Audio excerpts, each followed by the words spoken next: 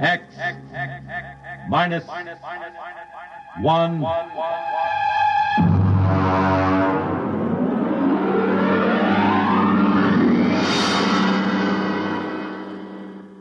Tonight's story, The Roads Must Roll, by Robert Heinlein. Hear them hum, watch them run. Oh, our job is never done, for our roadways go rolling along. While you ride, while you glide, we are watching down in sight, so your roadways keep rolling along. Oh, it's hi, hi, he, the roader men are we. Check off the sectors loud and strong. 1, 2, anywhere you go. You are bound to know that your roadways keep rolling along. Keep 'em rolling! That your roadways keep rolling along.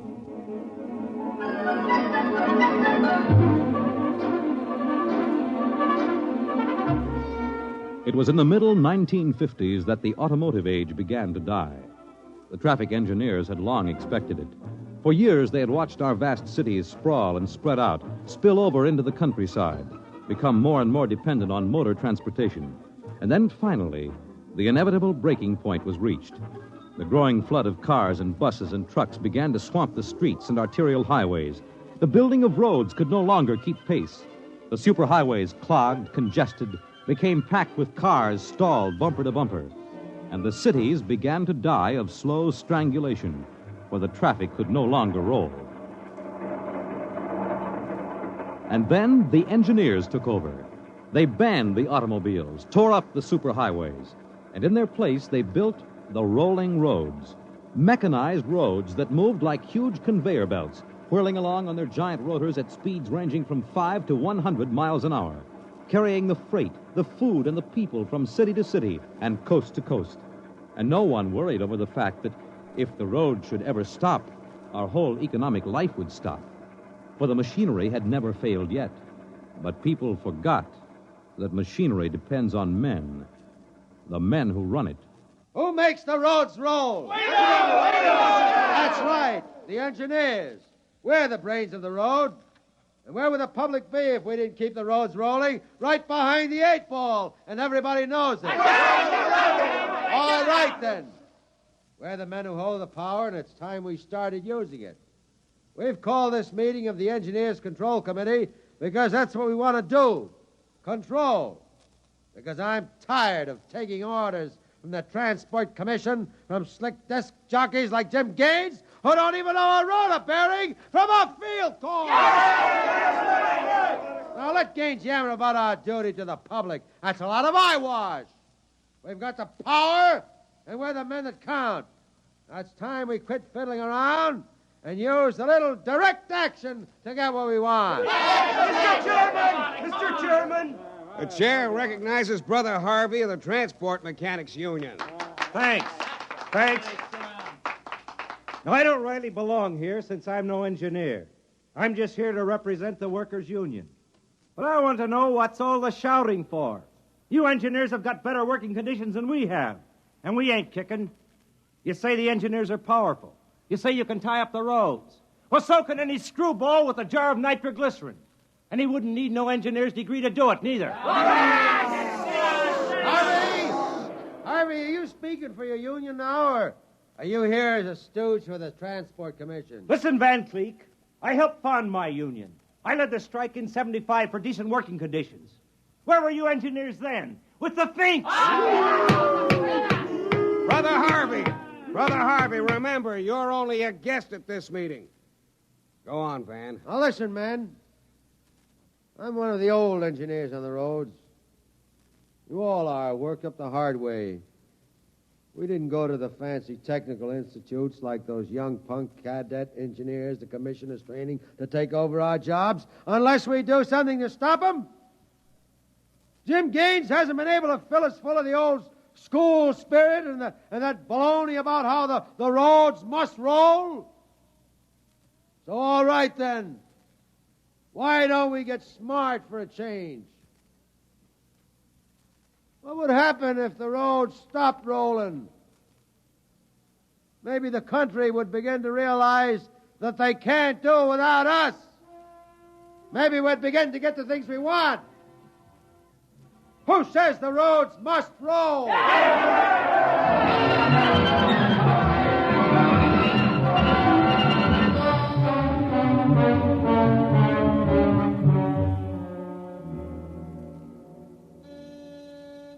Yes?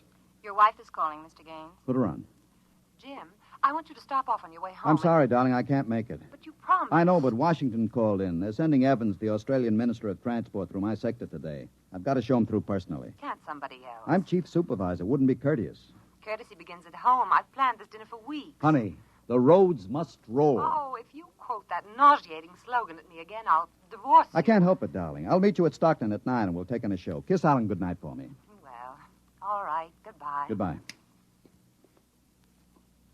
Mr. Evans is here. Show him in. Well, good evening, Mr. Evans. I'm Gaines, chief engineer. How do you do, Mr. Gaines? They told me at the embassy you'd be the man to see. I want to know how the roads work. I think we can handle that. Well, I'm not a technical man, Mr. Gaines. My field is sociology. So, suppose you tell me about the roads as if I were entirely ignorant. Fine. It's nearly at dinner time. Suppose we run up to Stockton sector for dinner. It'll take us about an hour on the roads, and you can see them working. Excellent. If you'll excuse me a minute. Certainly. Hi, Chief. What can I do for you? Dave, you're on evening watch, eh? Uh-huh. Where's Van Cleek? Going to some meeting. I'm going up to Stockton for dinner. Anything to report? No, sir. The roads are rolling. Okay. Keep them rolling. All right, Mr. Evans, let's go.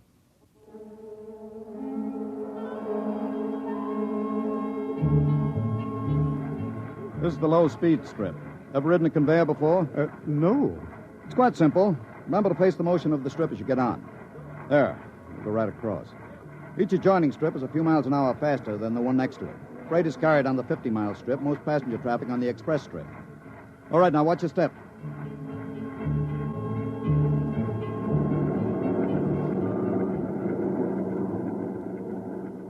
Here we are, the maximum speed. 100 miles an hour. It doesn't seem possible. This strip makes the round trip San Diego to Reno in 12 hours. Ready to eat? Is this the restaurant? Jake's Steakhouse. Fastest meal on the road. Is it really a proper restaurant? One of the best. Shall we go in? Hello, Mr. Gaines. We don't see you much out on the road. Busy in the office, Jake. Two? Right this way. What'll it be? You order. Well, how about a steak? 2 inches thick from a steer that died happy. Fine. Plug me in the phone, will you? There's one right next to you. Flank 2, rare. You'll excuse me, Mr. Evans? Certainly. Davidson on watch. This is the chief. I'm at Jake's Steakhouse. You can reach me at 10L66. 10L66, right. Yeah. Now they can get hold of me in an emergency. Oh? What kind of emergency could there be? 2, principally. Power failure on the roaders would bring the road to a standstill. That happened during rush hour. We'd have to evacuate millions of people from the road. As many as that? Easily. There are 12 million people dependent on this section of road. Gaines here. Hello, Chief. Davidson. Just got the hourly reports in. Diego Circle, Bakerfield Sector, Stockton Sector, and Reno Circle all rolling. Oh, you didn't have to bother me with the hourlies, Dave. There's a supplementary from Sacramento. Proceed. Cadet Engineer Gunther, while on watch, was found playing cards with C.J. Ross, technician on duty. Any damage? One rotor running hot, but still synchronized. It was jacked down and replaced. All right, have the paymaster give Ross his time and turn him over to civil authorities. Place Cadet Gunther under arrest and bring him to Rotown Central. Yes, sir. All right. Keep him rolling. I was saying there were 2 possibilities of danger. Can you visualize what would happen if the strip under us would break? Oh, I hadn't thought of that. You don't realize you're traveling at 100 miles an hour. Well, it can't. Not now. The strip has a safety factor of over 12 to 1. It'd take a blowout of several miles of rotors and a failure of circuit breakers before the strip could part. But it happened once in the early days on the Philadelphia-Jersey City road. The strip wasn't much more than a conveyor belt. It buckled for miles, crushing passengers against the roof. Forward section in front of the brake spilled them down under into the rotors and rollers. Oh. Was it very bad? Over 3,000 people were killed in that break. But the roads had to go on. The entire economic system hangs on the roads. If they stopped now, the country would starve. Well, isn't it possible that you've become too dependent on these roads? I mean, if your whole economy is geared to the function of one type of machinery... The roads are foolproof now. The machinery is interlocked with an enormous safety factor. Yes, but in the long run, machinery depends on men. What if you had a strike? We had one back in 75. Well, there's not much danger of that anymore. No? Well, why not? Every cadet that goes to work on the roads today is a graduate of the United States Transport Academy. They're all picked men, screened for emotional stability, and trained to give us the same kind of loyalty that Annapolis and West Point develop in their men. I see. Are you a graduate, Mr. Gaines? No, I'm too old for that. The academy wasn't set up till after the strike in 75. But it won't be long now, maybe 5 or 10 years, before the oldest engineer on the roads is a man who's been through the academy. Gaines here. Davidson, there's another trouble report from Sacramento sector. Again? What is it this time? What is it? What happened? Emergency stop. Hello. Hello, Davidson. Phones are out. Come on. Jake! Jake! What is it? What's the matter with the roads? Have everybody stay in the restaurant. What's that? Probably somebody stepped onto the next strip. Got cut to ribbons. There'll be plenty of casualties. Jake, where's your getaway hat? In the pantry. Look here, aren't we going to help those people? I've got the whole road to think of. Don't bother me. Give me a hand, Jake. The hatch is stuck. If you're coming with me, Mr. Evans, you've got to move fast. I haven't got any time to waste.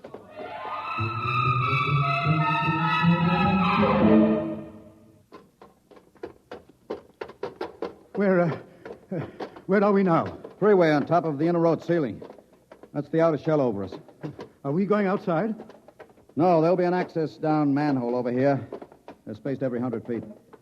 There, by the green light. Now, this will get us down on the northbound road. Careful, it's dark. Now stand away from the door, Evans. Yes.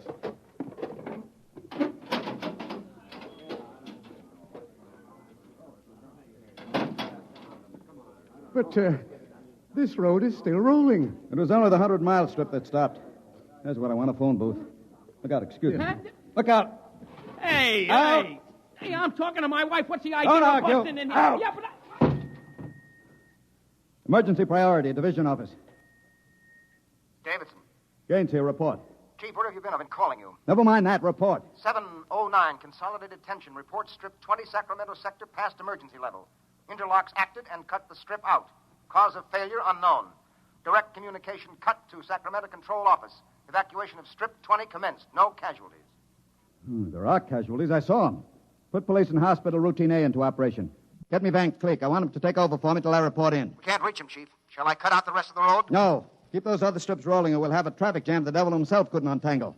There are 5 million passengers on the road now. Notify the governor that I have assumed emergency authority. Arm all cadets available and await orders. Shall I recall technicians off No. watch? This isn't an engineering failure. That whole sector went out simultaneously. Somebody cut those rotors by hand. I want all available senior class cadets to report to Stockton Subsector, Office 10, with pistols and tear gas. Yes, sir. The governor wants to talk to you. He called in. Refer him to someone else. I'm busy. I'll get back to you. I'm going down under.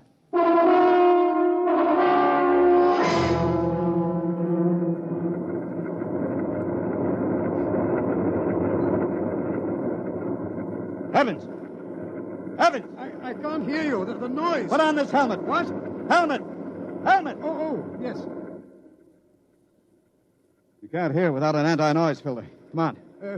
What are we looking A for? recon car. There should be one here. Are those the rotors? Now, the big ones are rotors. They drive the road. Little ones are rollers. They give continuous support.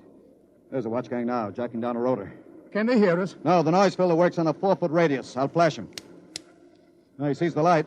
Cadet Wilson reporting, sir. I want your recon car, emergency. Yes, sir, right over here, sir. Come on, Evans. Yes. Get in. But it's so small. You'll fit all right. You can take off your noise filter now. Hang on, she accelerates like a rocket. Oh, my stomach. Relay station. This is Gaines. Get me Davidson, senior watch officer. Mr. Gaines, the mayor wants to talk to you. I haven't got time. Get me Davidson. And leave this circuit hooked into Davidson's board until I tell you to cut it. Yes, sir. Here is the senior watch officer. Davidson. Gaines calling. Have you found out yet what's stopping the roads? No, sir. It's still a mystery to me. All right. I'm on my way in a recon car. Hold everything till I get there.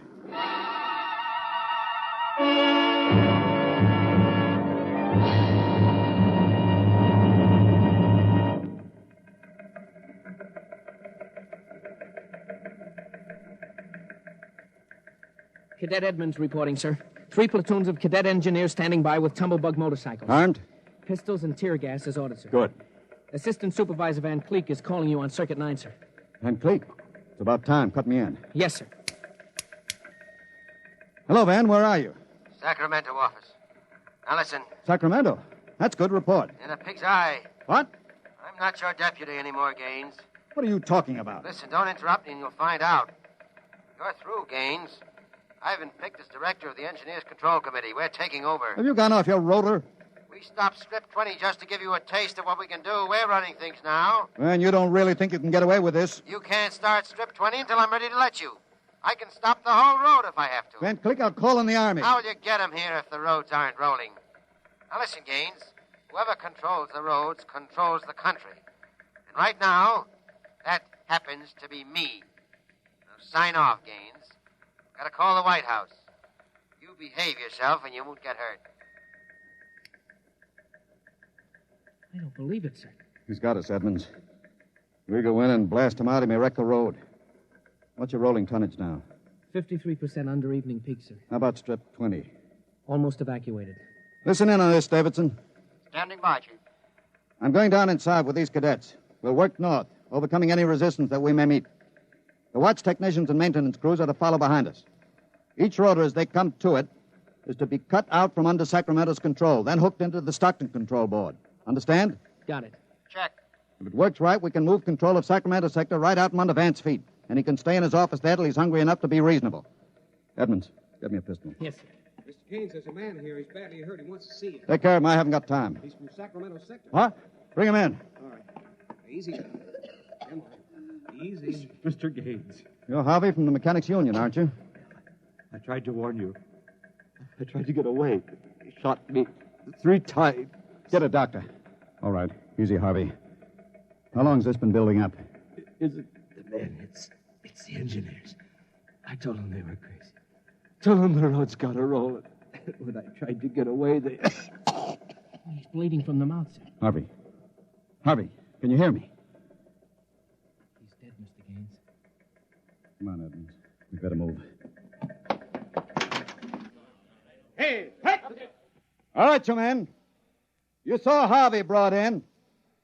How many of you want a chance to kill the louse that did it? I do. Very well. You men turn in your weapons and return to quarters. We've got a job to do, to make sure the roads start rolling again. We haven't got time for infantile heroics. Anybody who hasn't got his mind on his job will be in the way. Now, here's the order. We move north, mounted on tumblebugs. We're going to try to regain control, rotor by rotor, before Sacramento sector knows we're moving. We've got to capture any watch personnel we run on before they can get word back. Surprise is vital. Use tear gas when possible. Shoot only when necessary. But get them before they can reach a phone jack. Any questions? No. Then move out.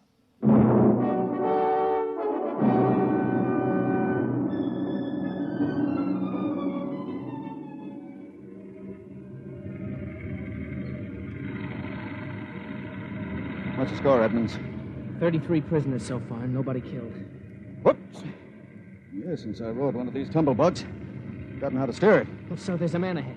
There at the rotor base. He's got a phone jacked in. Hurry. If he gets word back, we're sunk. I don't think he's seen us. I'll dismount and get him.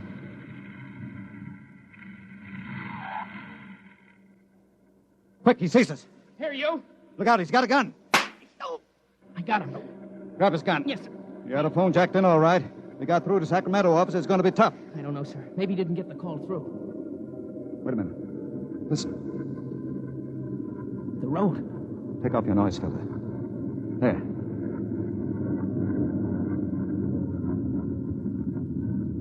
The road. The road is stopping. Halt your men. Halt. Hold up there. Hold up. There's a recon car coming up. Relay station call from Mr. Gaines. Give it to me. Here you are, sir. Gaines here. Davidson here, Chief. Van Cleek's calling you. Who stopped the road? He did. All right. Cut Van Cleek into me. You thought I was fooling, huh, Gaines? What do you think now? All right, Van, the road is stopped. You won this trick. Then why don't you get smart and give up? You can't win. You forgot something, Van. You can't lick the whole country. Yeah? Gaines, I've got a switch button in my hand. If I push it, it'll blow 300 yards straight across the roads. And then, for good measure, I'll take an axe and wreck the control station before I leave. That's pretty drastic, Van. Yeah, if I blow this charge in the middle of Sacramento sector, it'll get an awful lot of people. There are plenty of shopkeepers still on Strip 20, and that row of apartment houses next to the road will go. Look, Van, you don't want to blow the road, neither do I. Suppose I come up to your headquarters and talk this over. 2 reasonable men ought to be able to make a settlement. Is this some kind of a trick? I'll come alone and unarmed. My men will stay here. All right. All right, Gaines. But one wrong move, and I blow the road.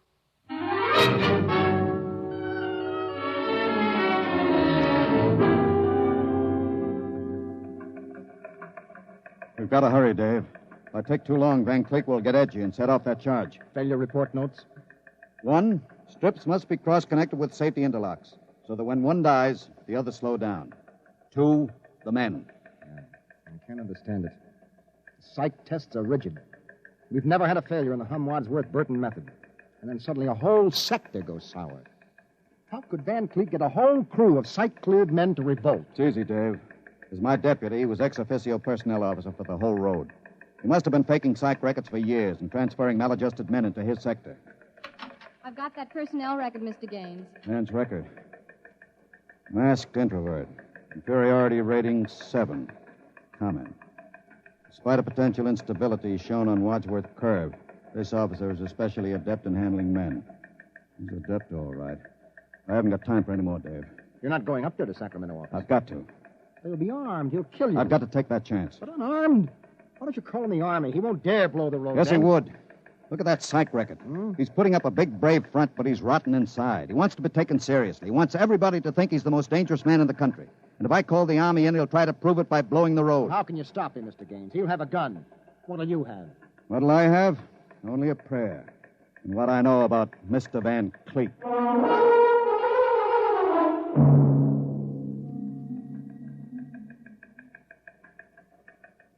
All right, Gaines. Director Van Cleek will see you now.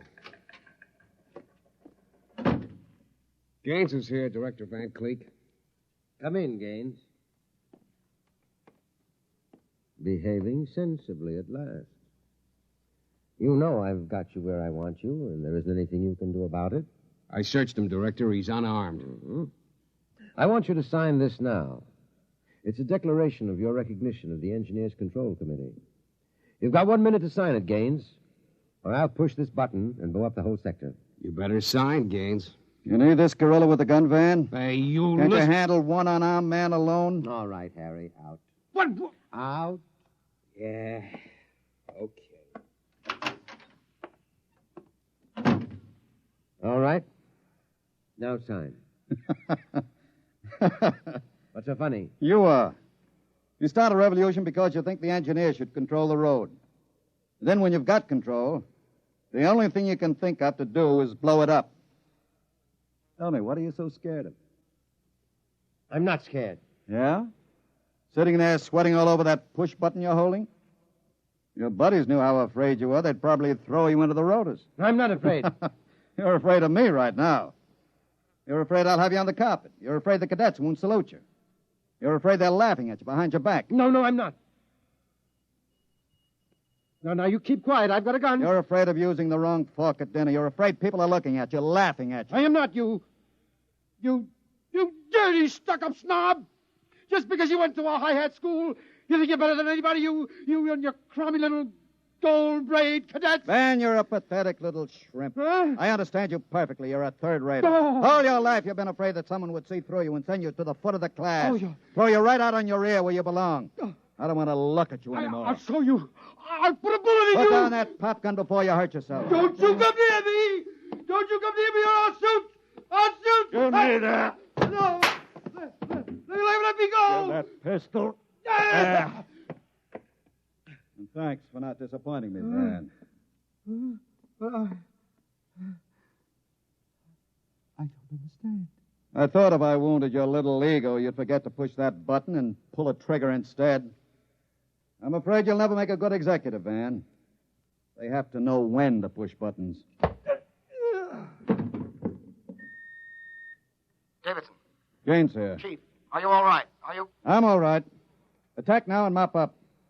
I'll hold the control room. I've got Van Cleek, and I think his little revolution is just about over.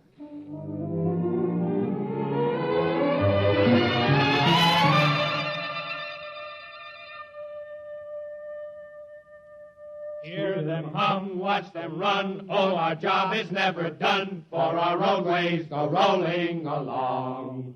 While you ride, while you glide, we are watching down inside, so your roadways keep rolling along. Mr. Gaines! Mr. Gaines! Mr. Evans, I forgot about you. Yes, I've been waiting at the sector office. Is everything under control? All rolling. Those are the watch engineers going under to check Sacramento's sector, inch by inch. Remarkable organization. Remarkable. Hourly's in, Chief. San Diego Circle rolling. Bakersfield, Fresno, Stockton. Stockton? Oh, no. What's the matter, Chief? Trouble, Mr. Gaines? It sure is. I promised to meet my wife at Stockton for a show. She's been waiting there since 9 o'clock last night. Dave, see if you can get her for me. Try the sector office. All right, Chief. And Dave, see if you can calm her down. Oh, sure, Chief. I'll tell her the roads must roll. No, don't tell her that. I don't think she'd appreciate it. She's heard it too often. I better get going. Bye, Dave. Keep 'em rolling. Anywhere you go, you are bound to know that your roadways go rolling along. Keep them rolling, that your roadways go rolling along. Keep them rolling, that your roadways go rolling along. Keep them rolling, that your roadways go rolling along. Keep them rolling. You have just heard X-1, presented by the National Broadcasting Company in cooperation with Street and Smith, publishers of astounding science fiction. Your announcer, Fred Collins. X-1 was an NBC Radio Network production.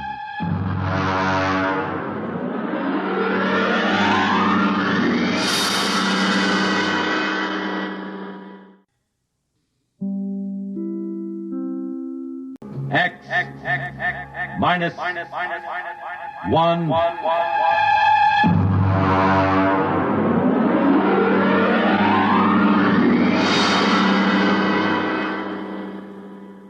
Tonight's story, Time and Time Again, by H. Beam Piper.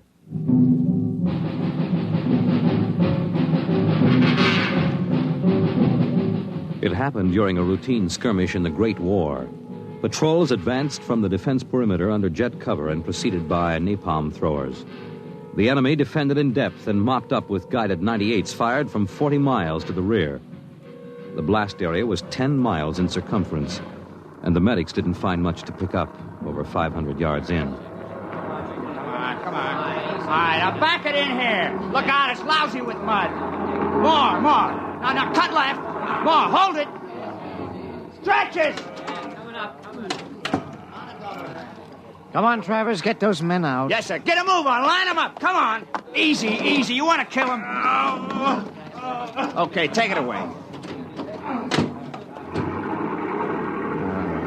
might have left those Joes where they was. Half of them won't last till the plane comes. As long as they're alive, they'll be treated. Get those tags out, Travers. Start taking names. Yes, sir. This one must have been 1,000 yards in. Get his dog tag out. What a mess. Here. Hartley Allen, Captain G5 Chem Research, AN 73D. Number SO 23869-403-J. Hartley? Alan Hartley. Oh. That must be the Hartley that wrote Children of the Mist and Conker's Road. Never heard of him. Major, I think maybe he's partly conscious. Had I better give him another shot? Go ahead, Sergeant. There isn't much else we can do for him. It's a rotten shame. Yeah, ain't it always?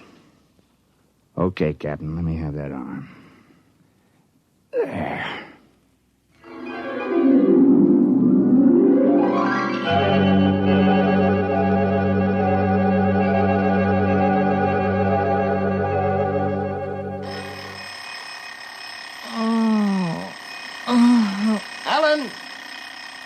Alan! Oh, God. Down. Get up, Alan. Can't stay in bed all day. I remember that. Clear as if it were real. Up and at him. Hit the deck. Remarkably vivid. It's strange. Alan, are you all right? I'm all right. What's wrong with my voice?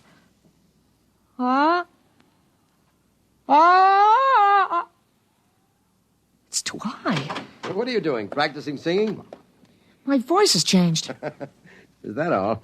You're growing up. Happy birthday. Happy birthday? Hey, wake up, son. Wake up. I am awake. It's impossible. I am awake. Well, the way you slept through that alarm, I'd say it was impossible. Come on, out of bed.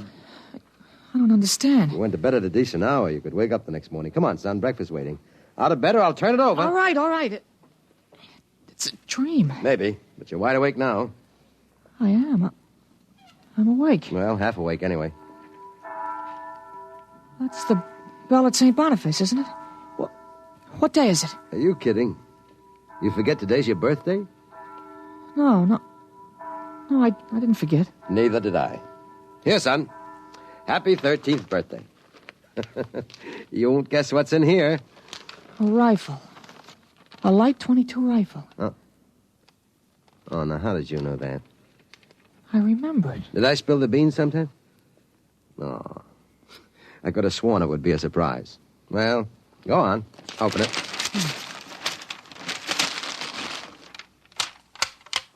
You like it? Yeah. Yeah, it's perfect, Dad. We'll have to lay down rules about using it, and I'll have to teach you how to operate it. I don't believe in letting a boy handle a gun till he really knows how. If I let you play with that thing before I teach you about guns, you'd blow your head off. I suppose so. I'll be shaving, Alan. Come down to breakfast when you're ready. Well, it's a big day today. You're almost a man. Almost. You're still groggy. Snap out of it, Alan. I will. There's a dream in it somewhere, but I'm not sure which. What? Never mind, Dad. I'll be right down for breakfast.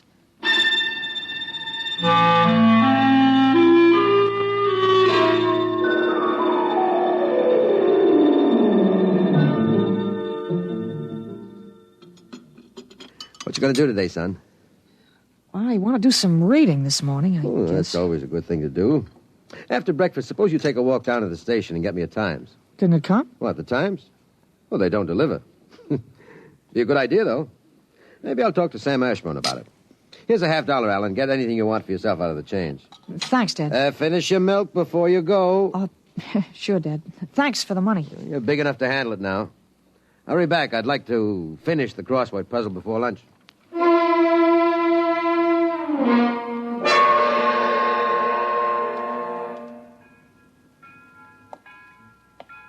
Here you are, Alan. 1 Times.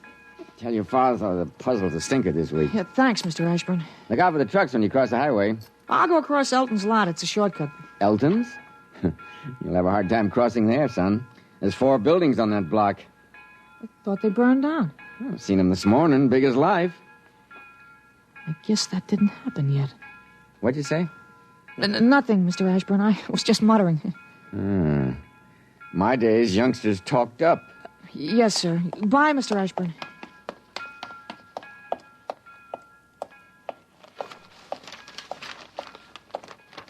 Monday, August 6th, 1945. Okinawa 1. Bombing Japan. Hey, Alan. Alan, wait up. Hey, Larry Morton. Hi, Larry. Hi, Al. You going to Sunday school? No, I have some things I want to do at home. Oh, get him. Fancy pants talk. Things I want to do at home. Oh, go chase yourself around the block. Go jump in a garbage can. Go take a flying jet to the moon. Hey, that's a new one. Flying jet to the moon. You thought up a new one, Al. Yeah. I wish I could stay home from Sunday school when I wanted to. How about us going swimming at the canoe club after? Oh, I wish I could. I gotta stay home. We're expecting company. A couple of aunts of mine. Dad wants me to stay home when they come. Aunts are a pain. Nothing I can do. You see the football movie at the Grand? Boy, what a team. Notre Dame. I thought you'd like Cornell. Cornell? Huh. They couldn't beat Vassar. Well, you're gonna go to Cornell, aren't you? Me, Cornell? Fat chance. I'll bet you do. I wouldn't take your money. Well, I know you wouldn't, but you'll go to Cornell, all right. Cornell. Far above Cayuga's waters, there's an awful smell. Just the same, you'll go to Cornell. Larry, I gotta go. Well, so long, Al. I'll see you. So long, Larry. See you.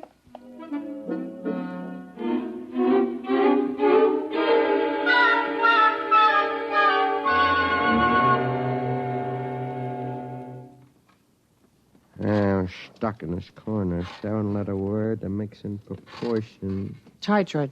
Huh? Titrate? T-I? It fits.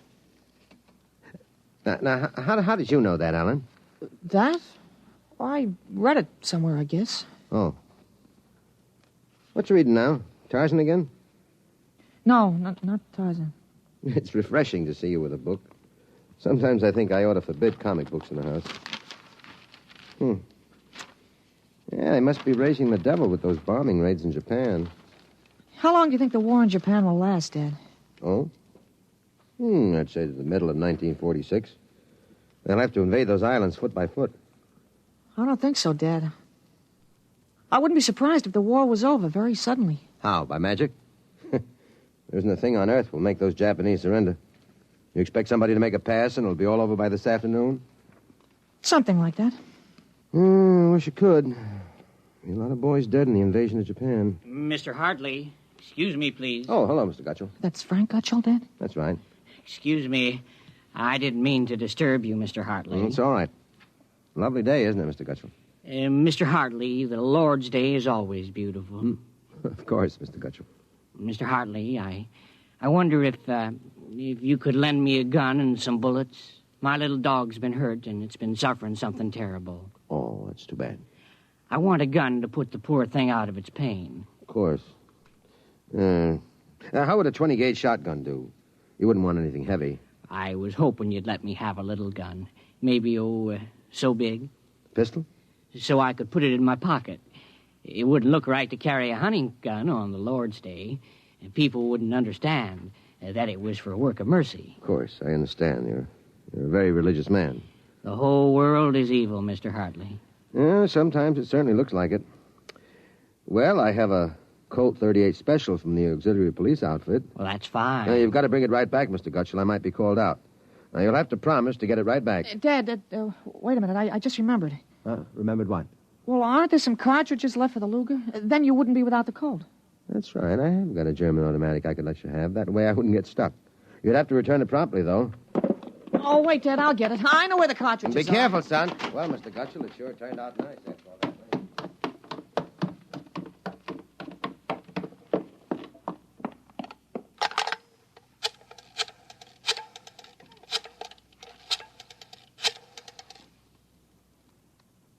Hello, police headquarters. This is Blake Hartley. Frank Gutchell, who lives on Campbell Street, has just borrowed a gun from me, ostensibly to shoot a dog. What? No, he has no dog. He intends shooting his wife. Now, listen, he'll walk home. If you hurry, you can get a man there on time. What? No, but I wish you'd get my pistol back to me. It's from the First World War. All right, then you'll take care of it. Goodbye.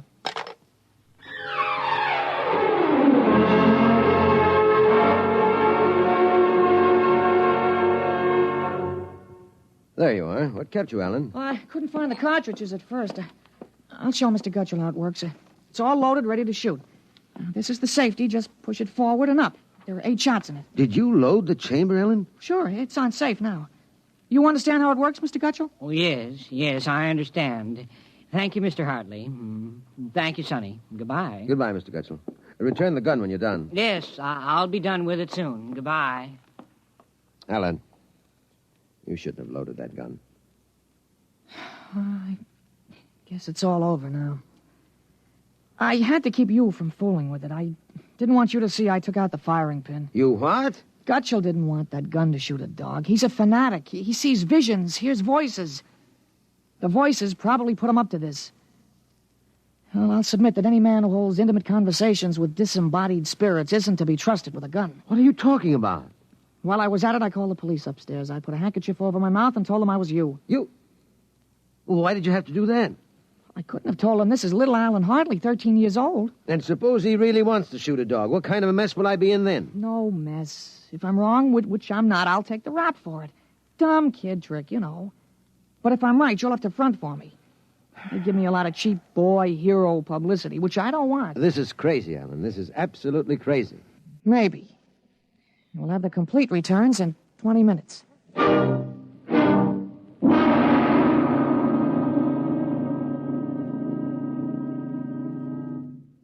Mr. Hartley? Mr. Blake Hartley? That's right. I'm Detective Sergeant Koborski from Homicide. Here's your Luger. Thank you. I don't know how you spotted that guy, but when we busted in, he was pointing that gun at his wife and swearing a blue streak because it wouldn't go off. I'm glad I was able to help. You know, they may even have some kind of a citation for you, Mr. Hartley. I don't think that's necessary. In the department, we figure a little publicity never hurt nobody. Even a lawyer, huh? I really would prefer it if it were kept quiet. Well, whatever you say. We'll want you to drop around in the morning for a statement. I'll be glad to. Well, goodbye. Goodbye, Sonny. Goodbye, Sergeant. Why don't you take the citation, Dad? Well, you were right. You saved that woman's life. Now, let's see you put back the firing pin. Sure. Here. All right, Alan. Suppose we have a little talk. But I explained everything. You did not. Yesterday, you wouldn't even have known how to take this pistol apart. Today, you've been using language and expressing ideas that are outside of everything you've ever known before. Now, I want to know... I hope you're not toying with the medieval notion of obsession. What? Well, you say I'm changed. When did you first notice this? Well, last night, you were still my little boy. This morning, I don't know. You've been strange all day. There's been something. Alan, what's happened to you? I wish I could be sure myself, Dad. You see, when I woke this morning, I hadn't the least recollection of anything I'd done yesterday, August 4th, 1945. Oh, but that's serious. You don't know how serious. My last memory was lying on a stretcher, injured by a bomb explosion. I was 43 years old, and the year was 1975. 1975? Well, that's right. You'll be 43 in 1975, but a bomb? Yes, during the siege of Buffalo in the Third World War. I was a captain in G5, Scientific Warfare, General Staff. Buffalo? You mean Buffalo, New York? There'd been a transpolar invasion of Canada. I was sent to the front to check on service failures of a new lubricating oil. A week after I got there, Ottawa fell and the retreat started. We made a stand at Buffalo, and that was where I got it. I remember being picked up and getting a narcotic injection.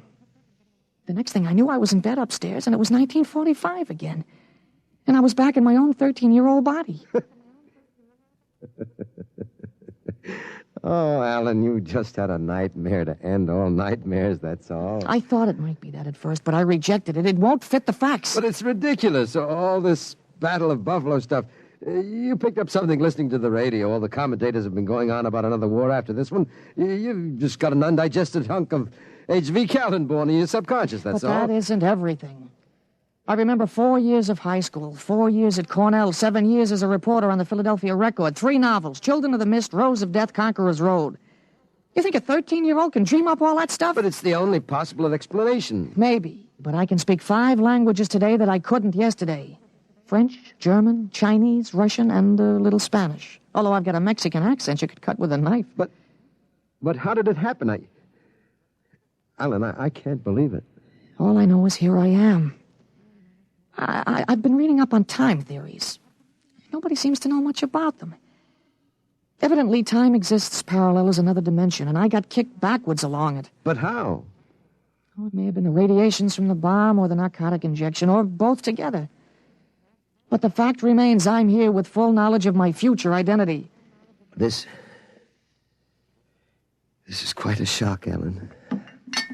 But you do believe me, don't you? Yes, I suppose I must. You seem so strange, as if you weren't my son. I'm your son, all right. Same body as yesterday. I've just had an educational shortcut. Wait a minute. If you can remember the next 30 years, suppose you tell me when the war is going to end. This one against the Japs, I mean. Oh, sure. Well, the Japanese surrender will be announced at exactly 7:01 p.m. on August 14th. That's a week from Tuesday. A week from Tuesday? You better make sure we have plenty of grub in the house by then. Everything will be closed up tight till Thursday morning, even the restaurants. I remember we had nothing to eat in the house but some scraps. A week from Tuesday. And that's pretty sudden, isn't it? Not after today. What do you mean? What happened today? Oh, plenty. What time is it, Dad? That's 11:16. Is your watch right? Well, to the seconds, why? Well, it'll come at exactly 11:17:40. What'll come? The radio announcement. What are you getting at? Something important on the radio? Well, we'll see. Well, don't bother, Dad. It won't work. I remember we had a tube burned out.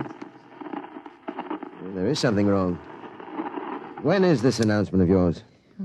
Now I remember it. I memorized it in journalism school in 1954. What time is it? 11:18 o'clock. We're breaking into the program now. President Truman has just announced that an atomic bomb has been dropped on the Japanese industrial city of Hiroshima. The bomb was dropped 16 hours ago, and the announcement was delayed to ascertain the results of the explosion. A man named John Howard Peterson read that announcement from the Washington newsroom with NBC. I don't believe it. No? Well, listen. That's the Bergplatt factory whistle. And the bells of St. Boniface. Now, next, the whistle at the volunteer firehouse. Well, then it's true. It's true. Sure. Then Larry Morton came by on his bicycle. Hey, Al. Al, you hear? You hear about the bomb? An atomic bomb. Yeah, we heard. Boy, atomic bomb. Oh, boy. I gotta go find my pop. He's on the golf course. Bye, Al. Bye, Mr. Hartley. You knew. You knew about it. The next bomb hits Nagasaki. I thought that stuff about atomic energy was so much fantasy. Was that the kind of bomb that got you? Oh, that was a firecracker to the one that got me. It was a guided 98. Exploded 10 miles away. And that's going to happen in 30 years? I remember it. How about... Well, how about me? Oh, wait. Never mind. I don't think I'd better know when I'm going to die. I couldn't tell you anyway. I had a letter from you just before I left for the front. You were 78 then, and you were still hunting and fishing and flying your own plane. But another war.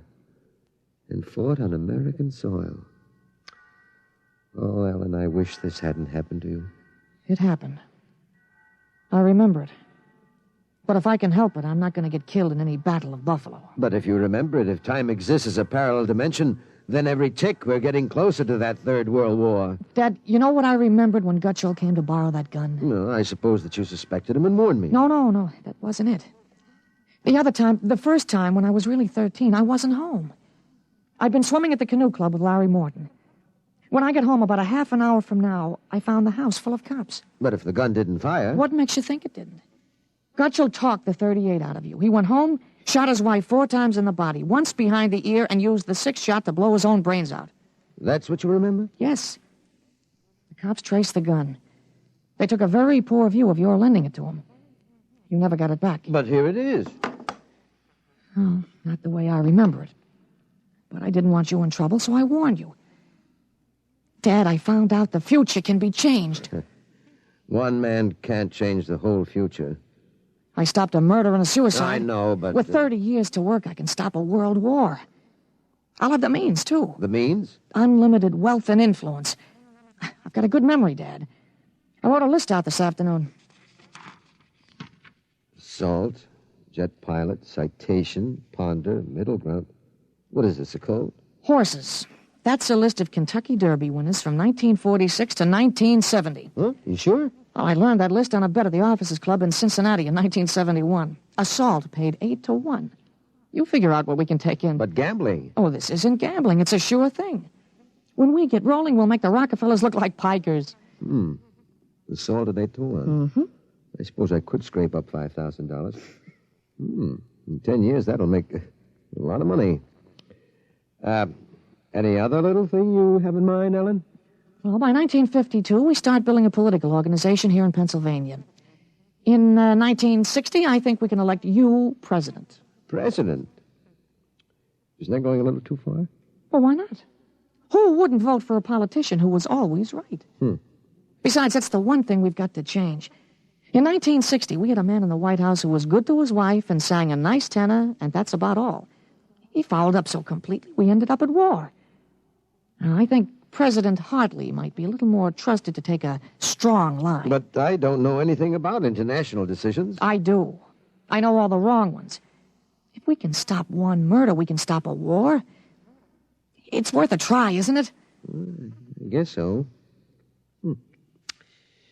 How do I start? Well, as I remember, just after the bomb announcement, you got a phone call from the City Fusion Party about the next election. Well, there's a lot of talk about a reform ticket. Well, that call is going to be important, Dad.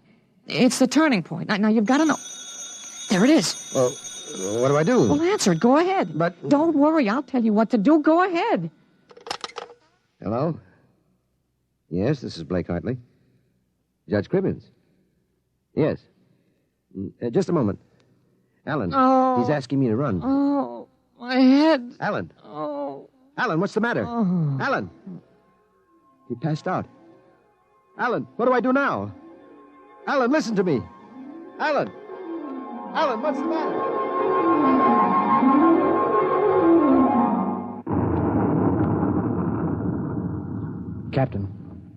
Captain Hartley. Captain Hartley. He was all right, Doctor. I gave him a shot and he was all right. Well, he's dead. All right, Sergeant. Make out the tag. Hartley Allen. Captain. Dead April 8th, 1975.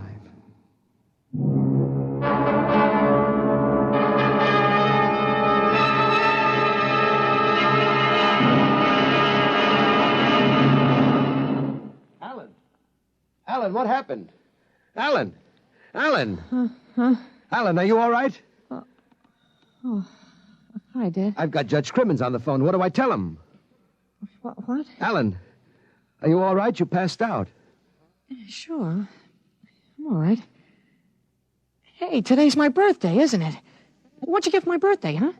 Don't you remember? The Third World War? What Third World War?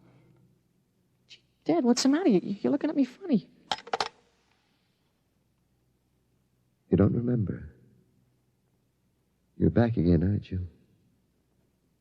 Back to 13 years old. Sure, I'm 13 today. For corn's sake, Dad. You must have died up there. It was only a mind transfer. That means I'm on my own. I have to do it myself without your help. Help for what?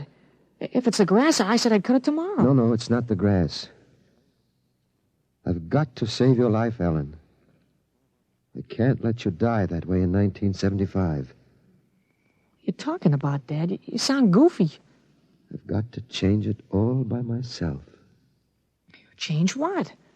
Never mind, Alan. You don't know yet. Come on. Let's have lunch. Sure, Dad, but now, how about my present now? What'd you get me for my birthday, In a minute, son. Go on in. Okay, well, hurry up, Dad, huh? Sure, all right. Now, where did I put that list of horses?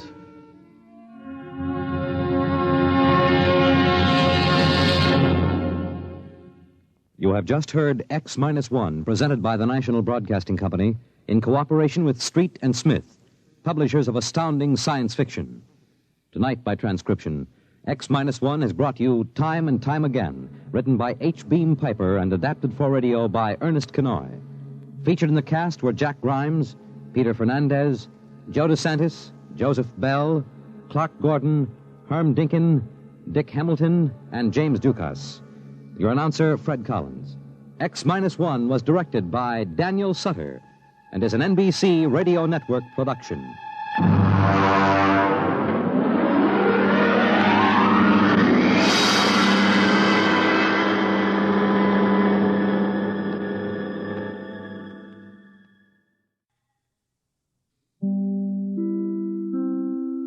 X minus 1.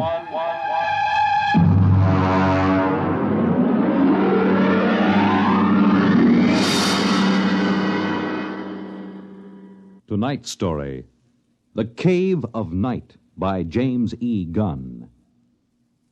Oh, you want a level, Charlie? Okay. Though yet of Hamlet, our dear brothers, death the memory be... Anyway, how's it, okay? Okay. Check recording, will you? I may go over a half hour. Make sure they got another reel of tape ready, okay?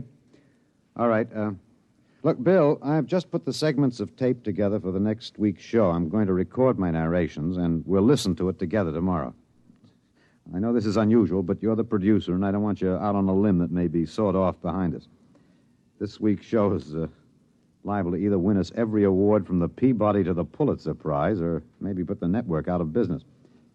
Okay, we start with the standard opening. Behind the world, etc., 40 seconds. This is Harry Anders, your editor. At 8 o'clock, after the sun has set and the sky is darkening, look up. There's a man up there where no man has ever been. He is lost in the cave of night. And the fuel tank's empty. Receiver broken. Transmitting and clear. Anyone picking this up, anyone. This is Rev McMillan calling. Notify Goddard Rock, New Mexico. There's no way to get back.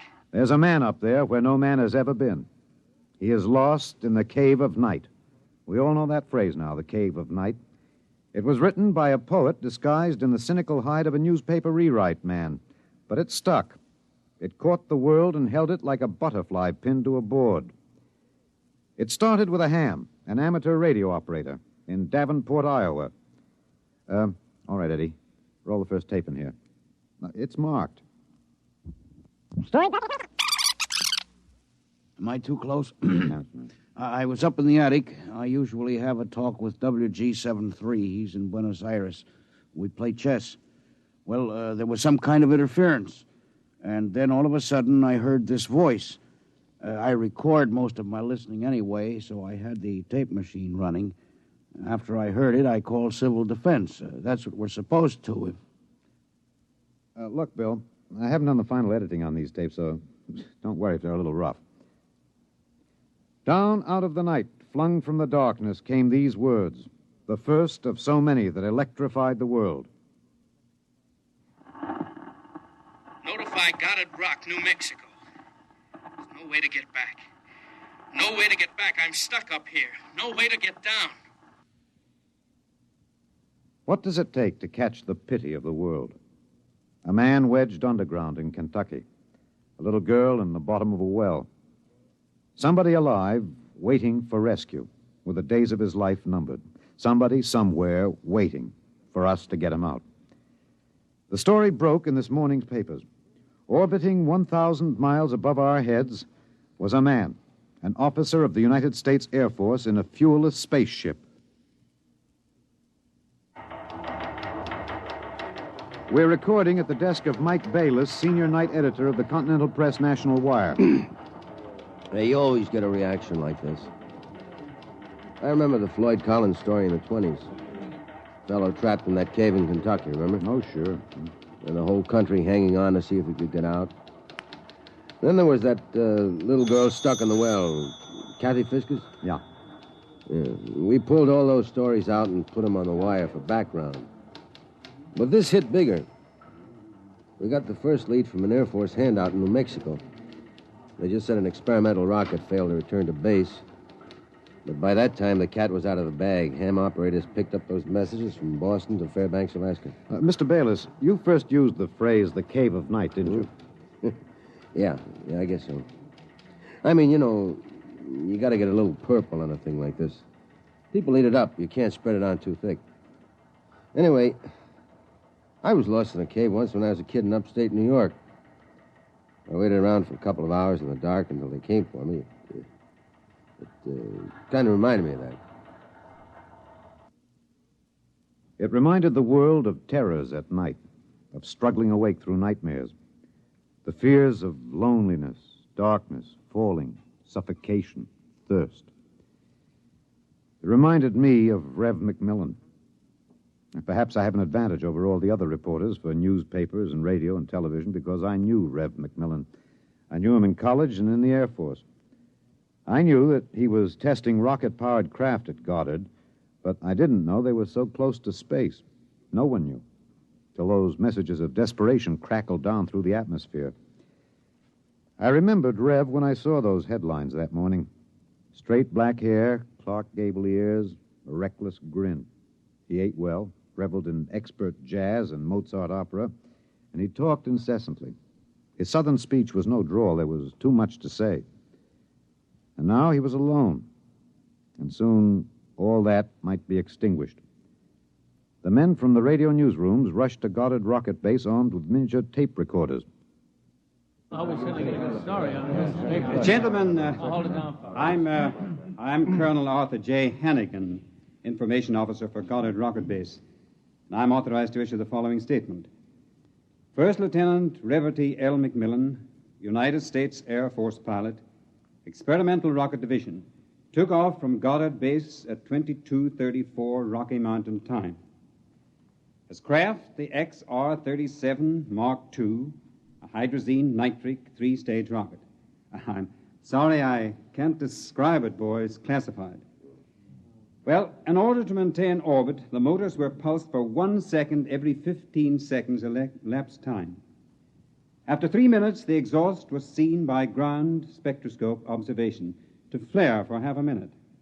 As fuel supply is exhausted, the craft has reached sustaining orbital speed. What does that mean, Colonel? He's out of gas. He can't get down. The first mobilization was of the scientific brains massed at Goddard. Few of them knew Rev. Brains at a research project are usually carefully sorted out and salted away from the distractions of the outside world. They designed, they invented, they calibrated and theorized. But they didn't know the short, stocky man with a lopsided grin who rode the fruit of their labor up and out, and now circled the world of his birth with time ticking out. I covered the hearings in Washington for the network newsroom. I flew down from New York, and the stewardess came out every few minutes to tell the passengers the latest news.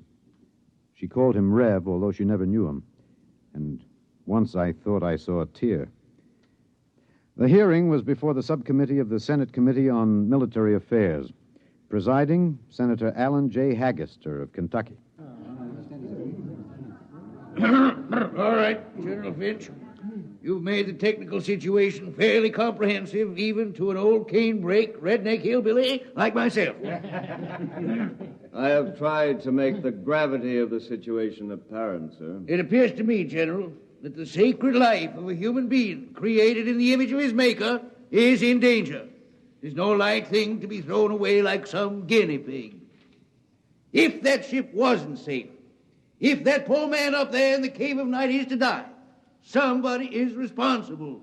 Isn't that right, General? Sir, a manned rocket was sent up because of one simple fact. It takes a computer of tremendous versatility and capacity to operate a Harrison-Munch reactor engine.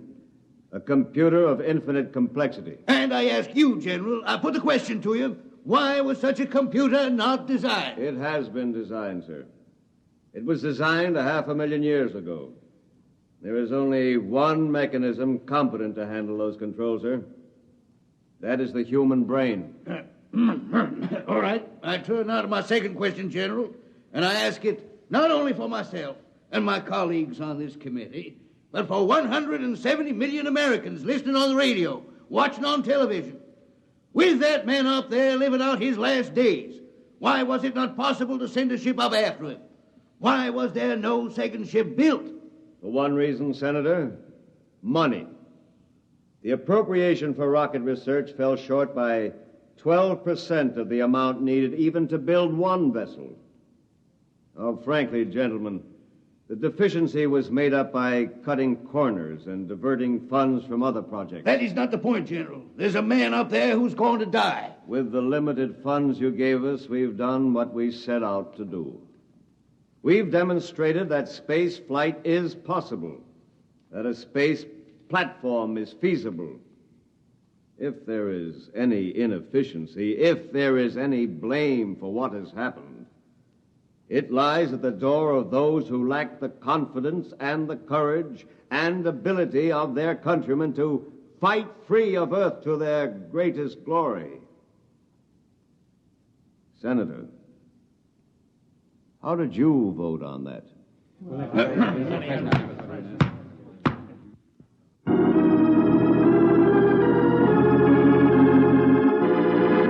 This is Harry Anders in the gallery of the Washington National Cathedral.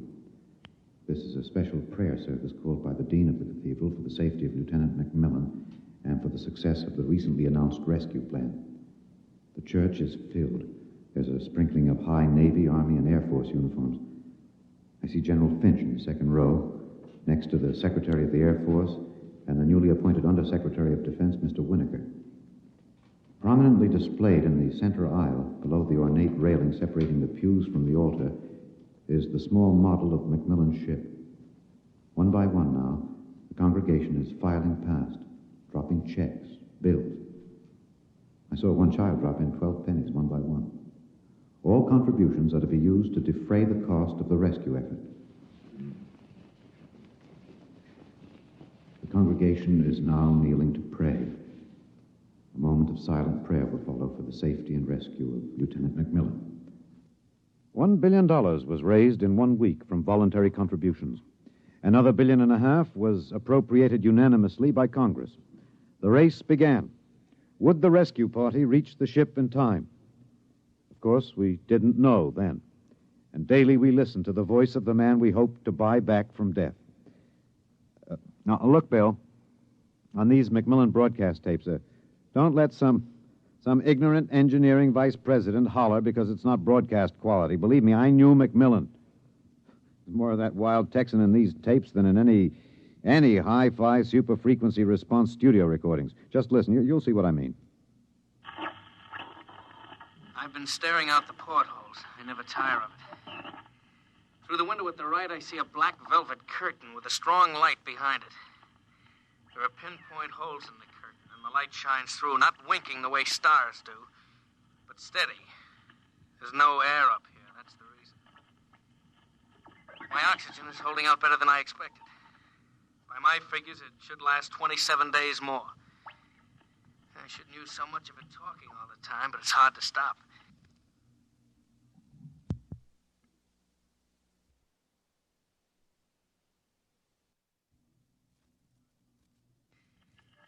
Talking, I feel as if I was still in touch with the Earth. Still one of you. Even though I am way up here. Too bad the receiver is broken, but if it had to be one or the other, I'm glad it was the transmitter that came through all right. There's only one of me. There are billions of you to talk to.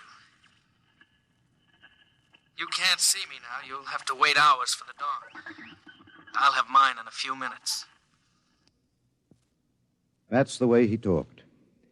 And as we listened to the lonely voice from the night, the engineers, the scientists, the construction men worked round the clock. General Finch presented the problem in the pool interview. I asked the questions for the combined networks that afternoon. Most of you heard the complete broadcast live as he briefed the world with the clipped, laconic delivery of a soldier. There are two basic problems. We've recovered the first and second stages of the rocket. We've only to construct the third stage. The second problem is more difficult. The pilot. Lieutenant McMillan was the only man physically and psychologically qualified. We discovered that in our first program. His training and orientation took 18 months. We have now to duplicate this in 27 days. You think it's possible, General? I don't know. That's all, Mr. Anders. Stevenson, get me some coffee, will you? Black and some kind of sandwich, no butter, no mayonnaise. And then the voice from the cave asked a question and expected no answer. Do you hear me down there? Sometimes I wonder. I wish there was some way I could be sure you were hearing me. Just that one thing might keep me from going crazy. I was there the night we answered that question. I was there in a helicopter over Kansas City. This is Harry Anders speaking to you from a helicopter over Kansas City. There are 15 seconds till midnight. The plan was developed by General Finch. At precisely midnight, every light in the city will be out and then flashed on in 2-second intervals. This will be the exact moment that McMillan's ship is calculated to pass overhead. It's almost time now. 5, 4, 3, 2, 1. There they go. Off. On. Off. On. Off. On. I see it. I see it. Kansas City winking at me. Oh, yes, I can see it. Thanks. Thanks. You're listening. I know that now. I'm not alone. I'll never forget. I'm waiting for you. We're recording in the press gallery of the Goddard Rocket Base main construction hangar. The vast third stage component stands before us, men swarming up and down the gantry cranes. The Mark III is being built to carry 5 men instead of 1. The pilot selection has been kept a top secret to avoid unnecessary strain on the men selected. The latest progress report gives a possible margin of 6 hours between the launching of the rescue ship and the estimated exhaustion supply of oxygen to Lieutenant McMillan. The shift is changing now. The expert construction workers recruited from across the country by the combined efforts of the Air Force Personnel Service, the Atomic Energy Commission, and the International United Electrical Workers and United Auto Workers of the AFL-CIO. The margin is 6 hours. 6 hours between life and death for Lieutenant Reverdy L. McMillan. An hour ago, I saw the sun rise over Russia. It looks like any other land from here. The green where it should be green. Farther north, a sort of mud color. And then white where the snow is still deep. Up here, you wonder why we're so different when the land is the same. You think we're all the same children of the same mother planet. Who says we're different?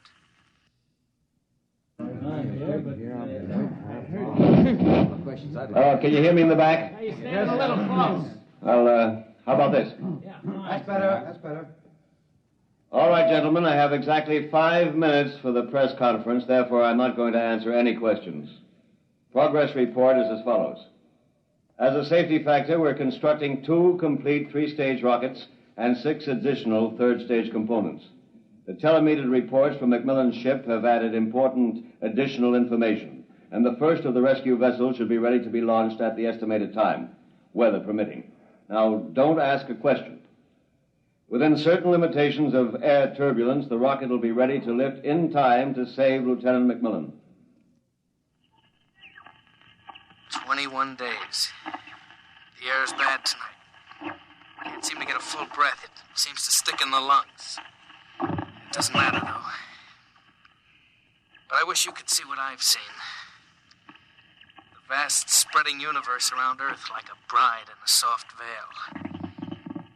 You'd know then that we belong out here. Come out, mankind. Come out and see what I have seen.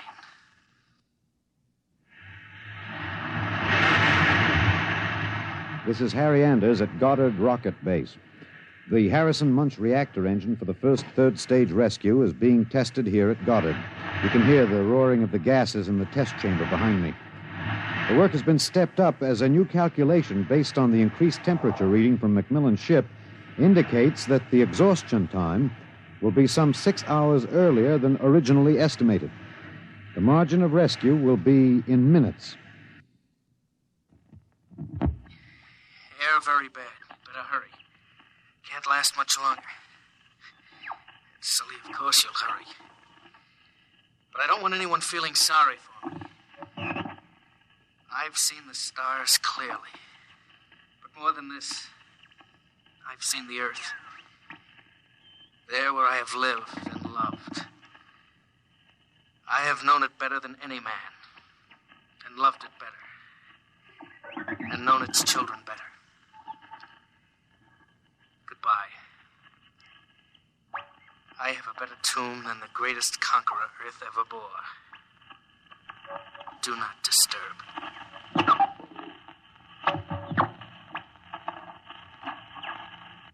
Countdown for blastoff. 5, 4, 3, 2, 1.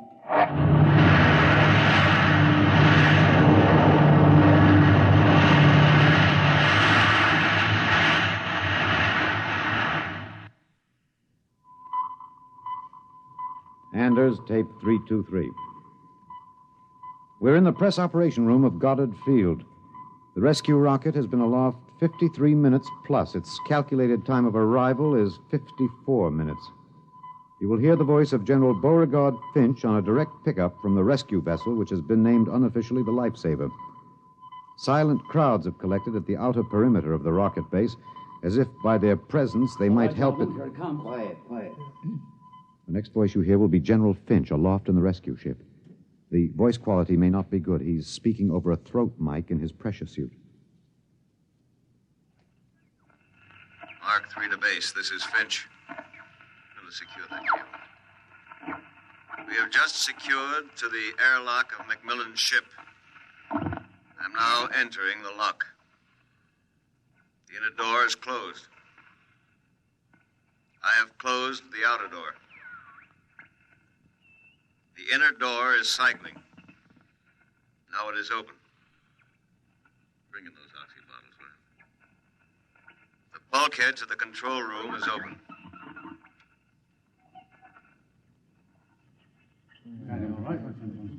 Is he all right? Come on, William. What's happening? Lieutenant McMillan is dead. He died heroically, waiting till all hope was gone. Until every oxygen gauge stood at 0. And then, well, the airlock was open when we arrived. In accordance with his own wish, his body will be left here in its eternal orbit. I'm going to leave now. My feet will be the last to touch this deck. Lieutenant McMillan is in his control chair, staring out towards the stars. I'll leave the airlock doors open behind me. Let the airless, frigid arms of space protect and preserve for all eternity this man they would not let go. Well, that's the show, Bill. Bill, you remember at the conference we hadn't made up our mind whether to pick anything up from the celebration last night after the news of the Mars landing? I said it was the right end for Rev McMillan's story. You said it was old stuff. Every kid knew the sequence. The ships built to rescue Rev, used to set up the satellite base, from the base to the moon and now to Mars. Well, I went out with a mini-tape last night, and I've got the end of the story. Here it is. This is Harry Anders in Times Square. The neon rocket ship at the top of the Times building has just flashed into brilliant light. The signal that the landing signal has been received from the rocket Rev McMillan III. Man has landed on Mars. And a holiday crowd here in Times Square is celebrating like 1,000 New Years rolled into one. I'm being tossed and pushed and clapped on the back all at once. Let's see what the man on the street thinks about man on Mars. You, sir. I'm broadcasting. No, how do you feel about it, sir? How do you feel tonight about man's conquest of space, of the planet? Leave me alone. I'm in a hurry. Just a few words to the... Look, you get your hands off me. Let go of me. I'm not interested. Wait a minute, sir. Wait. Rev! Rev, come back here. Rev!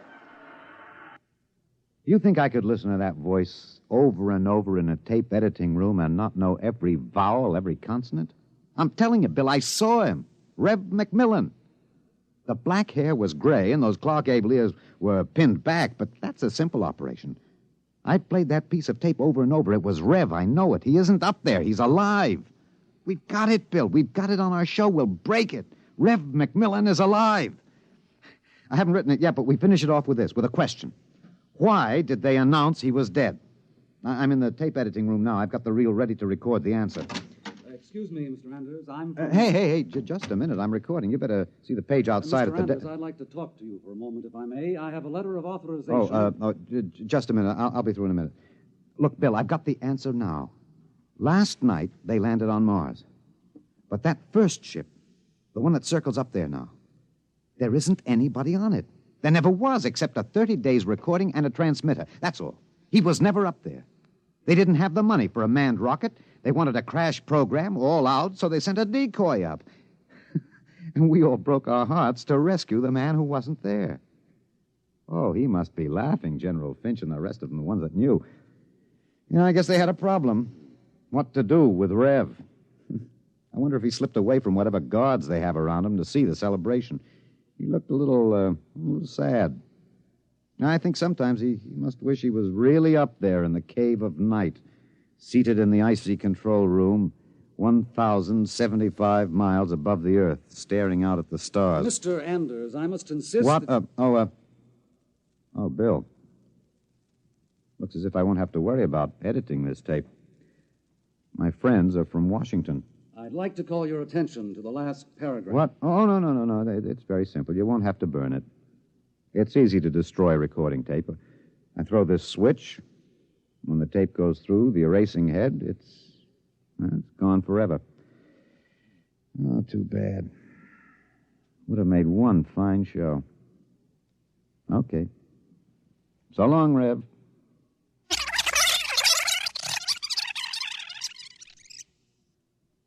You have just heard X-1, presented by the National Broadcasting Company in cooperation with Galaxy Science Fiction Magazine, which this month features an exciting serial, Slave Ship, by Frederick Pohl. X-1.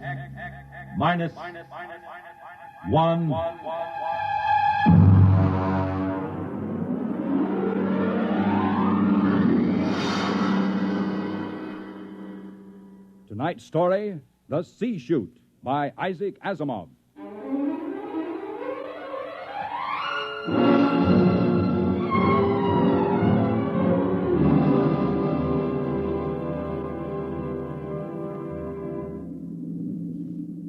We were on our way home to Earth when it happened. 6 of us, coming home as passengers aboard the merchant spaceship Starfire. At the start of the Second Interstellar War, the one between Earth and the planet Chloro. And then it happened.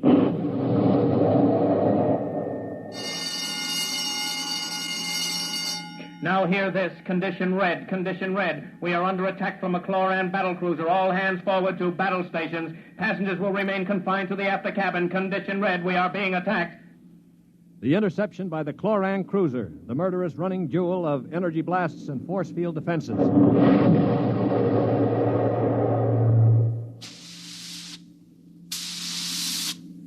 We huddled in the passengers' after cabin, terrified, not knowing how the battle was going.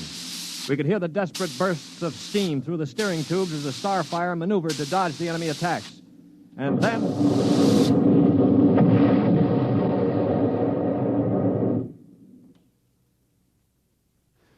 Now what? The beginning of the end, you might call it. Well, what does it mean, Stuart? You were a space pilot? It means our generators have been drained of energy. We can't fight back. But, All right, Monsieur, don't worry. They won't destroy us. They need our ship too badly. They'll simply board us and take over. But what about the crew? The crew, Colonel? If they have any sense, they'll surrender. If they choose to fight, they'll... Now, they're coming aboard. Now, be very still. Oh, Mother in heaven, help us. Be still. If only those fools on deck will surrender without a struggle. They are fighting. Yes, it's the end.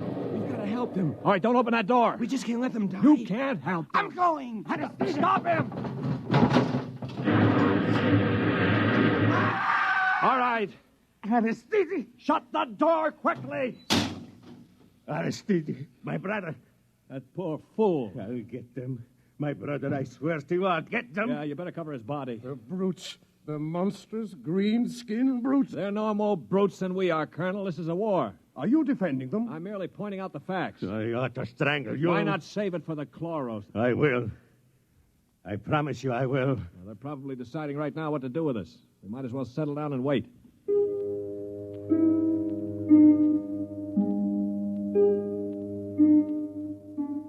We sat there, the 5 of us, and listened while the Chloran invaders killed off the members of the Starfire's crew. Among us was Colonel Anthony Wyndham, an old Colonel Blimp type with a lame leg. Wyndham had spent his life in the militia back on Earth, but had never seen a battle. There was Demetrius Poliorkitis, who had just watched his brother being killed by a chlorocarbonizer. Poli was a huge man. He and his brother had tried truck farming in Arcturus and given it up after 2 seasons.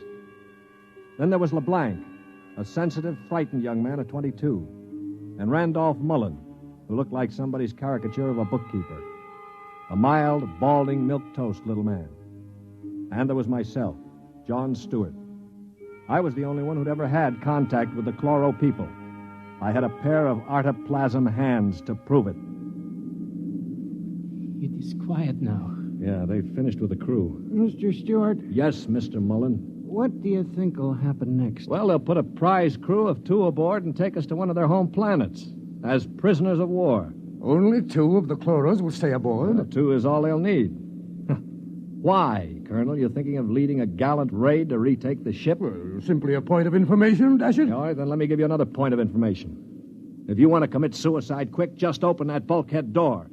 3 steps inside, you'd fall on your face. But why? Don't you smell anything, LeBlanc? Get close to the door. It smells like gas. Yeah, it is gas. chlorine gas. They breathe it like we breathe oxygen. They've chlorinated the whole crew's compartment. One big whiff of that and we'd all be dead. So just forget about rushing the chloros. How do you know so much about their habits, Stuart? I lived on a chloro planet for 6 months. You see these hands? They were mangled in the oxygenating machinery of my own quarters. They grew these artoplasm things and operated. They're weak, but at least I have hands again. Monsieur Stewart, Yeah. will they kill us? No. Why do you say that? Because in their own way, they're gentlemen. Probably will be interned for the duration. You call them gentlemen. After they killed my brother in cold blood, you call them gentlemen. You know, Stuart, you sound more and more like a blasted Greenie sympathizer. Blasted, man. Where's your patriotism and loyalty? My loyalty is where it belongs, with honesty and decency, regardless of the shape of the being it appears in. This is a ridiculous war. Why are we fighting these people? We can live only on planets with oxygen, and oxygen is poison to them. They can live only in chlorine atmosphere, which is deadly to us. Yet we're fighting them over a bunch of worthless asteroids that neither of us can live on comfortably. Well, it's a matter of principle. It's a matter of stupid pride and greed. I don't like what you say, mister. Why not? Because you talk too nice about these greeny scum. They're good to you, eh? Well, they weren't good to my brother. They killed him. And I think maybe I'll kill you, you rotten greeny... Mullen, grab him. I can't break his hold. They are coming in. Foley, let him go. They saved your life this time. But when I'm finished with them... Quiet. I think they're opening the lock. Well, don't get between us. Foley, don't lose your head. They'll kill us all. I greet you, Earthmen.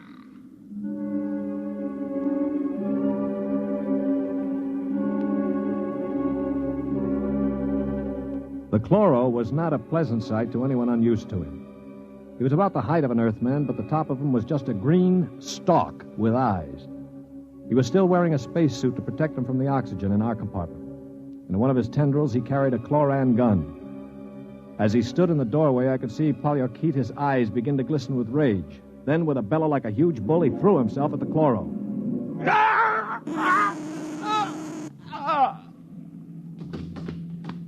He is not dead, merely temporarily paralyzed.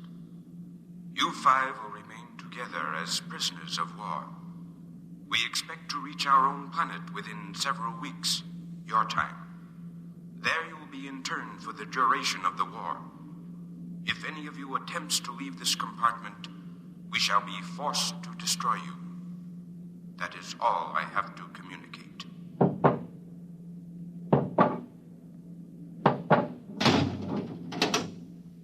Hadn't we better do something for Mr. Polyarchetes? Oh, he'll be all right. Just hoist him up in the cot. That's the idea. Hi, Polly. Can you hear me, you stupid brute? His voice is coming back. Yeah. Now, I know what's going on in that thick skull of yours, Polly. You think that when the paralysis wears off, you'll ease your feelings by slamming me around some more. Well, if you do, it'll be curtains for all of us. How do you mean, sir? None of you know the chloros the way I do. Unlike us, they assume automatically that any group of Earthmen they find together comprises a biological grouping, like an ant colony. The result is that they consider the group as something holy. Now, they'd never break us up. And if one of us did any harm to another, they'd have us all executed as a bunch of chloro-type perverts, a non-functioning group. So call all the names you want, but keep your hands to yourself or we're finished.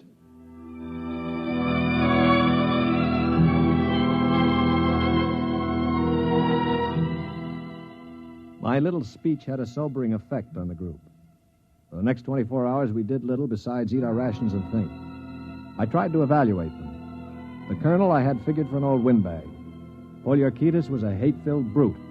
LeBlanc would crack first. He was like a frightened child. Mullen was a nonentity, a mouse instead of a man. Everything he did seemed prissyish. His voice had the quality of furtively rustling underbrush. How long did you say the trip would take, Mr. Stewart? Well, the chloro said about 2 weeks. Gentlemen, if I may interrupt. Colonel? Now, it has occurred to me that perhaps you know of some weakness that might enable us to overcome these chloros. The only weakness they've got is that they can't stand oxygen. Oh, but there must be some way to get the best of them, man. After all, there are only Now, look, two. Before I answer, Colonel, I have to know your motive. Is it to save your own skin or help Earth win the war? Oh, dash it, man, to help our side, of course. What we're looking for is the way to save the ship for Earth without losing our lives, yes? Well, all right, let's take a vote then. LeBlanc? I have a wife waiting on Earth, Mr. Stewart. I do not want to die. Uh-huh. Hero number 1. What about you, Mullen? I don't see how we could accomplish it without... Hero number 2. Well, Poliorketis? When I kill Chloros, it will be with my bare hands. On their planet, I will kill dozens, I promise you. 3 down. Well, Colonel, don't you want to march to glory, an old militiaman like you? Your attitude is very cynical and unbecoming, Stuart. I see. Well, then I'll have to blow the ship up myself. Stuart! Don't worry, Colonel. I don't intend to be a dead hero. Of course, there is a way we might do it. What did you say, Mr. Mullen? There's a spacesuit and magnetic boots stored in that locker over there. We might be able to reach the control room from the outside of the ship. The outside? But how would we get outside? Well, this compartment has a sea chute. It must. What is a sea chute? A sea chute, my boy, is a casualty chute. It doesn't get talked about much, but all the main compartments have them. They're just little airlocks down which you slide a corpse. Burial in space. Oh, blast it, Mullen. Suppose you did get outside. How could you re-enter the ship? Through the steam tubes, the ones they use to guide the ship. Wait a minute, Mullen. What do you know about steam tubes? I thought you were a bookkeeper. Well, on Arcturus, I got interested in spaceship models. I studied all about them. On my own time, of course. Yeah, naturally. At any rate, I learned that the steam tubes have an access vent directly to the control room for repairs and so forth. And the chloros, they are in the control room. What do you think, Stuart? Well, it's a video sort of idea, but it might just work. We could get permission from the chloros to open the sea chute and bury Paulie's brother.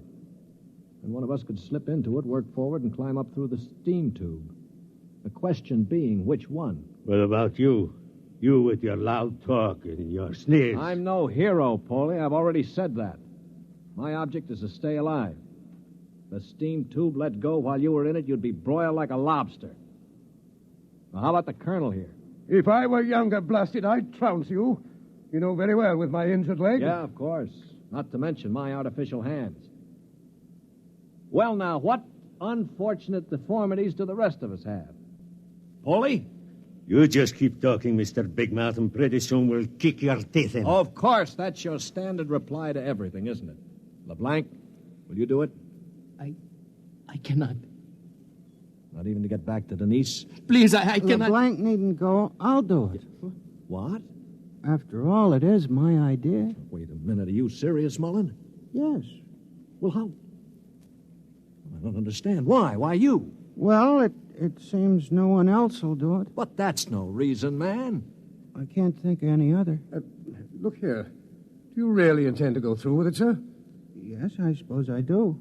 Well, dash it, man. Let me shake your hand. You're an Earthman, by heaven.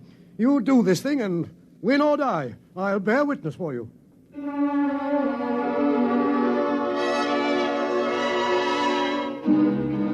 It was quite a moment. Mullen the Mouse had suddenly turned into a man. He just stood there awkwardly while the colonel puffed his hand. Poliorketis seemed stunned. LeBlanc was wide-eyed. And I? Well, I was in a peculiar position, one in which I rarely found myself. I had absolutely nothing to say. That ought to bring them. I hear one.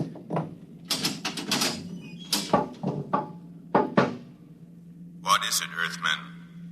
One member of our unit is dead, as you know.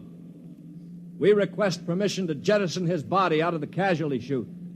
You may do so. You'll have to open the chute lock from the control room. I will do so. Is there anything else? No. Nothing else, thank you.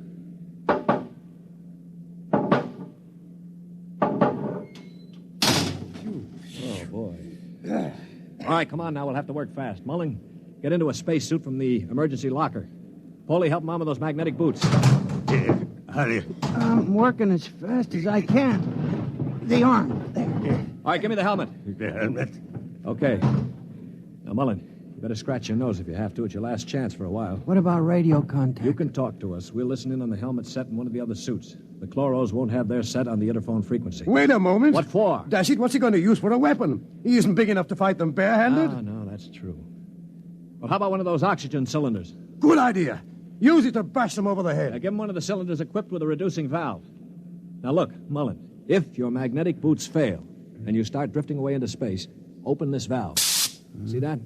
Now, you can use it like a miniature jet and try to blow yourself back to the ship. Understand? I think so. Well, I only hope it works. All right, here goes the helmet. You'd better hurry. The light is on over the sea chute. Yeah. All right. That means I've opened the lock. Here. Now, can you hear me? Oh, LeBlanc, give me that other space helmet. Yes, here. Let me switch on the radio. Can you hear me, Mullen? I hear you. Fine. Plenty of air? Air's okay. Uh-huh. Paulie, open the sea chute. Okay, now help him in. All ready? Ready? Well, good luck. Close the chute. Pull the ejector valve. Now. He's out. Oh, God help him. The light is out. Yeah. The Chloros have closed the chute lock. I don't suppose he has much of a chance. No. Do you think he knew it? I don't know. I just don't know. Should I try to contact him on the radio? Yes, I think... Wait a minute. What is it? Listen, the Chloros coming. Good Lord. He's sure to miss Mullen. Yeah, wait. Paulie, get your brother's body on the cot. Put a blanket over it. Pretend it's Mullen asleep. Paulie, for heaven's sake. My brother. All right, you've got to do it, man. It's our only chance. Listen, if Mullen could go out there and risk Very his... well. I will do it.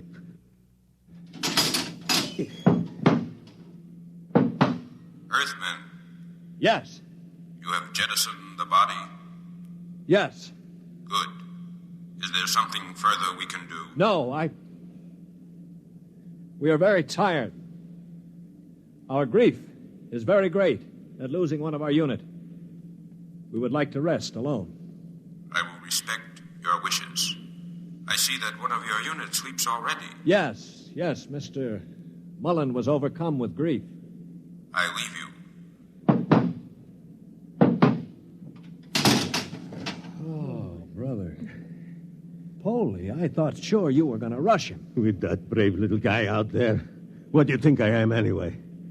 And to think I laughed at him makes me ashamed. Yeah, I guess I've been saying some things that maybe weren't too funny. I owe all of you an apology. Do you think it's safe to try the radio? Yeah, we better. Hello? Hello, Mullen. Can you hear me? Yes, I hear you. Where are you? I'm standing on the outside of the ship. All right, now take care. One misstep and you'll be marooned in space. Now, can you find the steam tubes? I think I've found one of them already. I can feel the rim. I just hope it doesn't let go when I get inside. Be careful. I'm going into the tube now. I can feel the ladder rungs I used to repair the inside. Yeah, well, keep in contact. I'm in the tube now. Good Lord. They've let go with a blast. Oh, well, it may be the starboard tubes. Mullen! Still here. They used the other tubes, fortunately.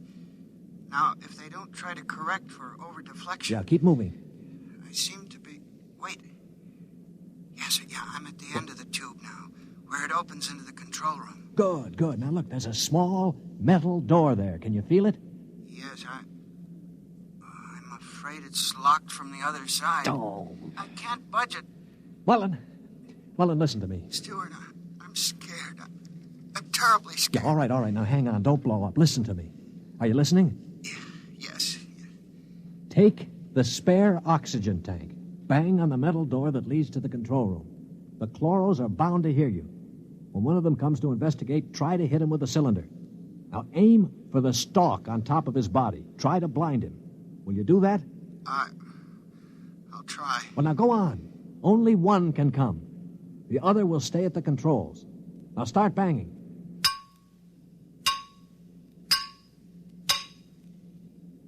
Any luck? No, Wait, I hear something. Something's opening the lock. The door now. I hear... Mullen! Mullen, what happened? Mullen, can you hear me? Mullen!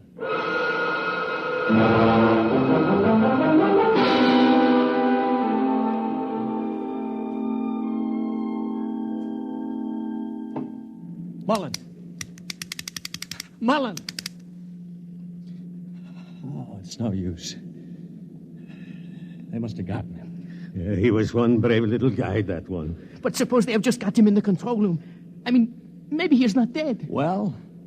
Well, then maybe one of us could rush them. We could bang on the door and jump the chloro. Well, the first guy would be a cinch to die. But I would be willing to take the chance. You? Why not? I could try. Not you.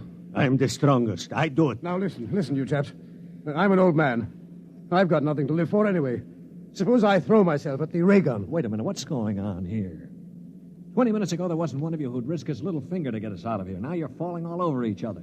Maybe Mr. Mullen teaches us a lesson, huh? Yeah.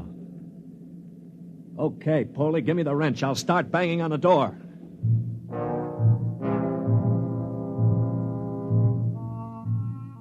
They say that selflessness is contagious. I guess maybe it is.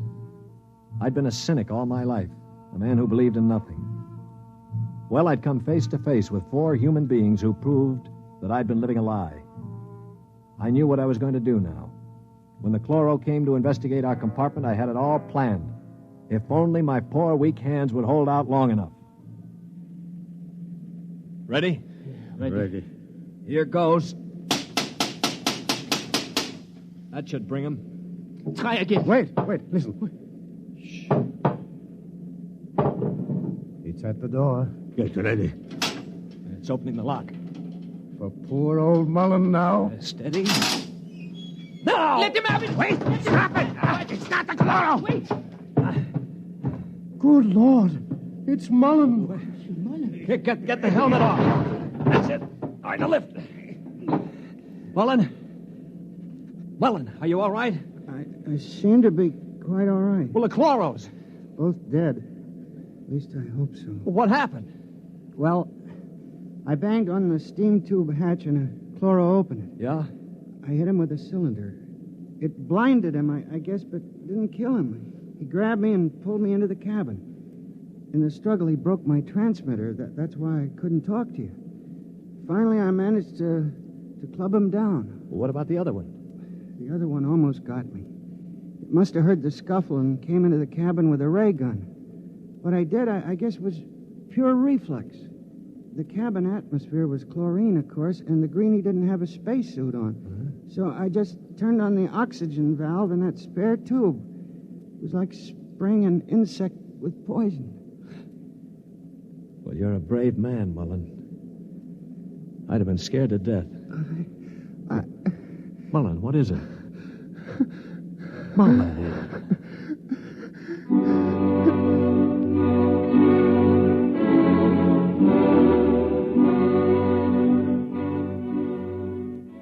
An hour later, false hands and all, I was at the controls of the ship, headed for Earth. We'd gotten rid of the chlorinating equipment and restored the oxygen naturally. Mullen was asleep in the cabin under a sedative. Or so I thought until the cabin door opened. Mullen, for Pete's sake, get back to bed. No, I'm quite all right now, really. Do you mind if I watch how you operate the ship? No, not at all. Sit down. You know, I guess I owe you an apology. I didn't think too much of you. That's your privilege. No, it isn't anybody's privilege, Mullen, to despise another. For years now, I've abandoned hope of finding any decency in human beings. I owe you a vote of thanks. You embarrass me, Mr. Stewart. I didn't do it for any heroic reasons, I assure you. Far from it. Well, why did you do it, Mullet? That puzzles me very much. Well, Mr. Stewart, I'm a bookkeeper. 17 years ago, I left Earth to work on Arcturus. I never made much impression on anybody on Earth, although I wanted very much to have people like me. Well, about a year ago, I started to write to my family again. Don't ask me why. And then I asked for a leave of absence to go home after 17 years. Well, I still don't understand. It wasn't patriotism or love of a woman or money or any of those things. What was it? Mr. Stewart, haven't you ever been homesick?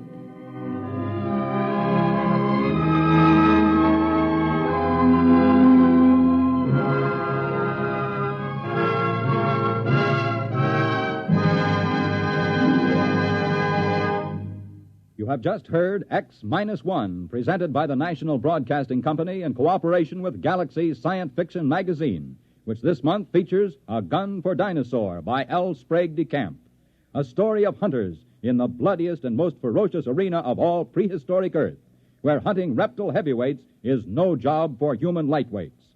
Galaxy Magazine on your newsstand today.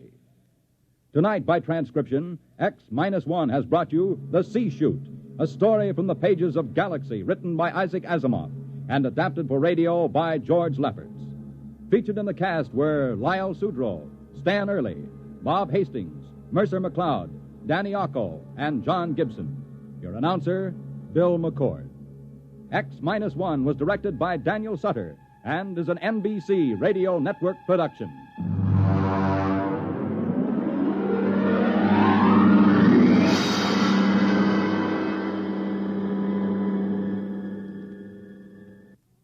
Next week, on a distant planet in a forgotten colony of Earth, a man is ordered to commit a murder. Listen to Skulking Permit on X-1 next week. X minus one.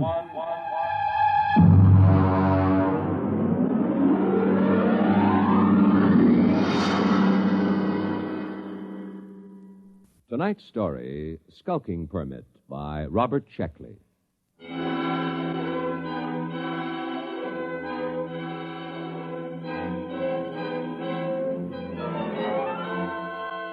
August 16th, year 2204. 2. Central Colonial Administrative Authority, Alpha Centauri Sector. From Colonial Contact Inspector 37. Subject, Planet New Delaware. Following the procedure outlined in Manual for contact with lost colonies, open communication by interstellar radio with New Delaware. This is the first contact established in 200 years. And proceeding on overdrive for personal investigation. Situation on New Delaware appears unconventional, to say the least. Hi there. Hi, Billy. Hi, Tom. Got no time for talking this morning. Got to get this sign up. It's a real pretty sign. No aliens allowed within city limits. What's an alien? Beats me. The mayor told me to put it up. He says to me, Billy Painter, you're chief of police, so I want you to paint me a big sign and set it right in front of the town hall. Aliens. Aliens. Oh, it's a real pretty word. Billy Painter, I thought I told you. Take it easy, Mayor. I put the sign up. It's not that, it's the church. I painted it just like you told me. I know, but you painted it wrong. I painted that church with a nice bright red. What's wrong with that? I looked it up. It's the little red schoolhouse, not church house. Churches are supposed to be white. Can't keep track of them all. Schoolhouse, church house, jail, post office. Got along fine enough in New Delaware for 200 years without 'em. I know, but we need them now, and we haven't got much time. Where are the Carpenter boys? I saw Sam and Marv over at Ed Beer's Tavern. Well, Billy, you go down there and tell them that they've got to build us a little schoolhouse, and you paint it red. It's very important. Mayor, when do I get a police chief badge? I read that a police chief always gets a badge. Make yourself one. Now go on. All right, then. Oh, it sure is hot here. I don't know why the inspector couldn't have come in winter. Oh, Tom Fisher. Yeah? Tom, I've got a job for you, a very important job. Well, now, look, Mayor, I'm on vacation. Fish won't be back in these waters. No vacation, not now. He's due any day. Tom, how would you like to be a criminal? I don't know. What's a criminal? Well, come over to my house and I'll explain. I've got to appoint a criminal, and it looks to me like you're it.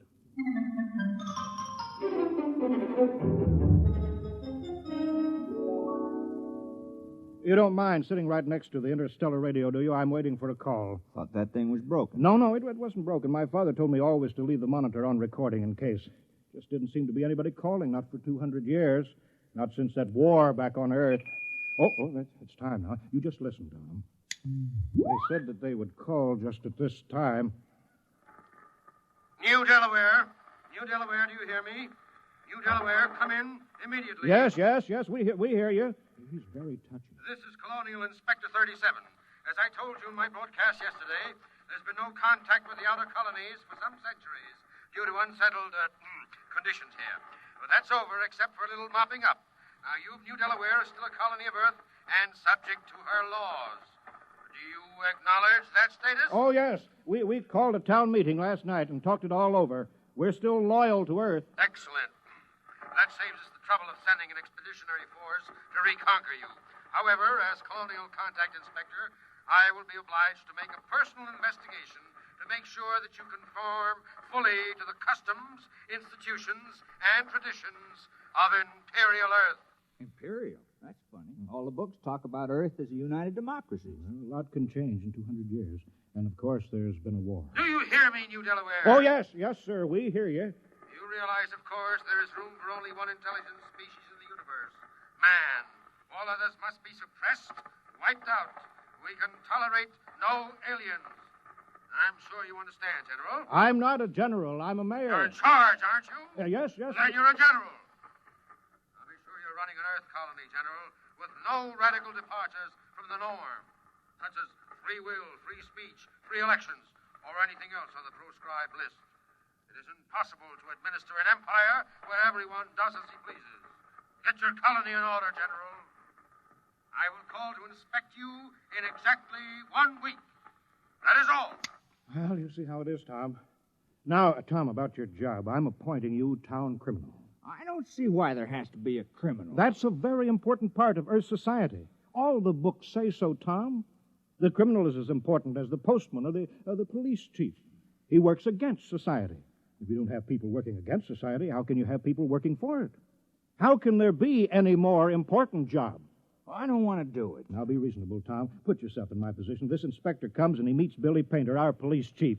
He asks to see the jail. Then he says, no prisoners? How can I hold my head up and tell him that we don't have any crime? No crime, he'll say. But Earth colonies always have crime. Don't you see that, Tom? Right there, the whole thing falls through. He'll see that we're not truly Earth-like. We're faking it. We're aliens. And you heard what he said about being rough on aliens. Well, yeah, but why me? Can't spare anyone else. And you've got narrow eyes. Criminals always have narrow eyes. Well, they aren't that narrow. Tom, please, we're all doing our part. You want to help now, don't you? Oh, I suppose so. Fine. You're our criminal. Here, I've got this paper all made out for you, just to make it legal. Skulking permit. Know all men by these presents that Tom Fisher is a duly authorized thief and murderer. He is hereby required to skulk in dismal alleys, haunt places of low repute, and to break the law. What's the law? I'll let you know as fast as I make them up. All Earth colonies have laws. Oh, well, what do I do? You steal and kill. Look, I'll give you a couple of books on it. Steal as much as you like. One murder should be enough. Don't overdo it. Well, it don't sound sensible somehow. Well, you can work up to it, Tom. Why don't you start off easy, like by haunting a place of low repute?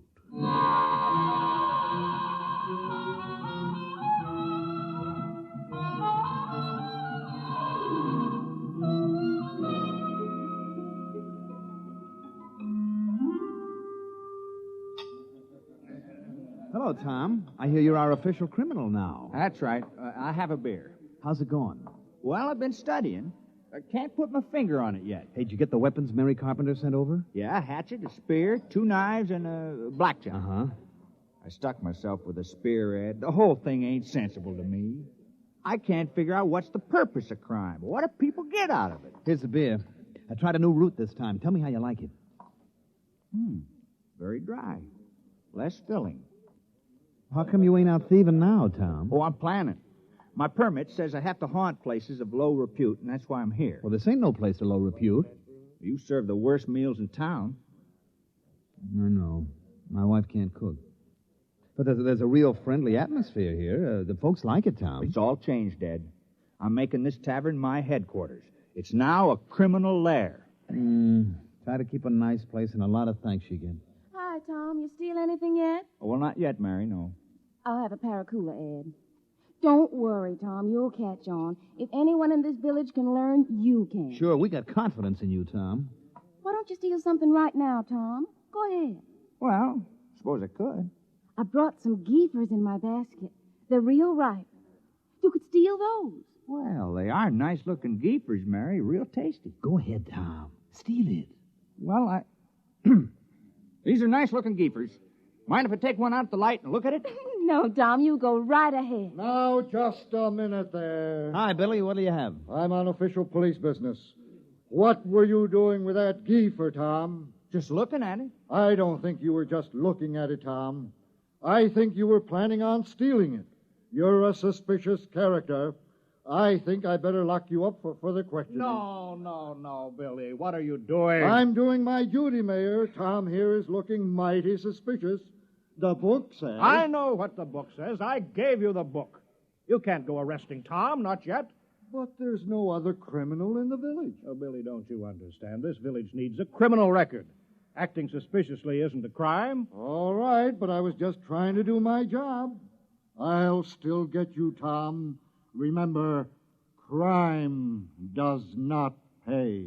Hey, that's a real slick way of putting it, isn't it? I thought it was kind of catchy. I read it in the book. Well, Tom, go ahead now. Steal something. Well, I'm not in the mood anymore. Well, better get to it soon, and don't forget the murder. Is it really necessary? Oh, I wish it weren't, but this colony has been here for over 200 years, and we haven't had a single murder. Not one. I suppose we should have one. No, I'll take care of it. Good boy, Tom. We're counting on you. Billy, I want you to paint up a couple of hundred signs saying private property, no trespassing, violators will be prosecuted, and a dozen saying speed limit 35 miles an hour. Why? All we got is those quag horses, and they won't go faster than a walk. Never mind. You got to have a speed limit. It's civilized.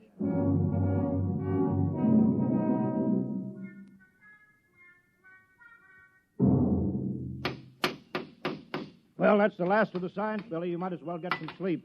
Aren't you going home, Mayor? No, I've got to get out to Fred Farmers. I appointed him postmaster. Since nobody ever sends letters around here, I promised to help him write all those letters. Well, good night, Mayor.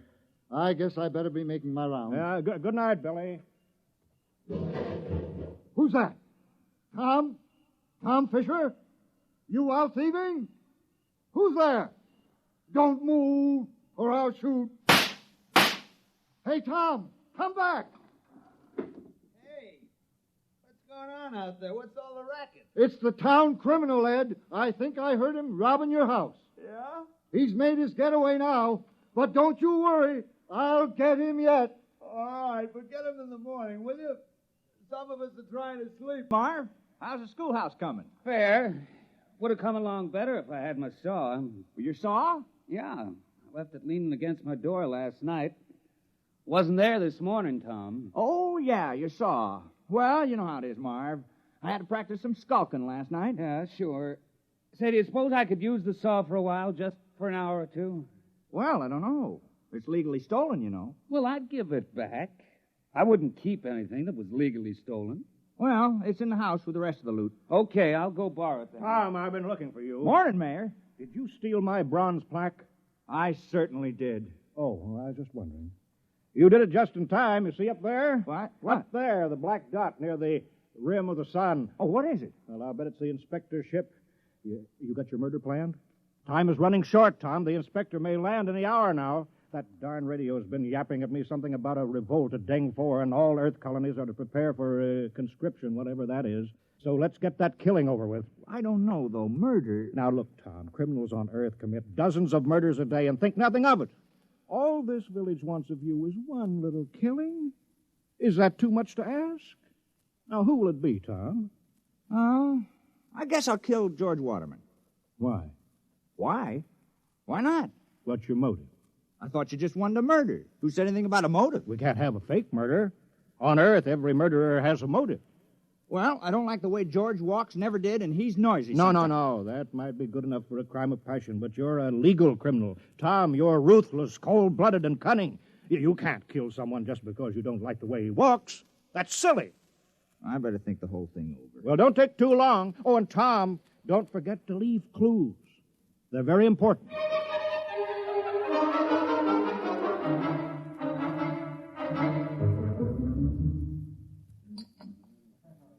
Have another beer, Tom. I don't mind if I do. Hey, how do you like the way I fixed the tavern over? I hung up dirty curtains, you know. That makes it a dismal retreat. Because I figured if this was going to be your headquarters, it ought to be a real criminal's lair. How do you like the bloodstains on the floor? That's only Billy Painter's root-berry red paint.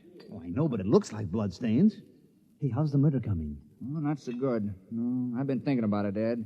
You realize I'm supposed to kill somebody?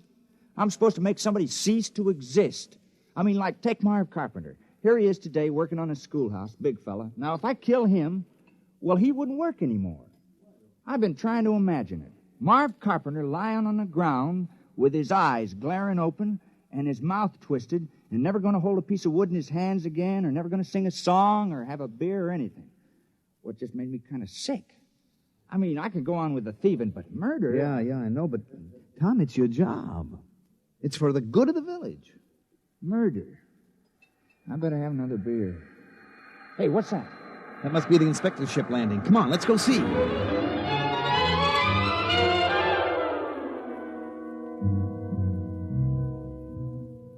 Perimeter guard, advance.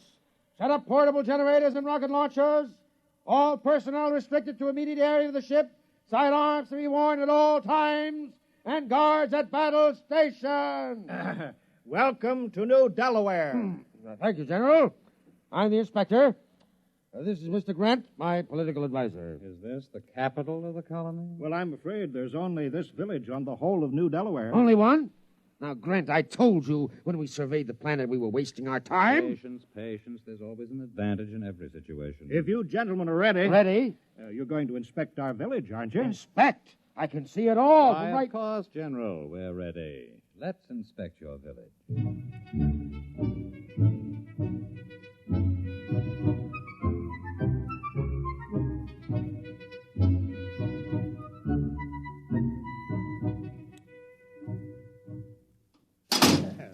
You see, we've got it all. Jail, post office, church, little red schoolhouse. Oh, we're very normal, very earthy. Grant, I have my efficiency rating to think of. This place is worthless. No smelting, no heavy industry, no atomics, no taxation, no... They don't have anything. Oh, I wouldn't say that, Inspector. If you'll excuse us, General. Of course. I'll be downgraded at the next colonial board. Why, this place is a utopia. It's subversive. We ought to blow it right out of the sky. No, don't be despondent, Inspector. But this whole trip is a total waste of time. Not entirely. New Delaware has a very important commodity for us. What? You saw them? Hulking peasants? Nothing but farmers. Yes, strong, healthy farmers. Good cannon fodder. But... Oh. Ooh, let me take over. General. Yes, sir? How many able young men are there in the village between the ages of 15 and 60? Why? You see, General, Imperial Earth is engaged in a war. The colonies in Deng 4 are revolting against the authority of Mother Earth. Oh, I'm sorry to hear that. We need good, healthy fighting men. Our reserves are depleted. We wish to give all loyal colonists a chance to fight for Mother Earth. We're sure you won't refuse. Most colonies welcome a little conscription. Cleanses the blood, reduces crime. Crime? Oh, I thought that would come up. We've taken care of that. I appointed... Now, you see, Grant, 60, 70, perhaps 100 recruits. Not such a waste of time coming here at all. Perhaps not. Sergeant, Detail a squad of 50 men armed with portable heat generators to post a guard in the village. All right, Mr. Mayor. Suppose we go talk this problem over.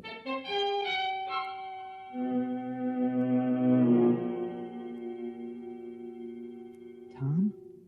Tom, you out there? Yeah. I've been skulking out here all day. I'm hungry. Well, I brought you supper. The mayor sent you a message, Tom. He said to hurry up at the murder. He's been stalling the inspector and that nasty little Grint man, but they're going to ask him. They're sure to. All right. And I'll get around to it tonight.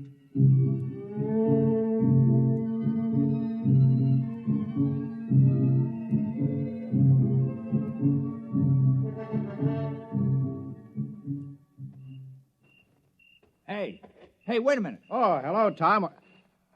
What are you doing? Well, you said there had to be a murder, so Now, wait. I didn't mean me. It can't be me. Well, why not? Well, for one thing, somebody has to talk to the inspector. He's waiting for me. Someone has to Billy show him Painter how to... can do that. You think a knife would be more fatal in the heart or in the throat? Well, nothing personal, of course. Wait. If there's nothing personal, then you have no motive. Oh. Well, I guess I could think of one. I've been pretty sore about you appointing me town criminal. It was the mayor who appointed you, wasn't it? Well, sure. Then look, I'm not a mayor anymore.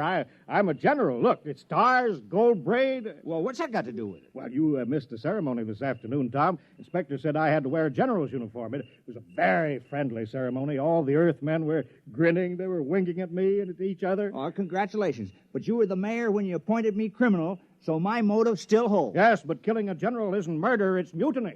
Oh, well, I'm sorry. That's all right. It's just that I've read up on it, and you haven't. Well, I better get back. The inspector wants a lot of the men that he can draft. Are you sure this murder is necessary? Oh, yes, absolutely. Just not me.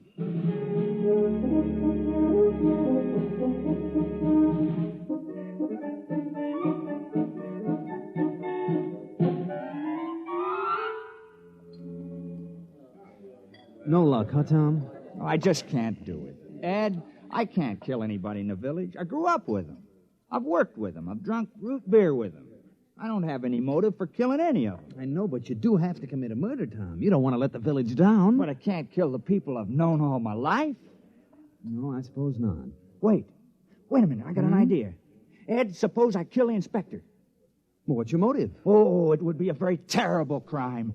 I'd be killing for glory, for fame, for notoriety, and it'll show Earth how earthy New Delaware really is. Why, they'll say crime is so bad here that a criminal actually killed their inspector on the very first day. Tom, that's just the sort of thing a master criminal would do. Oh, you think it's a good idea, huh? I think it's great, Tom. But how are you going to do it? Well, one of those soldiers got drunk on a bottle of your Keebler juice and dropped his gun. I picked it up. Oh, is that a gun? Yeah, you push this button here. Hey, look out! I'm sorry, Ed. Now I'll have to get the carpenter boys to fix that hole in the roof. Oh, well, I'll be careful. Did you kill the soldier? Of course not. No point in killing the wrong man. Well, I better get going. I'll wait for him on the path between the mayor's house and the ship. Good luck, Tom. Thanks.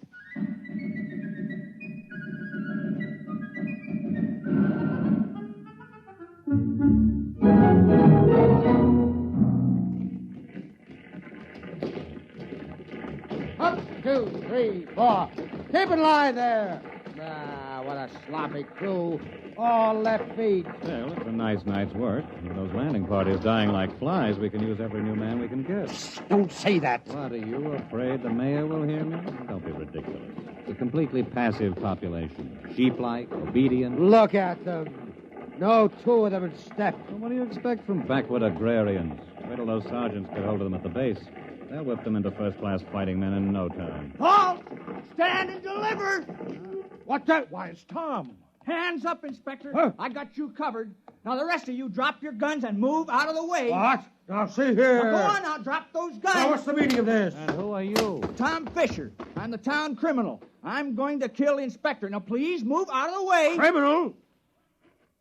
So that's what the mayor was prattling about. Now, I know we haven't had any murders in 200 years, but I'm changing that now. Now, move out of the way. Well, I suppose I'd better get out of the line of fire. No, wait a minute, wait. Now, don't move. I know just how to do it. I've been thinking about it. Now, I'll push this button, and you'll die. You'll fall down on the path, and your eyes will open, and your mouth twisted, and no air going in and out of your lungs, and no beat to your heart, and I can't do it. Here's your gun. Take it. I don't want it. Quick! Quick, after him! Sergeant, take a squad and search the forest. Take it easy, Inspector. This whole planet is forest. 10,000 men couldn't find him if he doesn't want to be. But I'll have him hanged on the spot. Oh, I'm terribly sorry. Sergeant, have the entire ship's company turned out. General, I want all your people out looking for him. Shoot on sight. Kill him instantly. Oh, we couldn't do that, although we appreciate the compliment. What? That man's He's a criminal. That's what I'm trying to explain. I appointed him. We had to have one. You what? You mean you had no criminals? Well, I'm afraid not. Oh, I'm terribly ashamed. You see, we knew how uncivilized we were. That's why we did it. I'm dreadfully embarrassed that Tom couldn't handle the job. Well, why did you give the assignment to that particular man? Well, I figured if anyone could kill, Tom could. He's a fisherman, you know. Pretty gory work. Oh. And he wasn't able to kill the inspector. Well, we just haven't had to kill anything for 200 years except fish. The only animals on New Delaware are small grass eaters, and they're not good to eat, so we never kill any of them. Then the rest of you would be equally unable to kill? We wouldn't even get as far as Tom did. I want that man found. Forget about it, Inspector. What? We'd better get away from here. You want men in our army who can't kill? Oh. Think of it. A morale problem. The possibility of infection. One man in a key position endangering a key ship or maybe a whole fleet because he can't kill. It isn't worth the risk, Inspector. Yes, sir. I see what you mean. Order your troops back to the ship. We'll take off at once.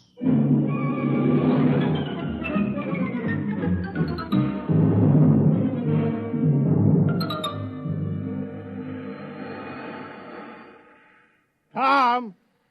Tom, you can come out now. Tom, they're gone. He's hiding around here somewhere, Mayor. Yeah. Tom! Tom! Here I am. I'm sorry I bungled it. Well, don't feel bad about it. It was an impossible job. I'm afraid it was. I thought that just possibly you could swing it, but you can't be blamed, Tom.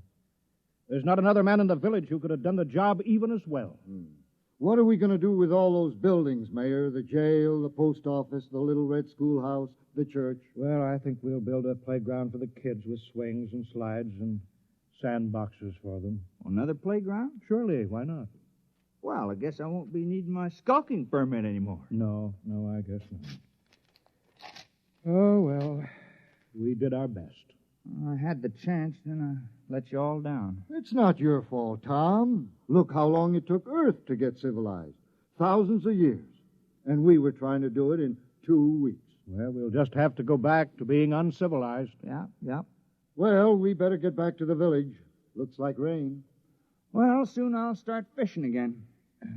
Say. What is it, Tom? Oh, it's too late now, but it's too bad I didn't think of it before. I might have been able to go through with it. Think of what, Tom? I think I could have done it. If I'd only had the sense to think of the inspector as a fish. Well, it's too late now. Guess he's just a big one who got away.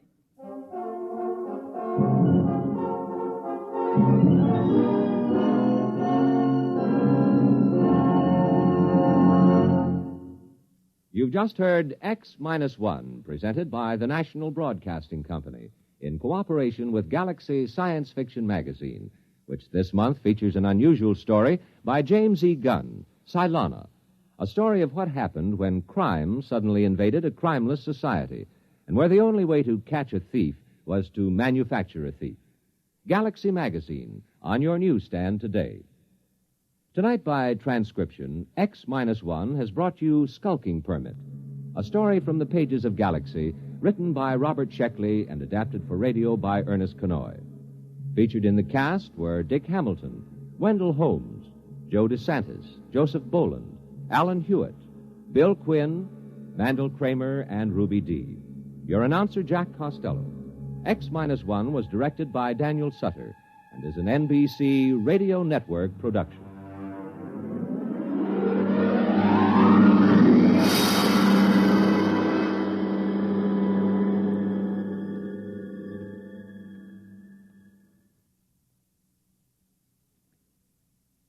Let's visit Fibber McGee and Molly tonight on the NBC Radio Network.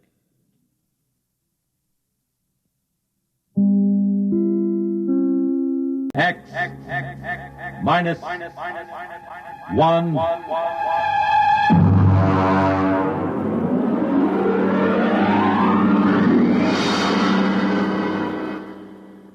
Tonight's story, Junkyard, by Clifford D. Simak.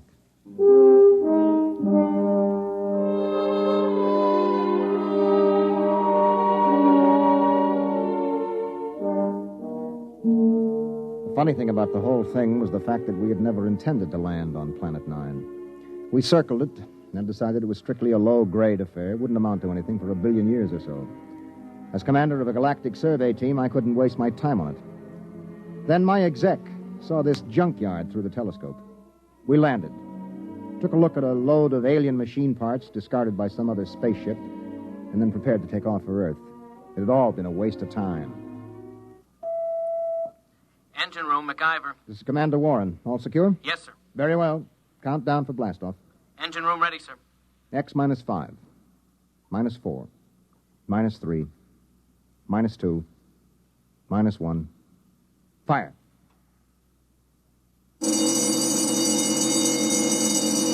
Mac, what's wrong down there? Well, I don't know, sir. Brady, get the data analyzer ready. We'll have to correct for a new takeoff time. That's the first time I ever heard of engine failure before takeoff. Well, better before than after. Engine room? Yes, sir. What's happening? You boys ready yet? No, sir. Well, burn it, man. Get going. I want those engines started. Sir. What is it? I don't quite know what to say. Well, say something or I'll have you busted.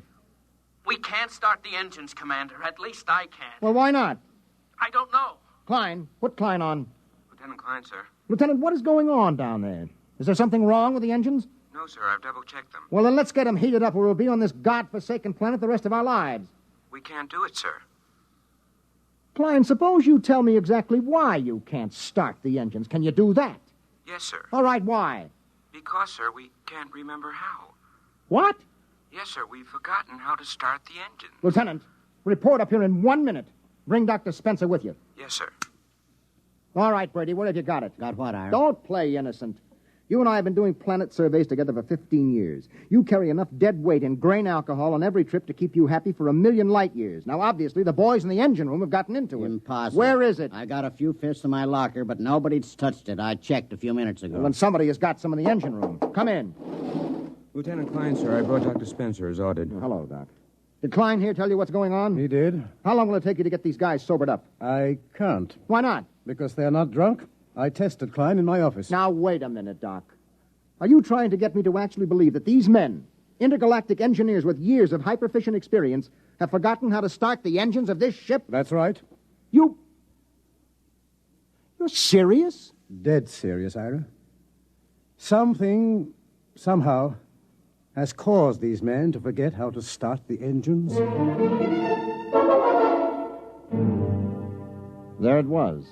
It fit in perfectly with a lot of other annoying little things that have been happening to us ever since we put down on Planet 9. It was to have been a routine exploration of a low-grade, uninhabited planet. Some routine exploration. All right, Klein, now listen to me. Do you have manuals aboard, engineering manuals? Yes, sir. Take the engine room boys and study those manuals.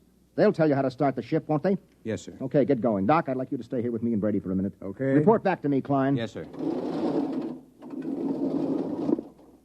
Okay, Doc, you're supposed to be an expert on space medicine. What is it? I've never seen anything like it, Ira. Brady? Search me, Captain. I've seen them with space blues, alien psychoses, the works. But I've never seen a disease that could make a crew forget how to start the engines. Maybe it isn't a disease. Okay, what then? Maybe it's a deliberate thing. You mean they're faking? No, I know Klein and the others too well for that. I mean, maybe there's some outside influence. Doc, we've surveyed this planet from top to bottom. We know there isn't a living cell on it. What about the junkyard? What junkyard? Oh, he means that pile of rusty space engine parts we found. The boys nicknamed it the junkyard. He's right. Somebody put it there. Well, we know that another spaceship landed here. We know that from the blast marks on the rock.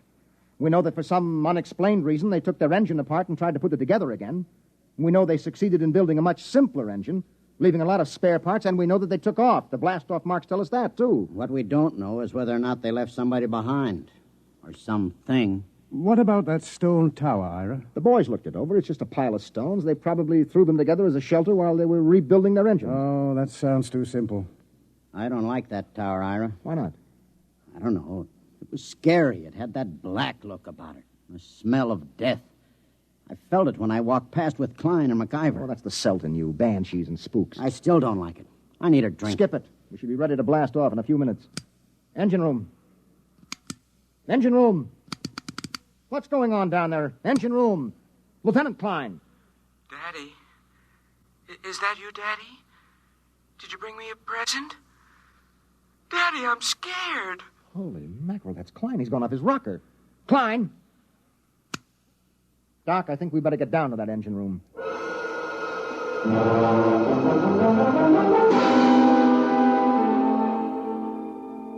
When Doc examined Klein, he found him to have the mind and memory of a 6-year-old.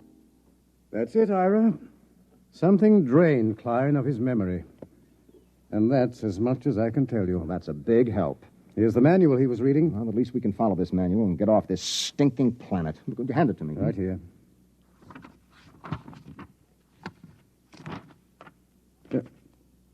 Anything wrong, Ira? Is it all there? It's all here, Doc. This is the engine manual that tells all about the engines. How they operate, how to locate trouble, how to fix them, how to start them. Well, what is it then? You're sweating like a pig. All of a sudden, I can't remember the symbols. Doc, I've forgotten how to read.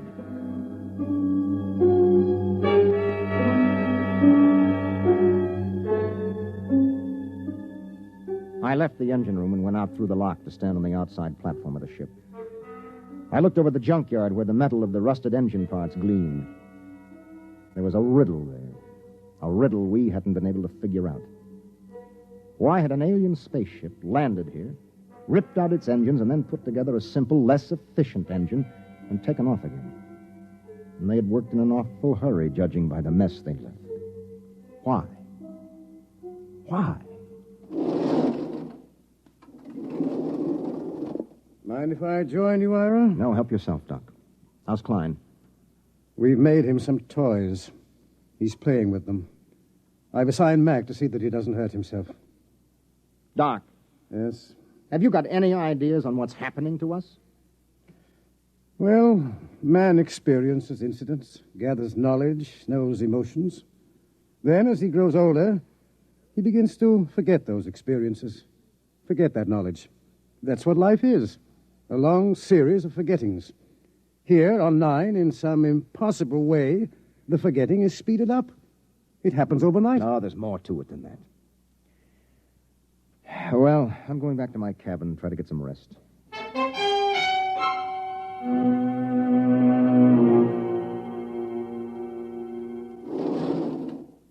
That you, Ira? That's me, Batters. What gives? We're in a jam. There's been planets I wouldn't mind being marooned on, you know, but this ain't one of them. There's something here, Ira. I can feel it. Yes, I can feel it myself. Maybe we should have looked around more. Klein looked around. Klein was the one found that tower. Brady, that's right. He did. He said he didn't like it. He said it scared him. In the morning, Bad Ears, we'll go and see that tower.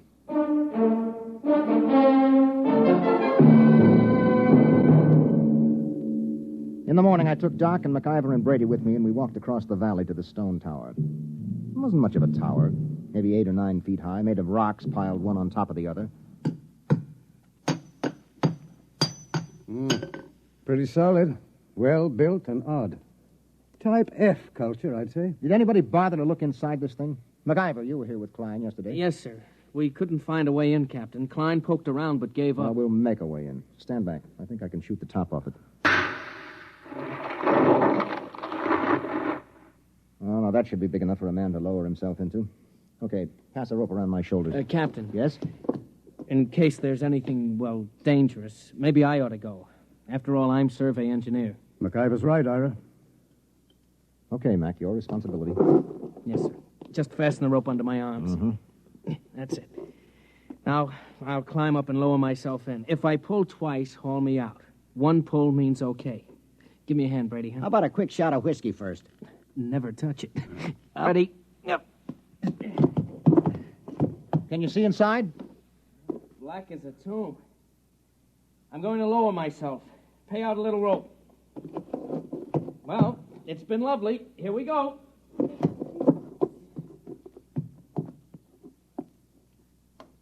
One tug. He's on the ground inside. Yeah, I wonder what he's found. I still don't like it. Oh, Brady, there's probably not a thing in there except a few... There's 2 tugs. 3. Come on, haul them out. Heave. Brady, help him through the top. Right.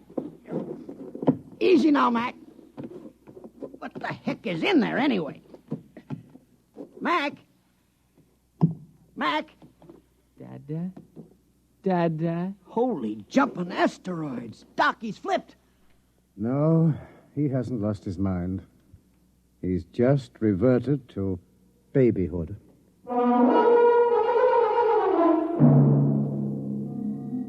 We stood there at the foot of the tower, stunned. MacIver sat on the ground, happy as a clam, playing with his fingers and talking happy little nonsense syllables. Doc, take a look at him. Make sure that he's okay physically. Check. If it's fright, his pulse will be way up. Mac, let me have your hand. That's a good fellow. Now. Good heavens. What is it? I've forgotten what the normal pulse rate is. Pulse. Pulse? Doc, let's get out of here. Brady, pick up MacIver and bring him back to the ship. Come on, let's get away from this tower.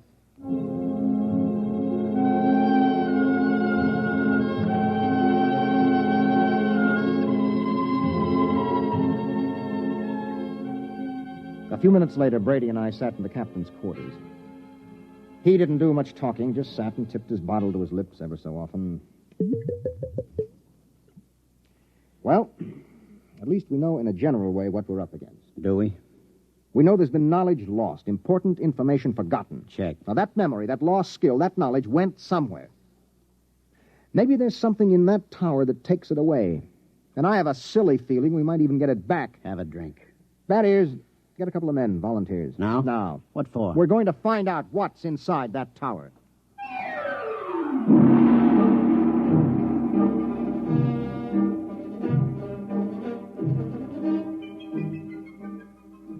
We lowered a rotating infrared movie camera into the tower, took some pictures, and went back to the ship for a look. There was something in there, all right. Now, as far as we can determine, this thing we photographed is shaped like a watermelon standing on end. The movement of the hairs all over it suggests vibrations, such as an antenna of an insect. Underneath are wires leading to terminals that seemed plugged right into the thing. You think it's a form of life? My guess is a combination of living organism and machine. After all, man and machines work together. The difference is that man retains his individual identity. Well, since it doesn't locomote, somebody or something must have put it there. Exactly. It looks like some kind of communication organism. If it is, it's a communication machine that is built to take in information rather than pass it along. Doc, do you really think that egg in there has been stealing our memory? Why not? Well, because it's too wild. That's why not. It's no wilder than a lot of other things we found.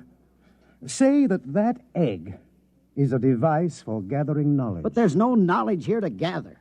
I mean, how often does a ship land on an out-of-the-way melon like this? Wait a minute, Brady. Who says that knowledge has to be collected here? What? I said, why do we assume that knowledge has to be collected right here on Planet 9? We forget things back on Earth, don't we? Good Lord. Suppose you were some race setting out fish traps for knowledge, and you had plenty of time to gather it. Where would you put your traps? On a planet swarming with intelligent beings where the traps would be found and destroyed or their secrets snatched away? Or would you put them out on some second-rate world where nobody would ever bother them? Good heavens, I'd pick a spot just like this. Let me fill in this picture, Doc. I think that some unknown race is bent on trapping knowledge throughout the galaxy. Ira, if what you say is true, if it is, then every time someone on Earth forgets something, it's because one of these eggs has drained it out of him. Well? It's too fantastic. Have you got a better guess? No. The question is, what do we do next? If anybody gets near that egg, he winds up like some puling little baby. You were pretty near it that first day. Did you forget anything? Well, how should I know? I was too pleasantly lit up on grain spirits to know the difference. Well, the question is still, what now? I'm going outside to think. Ira. Yes? There is one thing to keep in mind. What is that, Doc? If those are memory traps, then there must be a way for somebody to empty them. And if we're ever going to get away from here, what's gone in has got to come out.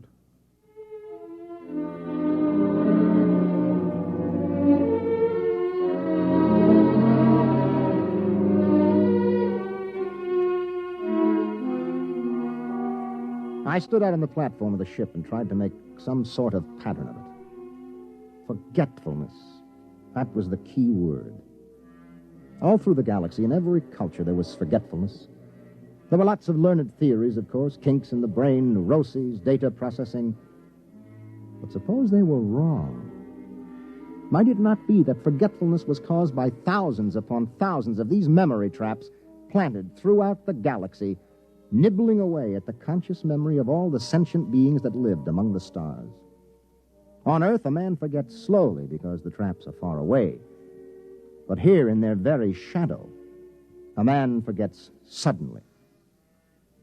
And then another thought entered my mind. What kind of race had set these traps? How did they empty them? How? Brady. Huh? Where do you keep your liquor? Not, Chief. Come on, where? It's in my locker. Get it out of there, all of it. Ira. That's a direct order. Okay. All of it. That it? Yeah. I never thought I'd see the day when you pulled rank on me, Ira. If you confiscate this stuff, so help me, I'll never Who forgive said you. anything about confiscating?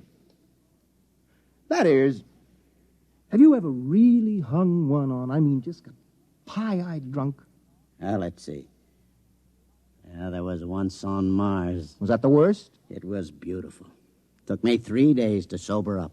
They say I fought off the whole galactic patrol for hours. Well, do you think you got enough here to get that polluted again? I got a pretty good supply, Ira. Well, that's good, because in 1 minute, I'm going to give you a direct order to hang on the biggest, most monstrous drunk in the entire history of the universe. But first you have to volunteer. I volunteer. No, not until I explain why I'm doing this. Ira, this sort of project don't need reasons. It's a pleasure. Let me finish. You know that egg up in the tower? Yeah? The minute you get near it, it grabs your mind, wipes it clean, right? Yeah. And a lead space helmet doesn't shield you, as we saw with MacIver. Right. Now, Doc thinks this egg is a kind of communications thing. It must be. Okay, you're a communications man. What do you do when you can't shield a communication? Well, that's easy. You scramble it. Any fool knows. Holy mackerel. Exactly. Are you still game? You think it'll work? I don't know. I think it might. Well, suppose it doesn't. You'd be a babbling infant like Klein and MacIver. If we don't stop that thing, it'll happen anyway. Unless we can remember how to start the engines. Okay, Ira. I'll do it. When do I start? Right now.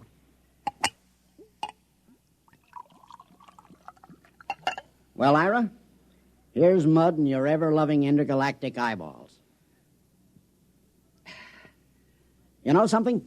I'm beginning to like this mission already.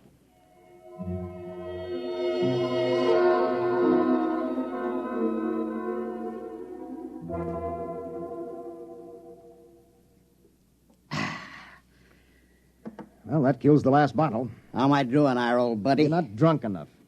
I should have picked somebody like Doc, except he'd probably pass out. I'm not drunk enough, huh, old buddy pal? Not yet. Well, then, in which case, old buddy, I'm going to have to do something I never like to have to do. What's that? I'm going to have to go into my extra special emergency reserve supply. The little supply I keep in case of getting marooned on a planet, you know? I don't like to go into it, but in this case, it's my duty.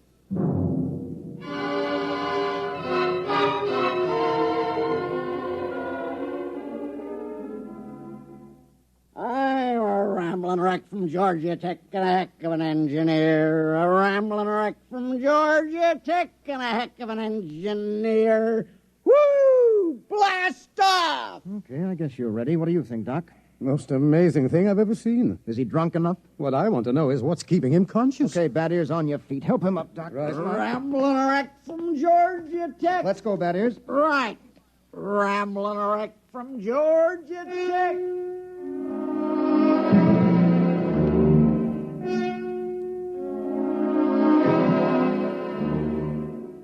Somehow we pushed, hauled, and stumbled Bad Ears Brady out of the ship and up the rocks to the egg tower.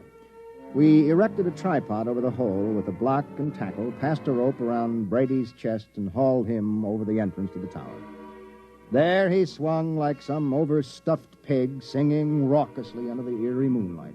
Rambling wreck from Georgia Tech. Well, What do you say, Ira? We got the earphones on him so they can't slip off. They're on. Well, I guess we're ready to lower him. Ira. Yep. You sure? It's a man's life. I'm not sure, Doc. But as commander of this expedition, I sometimes have to risk the lives of my men. Okay, Ira. Lower away before I start to get sober. Lower away. Blast off. Fire one. Fire two. Bon voyage, Ira. Good luck, Brady. Good luck. He's at the bottom, Ira. Yeah. That is, can you hear me? Get your hands out of my hair. Something's got his hands in my hair, Ira. Oh, the thing must be picking at his brain. Brady, listen to me. Do you see the egg? See it, it's my buddy, Ira. My little old egghead buddy. You and me's buddies, egghead, right? Have a drink. Oh, good Lord, he's got a bottle with him. He's pouring it on the egg. Brady, listen to me. The wires. Wires? The lead wires you took in with you. Yeah. Pull out the studs on the egg and hook your wires to it. You got that? Just a minute. Me and Egghead's got to have a drink. Oh, good heavens. It's no use, Ira. He's too drunk to know what he's doing. I'll try again. Brady, listen. Your friend, the egg, can't hear you, see? He can't have a drink until you hook your wires into him. You got that? Sure, that's an awful thing. That's dreadful. Okay. What's he doing? Doc, you getting any impulses? Not a thing. Maybe we better haul him out. If he starts to sober up... Maybe we'd better. Okay, 1, 2... Wait a minute, wait. What? I'm getting something, Ira. What? This is fantastic. Oh, I'm getting something. All right, haul him out, quick. Right. Come on. Rambling wreck from Georgia Tech. Rambling... Brady, are you all right? Doc, help me. Take a look at him. Is he okay? Yes, he's okay. Just passed out. Let's get him back to the ship. Right. You know what, Ira? What? Tomorrow about 9 a.m., we're going to be in on the most colossal hangover in the history of mornings after.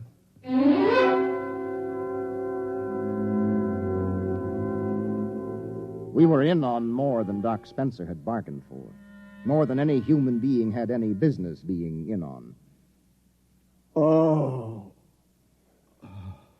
Well, Brady, how do you feel? Shoot me. You turned the trick. The tower.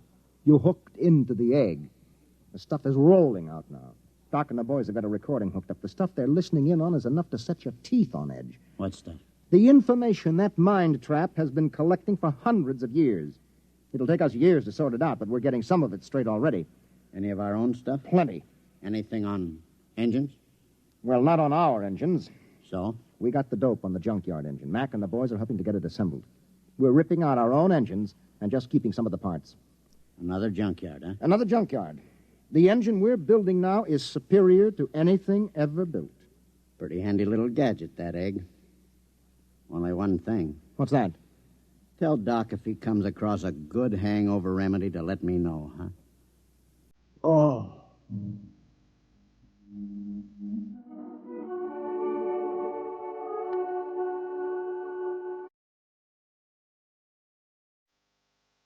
It took us about 6 days to assemble new engines using some of our parts and some of the advanced designs from the junkyard. During most of that time, Doc Spencer sat down at the tower with a set of headphones monitoring the information from the egg. He was like a man possessed. I didn't think anything unnatural was happening until the night of the 6th day. Well, that does it. The boys have got the engines ready for blast-off. There's a full moon, too. We should be able to lift her by tomorrow morning, huh? We're blasting off in exactly 1 minute, that is. What? In exactly 1 minute. But Ira, Doc, and some of the techno boys are down monitoring that egg. I know it. Well, it'll take them 20 minutes to get back into the ship with all that equipment. They're not getting back. Huh? I said they're not getting back. Ira, are you nuts? Come here, that is. I want you to take a look through this field scope. You can get a good close-up of Doc and the boys who have been monitoring that egg. Now, wait till I get it focused. You got them? Yeah? Take a close-up. Mother in heaven. You see why we have to leave them here? Those faces, they're like some kind of beast. What is it, Ira? What's happened to them? The same thing that must have happened to the crew of the last ship that touched here. The same thing that made them blast out of here in such a tearing hurry. What?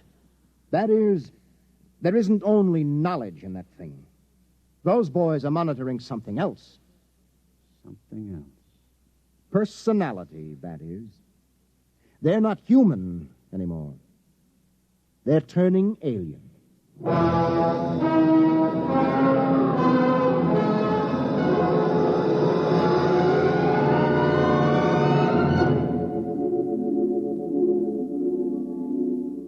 They were still there when the ship roared up away from Planet 9 and pointed her silver nose toward Earth.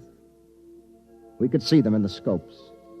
A group of tiny figures crouched over the recording equipment, their earphones plugged into the egg. They didn't even look up when we blasted off. They were no longer human now. They were something else. Something 1,000,000 light years old and of another world.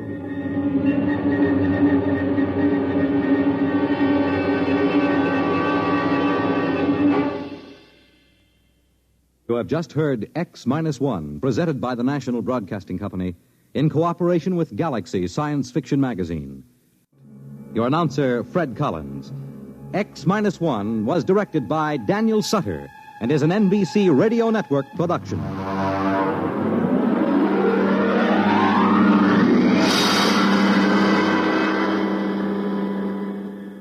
X-1.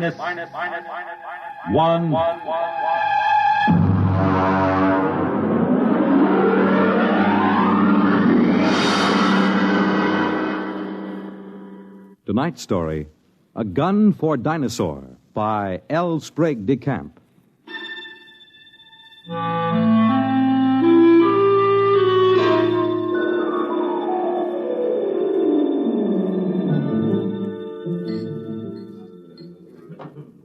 Just whiskey, please. No soda.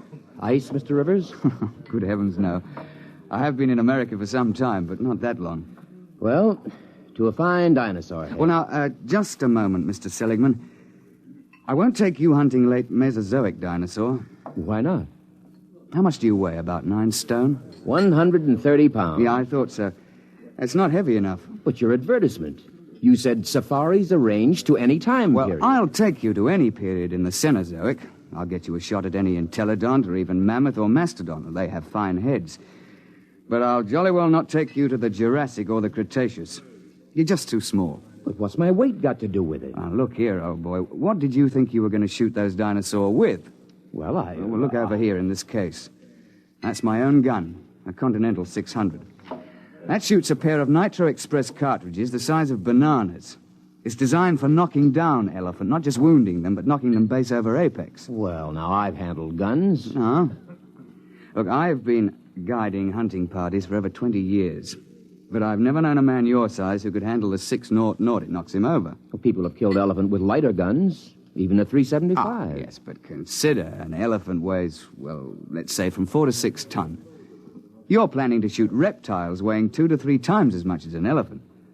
Now, I tell you, Mr. Seligman, I won't take anybody hunting dinosaur who can't handle a 6-0. Look, let's pour another drink and I'll tell you why. You see, I went into the partnership with the Raja about 5 years ago. I call him that because he's the hereditary monarch of Jaunpur. It means nothing, of course. We both wanted to do a bit of hunting again.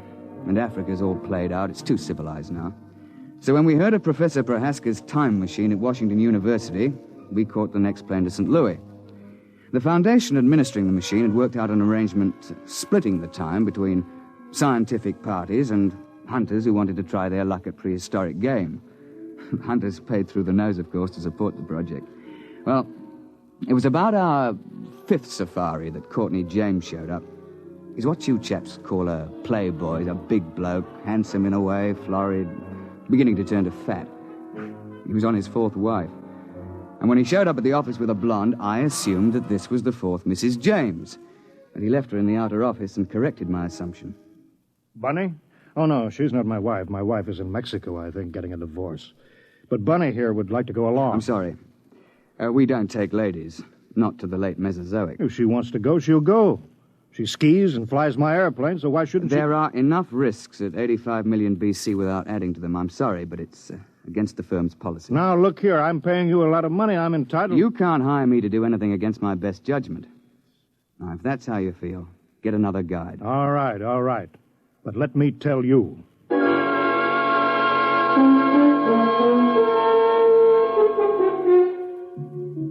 Oh, it ended with my telling him to get out of the office or I'd throw him out. And I was thinking sadly of all that lovely money that James would have paid me, when in came another sahib, an August Holtzinger, a slim, bald chap with glasses. Mr. Rivers, I don't want you to think I'm here under false pretenses. I'm really not much of an outdoorsman, and I'll probably be scared to death when I see a real dinosaur. Well, most of us are frightened at first, but it doesn't do to speak of it. Well, you see, I've always run a grocery store till my uncle died, and, I've got a great deal of money now. Uh-huh. And I'm building a new house. I'm engaged, getting married, and, I'm determined to hang a dinosaur head over my fireplace or die in the attempt. A ceratopsian, I think. That's the one with the big horned head and the frill over the neck, isn't it? Well, you want to think twice about that, you know. If you put a 7-foot Triceratops head into a small living room, there's apt to be no room left for anything else. I know it's ridiculous, but I'm determined to do something big for once. Since there's no more real big game hunting, I'm going to shoot a dinosaur and hang his head over my mantel. I'll never be happy otherwise.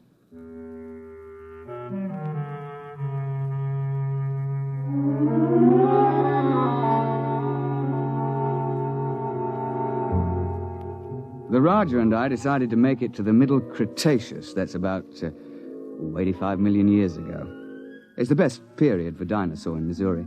So we drove Holtzinger into the country to let him try the 600. It's rather heavy. Look, you look out. There's quite a kick. Well, couldn't you fire it prone? Oh, not a gun that big. There's not enough give. You'd break your shoulder. All right. Take the safety off. Like this? Yeah. Take my hand. I'll help you up. Thank you. I think I better try something smaller. Well, he took a fancy to my Manchester 70, chambered for a .375 Magnum cartridge. It's a little light for elephant, and very definitely light for dinosaur, but we were in a hurry. And then, of course, just before we were ready to trek, James showed up and apologized for insulting me. He'd had a run-in with the girl, and he wanted to go along. And so we were off on safari. You all ready, gentlemen? Why, yes, I suppose so. Mr. Holtzinger, you've met my partner, the Raja of Janpur. How do you do, sir? How do you do? Well, shall we get cracking? After you, Mr. Holtzinger. Mr. James. Thank you. Let's get going. All set. We'll slam the hatch and off we go. What happened? Nothing till the force field is built up. There she goes. What happened to the lights? Well, there's no current while we're in transition. I don't feel well. There's usually a touch of vertigo. I shouldn't worry about it. Look, where do you shoot for? I mean, with dinosaur. What is the best shot? Well, you don't try for his brain, you know. They don't have any. Well, to be exact, they have a little bump about the size of a tennis ball on the top of their spines. And you're not likely to hit it when it's embedded in a 6-foot skull. Try for the heart. They have big hearts, over 100 pounds. An exploding shell in the heart will slow them down, at least. Oh, I see. Why do we have to go so far for game? Why couldn't we just go back 50 years and shoot lions in Africa? Well, the machine won't work more recently than 100,000 years ago. Why? Well, look, I'm no four-dimensional expert on the subject, but it has something to do with what they call time paradox. You know, if people could go back to recent times, they might do something to affect history or kill their own grandfather, you know. And there's also some kind of taboo about sending people back to the same time again. Paradoxes. Mustn't have them. What would happen? I'm not sure, but the university isn't taking chances. They've got about a billion years to cover. They won't run out of eras. Hello?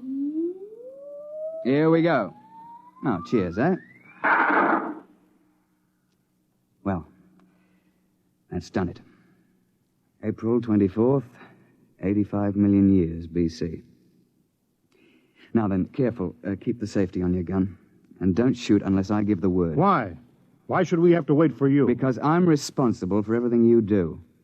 Especially if something goes wrong. I say, Roger, open the door, will you?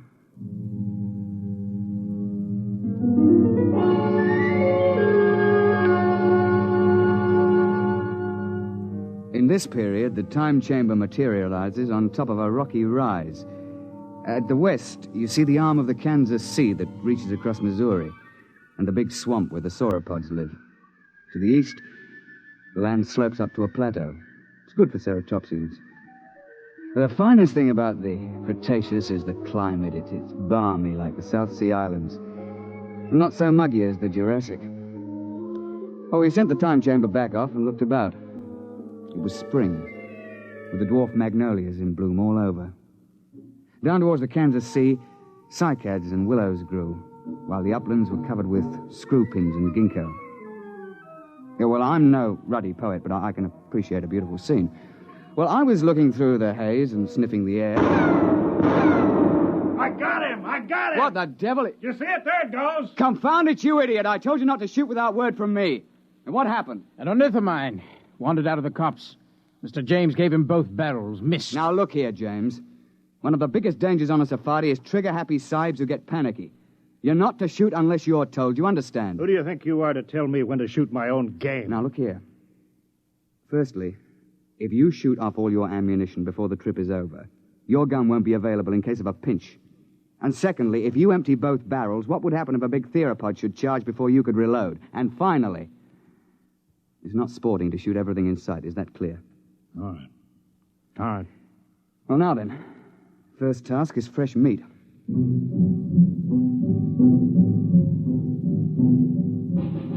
As I told you, Holsinger wanted a ceratopsian head. James insisted on a tyrannosaur. Then everybody would think that he'd shot the most dangerous game. Well, the fact is that tyrannosaur's overrated. But everybody's read about the tyrant lizard, and, well, he does have the biggest head of the theropods. Oh, and he'll snap you up if he gets the chance, no fear. Oh, we started off searching for meat. The Raja and I put the sahibs in front. We tell them it's so that they'll get the first shot, which is true, but another reason is that they're always tripping and falling with their guns cocked, and if the guy were in front, he'd get shot.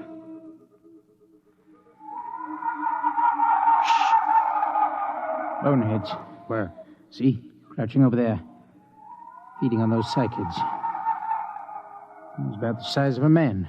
They look intelligent. Oh, not likely. That bulge on the head is solid bone. Now then, hold on there, James. You've had your shot for the day. Hold your fire until Holsinger shoots. Yeah, sure. All right, go ahead, Mr. Holsinger. Doesn't matter which one? No, here. Try that one by the rock. There's a good clear shot. Well, take your safety off. Oh. Go ahead now. Well? Shh. Nuts. I've had enough of this. James, don't... I got him clean right through the heart. First shot. How's that? I thought you were going to give Holsinger the first crack. It's his turn. Well, I waited. Took so long I thought he'd gotten buck fever. Very well. But if this sort of thing happens once more, we leave you at camp the next time we go out. The next couple of days, we trekked around the neighborhood and then headed over to the sauropod swamp, over to the west. We were staked out along the edge of the lake, watching a big beggar out in the swamp waving his head about. And they're the big ones. It looks something like the brontosaur. Can't we shoot him? I wouldn't. Why not? Well, there's no point to it, and it's not sporting. Like, if you kill one in the water, he sinks and can't be recovered. And if you kill one on land, well, the only trophy is that little head on the top of that long neck. You can't bring that whole beast back because he weighs 30 tons or more. That museum in New York got one. Oh, yes. Well, they sent a party of 48 to the early Cretaceous with a 50 caliber machine gun. They spent 2 solid months hacking and sawing the carcass apart and hauling it to the time machine. I know the chap on the project, and he still has nightmares in which he smells decomposed dinosaur.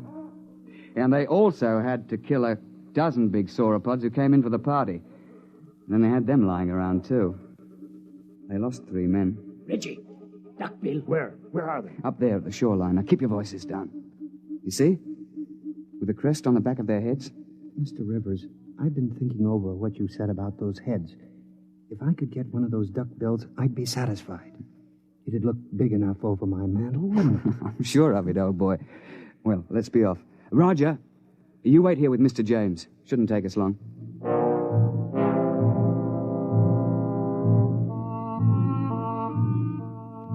Holt and I crept along the shoreline, narrowing the range to the duckbills.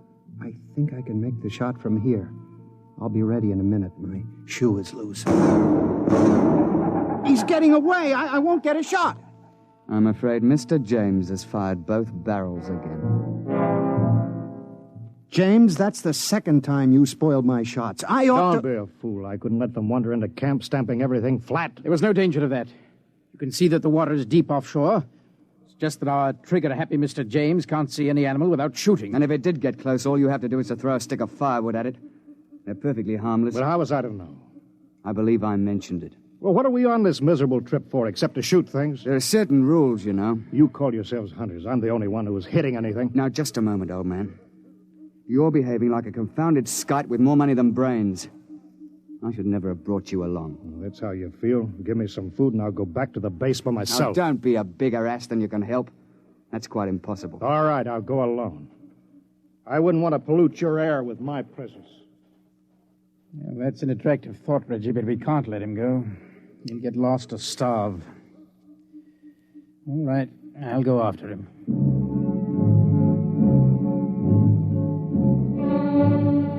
We stumbled along for several more days, James on his good behavior for a change. And on the 1st of May, we broke camp and headed north to the hills.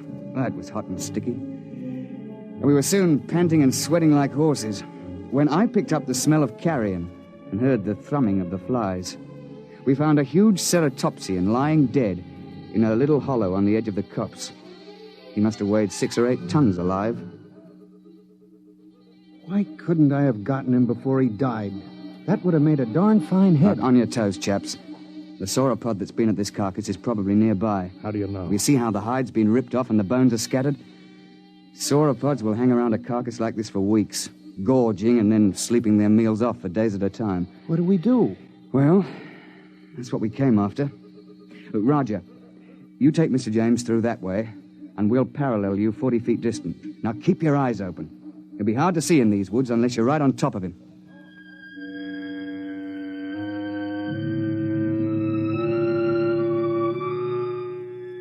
We pushed through the edge of the copse, looking for the huge flesh-eater who'd been at the carcass. I could hear James and the Rajah pushing ahead on my right. We were separated by a gully when I heard a noise ahead on our left. What is it? I don't know. Take the safety off your gun. Oh, there it is. It's one of those boneheads. Oh, well, they're not dangerous at any rate. But be careful. That sauropod might still be around here. I've got him! Got him clean! Well, he's done it again. He shot the bonehead. I've got him! Look out! Look out! Tyrannosaur!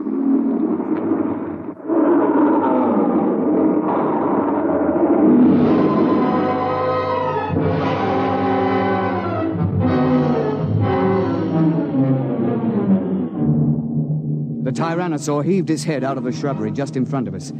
Look, the scientists can insist that Rex is bigger than Trionches, but I'll swear that this Tyrannosaur was bigger than any Rex ever hatched. It must have stood 20 feet high and been 50 feet long. I could see its big, bright eye and 6-inch teeth. He'd been sleeping off his last meal, and James fired off both barrels over his head at the bonehead and woke the Tyrannosaur up. Get back! Get back, you fool! His gun's empty and Roger can't get a shot. Found it, there goes the beast in behind those ferns. Holtzinger! Holtzinger! Come back! Your gun's too light for that beggar! James came bolting back in a panic and blundered into the Rajah, sending both of them sprawling under the ferns. The Tyrannosaur came after them to snap them up. Holtzinger began to blaze away. He got off 3 shots through the beast's body with that little light gun. The Tyrannosaur whirled around to see what was stinging it. The jaws came open, and the head swung around and down again.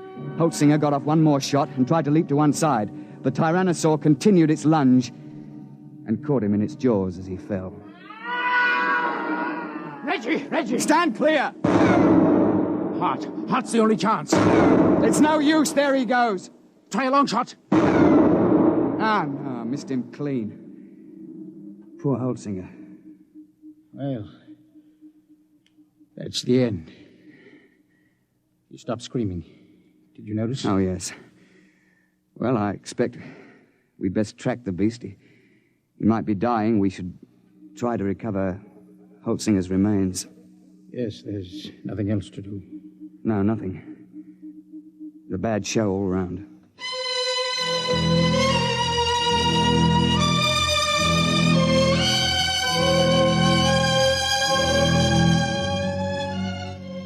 later, we gave up and went back to the glade looking very dismal. Where have you two been? We were occupied. The late Mr. Holsinger. Remember? You shouldn't have gone off and left me. None of those things might have come along. Isn't it bad enough to lose one hunter through your stupidity? What? Sure, you put us in front of you, so if anybody gets eaten, it's one of us. That's... You stinking little swine.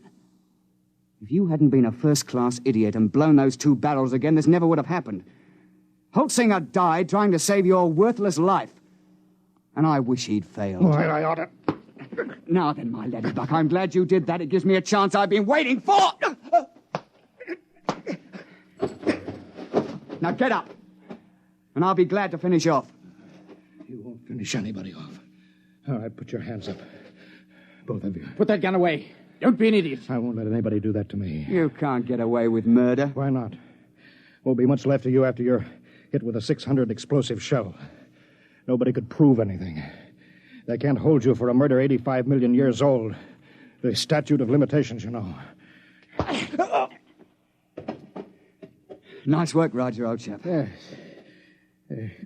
Cretaceous rock. Doesn't quite have the balance of a cricket ball, but it's a bit harder, what? Well, suppose we tie this chap up and take him back to camp.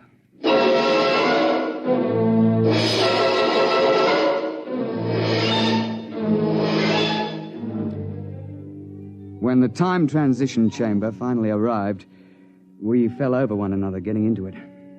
We dumped James in a corner and threw the switches. You two should have killed me back there. Why? You don't have a particularly good head. You wouldn't look at all well over a mantle. You can laugh, but I'll get you someday. Close quarters, isn't it? Someday I'll find a way. I'll find a way and I'll get off scot-free, too. My dear chap, if there was some way to do it, I'd have you charged with Holsinger's murder. Look, you'd best let well enough alone. No, I'll kill you. Both of you. Somehow. Cigarette, Roger? Thanks.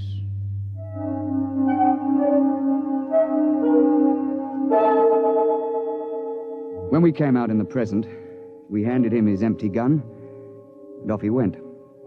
We paid everybody off, found that we were broke. But quite luckily, a steel manufacturer turned up who wanted a mastodon head for his den. While we were standing in the laboratory at the university waiting for the time chamber, the technician, he's a bookish chap, a theoretical temporal physicist, was watching his dials and scopes. Oh, by the way, Mr. Rivers, you just missed him. Missed who? That last client of yours, Mr. James. Well, that's good luck. What was he doing here? Oh, he told me quite a tale. Said he'd lost his wallet back there. Said it contained some very valuable papers. Must have been valuable. Paid the university fee of $5,000 for the use of the chamber. He's on his way back there now. Back where? Well, he told me to send him back a few minutes before you arrived the last time. Then he could see himself drop the wallet. He's going to stand there and watch himself come out? Yeah, but, doesn't that create what you chaps call a paradox? What happens when a man tries to occupy the same time twice? No, we don't know. It's never been tried before. Well, we tried to warn him, but he insisted. Yes, I know. He's a headstrong chap. Still, you wouldn't think he'd chance it just for the sake of a wallet. Was he armed? Yes. He had a .375 Express. .375? That's odd. He knows it's too light for dinosaurs. Yes, but not too light for a man. I say, Roger, you don't think Mr. James is lurking behind a bush back there until we show up again? And planning to pot us as we step out? That's impossible. We already did step out of the chamber and nothing happened. Yeah, but that was before Mr. James was waiting with an express rifle cocked. Hey, Doctor? But you mean he's planning to murder the two of you? I wouldn't be a bit surprised. I don't suppose there's anything you could do to stop the process now. No, it's too late. The chamber's in transition now. Look, hadn't you better get out of here before he kills you? Well, there's no point in running. If Mr. James's theory is right, we've both been dead for 85 million years. We might as well wait and see what happens. Transition point coming up. Well, it's been quite a world up to this point. Hey, Roger? Yes, quite. Here it goes.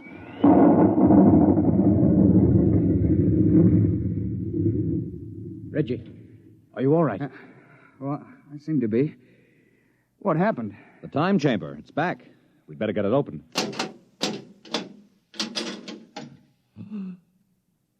Good Lord, look at that. Ghastly, isn't it? Where did it come from? I'm not sure. But I rather think it came from the Middle Cretaceous era. It wasn't here a moment ago. Ghastly mess. Looks as if every bone was pulverized and every blood vessel burst. I dare say. But that's his gun, all right. It's James, there's no doubt of it.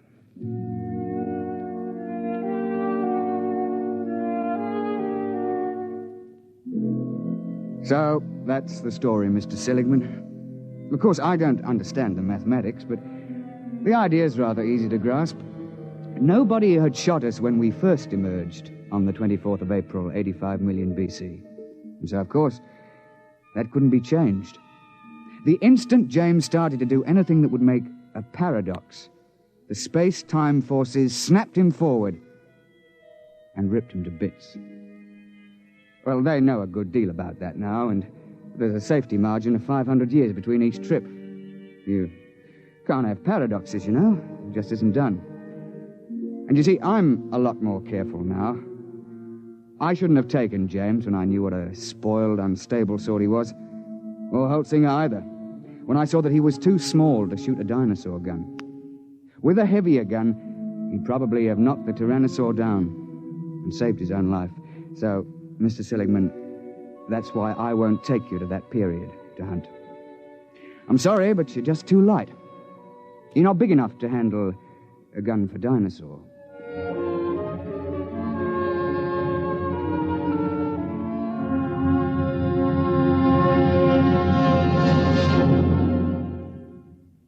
You have just heard X-1, presented by the National Broadcasting Company in cooperation with Galaxy Science Fiction Magazine, which this month features the story of a man who develops a spaceship that travels so fast that its pilots vanish mysteriously into thin air. Read the Vaughn Shelton story, Point of Departure, in Galaxy Magazine, on your newsstand now. Tonight, by transcription, X-1 has brought you A Gun for Dinosaur, a story from the pages of Galaxy, written by L. Sprague de Camp, patent consultant and one of our leading authors of science fiction. It was adapted for radio by Ernest Kenoy. Featured in the cast were Alastair Duncan, Wendell Holmes, John Gibson, Donald Buca, Warren Parker, and Alan Hewitt. Your announcer, Fred Collins. X-1 was directed by Daniel Sutter and is an NBC Radio Network production.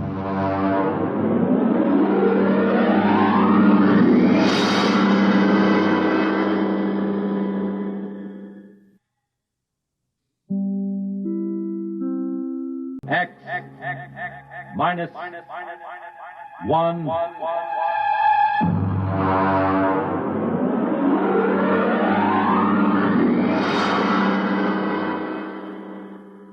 Tonight, a story by Frederick Pohl, Tunnel Under the World.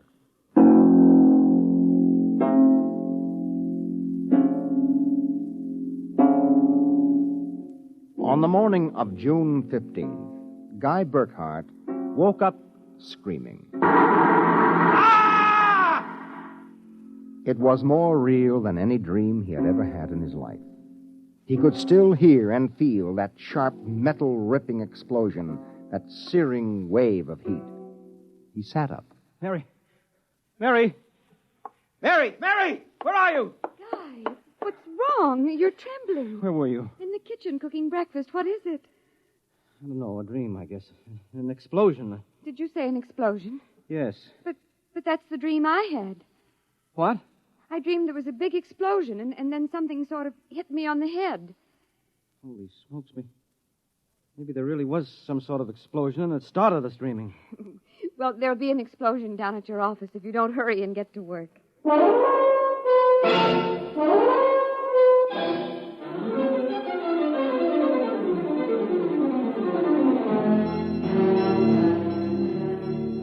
Coming in on the bus Burkhart watched to see if there was any evidence of an explosion. There wasn't. If anything, the town looked better than ever. The only thing that seemed strange to him was the fact that none of the usual crowd was on the bus. He was a little relieved when his old pal, Henry Swanson, finally got on. Excuse me. Henry. Pardon me, sir? Henry, what's the matter with you? It's me, Guy Burkhart. Burkhart? Sorry, I don't believe we've met. What? Henry, for Pete's sake, it's me. If you'll excuse me, this is my stop. Well, I'll be... How do you like that?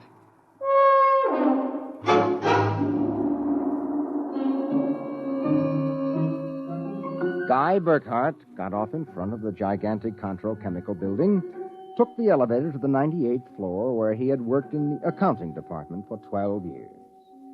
It wasn't until he was almost at his floor that he realized the speaker was not playing the usual commercials. Friends, are you happy with your present home freezer? Of course not. Well, the answer to your problems is a Fecco freezer. Fecco freezers are better freezers. Most wives would do anything for a Fecco freezer. Friends, are you happy with your present home freezer?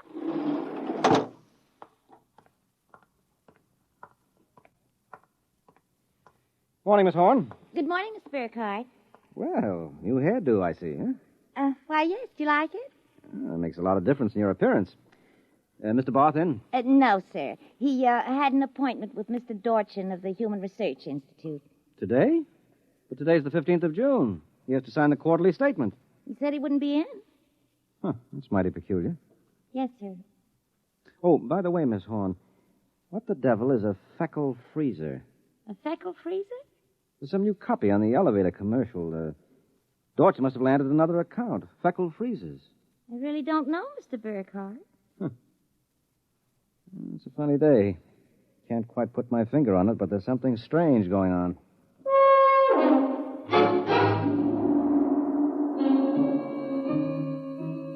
He couldn't shake the thought out of his mind.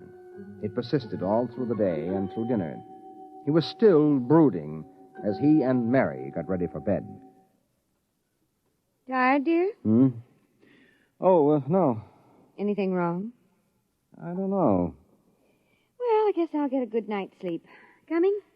I think I'll sit up and read for a while. Well, good night, darling. Night, dear.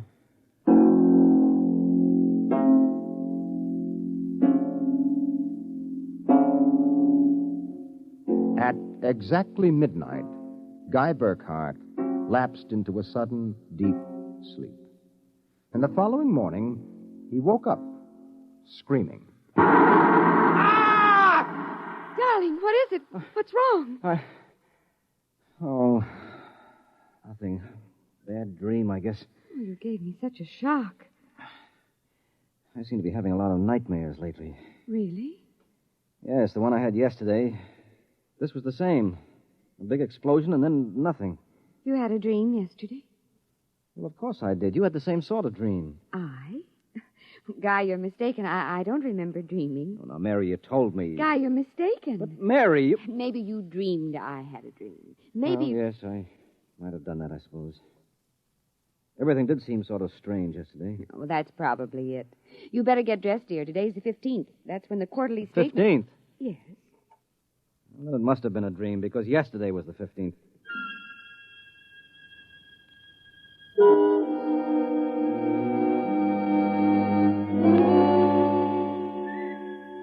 Guy Burkhart got up, dressed, ate breakfast, and took the usual bus to work.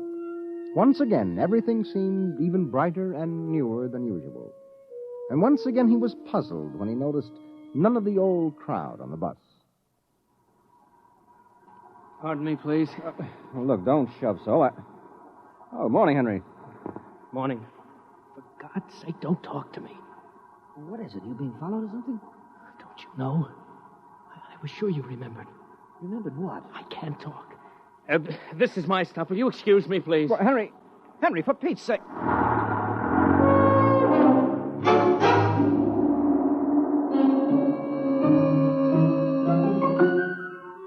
As in yesterday's dream, Guy Burkhart got off at his stop and took the elevator to the 98th floor. The speaker in the elevator purred a new commercial this time. Marlin cigarettes. They're sanitized. Does your present cigarette make your throat feel raspy and unpleasant? Marlin cigarettes contain a miraculous new drug which actually gives you the sensation of smooth, creamy smoke.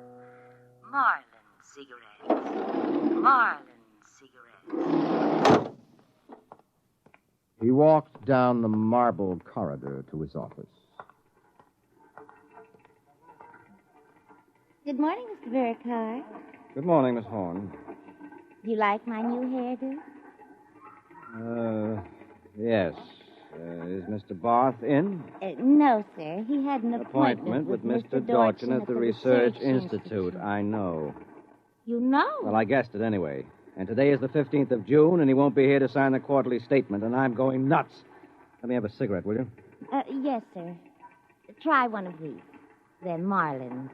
I never heard of Marlins before today. What are we, a bunch of guinea pigs? Something wrong, Mr. Burkhardt? Wrong. Perish the thought, Miss Horn. Perish the thought.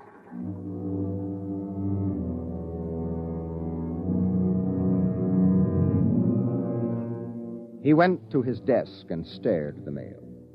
Before he opened it, he knew that the factory distributor's envelope contained an order for 12 new electronic computers. He knew that the Development Journal contained an article about a new method of transprinting selective brain circuits of human engineers onto the electric brain circuits of robot engineers to facilitate the operation of automatic factories. He knew that there was a complaint from Feinbeck & Sons about the Contro Chemicals' newest household robot circuit. After a long while, he forced himself to open them. They were exactly as he suspected. Hello. This is Swanson, Henry Swanson. What is it? Do you remember? Remember what? Just remember. All right, now listen, Henry, let's stop playing games. Yesterday, either I was dreaming or you snubbed me on the bus. Today, the same thing happens. Oh, you do remember, thank heavens. I thought so when I saw you, but I couldn't be sure. Well, what is it you want? Listen, tomorrow morning, when I get off the bus, you get off with me. Be casual. They may be watching. Who may be watching? Swanson! Hello!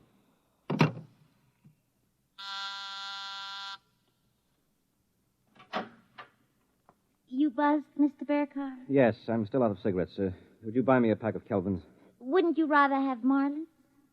I smoke Kelvins.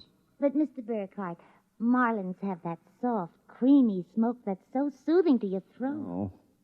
You really believe that stuff? Well, it's true. I wouldn't say this, Mr. Burkhardt, except that, well, I've gotten to know you pretty well, and I've grown to admire you so much.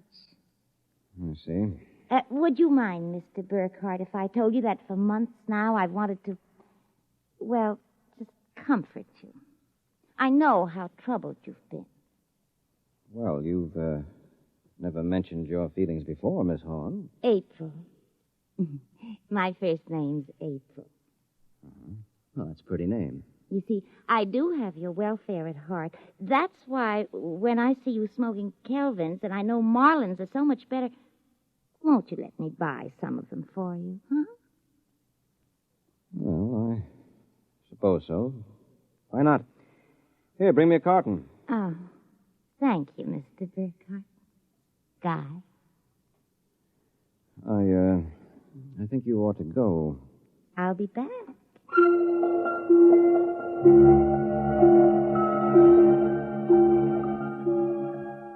There was something wrong.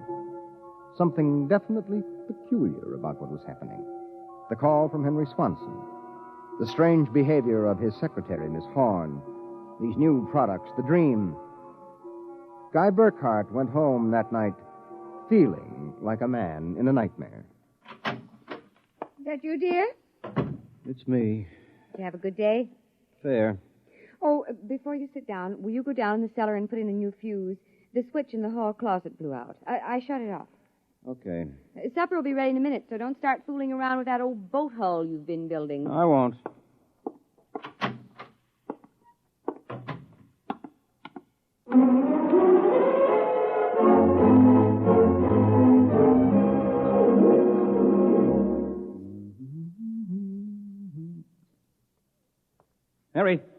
Mary! What is it? Come down here. Hurry up. Well, what is it? I don't know. I'm not sure. I was looking for a fuse, and I thought maybe I'd dropped one under the boat hull, so I scratched around. Look. Let me put the flashlight on it. Well, Look at the floor. what about the floor? It's supposed to be cement. Well? Well, it's copper. There's a thin layer of cement, but underneath it's metal. Look here. Underneath the concrete, more metal. And here on the wall. You see? Metal. Metal under the floor, behind the walls, every place. Well, I don't really understand. Mary, I know this sounds crazy, but somebody, for reasons I can't even begin to guess, has taken this house and replaced it with a clever imitation. Guy. Mary, I'm going to look around a little more. Well, your dinner will be ready. All right, save it for me. There are a couple of things I've got to figure out.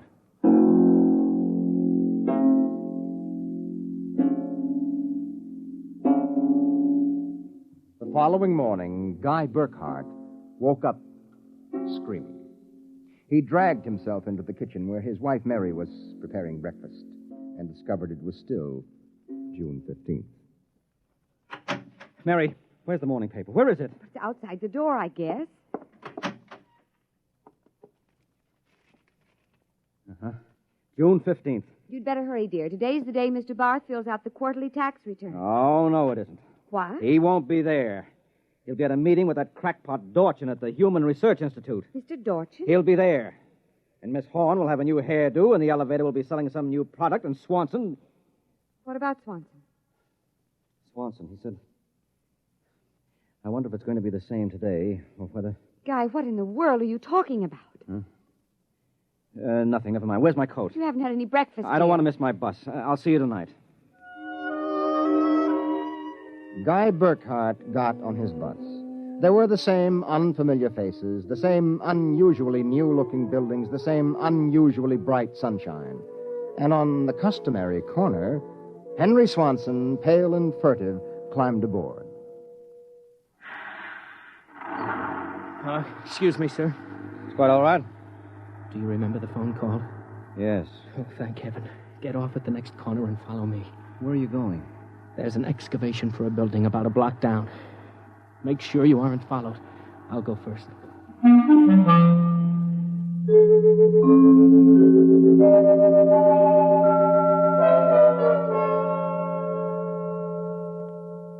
Burkhart. Here, behind the fence. All right now, Henry, what's this all about? I'm not sure. At first I thought perhaps they were Russians.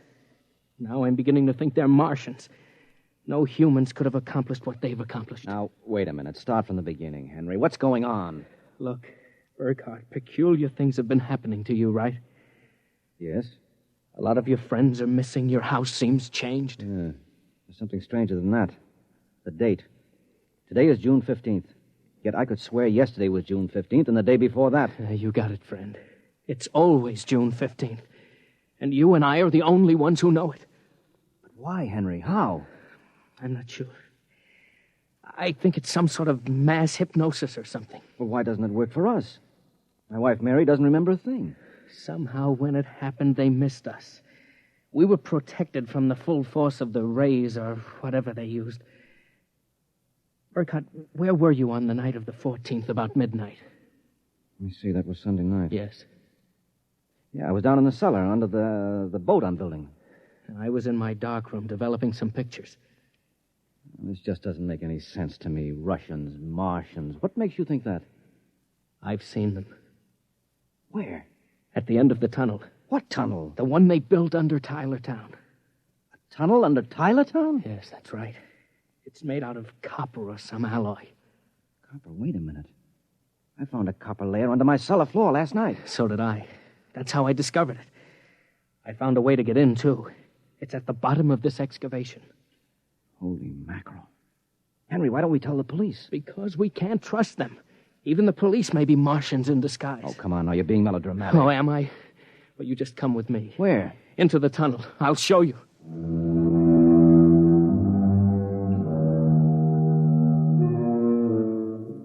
Henry Swanson led Guy Burkhart to a small hole in the side of the excavation.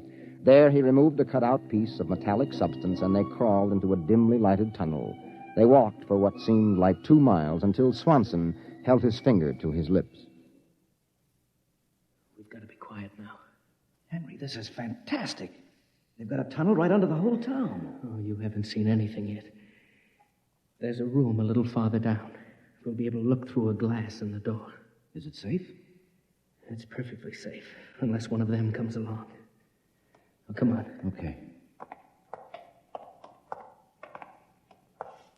Here. Now, Burkhart, look through this glass. Now, just so I know I'm not completely insane, tell me what you see. Good Lord. Well?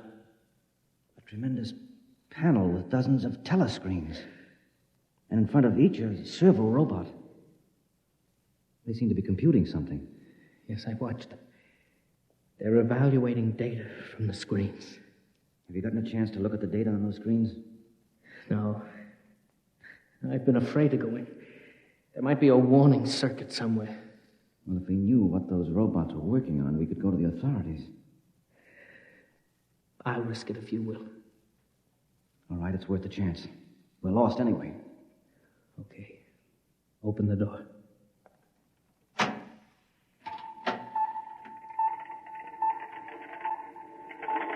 So far, so good. Come on.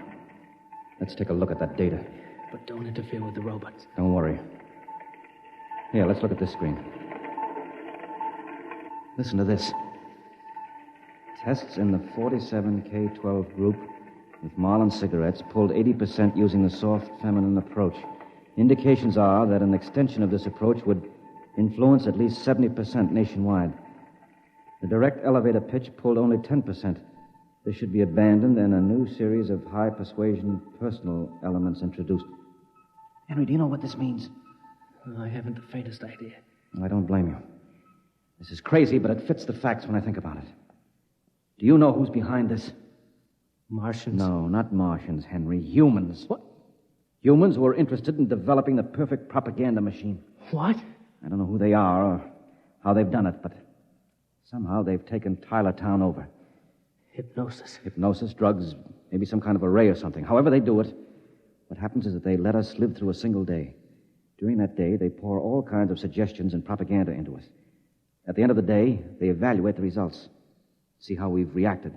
And at midnight, they wash the day out of our minds, and the next morning we start the same day over again with different stimuli. Do you know what that means, Henry?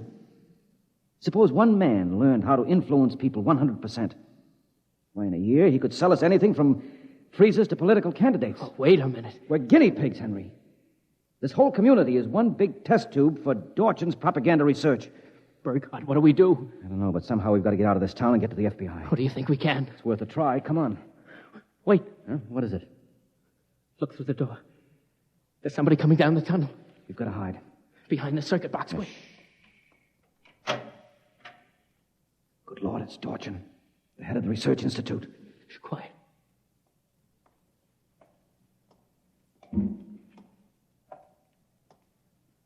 All right, Burkhart, come out. We know you're in this room. Miss Horn has informed us that you remember. I must warn you that it's useless to buck us. Come out peacefully. Let our maintenance crew adjust you properly so you don't remember from one experiment to the next. It will be quite painless. If you don't come out peacefully, we'll have to get you. Henry, take this wrench. When I give the word, jump him. But he may be armed. Well, we've got nothing to lose. Very well. I'm coming after you. Now! Burkhart, I've killed him. Now, wait. Get his coat unbuttoned. Maybe his heart is still beating. Henry! What is it? What's wrong? Look underneath his coat. Heaven help us. It's a robot. A humanoid robot designed to look like Dorchin. Come on, let's get out of here. Wait. What's that? It's a loudspeaker. I told you it was useless, gentlemen. Who are you? Mr. Dorchin, naturally. The real Mr. Dorchin. What are you trying to do to us? Merely trying to prevent you from damaging my experiment, gentlemen. You can't get away with this, Dorchin. Sooner or later, somebody, the FBI or somebody, is going to get wind of this madness. Really, Burkhardt, you're quite naive. Now, why not be reasonable and let the maintenance crews adjust you? And if I refuse, I suppose you'll kill me. That would be quite impossible. Oh? You see, Burkhardt, you're already dead. Dead? You're shocked. It's quite true. You and everyone else in this town were killed by a premature atomic blast at the Condro chemical plant. The blast occurred at 7 a.m. on June 15th. That is the last thing imprinted on your minds. That is why you wake up screaming each morning. No, it isn't true. But it is. What I and my associates did was take the brain circuits from your dead bodies. We stored them in electrochemical batteries till we had a chance to rebuild the cities and begin our tests. Do you think I believe a fantastic tale like that? I imagine you find it incredible. Of course, we didn't rebuild everything exactly. After all, it only has to last for a single day, June 15th. At midnight, we turn off the power and wash out the memory of the day. You and your friend Swanson, unfortunately, have defective circuits. You remember. Burkhardt, it's no use. We're trapped. Give up. No, not me. What can we do? We can make a run for it down the tunnel. Come on. It's useless, Burkhardt. Keep going. It's useless, useless, useless.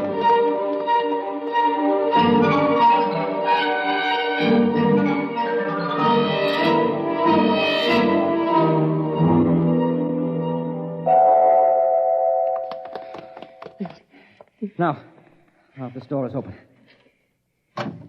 It opens. Oh, no. No, I don't believe it. Swanson, look.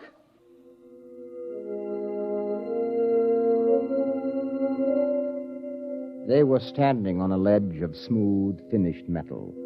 At their feet, the ledge dropped away into a chasm so deep they could not see the bottom.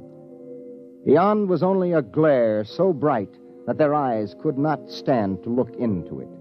And yet, just at the limit of their vision, something towered. Something so huge it was almost inconceivable. Something. Burkhardt? Yes? This is Dorchin. Now do you understand why it's useless? The great looming figure moved closer. It seemed to take shape now, and yet it was so gigantic as to be unbelievable. It came closer. The glare was partially blocked. And then, Guy Burkhardt knew that the towering shape was none other than Dorchin himself. You see how I did it, Burkhardt? I took your brain circuits and had them reduced so they could be transferred to tiny humanoid mannequins. That's what you are, Burkhardt. A tiny miniature of yourself. And this city, this whole experiment I'm conducting, is built on a tabletop.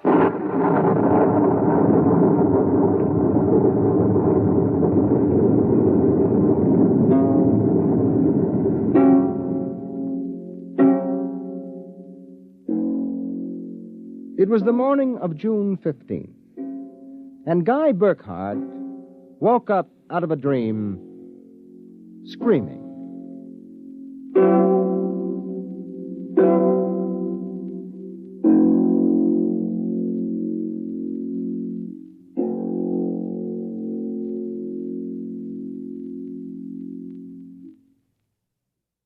You have just heard X-1, presented by the National Broadcasting Company in cooperation with Galaxy Science Fiction Magazine, which this month features another story by tonight's author, Frederick Pohl. It's the second installment of his novel, Slave Ship. Your announcer, Fred Collins. X-1 was directed by Daniel Sutter and is an NBC Radio Network production.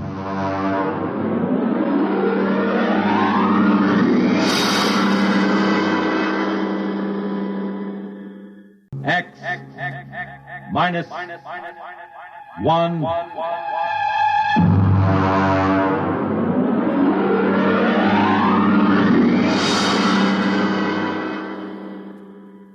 Tonight's story, $1,000 a Plate by Jack McKenty.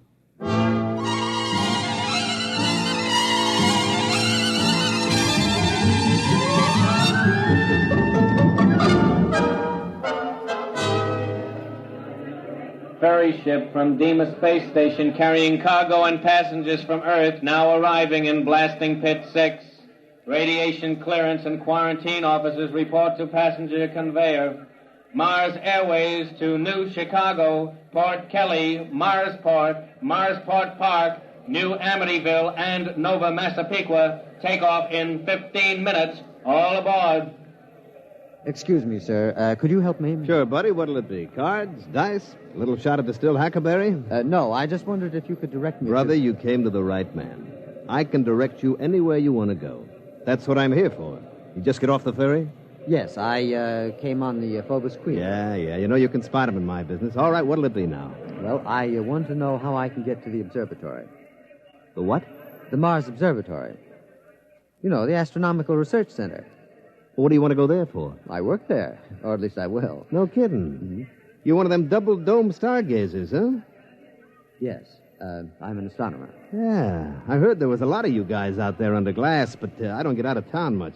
I got to keep my hand in, you know. Are you sure you wouldn't like a little flutter before you settle down in your rut? No, I never play cards. Occasionally a little chess. Uh-huh. I don't know if I got any chess in any of the casinos, but if you want, I could arrange it. You know, play against the house, $5 apiece for the kitty, and a C-note for checkmate. No, thank you. Can you direct me to the observatory? Well, you'll have to get a sand hack. None of the regular buses go by there. They just hit the casinos on the strip. Hey, I'll tell you what. The next ferry won't clear for another half hour. I'll walk you over to the hack stand. Well, thank you. That's very kind of you, Mr. Just call me Pusher. It's on account of my occupation, you know. Oh, I see. I'm Enright C. Bensinger, Dr. Bensinger. Well, it's a pleasure, Doc. Right this way. Well, this isn't exactly what I expected. Your first trip to Mars, huh? Yes, it is. Well, you'll get used to it. Out this way. Adjust your gills. Gills? Sure. Well, what do you think you're going to breathe outside that door? There isn't enough oxygen on Mars to keep a mouse alive. They gave you a standard issue when you got off the ferry. It's in that bag. Oh. Yes, I'm afraid I was reading when they explained it. The quarterly journal from the Harvard Observatory, you know. Hmm? Oh, yeah. I never miss a copy. Now, look, you put the nose clip in, see, and crack the valve. This way it compresses enough air to keep you going. Okay? All right, let's go. It's cold. Sure, it's cold. Sand hacks are right up the street there. Beautiful. All the colors in the sky. I am surprised, though, in an atmosphere this thin, the sunset shouldn't be as spectacular. That ain't the sunset, Chief. That's the new sign on top of the Canal Casino. Right there behind you, see? Fun. Yeah, but if you want a square shake with the dice, you go to Harry Harvey's place, the Red Sands Hotel. I suppose the seeing is excellent. You're telling me. You know, he's got a line of girls like you never see nowhere else. Oh, I'm afraid I meant astronomical seeing. The telescopes, you know. Hey, you got an idea there. Telescopes. What's that? Nothing. Fireworks. It's a Mardi Gras. A what? Mardi Gras. You know, big party all over town. Parades, costumes, liquor, fireworks, gambling. You know, big celebration. Well, what's the occasion? An eclipse of the two moons. Oh, but that occurs very frequently. Oh, sure. You'd be surprised how much a Mardi Gras ups the take on the strip. Well, here are the sand hacks, and look, don't let them hackies charge you more than $15 for the trip. Just tell them you know me. Just tell them Pusher sent you.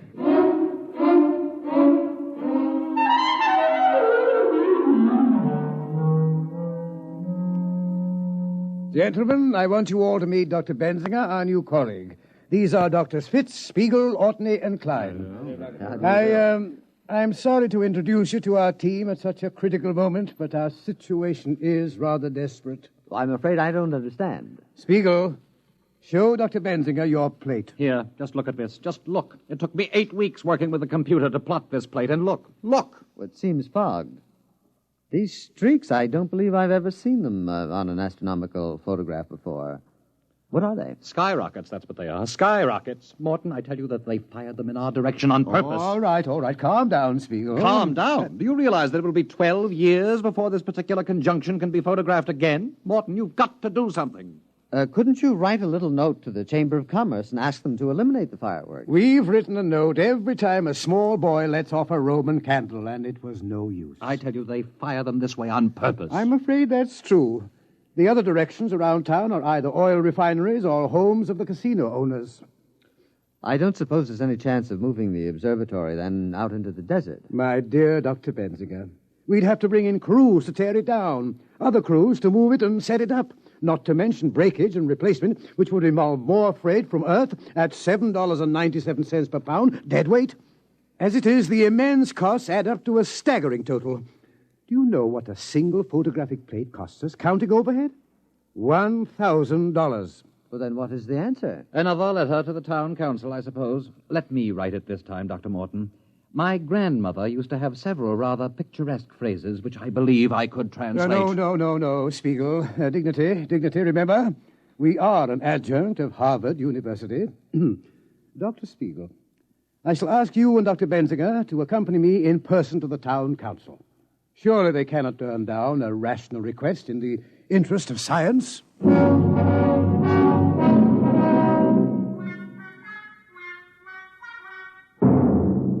Well, gentlemen, the town council appreciates the problem. Yes, I felt certain it would. Naturally, you're aware of the importance of astronomical research, Mr. Harvey. Well, I can see your point, Doc. You sit out there in your little glass hut, pointing your Brownie camera up at the stars, snapping away. But you got to look at our point of view. Oh? Now you take my place. Harvey's Red Sands. I got a heavy investment. 14 crap tables, a half a dozen roulette wheels, and the rest of the overhead. I got to keep them wheels running. It's the Mardi Gras that drags the suckers in. But really, Mr. Harvey, we were just asking you to curtail the pyrotechnic display. Now, wait just a minute. I'm as clean living as the next guy. Oh, Dr. Benziger means the fireworks. Oh. Well, I'd like to help you out, boys, but I look at it this way. Those stars you're looking at are going to be up there for a couple of thousand years. But a sucker is different. You got to grab him while he's still healthy. But in the interest of science, surely the town council can't agree with you. Doc, the town council is made up of Joe Rocco, Pete Carney, Alex the Armenian, and me. We own the 4 biggest houses in town. So go ahead, fellas. Take all them snapshots you want to. And if you happen to lower your telescope, get a couple of good ones through a window of the Grand Canal Hotel. I'll take a couple of 8x10 enlargements. I'll see you around, Doc.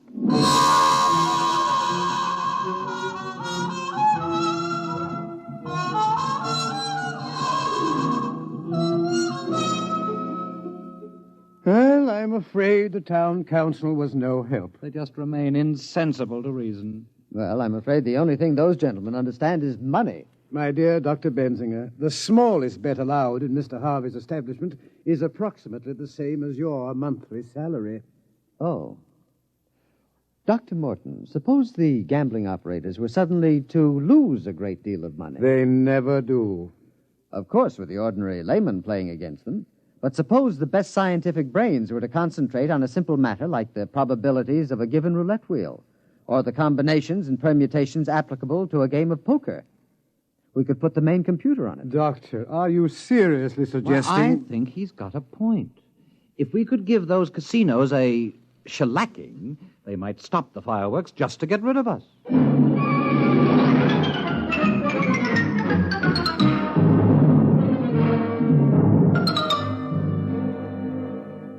Now, let me get this straight, Doc. All you eggheads up there made up a kitty to get into a crap game? Well, that's right. I thought you might direct me to the largest establishment, Mr. Harvey's place, I believe. Now, look, Doc, come over here. No, over here in the corner. Now, look, I'm a pusher. See, my job is to take these tourists by the lapel and shove them in front of a dice table quick, before they spend any of their letters foolishly on food and lodging. But these rubes, they come here expecting to get took. They don't miss it, you understand? It's all part of a good time. But you guys out there running your Harvard peekaboo racket, you're different. Now, what do you want to get mixed up in this for? You take your peanuts home and shove it in a piggy bank. Save up and buy yourself a new telescope or something. I appreciate your solicitude, Mr. Pusher, but I'm quite determined. Which way is Mr. Harvey's place? Well, if you've made up your mind, the bus leaves from right over there in about 15 minutes. Get a round-trip ticket, because Mr. Harvey don't want no suckers stuck without they got car fare away from his place. I shouldn't worry about that. Frankly, I expect to leave Mr. Harvey flat broke. I'll see you just before dawn.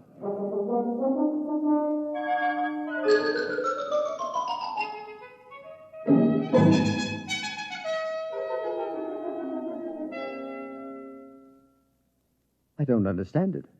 I just don't understand it. But what happened? Luckily, a certain Mr. Pusher was generous enough to lend me $15 for a sand hack. Otherwise, I would have had to walk. Well, that was rather decent of him. Well, not exactly. He said he gets a percentage when he pulls in a ripe chump. You mean it's all gone? Every dollar. I just can't understand it. I kept careful notes. I followed the formula that was worked out by the computer. I calculated the odds by slide rule, carrying them to the 4th and 5th decimal place. I just can't understand it. Mr. Pusher said that I had a frigid digit. A what? A cold finger. I gather that's the opposite of a hot hand. But according to the games theory as outlined in the last International Congress of Theoretical Mathematics... Unfortunately, at the last Mathematical Congress, they weren't trying to make a 4 the hard way. There they go again, skyrockets. I was hoping to get at least 3 plates in before they started. And the crushing blow occurred when Mr. Pusher offered to sell me my horoscope. No. Yes. Oh. He said anyone was a fool to get into a dice game if the stars weren't right. Now, there's an example of what we're up against. Medieval superstition existing side by side with hydrozyne rockets and nuclear space drive. Shocking! I'm not so sure. Might be a good idea. Dr. Morton sent for the staff psychiatrist. Benzinger has scratched his reflector. No, gentlemen. Pusher was right. Every man who's going to gamble should have a horoscope. It's very important to know what the stars say. What are you talking about? And where on Mars is the place best equipped to tell you what the stars say? Oh, no. Dr. Benzinger. Gentlemen, I tell you, it may be a stroke of genius.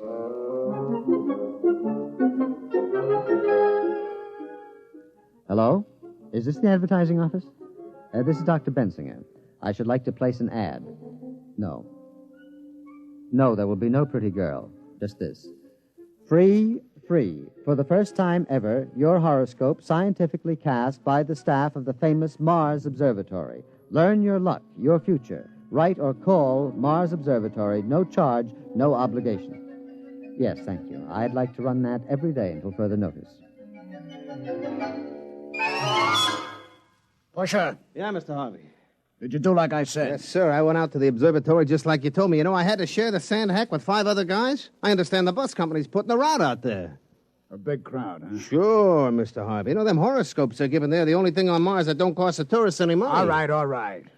What happened? Well, when I got out there was this Doc Benzinger. You see, all dressed up in a dunce cap with stars on it or something, in a big robe. They showed us all around the place. You never saw telescopes as big as that. All right. Skip the travel on. All right. Well, finally, they took my name and my birth date, my collar size, and they run it through this computer. You should have seen that thing. Lights and bells. I'm telling you, it looked like the biggest pinball machine you ever saw. I kept waiting for it to tilt. The horoscopes. Yeah, well, they give it to me finally. I mean, the first couple of pages is the ordinary bourgeois about the sun and the moon and the stars. But on the 4th page, that's the kicker. What'd it say? Well, it said that I'd be real lucky at most of the gambling places, but I'd lose my shirt at... boss, you're not going to like this. Go ahead. I'd lose my shirt if I played at Harry Harvey's place. Pretty shrewd. You know, for a bunch of scientists, they're pretty smart. That isn't going to work. Who in his right mind is going to pay attention to a lot of hooey like that? Sure, Mr. Harvey.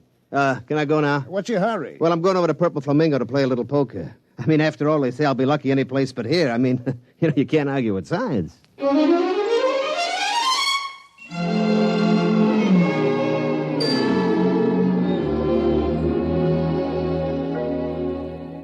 Gentlemen, I think we're on our way. I checked Mr. Harvey's establishment. You could shoot an elk in the gambling room. Empty, eh? There was nobody playing but an elderly masochist who likes to lose.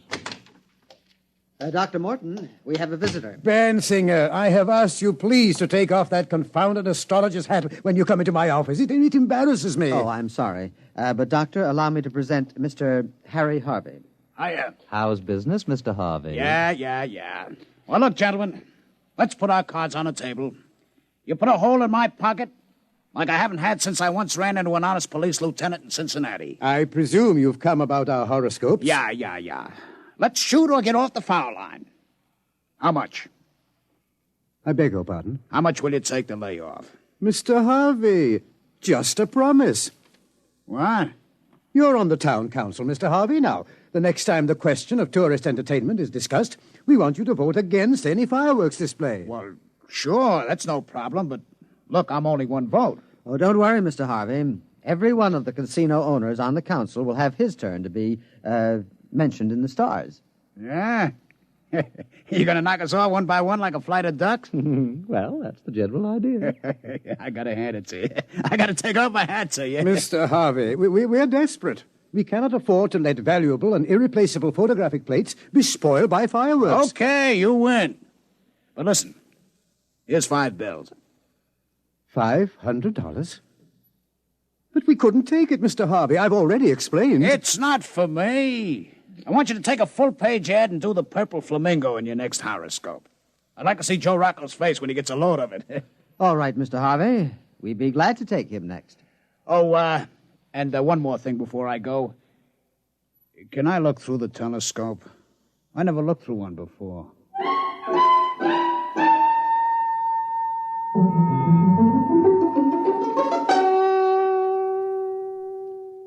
Well, that's the last of them. The Red Sands, Frank Land's Paradise, the Martian Gardens, the Two Moons Club. And the Purple Flamingo. Dr. Morton, we've got them all. There will be a meeting of the town council a week from now, and after that, no more fireworks. All those beautiful stars and nebulae and not a misbegotten skyrocket to stand between us. Oh, it's beautiful. Gentlemen, I have some news for you. You have? I am in receipt of an interplanetary radiogram from our parent organization, the Harvard Observatory. Are they going to send the new mass spectroscope? Please. Morton, Earth newspapers carrying accounts of horoscopes published by your organization. Very unscientific. Harvard Board of Overseers aghast. Must stop at once. Find other solution. Signed, L.K. Bell, Director. Well, I thought Thursday was the regular day for personal message delivery. It is. Oh, Mr. Harvey. I asked Mr. Harvey to wait in the washroom. He brought the message down. Oh, sure. All of us have contacts in the radio office. We can get a hold of messages a couple of days before they're clear. Did you come down to gloat over our misfortune, Mr. Harvey? No. You got my promise to help you boys, and I'll stick by you. But the rest of them, well, it's tough, fellas, but business is business. I'm afraid the fireworks will go on as usual. Thank you, Mr. Harvey. Look, what would happen if you brought all the boys out here, showed them around, and then you could offer to name a star after them or something? I'd sure like to be able to point in the sky and say, that's Harvey's star. Well, Mr. Harvey, I'm afraid any stars worth looking at with the naked eye already have names. Besides, Harvard Observatory wouldn't stand for this idea either. It would make as much sense to them as you naming a poker chip after me. But, Dr. Morton, we've got to think of something. We tried rigging up a photoelectric cell. It closes the shutter when a rocket goes up, but it cuts the exposure time too much. But if we can't get these plates, we may not be able to duplicate them for years. Why, right now they're preparing the first trip to a newly discovered planet. And the work of the observatory is necessary to ensure the success of that trip. Now, surely your colleagues will realize that, Mr. Harvey. The future of the human race is at stake. Doc, the only race those jokers are interested in takes place at Tropical Park. Look out there. They're starting the fireworks. All of them heading this way again. No. It's nothing personal. It's just that if we point them any other way, they're likely to splash people. Or maybe set something on fire. You mean if the rockets misfired and get the tourists all wet, there would be trouble? Oh, sure. You couldn't have that. A guy with wet pants ain't going to stand around no crap table for hours. Mr. Harvey, do you really want to help us? Well, sure. I promised, didn't I? Dr. Spiegel, do you think the research library would have any material on pyrotechnics? Bensinger, what do you have in mind? Well, Dr. Morton, I was thinking of fighting fire with fireworks.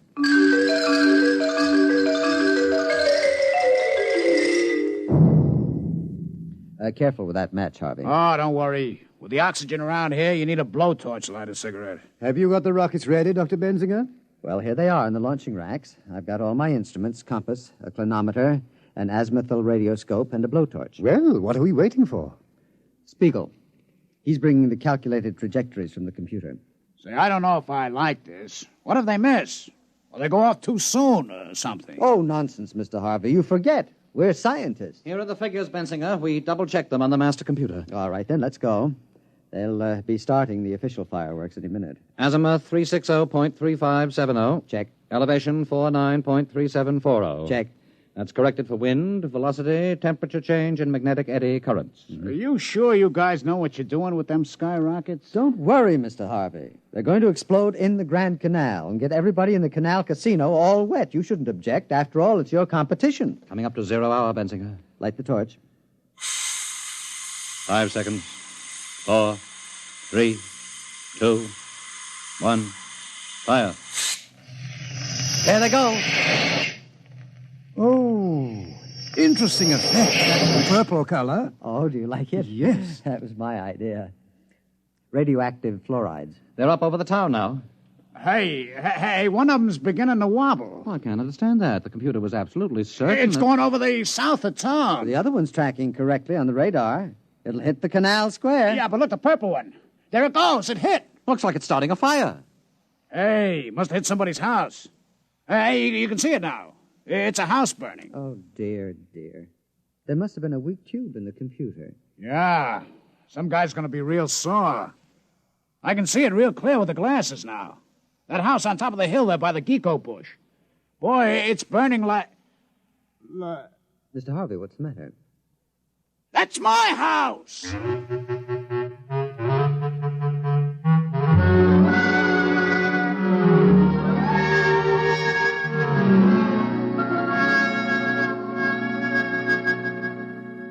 Dr. Bensinger, I've called you in to read a letter that I've written to Mr. Harvey. Oh, do you know his address? I believe he's staying at his gambling establishment. His house was a total loss. Yes, well, yes. This has been a very difficult letter for me to write. I believe the letter is academic, Dr. Morton. Mr. Harvey is outside. Oh, he is? With two very large gentlemen with bulging pockets. Oh, dear. Oh, dear. I don't know what to say. Well, Mr. Harvey, what a surprise. You two apes wait outside. Now, Dr. Morton, about those fireworks. I want you to know I believe in direct action. I don't like fiddling around. Well, of course not. Like the time I had some trouble with a bottom dealer from Luna City. I didn't fool around. I sent him back to the moon in a cargo rocket with no air. How interesting. Now, about your problem. I assure you, we apologize. I mean... Apologize? That's great. I just remembered I left a few plates in a bar. I don't go away, Doctor. You're in on this, too. No, there wouldn't be room. Not for two of us. What are you talking about? Well, in a cargo rocket, especially without air. What? I'm trying to tell you. The council voted against fireworks. No, as a matter of fact, I have a very bad sinus, and no air would definitely... What? Oh, sure. We decided anything that could burn down an honest citizen's house was too dangerous. Very civic-minded, that council. But I don't understand. I kept my promise. I said I'd help you, and I did. Well, I'm terribly embarrassed. We were trying to get a collection among the staff to help you pay for your loss, but I'm afraid the total assets of the observatory wouldn't reconstruct your garage. Yeah. But we held a staff meeting, and we decided on a more permanent kind of remembrance. Mr. Harvey, on this photograph, you see this trail? This bright trail? Oh, one of them skyrockets again? I'm sorry, Doc. It won't happen again. No. This is no skyrocket. It's a comet. It will be quite bright for several months. And we've decided to call it Harvey's Comet. Harvey's Comet? Hey, that's real nice. Harvey's Comet. Hey, Doc, you put me on top of the world. Them boys at the Canal Casino boasting about their new sign. But me, I got a comet. Harvey's Comet. Why, every sucker on Mars will see it every night. It's the best advertisement since they wrote 7 down across the face of the moon. Well, I'm glad that you're pleased. Well, as a matter of fact, Doc, I kind of heard about it in advance of one of your boys. You named the comet after me? Okay. I brought something for you. Here. What is it? A poker chip from my place. Go ahead, read it. Harvey's Club. Dr. Morton's poker chip. 5,000. That's dollars, Doc. Don't spend it all in one place.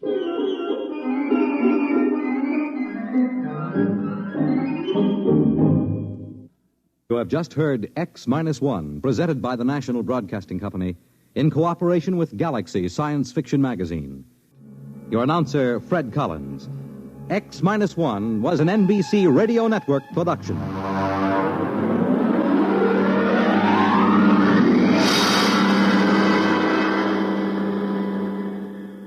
X minus 1.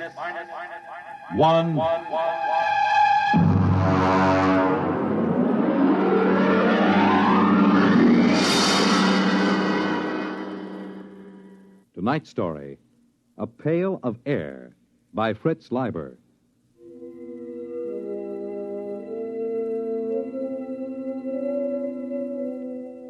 It was pretty quiet in the nest. Pa was just sitting by the fire, staring into it like he does these days.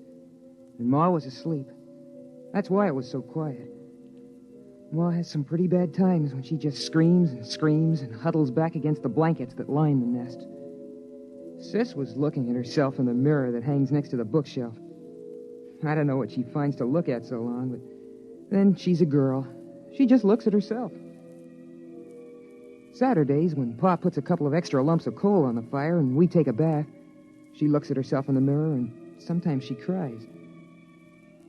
I dropped the book I was reading, and I guess that woke Ma. Huh? What? What? Pick up the book, Bud. I'm sorry, Pa. It's come back. Hasn't it, Alfred? It's come back. It was just Bud. He dropped his book. Oh, but it's come back. It's out there now, isn't it? I feel a lot warmer. Now, Ethel. It's up there in the sky.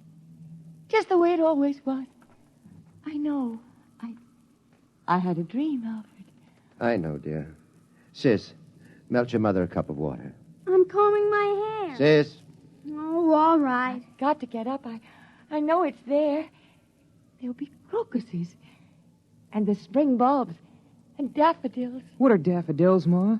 Well, Buddy, they're a flower. And they're very pretty. Yellow on a tall green stalk. Oh, I want to go out. I want to take the children out. All right now, Ethel. Here's some water. Come on, children. We'll all go out and you can play in the sun. Sure, Ma. Here, drink the water, Ma. It's cold, Alfred. You rap on the pipes and make that super send up some more heat. What's a super, Pa? It doesn't matter, Bud. There aren't any anymore. Oh. Pa, the pail's running low. Bud, you better get into your things and go out and get an extra pail of air. There are a couple of pails behind the first blankets. Go on, get into your things. It isn't back, is it? No, it isn't. There's no sun in the sky. No sun, is there? No, Ma. What was it like? The sun. Sis, don't get your ma upset. The sun was yellow. And so bright you couldn't look at it. Burning hot. So hot. But when you stretched out in it, made you feel warm all over. Tingly warm. It's been so long since I've been that warm. I was warm last year on my birthday when Pa put all that extra coal on. And then every morning it would come out of the east, make the clouds all pink and yellow. And the mist would rise in the ground, and then slowly everything would glow warmer, warmer.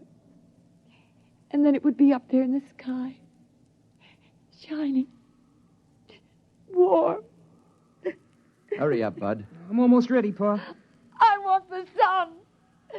I want the sun back. Alfred, get me the sun. It's gone, Ethel. There's nothing I can do. For Christmas? On my birthday? Go ahead, Bud. Take the big pail and get it full this time. There's no sense in taking the trip for only half a bucket of air. I spilled it the last time. It's dark, Alfred. It's dark. Go ahead, Bud. Strap down the helmet, will you, sis? For goodness sake, stand up straight. Okay. All right, I'll be right back. Don't hold the blankets open too long. All right, Ethel. We're all safe. Bud will be right back with another pail of air. It's all right.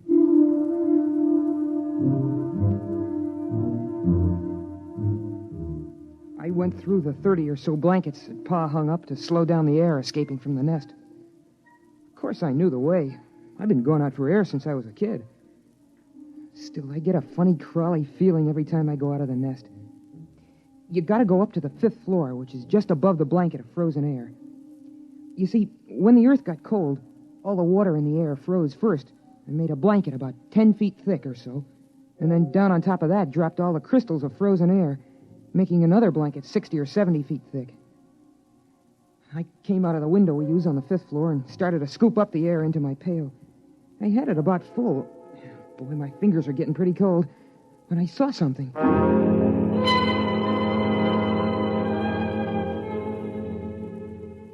Hey, that's a light. Oh, darn it, I kicked over the bucket. Oh, there can't be a light. Not moving around in a window like that. There can't be. Ma and Pa and Sis are back in the nest. I'm up here, and there can't be anyone else. Everybody on Earth is dead except us.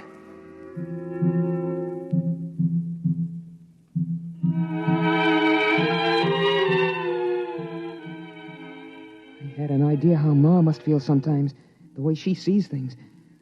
But there it was, moving around in the building across the way. I stood there shaking, and I almost froze my feet. I did frost my helmet so solid on the inside I couldn't see anything. So I hurried up and scooped up another bucket of air and headed back for the nest as fast as I could.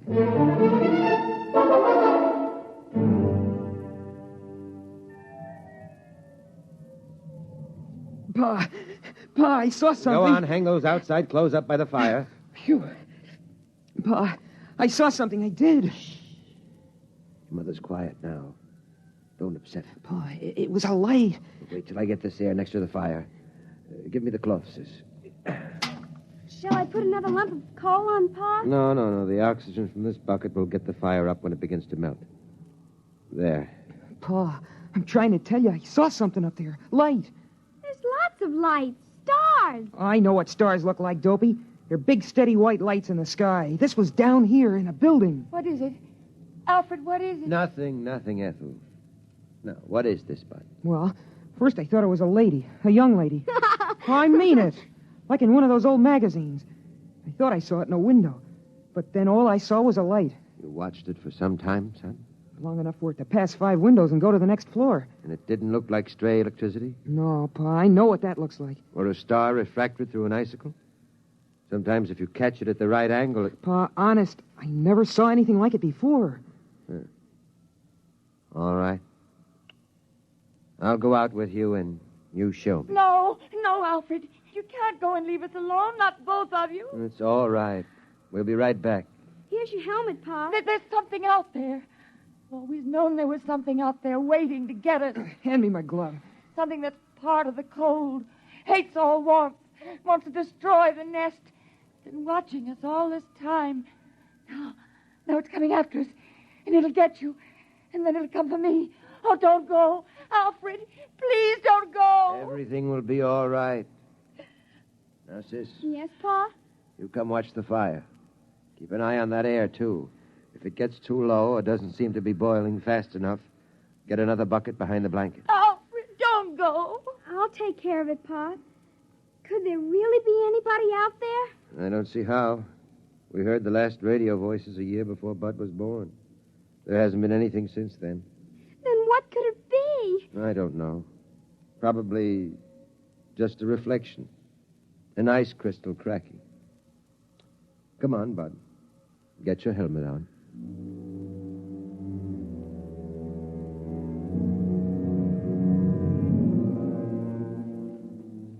It's funny. When I go out alone, I'm not scared or anything. But when I go out with Pa, I always hang on to his belt like I used to when I was a little kid. Habit, I guess. It's the same no matter what trip we take. On the 5th floor, we stopped to rest just before we went out. We were in the room with the frozen people. The lady sitting looking at the door. The man holding his hands over that funny metal thing Pa calls a radiator. It was like a fire, I guess, but I don't see any place for the coal. We put our helmets together so we could talk. Catch your breath, son. Pa, would it be possible... for any of the frozen people to come to life? Like the ones down in the basement around the furnace when we go for water? No, they're dead. They were caught too quickly when it happened. Oh, Pa, how do we know we're the only ones? We don't, but... Well, there's a feeling you get. Because it's always night. There used to be some of that feeling every night in the old days. But the sun chased it away every morning. You wouldn't know about that.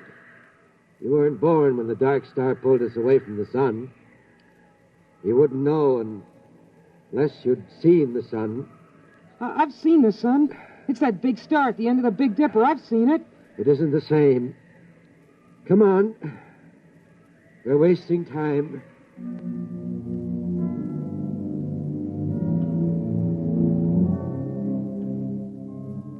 I don't know what the city looked like in the old days, but now it's beautiful. The starlight lets you see it pretty well.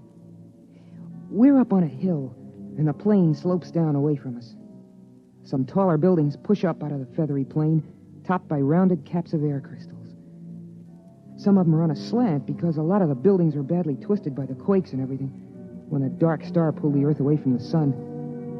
That's why Pa can't seal up the nest airtight. The building's twisted too bad. Besides, we have to keep the chimney open. We touched our helmets together so we could talk. Is that where you saw it, son? It isn't there anymore. Uh-huh. But it feels different. As if there's something out here, waiting. Bud, if you see something like that again, don't tell the others. Huh? Why not? Well, your ma's sort of nervous these days, and we owe her all the feeling of safety we can give her. Once, it was when your sister was born, I was ready to give up and die, but your mother kept me trying. Another time, she kept the fire going a whole week all by herself when I was sick. She couldn't do that now. Not the way she is. But you know that game we sometimes play, tossing a ball around? Well, courage is like a ball. A person can hold it only so long, and then he's got to toss it to someone else. When it's tossed your way, you've got to catch it and hold it tight, and hope there'll be someone else to toss it to when you get tired of being brave.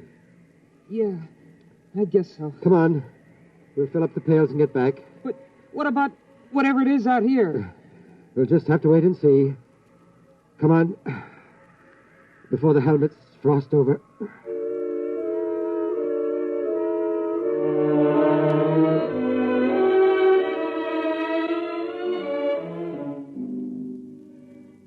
It's pretty hard to hide your feelings in the nest. There's just room for the four of us. The blanket overhead just touches when Pa stands up straight. The floor is all covered with thick, woolly rugs. Pa says it's inside a much bigger room, but I've never seen the real walls or ceiling. Well, anyway, Pa laughed and kidded about what I'd seen. He said I had an imagination, but we could tell he took it serious. It was Sunday morning by the clocks that Pa kept all wound up on the shelf. So it was time for the story. We all sat around in a circle the way we always do, except I noticed that Pa casually took a hammer from the shelf and put it beside him. I always liked the story. Of course, Sis and I know it by heart by now. Every Sunday since we were kids. But every once in a while, Pa surprises us by telling it a little different, or throwing in some extras. It starts out with a song. Ma used to sing it, but she forgets the words sometimes. And now Pa sings it mostly. Oh, beautiful for spacious skies, for amber waves of grain, thy purple mountain majesties above the fruited plain. Of course, the words don't mean anything. The skies are spacious enough, but there aren't any waves of grain, and the plain is all covered with a blanket of frozen air. But it's part of the story ceremony, and Pa likes it. He says it reminds him of the old days. After the song, Pa starts the story.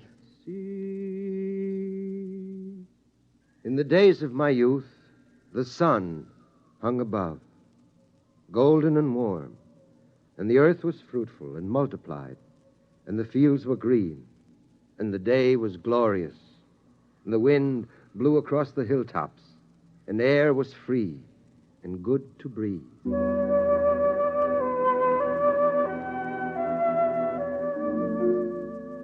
That's the part of the story I like best, about how it was with the sun nice and warm. It's hard to believe, all those people living without having to worry about cold and air, never waking up sweating and screaming because you dreamed the fire went out. It's impossible to believe, but Pa was a good storyteller, and he made it seem real. And then the dark star came rushing out of space. In the beginning, they tried to keep the news from the people, but when the floods and the earthquakes started, the truth came out. At first, they thought the dark star would hit the sun, and then they were afraid it would strike the earth itself. But it didn't. It only came close.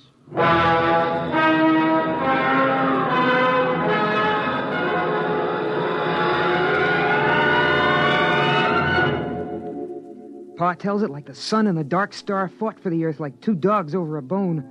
I know what he means, because I've seen a picture of a dog in a magazine. And then the dark star won and carried us off. But the sun kept the moon. There were earthquakes and floods. Pa says that mountains fell and oceans slopped over. Oceans, that's a lot of melted water lying around loose. It's hard to imagine. Pa says it was so. Then came the open question time in the story. Sis asked a question about what girls wore for clothes. And I asked Pa how people acted in those days when the earth was twisted and jerked almost apart. Well, Bud, I was too busy to notice much. A friend of mine, Dr. Weisbrot, and Kelly, the geophysicist, and Walters, the astronomer, we knew what was going to happen. And we were working to fix up a place with airtight walls and insulation and big supplies of food and bottled air. But the place got smashed up in the earthquakes, and they were all killed. So I put the nest together at the last minute in the living room of our apartment. It's a 4-room apartment. You must have seen some of the people, like the frozen ones downstairs. At that time, Bud, I only thought of one thing. Your mother and survival. If I had stopped to think, I wouldn't have even tried to make the nest. It would have seemed ridiculous. Blankets and a coal fire against the cold and vacuum of space. But I didn't think. I survived.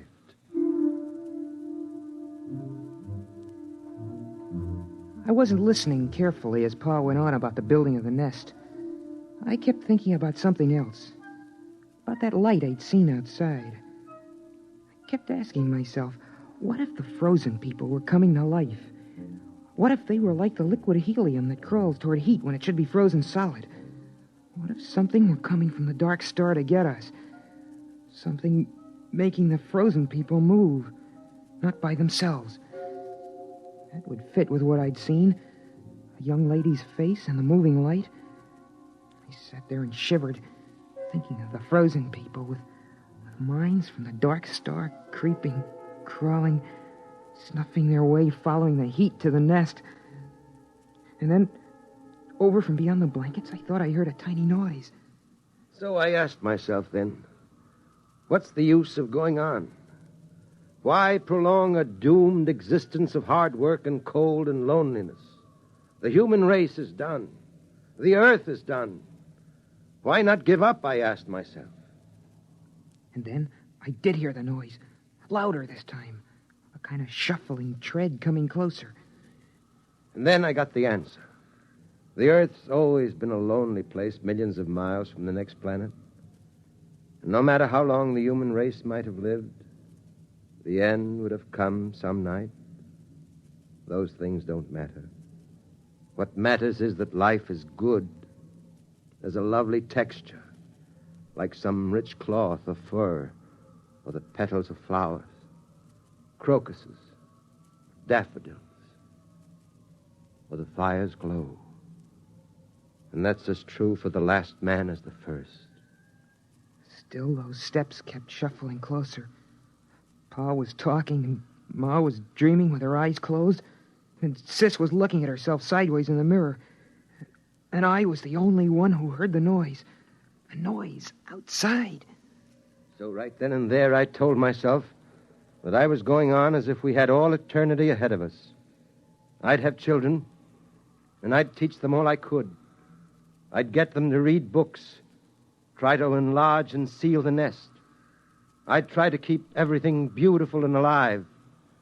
I'd keep alive my feeling of wonder, even at the cold and the dark and the distant stars. Pa, I hear. I know. What is it, Alfred? What is it? What's going on? Oh, you've got to tell me. Pa, I'm scared. Quiet. Bud, you heard it? Uh-huh. Kind of shuffling, coming toward the nest.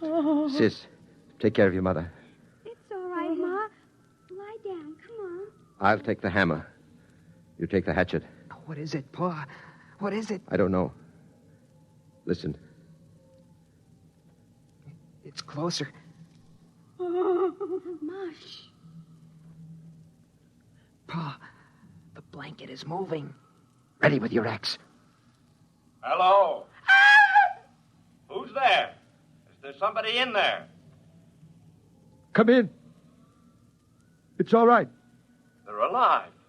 Alive. Who are you? Alfred.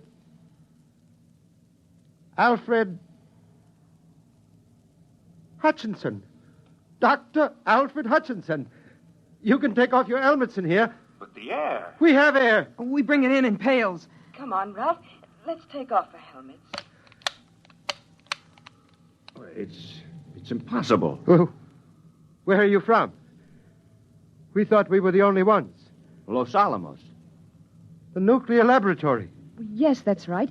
We get our power from the reactor, using the stockpile of bombs for fuel. Then there are others. There are other men. There are other men. Pa, is it all right? Should I put the axe down? Yes, it's all right. You can put it down. You mean you come from another nest? It's a little bigger than this. We've got a small airtight city with airlocks. We generate our electricity, food from hydroponics. I can't believe it. I can't. I can't believe this. It's impossible. You can't maintain an air supply without hermetic sealing. It's impossible. Oh, no, it's simple. As long as you keep the fire going to melt the air and enough air boiling to keep the fire burning. How did you come here? Why? Well, we keep scouting around for survivors. There are a number of colonies, Brookhaven, Oak Ridge, and Harwell in England, and the Argonne Laboratory in France. We didn't expect to find anything in this city, though. But our detectors picked up a heat trace, so we tracked it down. Alfred, you're forgetting your manners. We have company. Of course.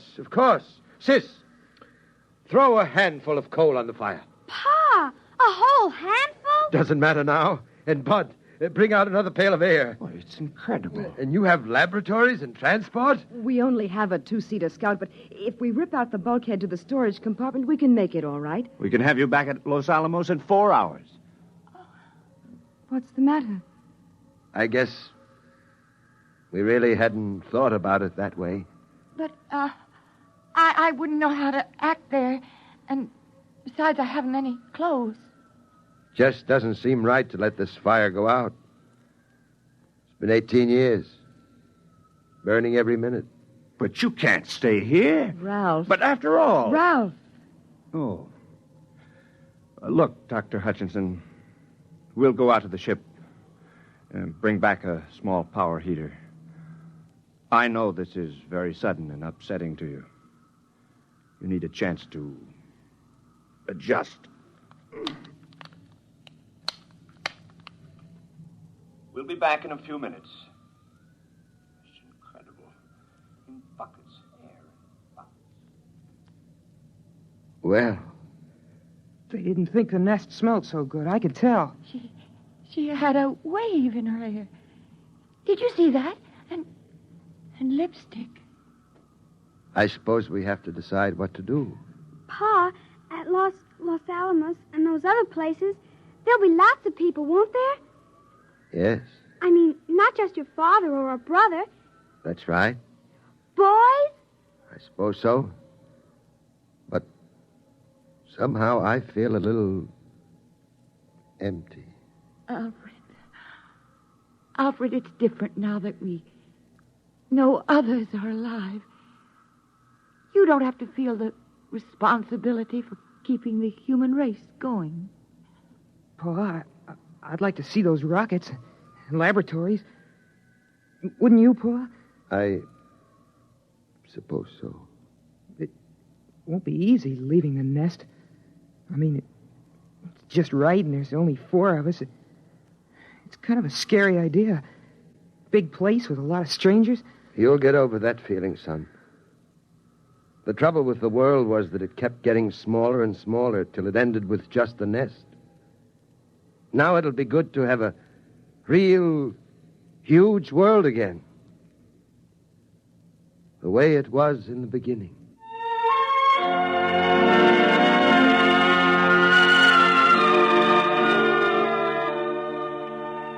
And so we're going to leave the nest in the morning. By Pa's clocks. We've got the power heater going now. Seems funny to be this warm when it isn't Christmas or somebody's birthday. But still, it's hard for me to realize that this is the last time I'll go out of the nest, through all the blankets, to get a pail of air.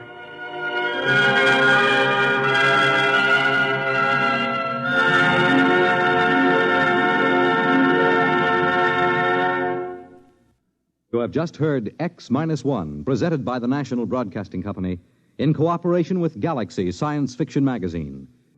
Your announcer, Fred Collins. X-1 was an NBC Radio Network production.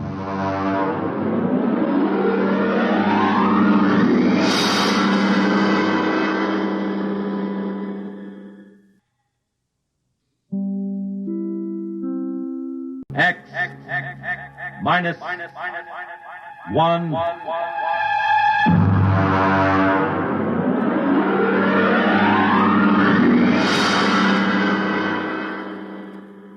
Tonight, Clifford D. Simak's story of the 21st century. How to.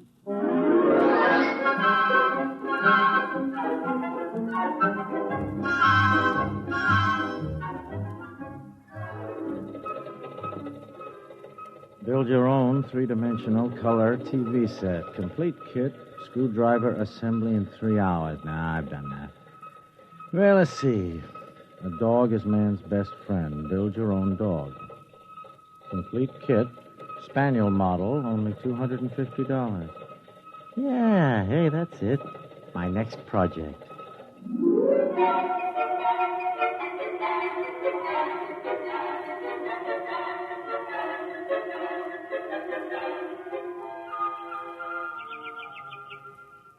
Gordon, is that you? Yeah.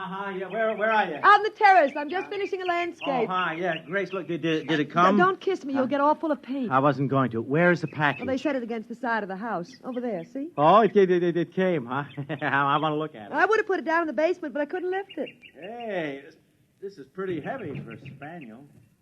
I can't lift this myself. Well, I'll start dinner as soon as I finish this part of the picture.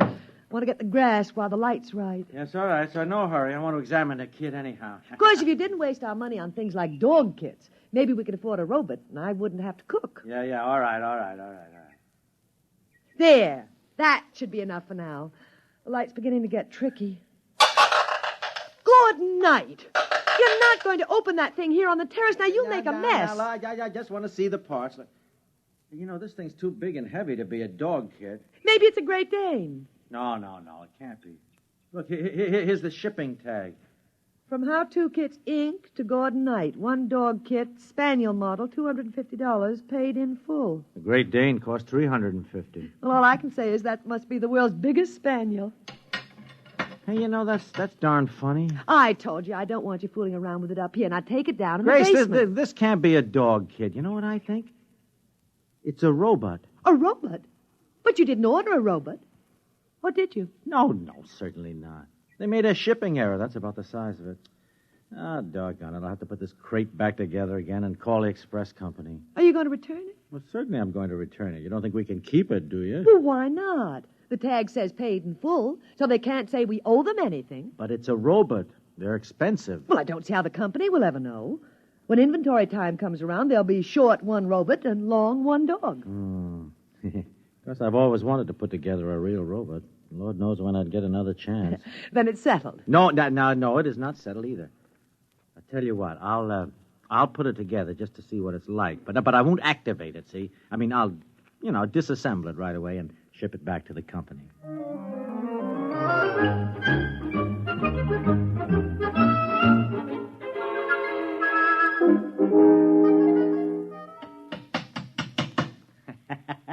Well, there we are. Grace, look at it. Isn't that a beauty, though? You finished? Well, all but the activating. Oh. Grace. What? I was just thinking, how do I know I've got all the parts adjusted properly? I haven't the remotest idea. No, the only sure way would be to test it. You mean activate it? Well, only for a minute or two, you understand? I mean, just to be sure. Then what? Well, then I'll disassemble it, naturally. Well, all right.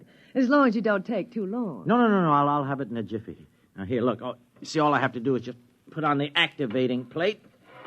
Yeah. And turn this lock nut in like so. Now, wait a minute. Just adjust the automatic current control. Huh? Yeah, there. Now, that should do it. Now, stand back. Now, I'll turn it on. Well, I hope it works. Oh, it'll work. I followed the directions to the letter. You ready? Now. It works! Yeah, I'll have to oil that joint. Wait. Grace, it's moving its head. My name is Albert. I am a robot. What is there to do? Well, it certainly has a nice voice. Now, take it easy, Albert. Just sit down and rest, and we'll have a little talk. There's no need to rest. I was made to work. Well, as long as it doesn't need to rest, I can think of 100 things for it to do. Now, there's the house and the garden and the lawn. No, look, Grace. I wonder if he could learn to cook. A robot can be taught to do anything a person can do. Oh. No, hold on a minute, Albert, please, and listen to me. We can't keep you, you understand. I mean, you were sent here by mistake. But, I mean, as long as you're activated, there wouldn't be any harm in letting you do a few things. I can do anything. Good. The whole house needs a thorough cleaning. Grace. Then, of course, I'd like some new drapes for the study. No. And the kitchen hasn't been painted for 4 years. Then there's that leaky faucet. Oh, Lord. Well, what's the matter? Attachments. There aren't any. Look, he can't do all that stuff without attachments. And they cost almost as much as the robot itself. Don't worry about attachments. Just tell me what's to be done. Well, you heard my wife. Oh, what about your grounds? Oh, I got 100 beat-up acres that need attention, but of course I realize that that's too much work, huh? Don't worry about a thing. I can fix it for you. I will make the necessary equipment. Make your own attachment? Don't worry about a thing. Yeah, but how? Oh, for heaven's sake, stop arguing with him and let him get to work. I'm not arguing.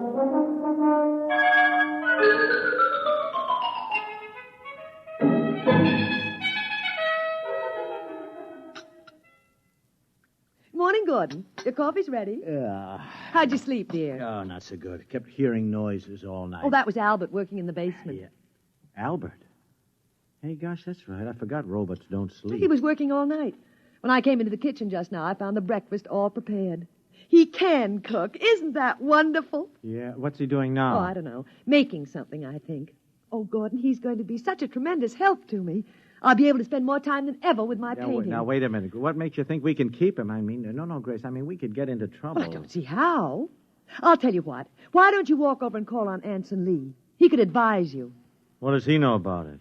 He's a lawyer. Well, technically, he's a lawyer. I mean, never seems to work at it anymore. Well, you have to understand Anson, that's all. Look, I understand him all right. He's a reactionary, a throwback to the 20th century. Spends all his time lying in a hammock, drinking and reading Proust. Well, it's what he enjoys doing. I'll bet that guy never assembled a kit in his life. Can you imagine that? Well, we all have our peculiarities.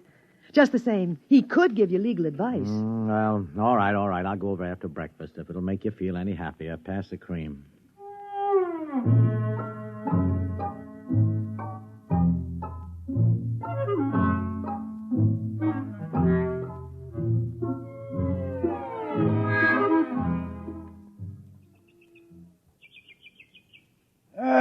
have a drink, Knight. Hard cider. Made it myself. Thought you didn't go in for home projects, Lee. Oh, I don't. Making this cider was the first honest work I've done in years. I don't doubt it. Every time I get a yen to work, I look across at your place and I decide against it. How many rooms have you added to that house since you got it built? 8. Good Lord. Think of that. 8 rooms. No. It's not hard once you get the knack. It's kind of fun. You just buy a how-to kit. Sure, I know. Just follow directions. That's right. Anybody can build a robot on a kitchen table. Well, no thanks. Why do you say that? What? I mean about building a robot. Oh, I don't know. I suppose I expect you to start building one any time now. You've done everything else. What's got into people these days, Knight? They just aren't equipped to enjoy their leisure. That is, most of them aren't. Me? I am. I read, and I lie in a hammock, and now and again I even think. Yeah. Yes, I guess that makes me an eccentric. Here, have another drink. Oh, no, thanks. I'll have to get back to my place.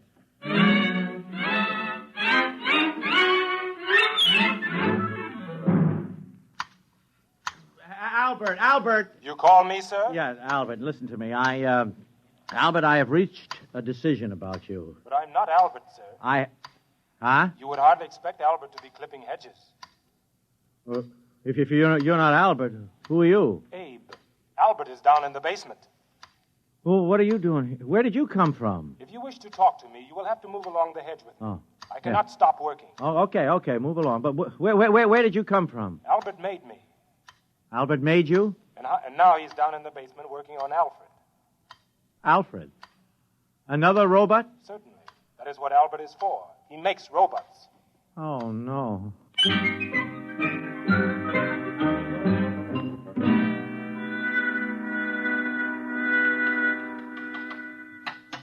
Albert. Oh, there you are. Albert, what's going on here? I'm reproducing. What?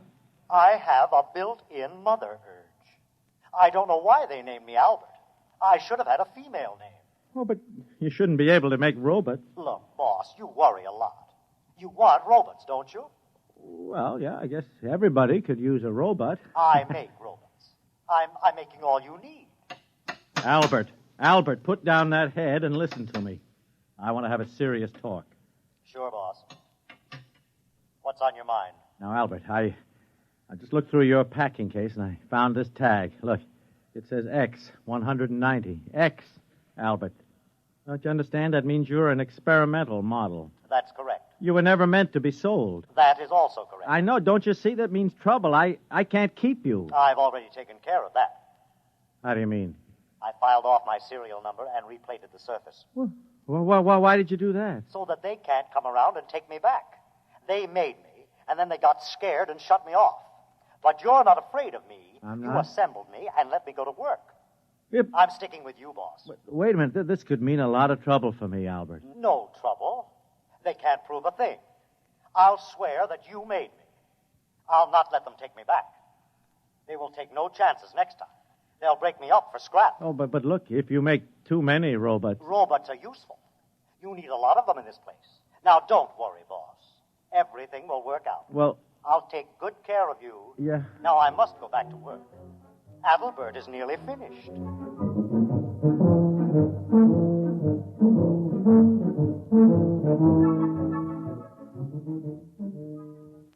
Mr. Knight, I'm from the county tax office, tax assessor. Oh, I didn't know you fellas came around more than once a year. Ordinarily, we don't. This is a special case. Oh? Made a lot of improvements in the place the past few days. Landscaping, painting, building. Well, afraid I'll have to boost your assessment some. I see. Heard about those robots of yours, too. Robots? Personal property, you know. Have to pay a tax on them.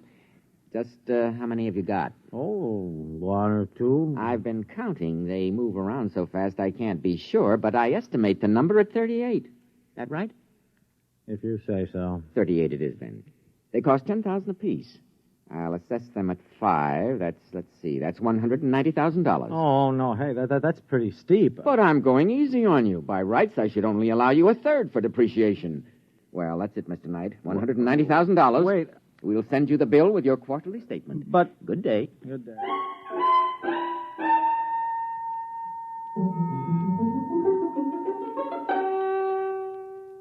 Albert, look, I've been holding off until we got the new landscaping job under control, but I can't hold off any longer. I mean, we got to start selling some of the robots. Selling? Yeah, 20 of them. That should do for a start. The tax assessor was here. I need the cash. You can't sell the robots, boss. Why can't I? Because they're my family, my boys. Named after me, all of them. Albert, I'm sorry, but that's ridiculous. They're all I've got, boss. You wouldn't sell your own children, would you? Well... All their names start with A, just like mine. Abe, Adelbert, Alfred, Adam, Aaron, Anton, Axel. All right. Don't go through the whole roll call. I mean, the point is I need the money. Don't you worry, boss. I'll fix everything. You have nothing to worry about.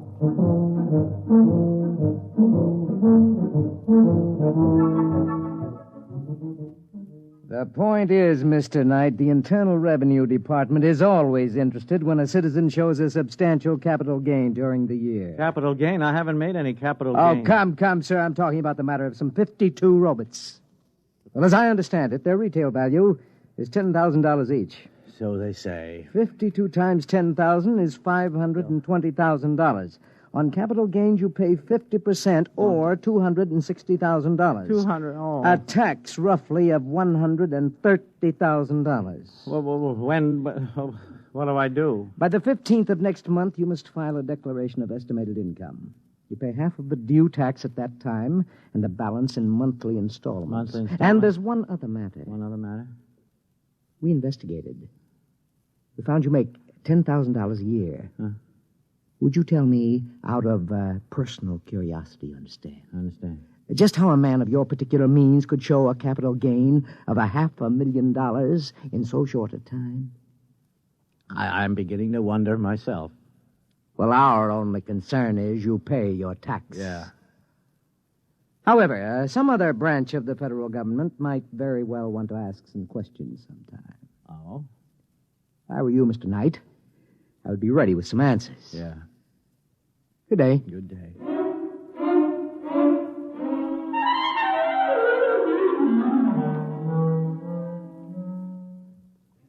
Albert, now look, I tell you, this is a crisis. Do you understand it? Like it or not, I have got to sell some of your boys, a whole bunch of them. Boss, I told you not to worry. Not to worry. Listen, I just came from the income tax people. I owe the government a cool $130,000, and those boys don't fool around. I'm desperate. Money is no trouble, boss. Come here. Come where? Over here. Look at this. What's this? What, those bales? What have they got? Don't tell me. Full of money, boss. Help yourself. You mean the actual, real money in those bales? Not stage money now. Real money, boss. No ones, of course, but lots of 10s and 20s. Yeah. That bale over there is full of 50s. Full of 50s. We didn't fool around with the ones. Albert, look me in the eye. Did you make that money? You said you needed it. We took some bills and analyzed the ink. I found out how to weave the paper and made plates. I hate to sound immodest, boss, but they're beautiful. Oh, my gosh, I'm a counterfeiter, too. We just ran off as much as we thought you'd need. Yeah.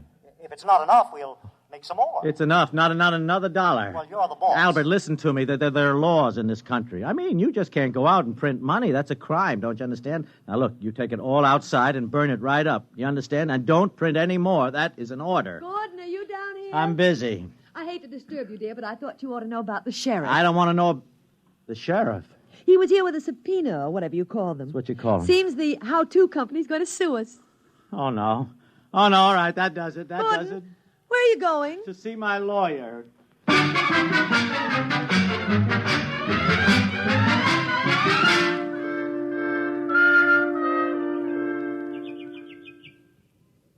Well, offhand, old man, I'd say you were in quite a jam. I didn't have to walk all the way over here to find that out. The point is, Lee, what in the name of heaven can I do?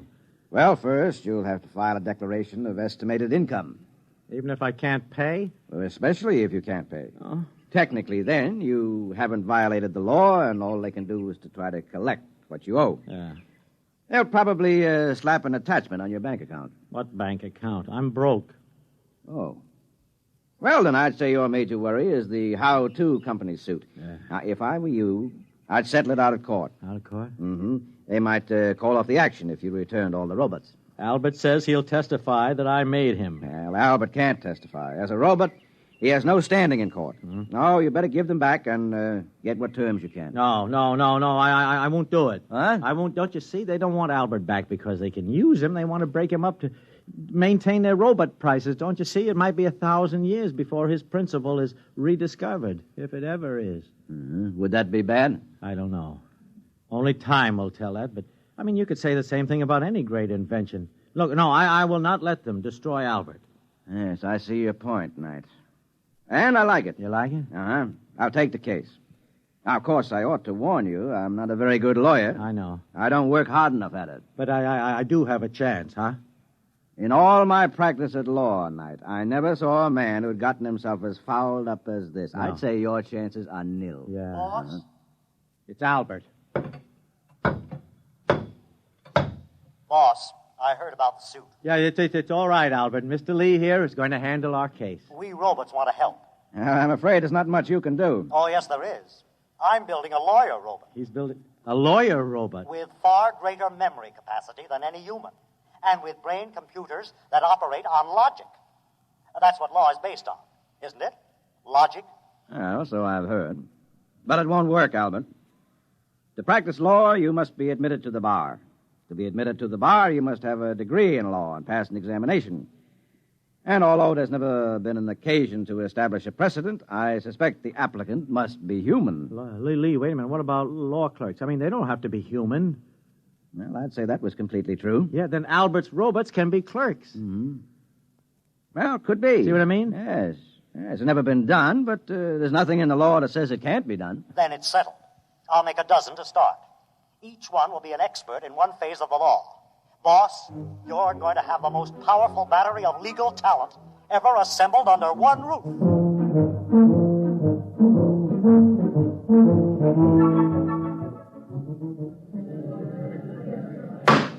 Quiet in the court. Mr. Lee, what is the meaning of this outrage? What outrage, Your Honor? Those robots sitting at the defense table. Oh, these, Your Honor, are my valued assistants. Robots? Yes, Your Honor. Take them away. They have no standing in this court. If Your Honor will excuse me, they need no standing. I am the sole representative of the defendant. My client is a poor man, and he is opposed by the most formidable array of legal talent money can buy. Now, surely the court will not deny him whatever assistance he's been able to muster. This, sir, is highly irregular. If it please Your Honor, I should like to point out that we live in a mechanized age. The court clerk uses a machine to take down the transcript of these very proceedings. To my certain knowledge, no court has ever challenged the presence of such a device as an aid to the furtherance of justice. Now, if Your Honor can point out anything in the law specifically barring these robots from the court... That's ridiculous, sir. Of course there is no such provision. At no time anywhere did anyone dream such a contingency would arise. In that case, sir, I ask the court for a favorable ruling. Mr. Lee, as you point out, there is no precedent for my ruling in any way but in your favor. Therefore, sir, with reluctance, I do so at this time.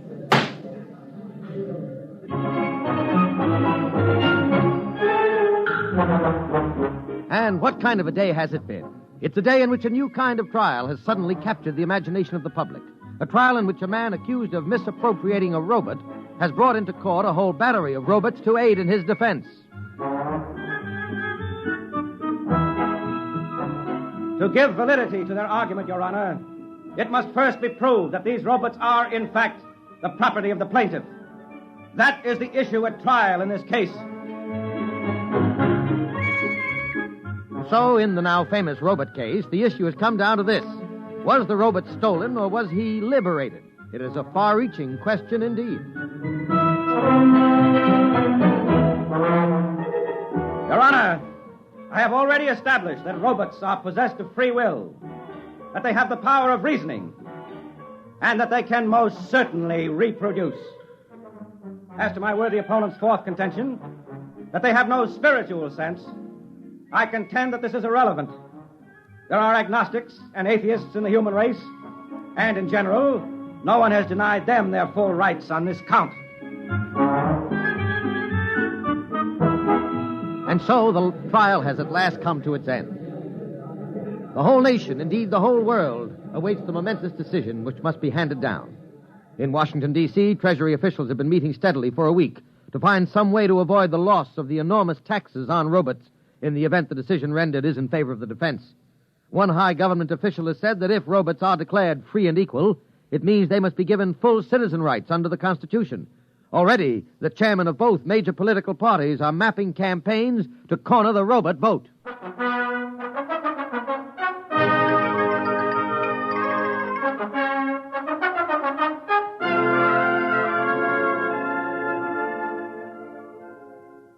Welcome home, darling. Yeah, thank you. But what's going on here, Grace? I had more trouble getting into my own home than into the Pentagon. Oh, you mean the robots? They've set up a defense perimeter. A defense... Uh-huh. Albert. Hello, boss. Welcome home. Albert, what is the meaning of all the barbed wire and the rocket launchers? Just precautions, boss. We're ready for any situation. Such as? Oh, like a mob deciding to take justice into its own hands, for instance. Or if the decision goes against us? That too, boss. Dear, you two go on and talk. I've really got to get back to my painting. I have a beautiful still life that I simply got to finish. Yeah, finish. Albert, listen. You can't fight the whole world. We won't go back. How Two Kits Incorporated will never lay a hand on me or any of my children. Albert, this is madness, don't you understand? They'd get you with one bomb. And me, too. Better to die fighting, boss, than to live in chains. I don't know. That's our motto. No matter what happens, we're ready for the decision.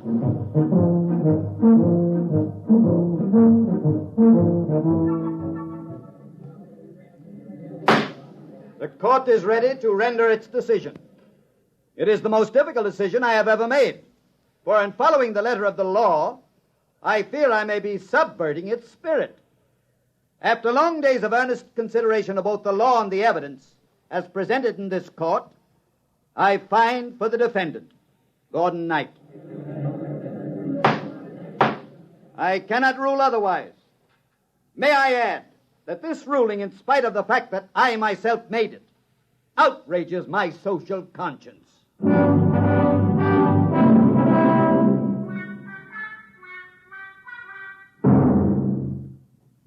You did it, boss. You did it. We're free. Yes, Albert. We sure did it. Where's my wife? In the studio, painting. Not another landscape. Her fifth this week. She's doing very well. Yes, isn't she? And I am working on a new robot for her. A painter. Soon she won't have to bother doing it herself. That's nice. And you won't have to do anything anymore either, boss. Oh? Not a thing. Oh? We're going to take care of you from here on out. Thanks. Did I tell you about my new children yet? No, I don't think so. Alice, Angeline, Agnes, Agatha, Alberta, and Abigail. Daughters? 6 of them, boss. And all with a built-in reproducing instinct just like mine. Oh, no. They're down in the basement now turning out robots. Great. We've got everything worked out for you, boss. You won't have to worry about a thing for the rest of your life. No, Albert. Not a thing.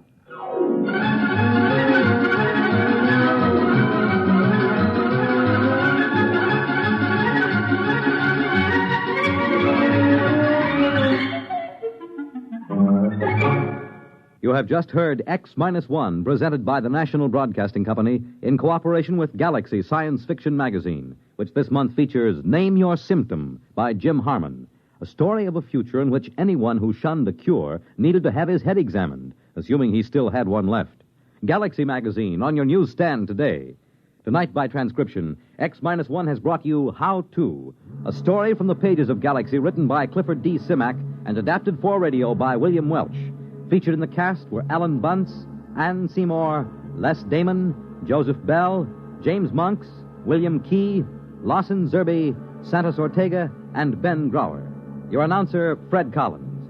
X-1 was directed by Daniel Sutter and is an NBC Radio Network production.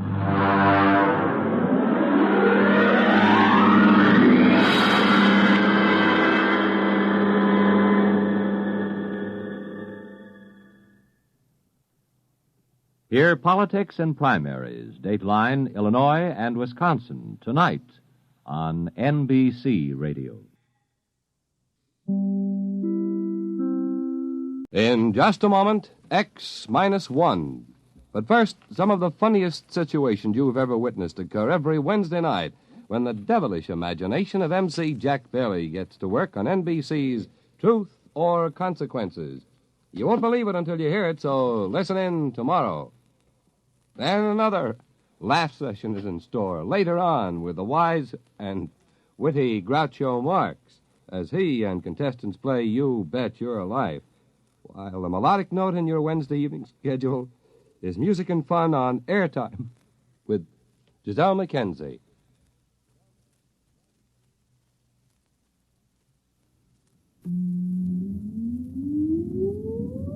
Countdown for blast off. X minus 5, 4, 3, 2, X minus 1, fire.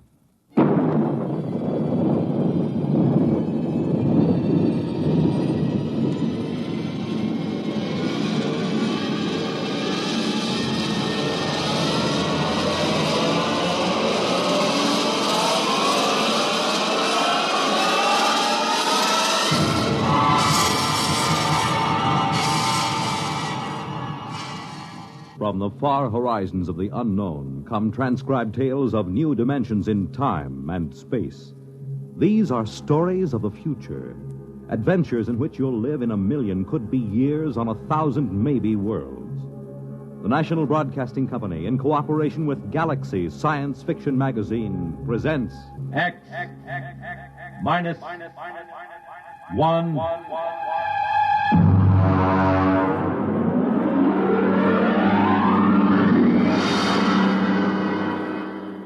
Tonight, the Mark Clifton story, Star Bright.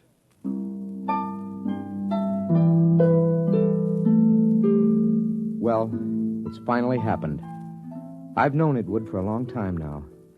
That's why I'm writing this, in the hopes that you'll understand and not think me mad.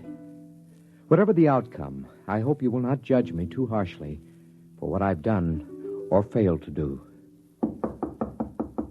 Mr. Holmes. Mr. Holmes. Come in. Oh, hello, Chief. I just wanted to let you know, sir, that we're doing everything we can to find the children. Yes, I'm sure you are. We've got 300 men out combing the woods for them. The Army base has volunteered another 100 men, and we've sent an all-points bulletin to every police unit in the country. Fine. I just wanted to check and make certain our description is accurate. Your little girl, Star, was wearing a blue dress and white sandals. Is that right? That's right. And she is how old? 6 years old. And the little Howell boy, how old was he? 7, I believe, yes. 7. Uh-huh, thank you. Well, I'll be in touch with you. Oh, that's very good of you, Chief. Oh, by the way, yes. Mr. and Mrs. Howell, how are they taking it? Well, they're pretty upset, naturally. Mr. Howell, he's out with the men searching. Yes, I know. Mrs. Howell's in the car outside. Ruth is outside? Why didn't she come in? Well, she said she'd rather not. Oh, I see. Do you, Pete? Well, Mrs. Howell, I thought... I decided to come in. I'm not going to sit on my feelings any longer. Mrs. Howell... No, I have to say this. Pete, Bill and I have been your neighbors for almost a year now. Our children have been almost inseparable. I know that. Then how can you just sit here writing letters when they may be lost somewhere or in trouble? Why aren't you out with Bill and the rest of them searching? I can't. Ruth, I know how you feel. Please try to understand. I intend to help find Bobby and Star, but I must do this first. Why? What's so important about Ruth, it? I'm sorry. Sorry? Then why don't you act like a man? You're inhuman. Please. I don't ever want to see you or speak to you again. Ever. Perhaps you won't.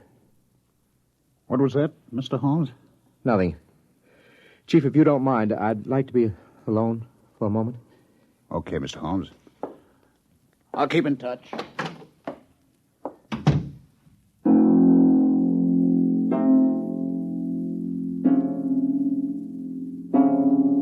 How can I tell them? How can I make them understand?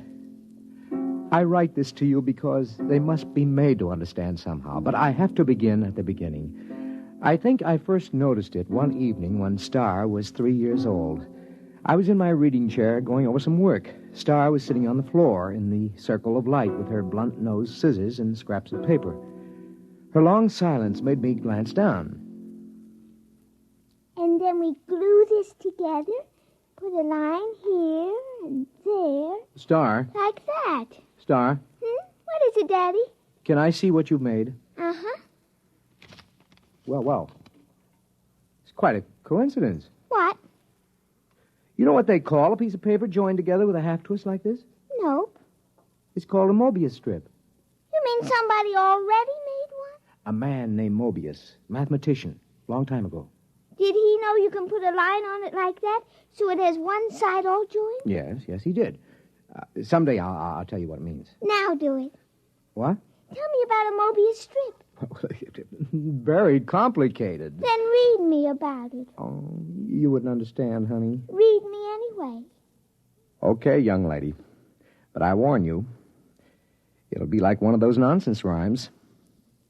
At least, I hope it will.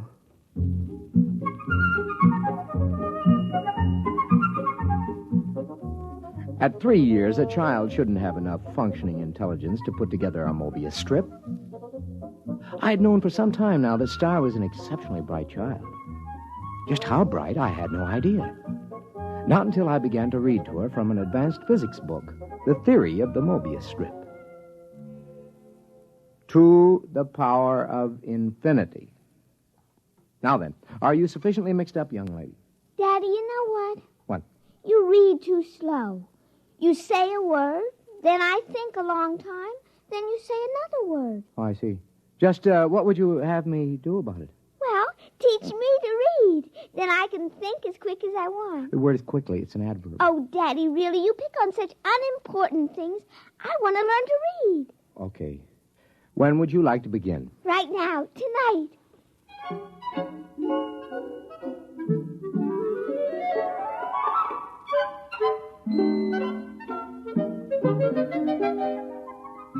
Before she went to bed that evening, my daughter was able to read. In the months that followed, a great deal happened. Some of our friends, like Jim Petrie, have dropped in and been amused to see her on the floor, rapidly turning the pages of an encyclopedia as big as she is. Sit down, Jim. Oh, thanks. Star, aren't you going to say hello to Uncle Jim? Hello. I see she's taken to looking at the pictures in the encyclopedia, huh? Oh, yeah, yes. Come on in the library, Jim. I'd like to talk to you privately. Yeah, sure thing. Bring your drink, huh? Okay. I'll shut the door here. Why all the secrecy? Sit down. Now, Jim, we've been friends, you and I, ever since engineering school. So? Neither of us have ever mentioned it, but one of the reasons we were drawn together is because both of us have IQ somewhere up in the genius ratings. Oh, I think it was more than that. Well, that played a part. It isn't easy to be exceptional in a world which regards mediocrity as the only behavior above suspicion. Well, we all have to live with our afflictions. Yours and mine is a quick mind in a dull environment. What would you do, Jim, if you were a parent, as I am, whose wife had died, as Eleanor did, and you discovered that your only child was, well, afflicted with a fantastically brilliant mind? Star? Oh, come on, Pete. Any little girl who's content just to look at the pictures in the encyclopedia. Jim. I mean, after Jim, all. What? She wasn't looking at the pictures. Huh? She was reading the pages. What? But she was turning them as fast as humanly possible. She was reading them. What? I know. I've tested her. She not only remembers everything, she understands the concepts. She even gets impatient with them. Well, have you measured her? Well, I've given her IQ tests, aptitude tests, reaction tables, all the paraphernalia for measuring something we know nothing about. And?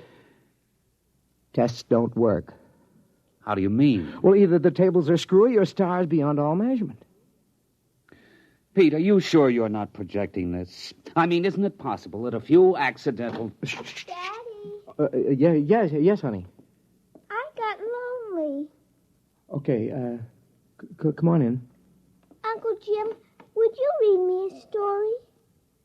Why don't you read your own story? Because I'm only 3, and 3-year-olds can't read. And so she had found the answer to her affliction by herself. Conformity. She had already learned to conceal her intelligence.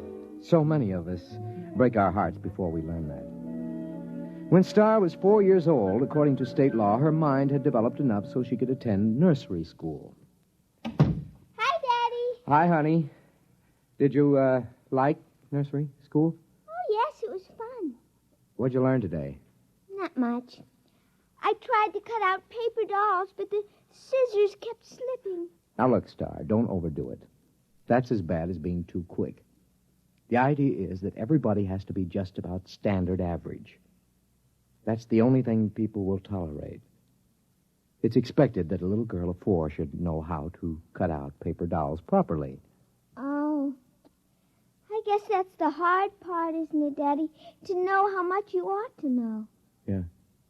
That's the part I always found hard when I was young. It's really all right.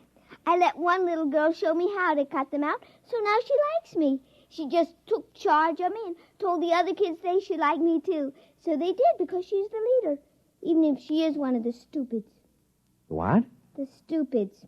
That's the trouble with you, Daddy. You don't grasp things right away. That's because you're only a tween. Between? I assume that means an in-between? That's right. You're in between a stupid and a bright. And you're a bright. Yes. I made those names up when I was very little. How little? Oh, about 6 months old.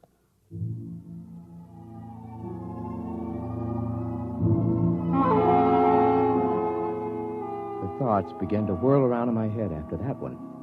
A small fear kept growing inside me. How profound was this little imp that was staring up at me? How much did she understand already? Even as the thought formed, I learned the final horrifying fact about my little girl.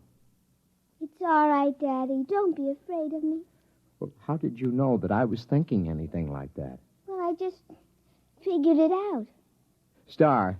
Yes, Daddy? Now, I want you to answer me honestly when I ask you this next question, will you? Yes. Star. Can you read people's minds? Are you a telepath? Well. Yes, Daddy. I thought so. You read my mind just now, didn't you? Yes. Now, I'd like to know something else. All right.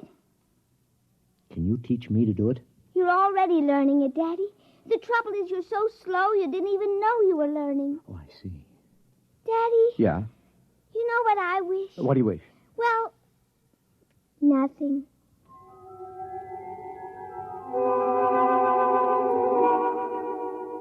All the same, I knew exactly what she was wishing. She was wishing for a companion whose mind would match her own. You see, I was becoming telepathic. Just a minute. Well, hello. Is your little girl home? Yeah, she's upstairs. Who are you?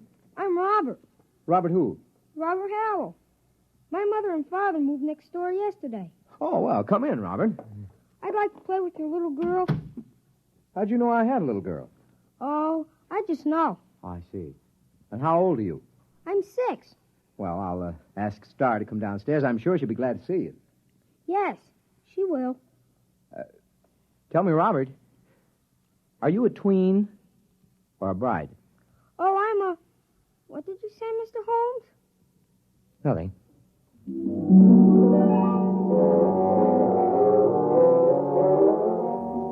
I didn't have to say it. I could read his thought.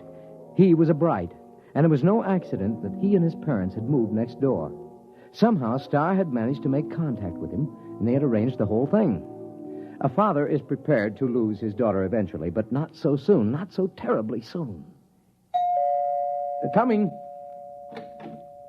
Oh, hello, Ruth. Something wrong? No, I was just looking for Bobby. I thought he was over here playing with Star. Well, I thought they were over at your place. I don't understand it. I've noticed that they've been disappearing for a couple of hours almost every afternoon. Well, I suppose they'll turn up again. They know better than to cross the street by themselves. They're too little for that.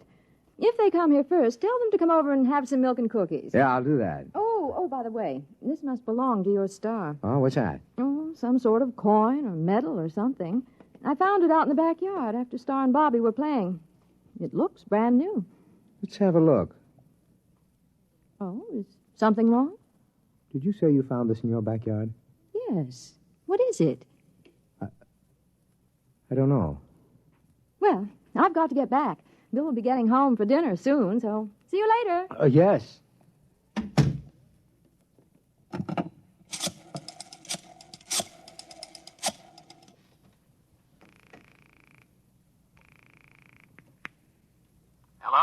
Jim, Yes. do you have a portable spectrophotometer? Well, sure, we've got a dozen here at the lab. Pack one up and get over here right away, will you? Well, Pete, I don't quit till 5. Look, do as I say, huh? It's important. Well, okay.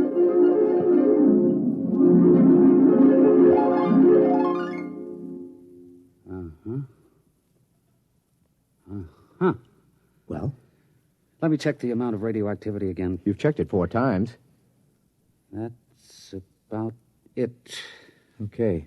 What's your opinion of this coin? Well, first of all, let me say this. It's the real McCoy. And? Also, it doesn't exist. Makes sense. Look, Pete, that coin is pre-Egyptian. It's hand-cast. It's made out of one of the oldest bronze alloys, one that was lost 4,000 years ago. So it's 4,000 years old. It is and it isn't. What do you mean? Listen, Pete, old coins show wear. The edges get rounded with handling. The surface oxidizes. The molecular structure changes, crystallizes. Pete, this coin is authentic, and yet it's brand new. It might have been struck off yesterday. You realize, of course, that that's impossible. Where'd you get it, Pete? I don't know. I think the kid's got it. Star? Yes. How? I don't know. I'm almost afraid to think. Well, why not ask her? She isn't around. She and Robert are off playing somewhere. Well, do you know where? No, Oh, Jim, it's just too fantastic. It isn't possible. I haven't said a word. I know what you're thinking. As a matter of fact, I was thinking something fantastic. How did you guess? I just guessed. Jim, let's find those kids right now. Okay. Star! Robert! Let's try the playroom. Star? Robert? Not in here. Let's try back here. I hear something. What? Pete, it's coming from the room we were just in. That's impossible. There's no place they could have hidden. I'm going to open that door. Peekaboo, Uncle Jim. There they were, in the middle of the playroom, holding hands, a little shamefaced, a little defiant. Star, Robert, where have you been? Now, I know you weren't in this room a few seconds ago, and there are no windows you could get through. Well? It's nothing, Daddy. We just went a little ways. That is not answering me. Where did you go? You see, Star, we've found this coin. Come on. I shouldn't have to tell. You're both just tweens. Star, I'm still your daddy. Even Brights have feelings about their parents. Now. I tried to ESP you, Daddy. Does she mean extrasensory perception? Yes. You just don't ESP good, Daddy. Robert does it very nicely. He can always find me when I hide. That's 'cause you don't have much imagination. I do, too. Yeah, but you always have to look at a book to ESP what's in it so you leave an ESP smudge. I just look at where you left the smudge, and I go to that place, and that time, and there you are. Oh, but that's cheating. It isn't. You just haven't got imagination. You can't teleport yourself to a place that hasn't been. I can, too. What about the moon people? They haven't been yet. Oh, Star, they have, too. Not for your daddy, they haven't, but for the things from Arcturus. The moon people were about 10 million light years ago. Now, wait a minute, kids. Hold on. Jim, have you been listening to this? I think I heard it. Now, look, kids. You're either playing a big joke on us older folks, or you've actually figured out a way to travel to places in the past. Right? And in the future, too, Daddy. Star, could you tell us how you do it? It would be easier if I could ESP it to you. Well, just pretend we're stupids and tell us in words. Well, you remember the Mobius strip? I remember. She made it about a year ago, Jim. Well, you join the ends of a strip of paper with a half twist to make one surface. Then you take a sheet and give it a half twist so you can join the edges together all over. That's Klein's bottle. Oh, you know about that. Yes, we know that. Go on. Well, then you take a cube. You imagine a cube, and you twist it. Tesseract? Shh. Go on, Star. And you ESP the twisted cube all together the same way you did Klein's bottle. Now, if you do that big enough, all around you, so you're sort of folded into it, you can teleport yourself any place you want to go. And that's all there is to it. Jim, what do you think? I need another drink, Pete. A big one.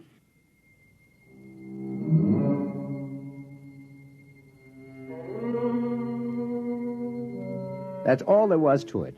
The line, the plane, the cube, those were Euclidean physics.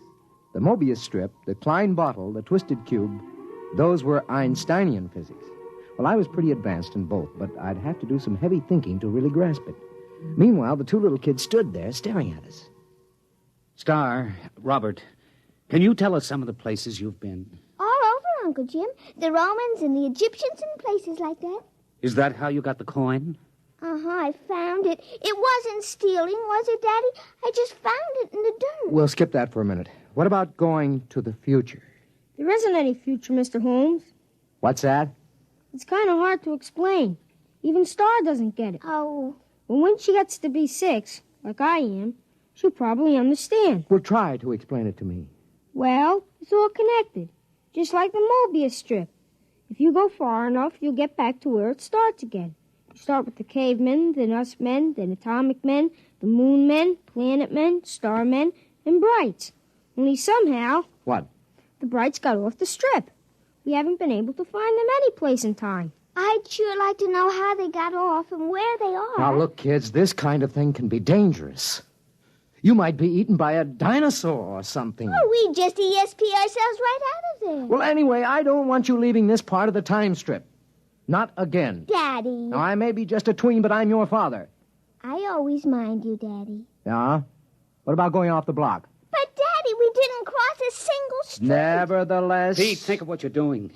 Pictures, specimens, recordings, not only from the past, but from the future. Pete, I beg you. Jim, this is my daughter. But what a contribution. We could be ages ahead of ourselves. No. Star.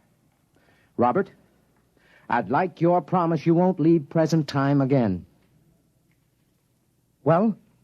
Okay. All right. Now run along.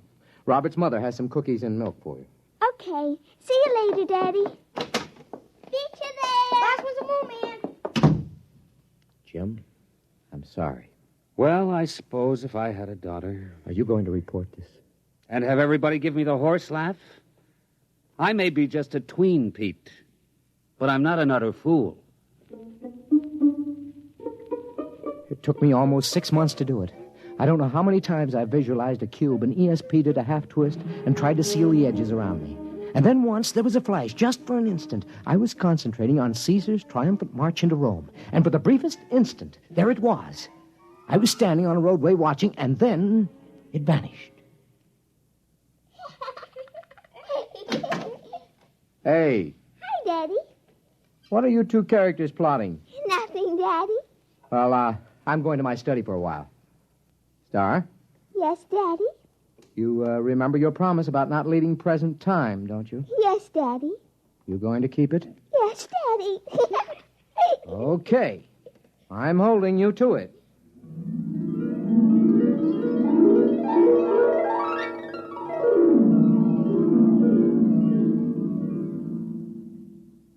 Hello? Hello, Pete. This is Ruth Howell. Yeah? Are the kids there? No? When did you see them last? What time is it?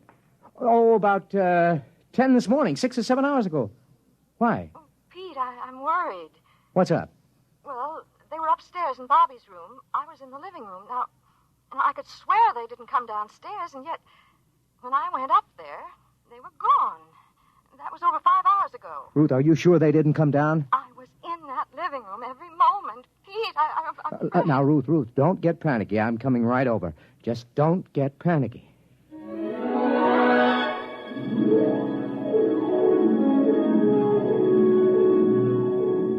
There wasn't a trace of them. Well, that isn't exactly true. Remember what Robert had said about Star leaving an ESP smudge? Well, I was able to catch it in Robert's room. It had something to do with where the Brights went when they got off the time strip. That's it, of course. They wouldn't disobey by leaving present time. But isn't it possible that there is more than one present time? Isn't it possible that another now coexists with ours? That's the clue, of course. I'm going to call the police, Pete. I don't think it'll do any good. But we've got to find them. They'd have come back by now. Yes, if they could. What do you mean? Nothing. Well, what are you going to do? I'm going back to my study to think. To think? Aren't you going to look for them? I have to figure out where to look. Well, I'm not going to sit around doing nothing. I'm calling the police.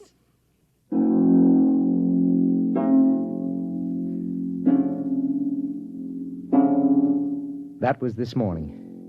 I've been doing some desperate concentrating since then, Jim. I'm writing this down so you'll know. I've already managed to go back to the time of Cheops and ahead to the time when men were navigating to distant planets in a matter of days. But the big job remains. How to get into a dimension parallel with our own at the same time. I figured out that to get the equivalent of a Mobius strip with depth, you must use the supercube, the tesseract. That's what I'm working on at the moment. If I succeed, there is a possibility I may not be able to get back. I hope you will be able to make Bill and Ruth Howell understand. Okay, now if I take 6 cubes and fold them in one another so that every angle is a right angle. Yes, all right, I've got that. And now if in folding, I ESP the tesseract, a half twist around myself. Mr. Holmes? Mr. Holmes, are you in there? Mr. Holmes? We'll have to break in. It's locked from the inside. Mr. Holmes. Pete! Pete, where are you? Pete! That's funny. The door was locked from the inside, but here's his fountain pen with the ink still wet. But he's gone.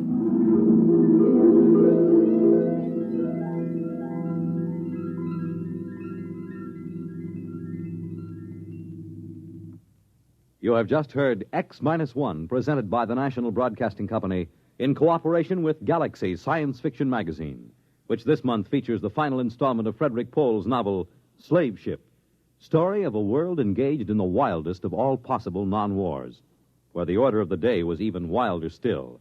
Spare every animal and throw the men to the wolves. Galaxy Magazine, on your newsstand today. Tonight, by transcription, X-1 has brought you Star Bright, a story from the pages of Galaxy written by Mark Clifton and adapted for radio by George Lefferts. Featured in the cast were Sarah Fussell, Lawson Zerby, Bill Quinn, Billy Harris, Ralph Bell, and Kate Wilkinson. Your announcer, Fred Collins. X-1 was directed by Daniel Sutter and is an NBC Radio Network production.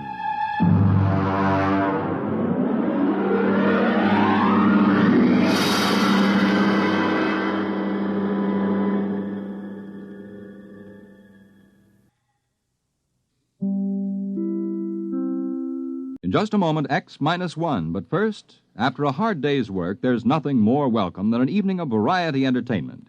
And that's just the tonic provided tomorrow night by NBC Radio.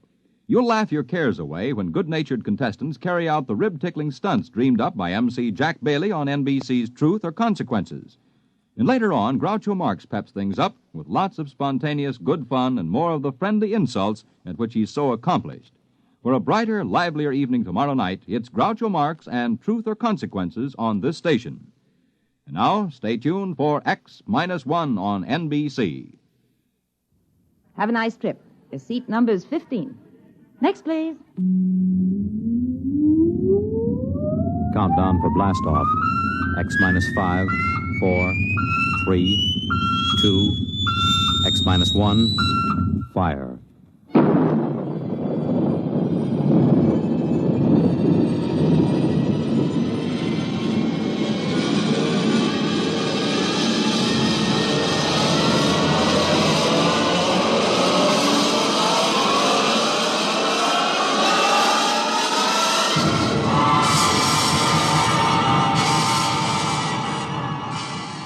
From the far horizons of the unknown come transcribed tales of new dimensions in time and space.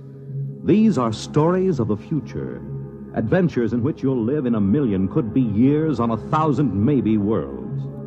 The National Broadcasting Company, in cooperation with Galaxy Science Fiction Magazine, presents X-1.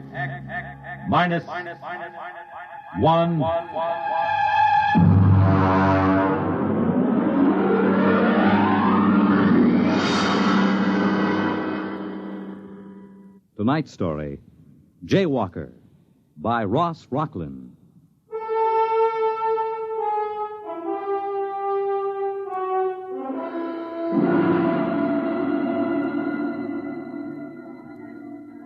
Intergalactic flight number 14 now loading at ramp 10. Intergalactic flight number 14 now loading at ramp 10. Please have your flight validation.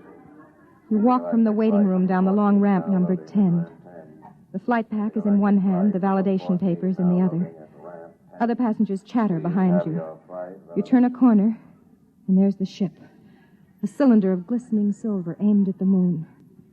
You feel yourself carried up the moving stair to the gaping entrance lock. A pretty stewardess in a blue uniform smiles at you. Validation papers, please?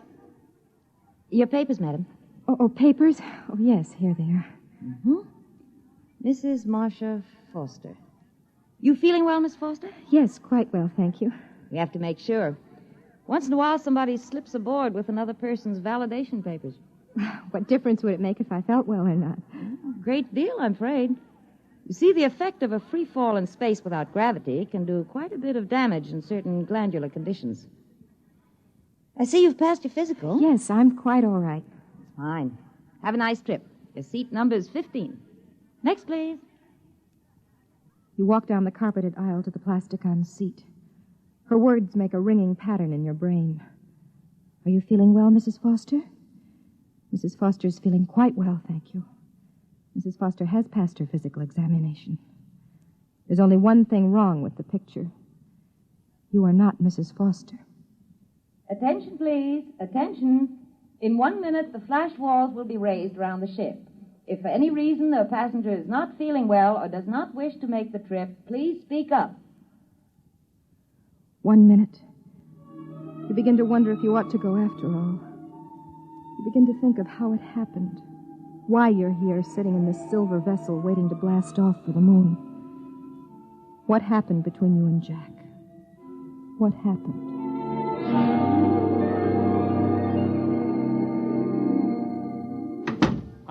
Honey, I'm back. Jack, oh, darling. Oh, You miss me? did I miss you? Oh, I brought you a little present from the moon. what is it? Open it and see. All right, I will. Try it on. Oh, it's beautiful. Took us 2 hours to pick it out. Us? Oh, me and Sue. Sue Egan. Well, who's she? Well, the stewardess on the ship. Oh?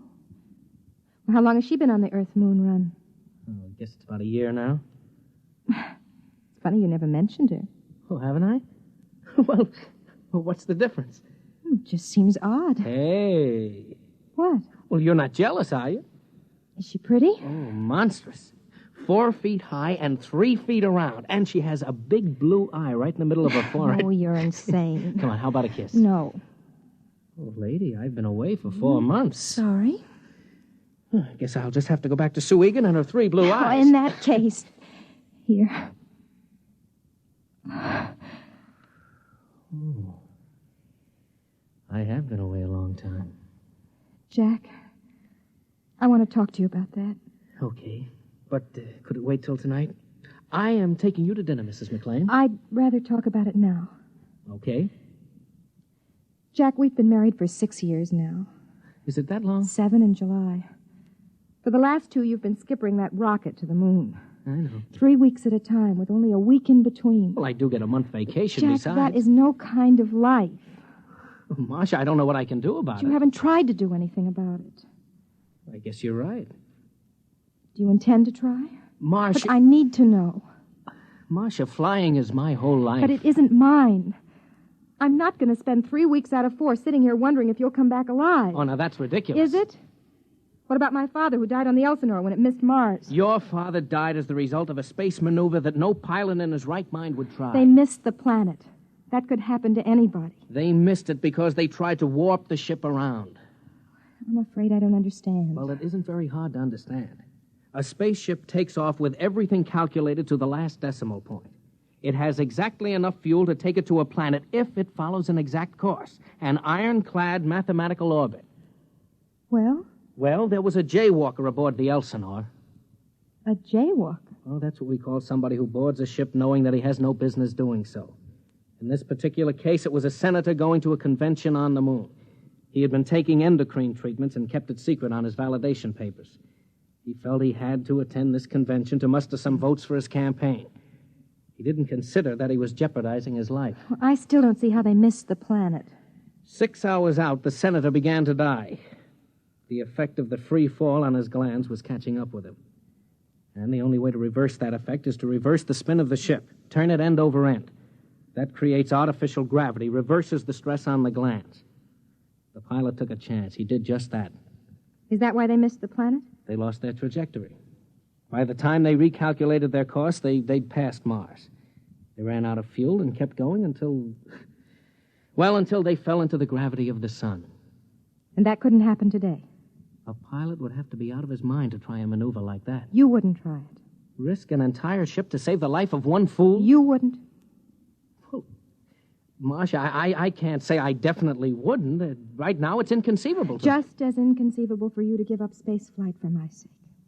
Isn't it equally inconceivable for you to put up with it for my sake? I've put up with it for 2 years. Jack, this is the end of it.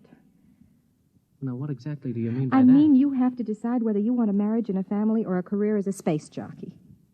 Well, why do I have to decide? Why can't I have both? Because I won't live this way.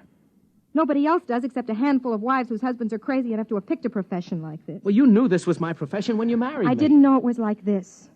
Marcia, what you're asking me to do, I simply can't do. It wouldn't make you happy if I did. I'd just be walking around resenting you. Now, come on. Let's have dinner and forget this for a while. No. We're not having dinner. You'd rather stay home tonight?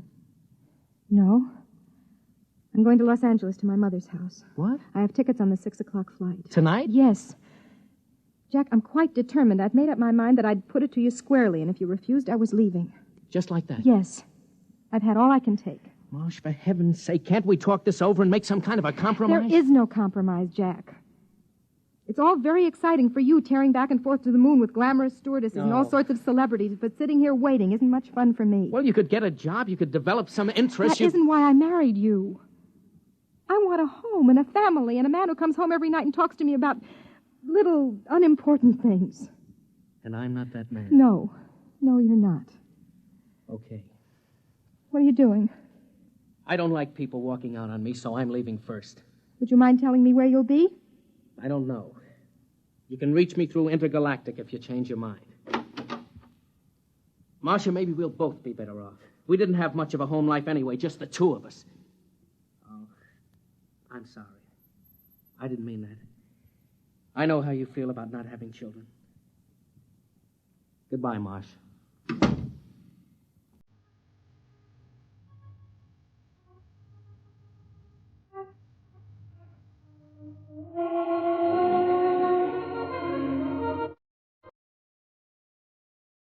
There it was. You learned when you came back from Los Angeles 2 months later that he'd been seen in the company of one Susan Egan, stewardess for Intergalactic on numerous occasions. You learned, too, that he'd applied for the Earth-Venus run, the newest and most difficult run in the galaxy. And you learned something else, something that was going to change the whole course of your life. Come in, Mrs. McLean. Sit down. Thank you, Doctor.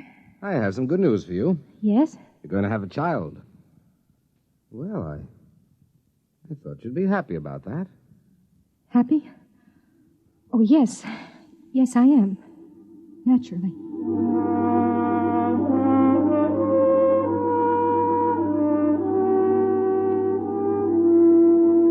You debated for a long time, and then you called the Intergalactic office. Mr. McLean was out on the Earth-Moon run. He'd be back on the 12th, but only for an afternoon. He was taking off again immediately. They were so sorry. You were sorry yourself. It seemed as if life would not be worth living without Jack, especially now with a child on the way. You had to talk to him, to be with him. That was when you first began to formulate the idea of going to the moon with him on this run. Attention, please. Attention. We're about to count down for blast-off. Fasten your seat belts and recline back as far as possible. The next sound will be that of the first stage rockets heating up. Do not be alarmed by the vibration of the ship. From the bulkheads overhead everywhere comes the deep rumbling sound. Some of the passengers look anxious, some excited. Some leaf casually through magazines as they lie on their backs in the reclining seats. Those of you who've never been in rockets will find it an experience that will make you proud to belong to the human race. Countdown for blastoff. X minus 5, minus 4, minus 3, minus 2, minus 1, 0.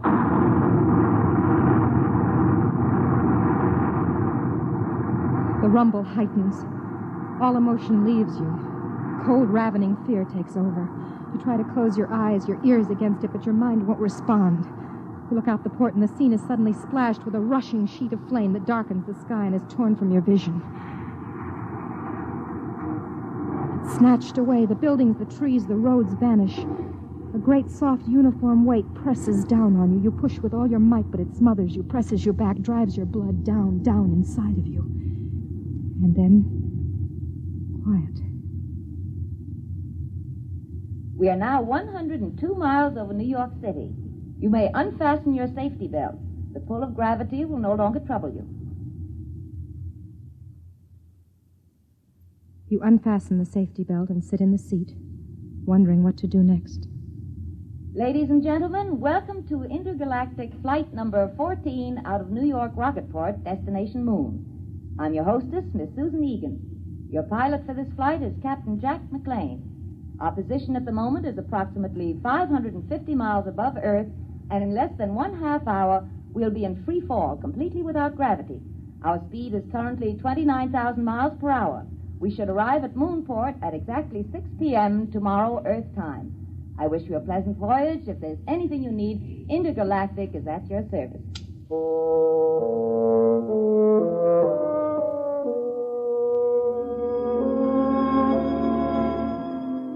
Well, you think to yourself, everybody's here. Your husband, his loved one, and his wife. You watch her as she walks back along the rows of seats with an armful of the latest magazine reportings. A tall girl, about 29 or 30, dark brown hair, dark eyes, and not very pretty. The sort who would be able to talk to him about steam tubes and beautiful landings and solar storms. Mrs. Foster, would you like something to read? Oh, thank you, no. First time no rocket ship? Yes, could you tell? You look a little green. You feeling well? Yes, I'm quite all right. There's just a touch of space sickness. Come along to the ship's hospital and we'll fix you up in a jiffy. No, I'd rather just sit here a minute. Of course. Oh. Come on. Let me help you into the ship's hospital. That's it. Come on, take it easy. Now, come on.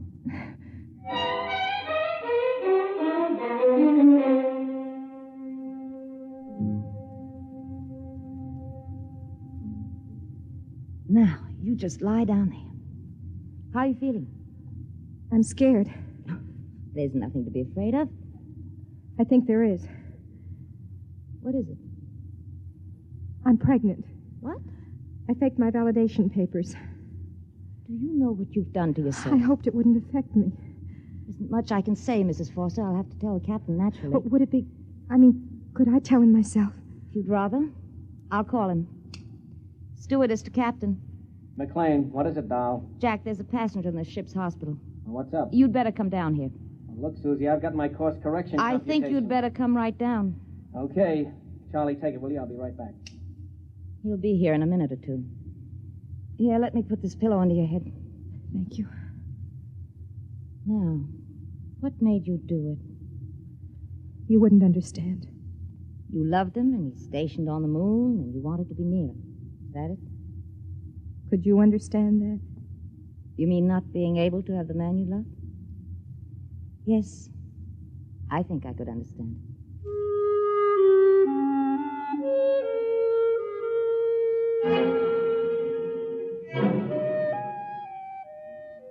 You wanted to scream at her, to claw at her face.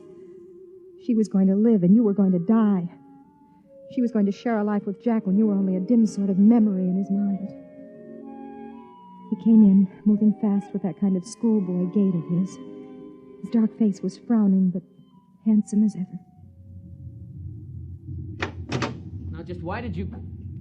Marcia, honey. Hello, Jack. Well, what are you doing aboard? Sue, this is my wife. Marcia, this is Sue Egan. Oh, hello. I'll be getting out. Excuse me. What's going on? Jack, sit down. I want to tell you something. I'd like to say something first, Marsh. I've had a chance to do a lot of thinking lately. And if you think we could work it out, I'd like to try again. You mean that? Yes, I do. What about Miss Egan? Sue? What about her? Well, I heard. I'm very fond of Sue. Yes, I thought you were. But she isn't my wife. You are. Was. What do you mean? I'm going to die, Jack. Marcia, what are you talking about? Jack, I'm pregnant. You see, we're a little too late. Did you know this when you came aboard? Yes? But weren't you aware that... What about the physical? I used another woman's validation papers. I paid her for them. Why, Marcia? How could you do a thing like that? I don't know. All I knew was that I had to see you. I had to be with you. If you'd only told me. I couldn't reach you. Didn't you know what would happen if you took a rocket flight? I know. I thought somehow it wouldn't happen to me. I didn't know that pregnancy was affected. And if you had? I would have come along anyway. I suppose in a way I'm to blame. I'm the one who walked out. Now, don't take the blame on yourself. I'm over 21. Marcia, what did you hope to accomplish by this? I'm not sure. There's only one possibility. Possibility? Yes, excuse me. Miss Egan. Yes? Come into the ship's hospital, please. Bring Petrocelli from maintenance. Tell him to come up here with a crescent wrench. Yes, Captain. What are you going to do? Do? Nothing much. I'm going to warp the ship around, that's all.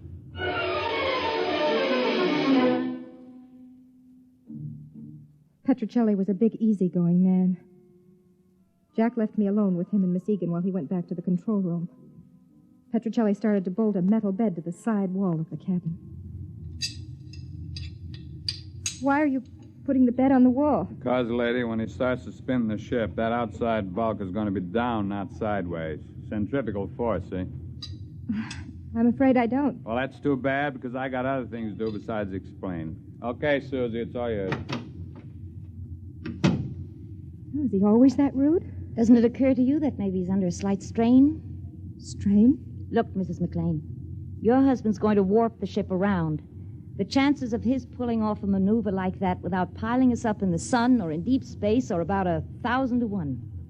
I appreciate that you wanted to see him and show him that he ought to be ashamed of himself for leaving you, but does it occur to you that all of us may lose our lives because of it? Including Petrocelli? No, I hadn't thought about it. Let's go. I've got to strap you into that bed. No, wait. What will happen to me if the ship isn't warped? Sudden floods of the adrenal glands, convulsions, panics, spastic secretions, and eventually death. What causes it? Lack of gravity. We aren't sure just how. The purpose of spinning the ship is to press you up against the outer wall and create the effect of gravity through centrifugal force. Do you think he can do it? I think he's the best skipper in the intergalactic fleet. That isn't the answer to my question. Can he spin the ship without killing everyone? I have faith in him.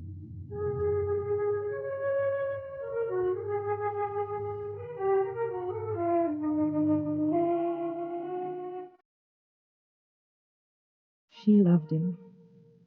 She had faith in him. And you to whom he was married, you who carried his child inside you, did you have faith in him? Everything set in here? Yes. Good. Jack, could we talk alone for a minute? Only a minute. We have to get the new data into the computers. Susie, will you excuse us, please? Yes. Well? Jack, don't do it. Marcia. I mean it. You've no right to risk all those lives just for me. Marsh, I'm captain of this ship. I do as I see fit, and I can't do otherwise. But it isn't fair to them. It isn't fair to you. When we're born into this life, we don't make any agreement that says everything is going to be fair and equitable. I refuse to let you do it. You can't stop me. I'll take my life.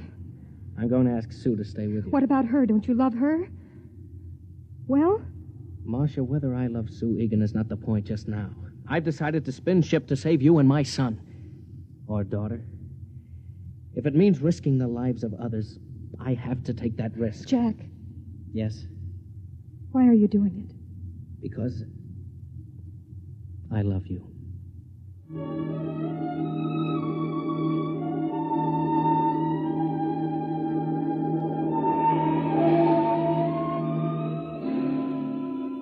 It seemed to me during the next hour through the haze of the drug they gave me that I could see him. There was the curved silver board. Before it sat Jack, hunched like a harried bookkeeper on the last day of the month. Okay, Charlie. We'll come to the moon obliquely at 0.307. We pass it, stop, spin the ship over once to check speed. Then put the tail down when we feel gravity at 7.035. And if we can do it with the fuel we've got, it'll be a miracle. All right, start the calculators. Engine room, reverse tubes. Reverse tubes. Wait for new course vector 7073. Ready for new course vector. Set firing formula 2635726. Firing formula ready. Coming into course vector. Counting down. 7077. 76. 76. 75. 75. 74. 74. 73. Fire.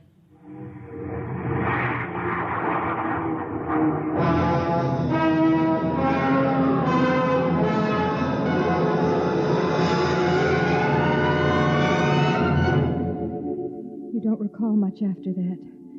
There's the bulkhead pressing against you like a magnet, pressing harder and harder. Then there's the needle, and then sudden relaxation. Through it all, the stars and the moon and Jack and Sue Egan dance in a pattern of mist, and the words come back to you from long ago. The things he said to you when you were both in love many years ago. When I fly the ship, it seems that all Earth watches me through your eyes. A man comes to love the things he has to fight for, I guess. How is she? Hold tight, Marcia. Hold tight to me. She calls you Marcia. This woman who hates you, who loves your husband, she calls you Marcia. Marcia. Marcia. Marcia.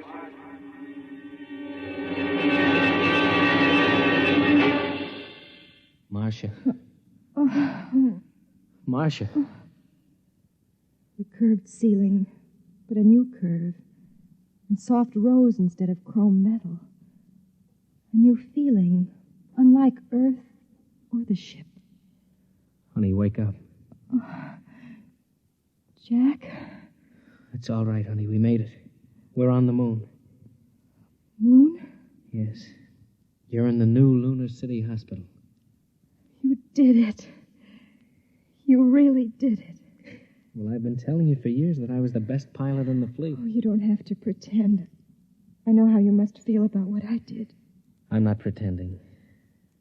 I was a selfish coward. I wasn't concerned about anything but my own happiness. Marcia, there isn't any absolute scale for courage or kindness or goodness. I couldn't pretend to judge you or anybody else. I only know that I believe you're a good person. And I love you. With your faults and your good points. I just wanted to be with you, Jack. That's all I ever wanted. I'm sorry I'm not brave and strong like Susan or you or the others. Oh, honey, nobody expects you to be. Come on now. You've got to save your strength. We've got to take good care of you.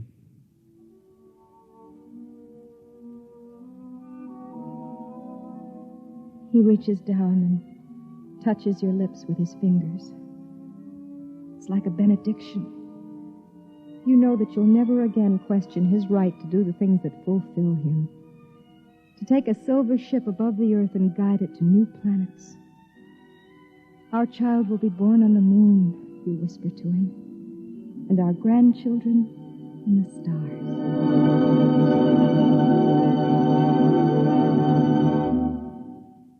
You have just heard X-1, presented by the National Broadcasting Company in cooperation with Galaxy Science Fiction Magazine, which this month features the Arthur Sellings tale entitled One Across, the story of a man who thought that doing puzzles was an escape, until he suddenly found himself completely boxed in. Galaxy Magazine on your newsstand today. Tonight, by transcription, X-1 has brought you Jaywalker, a story from the pages of Galaxy written by Ross Rocklin and adapted for radio by George Lefferts. Featured in the cast were Bob Hastings, Terry Keane, Raymond Edward Johnson, Connie Lemke, and Eugene Francis. Your announcer, Fred Collins. X-1 was directed by Daniel Sutter and is an NBC Radio Network production.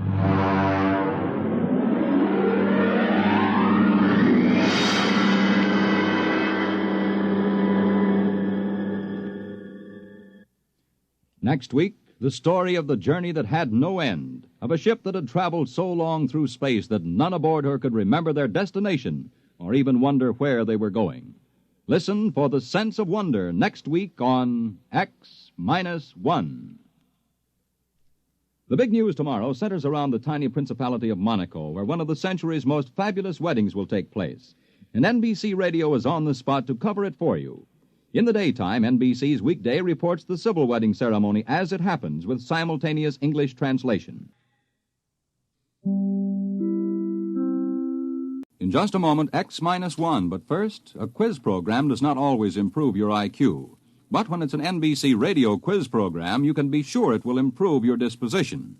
Yes, NBC offers listeners a laugh session every Wednesday night with 2 fun-filled question-and-answer shows. One is Truth or Consequences. And though you may never learn why a chicken crosses the road, you'll howl as contestants perform the stunts dreamed up by MC Jack Bailey. The other is You Bet Your Life, and with a quizmaster like Groucho Marx, your good time is always guaranteed. Hear Truth or Consequences and You Bet Your Life tomorrow. Now stay tuned for X-1 on NBC. X-1 in 1 minute. This week is Military Reserve Week. If you're a young man between the ages of 17 and 18 and a half, you can fulfill your military obligation with only 6 months of active duty. You need no longer ask yourself, when will I be drafted? By joining the 6-month reserve training program, you become draft exempt and can plan your future with confidence. You are paid for your service while in training. You may be able to pick the exact job you want depending upon your aptitudes and Army vacancies. You may enlist in the program and then receive a deferment until you have finished high school. Your training will teach you to protect yourself and your family in any emergency. The training builds you physically, and the technical skills you learn can help you later in your civilian career. There are many other big advantages for you in the 6-month training program. Visit your Army Reserve Center for all the facts about your big opportunity in the 6-month training program. Learn how you can plan your future with confidence. The book says, when the ship shall enter into the orbital pool of its destination, the motors will change in sound due to the increased anti-gravity components. A study is being made to interpret the meaning of the word destination, which was lost some 4,000 years ago and has always been a subject for much controversy. But this need not concern you. Suffice to be reassured that the change in the sound of the motors is a part of the scheme of things. Return to the schedule. The ship is all. Praise the ship. The ship is all. Praise the ship. Countdown for blast off. X-5, 4, 3, 2, X-1, fire.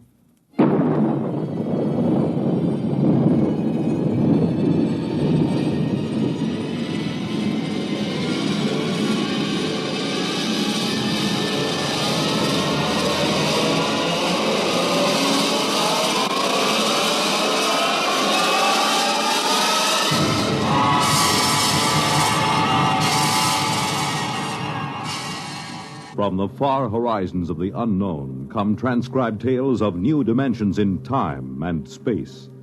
These are stories of the future, adventures in which you'll live in 1,000,000 could-be years on 1,000 maybe worlds. The National Broadcasting Company, in cooperation with Galaxy Science Fiction Magazine, presents X-1.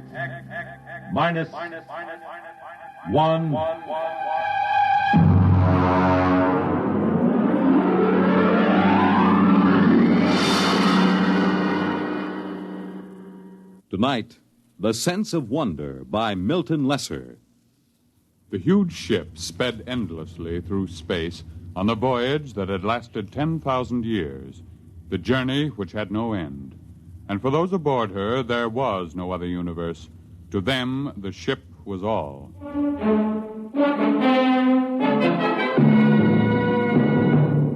The ship is all. Rykud read the slogan embossed in raised letters of steel outside the door to the priest's compartment. The ship is all. His eyes wandered to the face of the young man standing next to him, his superior, Kreifer. The face had the empty, unquestioning expression that was typical of the people of the ship. Are you ready, Kreifer? I am. Enter. Come in. Well? I am Kreifer.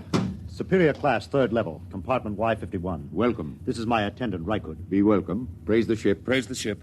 What is your mission? My superior's schedule shows that today he is 25 units of age. He is ordered to appear before the priest of the third level to be given a woman. You have the schedule with you? Here. Good. You have your certificate of health and fertility? Show him the certificate, Rykud. Don't just stand there dreaming. Oh, yes. Here. Good. Return to your compartment. I will have the matron bring you a woman from the fourth level. Praise the ship. Praise the ship.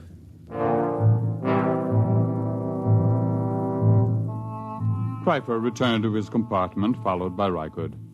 There was no questioning in the mind of either of them. At birth, each of the people was classified as a superior or an attendant, and the coded marking of his schedule was tattooed on his right arm. Both of these young men were 25, strongly built, and tanned from constant exposure to the health rays in the ship's conditioning room. Kreifer wore the loose-fitting robe of a superior. Rykud wore the tight trousers and shirt of an attendant. They entered the comfortably furnished compartment. Kreifer? Yes? What do you suppose she'll be like? What difference does it make? Don't you even wonder about it? I wonder about nothing. The ship is all. Praise the ship. Well, naturally, but still... We've been together as superior and attendant ever since the nursery. As an attendant, your entire purpose in life is to keep me alive and productive, to perpetuate the people. I would hate to have to part with you now. To part with me? Not of my own choosing, of course, but sometimes I detect what appears to be a strain of unorthodox thinking. Really? I was not aware of it. I am not entirely aware of it myself. Not enough for me to report you. However, I must warn you that if it should increase, I will have to send you for therapy. Well, I assure you there'll be no need for that. I've never deviated from the schedule. I have never disobeyed the buzzer. I am merely observing, asking questions like, don't you even wonder this is the first step to unorthodoxy? I shall watch myself for signs of it. Good. The eating buzzer. Your schedule calls for a massive dose of multivitamins. Fine. Prepare it in the green vegetables today. Today is a starch day. Oh, I'd forgotten. We could just skip it today. Rykud. Well... Of course, skipping the vitamins for one day is a permissible deviation, but I shall have to report for punishment tomorrow. Well? Skip the vitamins. I knew we would. You've never missed a permissible deviation yet. It's your influence that makes me do it. And you always blame it on me. That's what attendants are for. Yes, I know. That must be the matron with the woman. Open the door. Maintain the utmost dignity, please. Yes? Is this the compartment of Kreifer, third level, Y51? Yes. I am matron of the woman's level. Enter. I am Rykud, Kreifer's attendant. This is Kreifer. I have brought a mate for you. This is she. Be welcome. Praise the ship. Praise the ship. Her name is Aylin. Welcome, Aylin. I am most happy to be here. Praise the ship. Come. I will show you which compartment is to be ours. This way. There are 5 compartments in this suite, and ours will be... Will you take food, matron? Why do you look at me that way? That mark on your forehead. You have always had such a mark? Yes. And you have another diamond-shaped on your right shoulder? How could you know such a thing? Your name is Rykud. Rykud. How like him you look. How like whom? Your father. My what? Of course, you could not know the meaning. What do you say? When you were born, like any of the people of the ship, you were taken immediately and placed in the nursery of the ship. You never knew who sired you, nor did they know you. Naturally. It's according to the schedule. Yes, it's according to the schedule. I have a strange feeling toward you. I can't explain it. What sort of feeling, Rykud? As if we've met before. But that's impossible, of course. Yes. Still, there have been cases It is almost heresy to mention it, where a mother has been able to keep her child for a while. Such a female would be turned over to the control chief and fed into the converter. If she were discovered. It is a criminal thing to do. It is said to warp the child so that he becomes a heretic at an early age. Yes, it is very, very criminal. Still, you say there have been cases? Once there was a woman, it is said, an attendant, who managed to conceal such a child behind one of the forbidden doors for almost 3 years. Behind the doors? It's unspeakable. Very likely only a rumor. It's shocking to hear of such things. Behind the forbidden doors. You're shocked, and yet something seems to stir deep in your memory, perhaps. Nothing. You're certain? Why do you speak to me thus, woman? Come closer. What is it? Closer. Where there's no chance that we'll be overheard. Well? Rykud, you are that child. I will not listen. I will not listen. You are that child. How could you know such a thing? I am 70 units of age. 25 units ago, I was a matron of the nursery. This person came to me and told me of her child, which she had concealed in the space lock behind the forbidden door. She begged me to take it and place it in the nursery with the other children. I had been her attendant for many years, and we were close to each other. I did as she asked. But are you certain this child was me? I remember the marks upon it. And I am doomed. Why doomed? I have known my own parent. This accounts for the strange feelings that come over me sometimes. What feelings are those? A sense of wonder. Oh. You seem pleased. Rykud. What? Your superior returns. I cannot speak. But if you would satisfy this sense of wonder, I have a book which I will give you. I cannot accept a book without the supervision of the ship's librarian. Take this one. Keep it concealed. Here. No. Take it quickly. They're coming. Well, what are you two whispering about? I was merely explaining to your attendant how he must behave in the presence of your mate. There is no need to explain. All is scheduled. Nothing is questioned. Praise the ship. Praise the ship. I hope that your union will produce the optimum number of children. I leave now. Aylin. Yes, Chrysler. Your duties will be very simple. Rykud will teach you how to prepare my meals, and you will memorize my schedule. In 3 months, he will be freed from service as my attendant, and he will report to the second level to find a mate in the attendant class. Yes, Chrysler. It's time for my health treatment. Teacher Rykud. Yes, Chrysler. Come here. Closer, where I may examine you. This is Chrysler's schedule. You will memorize it. Yes. Here is a list of permissible deviations. Oh, I'm familiar with it, naturally. I see. I was not aware of what training you received on the women's level. The matron trained us well. Good. You have been with the matron a long time? Ever since I left the nursery. I see.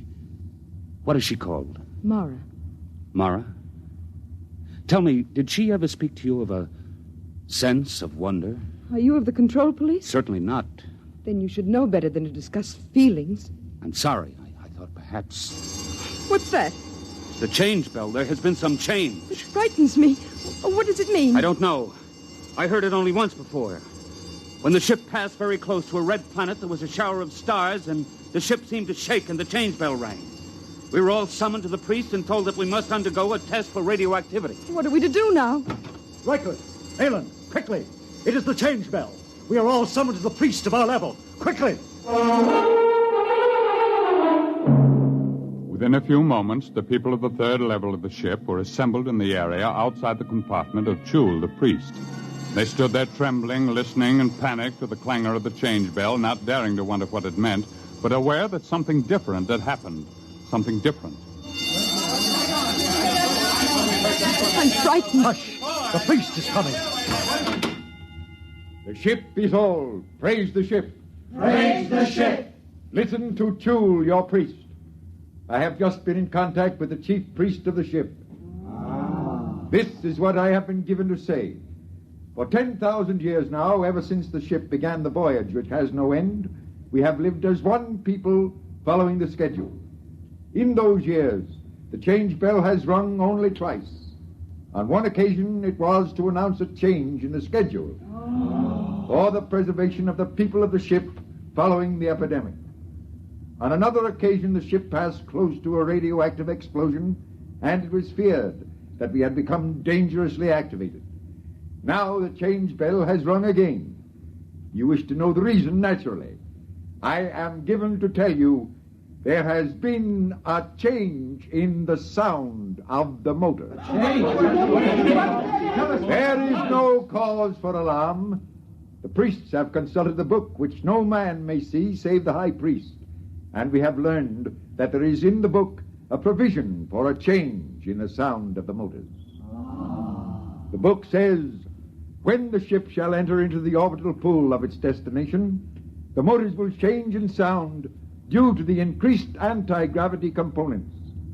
A study is being made to interpret the meaning of the word destination, which was lost some 4,000 years ago and has always been a subject for much controversy. But this need not concern you. Suffice to be reassured that the change in the sound of the motors is a part of the scheme of things. Return to the schedule. The ship is all. Praise the ship. The ship is all. Praise the ship. On his way back to his compartment, Rykud stopped for a moment in front of the forbidden door which led to no one knew what, and listened to the sound of the motors. Yes, it was true. There was a new sound. It was frightening, and yet at the same time it made Rykud's heart leap with expectation. He looked at the forbidden door again and read the warning. No unauthorized persons permitted through this door. Attendant? Yes. What's your name and compartment? Rykud, attendant to Kryfer, third level, Y51. Who are you? Graf, control police. Why do you loiter outside the forbidden door? I was merely reading the warning, trying to impress it upon my brain. Is there a need to impress it? You have doubts? Well, no, of course not. Then why bother to impress it? If you have no doubts, there is no need to impress it. Well, I was merely... You see, I am engaged in the training of a mate for my superior.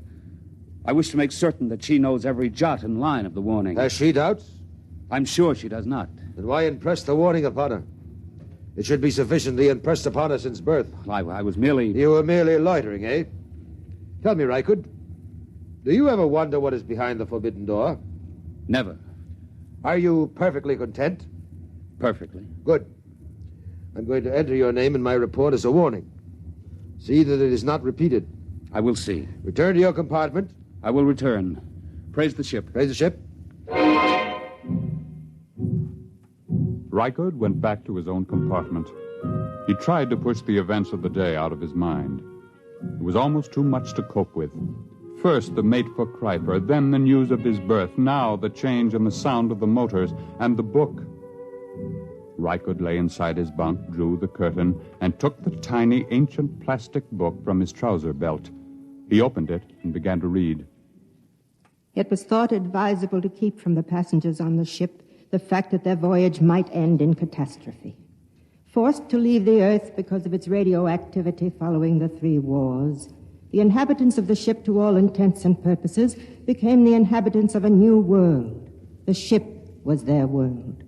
The organizers of the expedition felt it would be cruel to inform them that the ship's navigation machinery had been set in a series of ever-increasing circles and then ever-decreasing circles, so that in 10,000 years the ship would return to Earth. There was the possibility that Earth would no longer exist, or that the radioactivity would have made it uninhabitable, even if the remaining humans hadn't managed to explode it. Therefore, the ship became all. Even the word destination was eliminated. If it were known that I had chronicled this account, I would most certainly be executed and the book destroyed.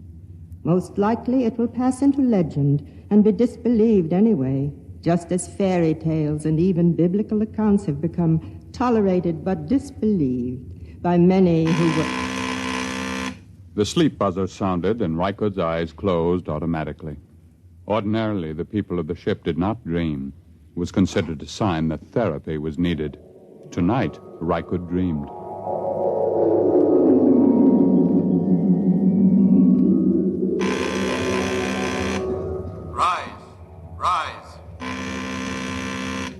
Rise. Dress. Eat. Raise the ship. Rise. Eat. Dress. The ship is all. Rykard! No. Rykard! What? Shh. What is it? You've been dreaming. I heard you and came in to see what was troubling you. Where's Cryfer? He sleeps like the dead. I was dreaming. Aylin, look at me and tell me the truth. Do you ever dream? Do you? Yes. I knew it. I could tell it by looking at your eyes. But you mustn't tell anyone. I won't. You were very close to the matron, were you not? Yes. Did she ever read to you? Read? Did she ever read from this? Where did you get that? She gave it to me. Then you must be one of the trusted ones. Who are the trusted ones? Some of us, the women who were with the matron since we were very small. We've been trusted by her to hear the reading of this book. I see. But if anyone found out... I know. Rykard? Yes? I feel very strange. I, too. What is it? I don't know. Sometimes, after the matron had read to us from the book, I would have this feeling, strange and frightened. And she would comfort us. Comfort? What does that mean? She would put her arms around us. And did that comfort you? Yes. How terribly strange. Rykard, Yes? comfort me. Put your arms around me. Aylin. Please, will you? Yes. Yes, yes.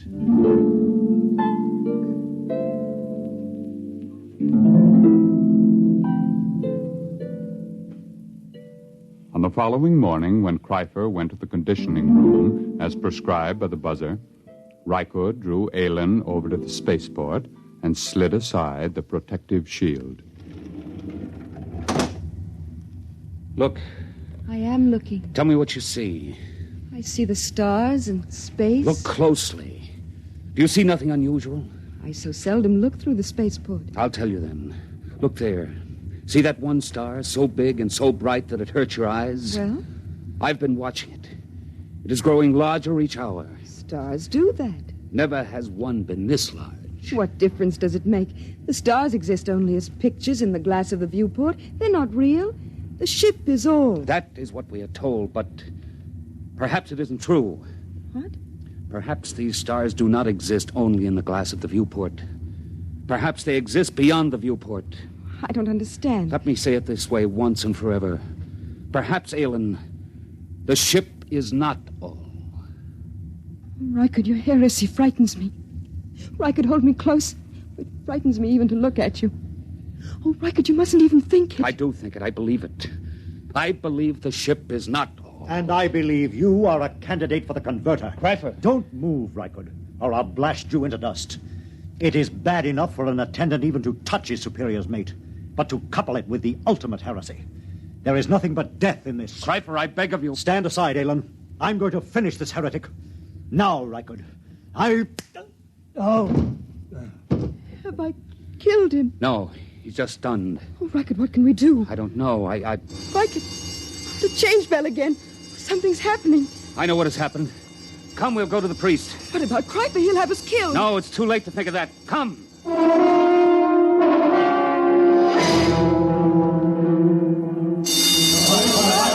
Come, Aylin. Stand close to me. The priest is entering. Silence! Once again, the change bell has sounded. There has been another change. Doubtless you all felt the shock and the vibration a moment ago. I am informed that the motors have stopped. Silence! However, once again, there is no need for any panic or alarm. We will continue to live our lives just as before. The only thing that has changed is that the motors have stopped and that the view in the viewports has changed. Behold. The view in the viewports has been changed from the stars to a garden. That is all there is to it. The book makes mention of the fact that the view in the viewports is changeable. Go back to your compartments and resume the schedule. The buzzer will be your guide as always. The ship is all. The ship is all. Wait! No, I have something to say. Listen, this is what I have to say. The ship is no longer all. Seize him! Keep back! I have my superior's ray gun. I will destroy any who move to seize me. Listen to what I have to say. The view in the viewports is not just a garden. It is the destination. It is the earth. Don't you understand me? We have arrived. We have reached the destination. The journey is over. We can leave the ship and go out into the garden.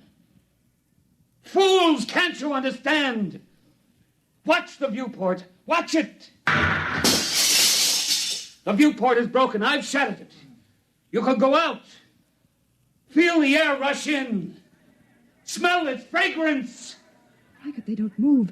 They don't understand. Seize him! Kill the heretic! Kill him! Riker, they're moving toward us. Run. Follow me quickly. After him! Death to the heretic!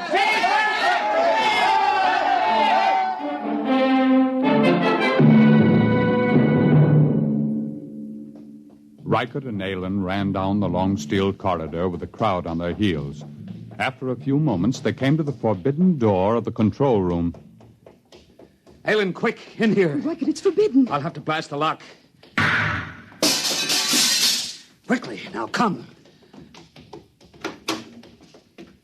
Now, help me close the door. Now the bar. We're safe in here for a while. Not even the priest can make them come in here after us. It'll take them time to figure out what to do. Riker, look. Look at the machinery. Oh, it's frightening. We're in the control room. It tells about it in the book. You see this big machine here? There was a drawing in the book. This is the machine that controls the buzzer. Just a simple machine like that? Yes, a simple machine. Stand back. What are you going to do? I'm going to smash it.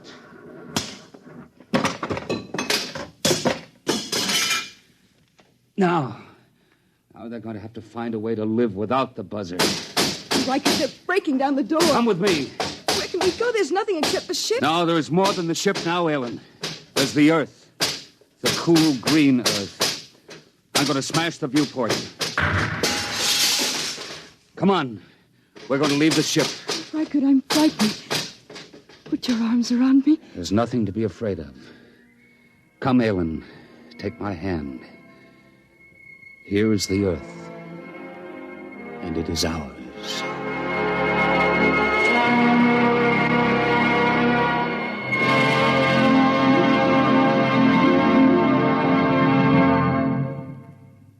You have just heard X-1, presented by the National Broadcasting Company in cooperation with Galaxy Science Fiction Magazine, which this month features a story by F.L. Wallace titled Mesereau Loves Company. When Marcus Mesereau set out on his mission to Earth, he was driven by pride and indignation, plus a practical reason. But if he'd known what lay ahead, he might have decided to let bad enough alone. Galaxy Magazine on your newsstand today. Tonight, by transcription, X-1 has brought you The Sense of Wonder, based on a story from the pages of Galaxy written by Milton Lesser and adapted for radio by George Lefferts. Featured in the cast were James Monks, Bill Quinn, Edwin Jerome, Vera Allen, Rita Lloyd, Joe DeSantis, and Dick Hamilton. Raymond Edward Johnson was the narrator. Your announcer, Fred Collins. X-1 was directed by Daniel Sutter and is an NBC Radio Network production.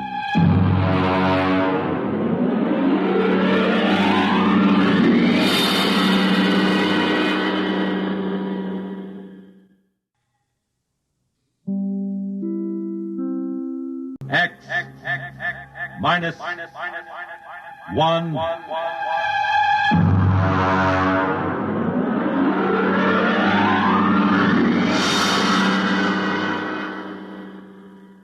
Tonight, the Frank Quattrocchi story, Sea Legs.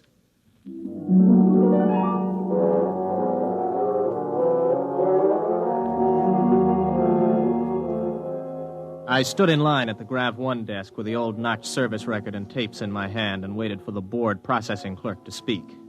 The clerk seemed utterly indifferent to the excitement of the men in the line. I wondered how long he'd been out here on this godforsaken Zone 5 planet. Next. Name? Robert Craig. Occupation? Flight officer. Destination? Earth. Earth? Anything wrong with that? Well, I guess not. How long since you've been on Earth, Mr. Craig? Well, I've never been there. My parents left during the second colonization of Cassiopeia. I was born there. Have you ever been in a gravity system? Oh, just briefly. Under drugs, of course. You'll have to go through the gravity conditioning course. Yes, so I was told. Proceed to the airlock chamber on your right and follow the robot's orders. Good luck. You may need it. Next. I went into the chamber and stripped off my clothing while the robot droned its orders. Remove all metal objects from your person. Place them in the plastic tube at your left. Now stand underneath the decontamination tube.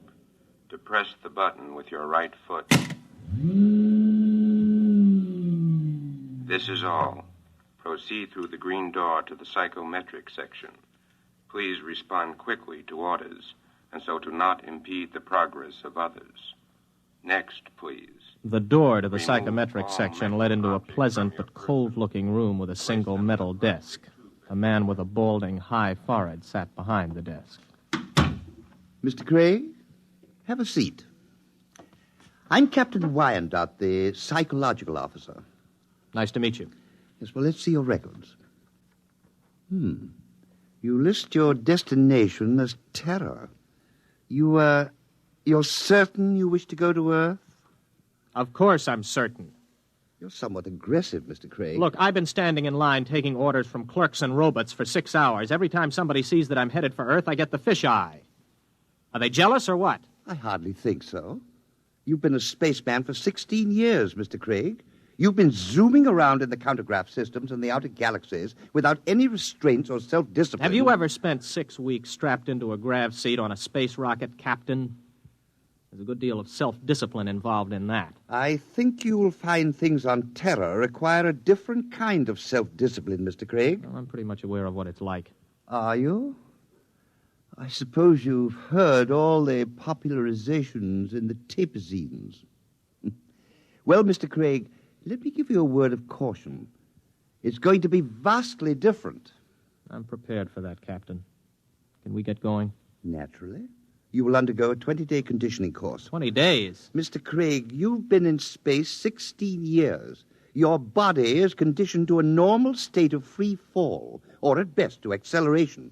The return to gravity would kill you if you weren't prepared for it.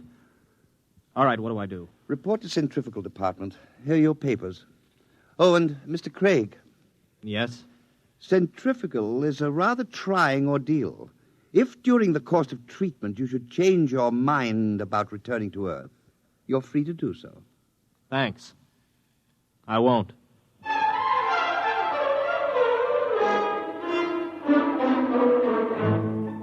I'd heard about centrifugal, but you can never really know about these things until you experience them.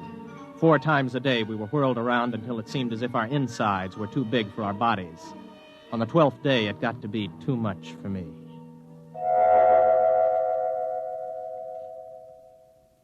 I was in the base hospital for 5 days. My roommate was an old space bum they'd brought in to die with a case of ruptured veins. His name was Charlie Brockman. How you feel, son? I'm pretty good, Charlie. You get discharged tomorrow, I hear. You gonna try it again?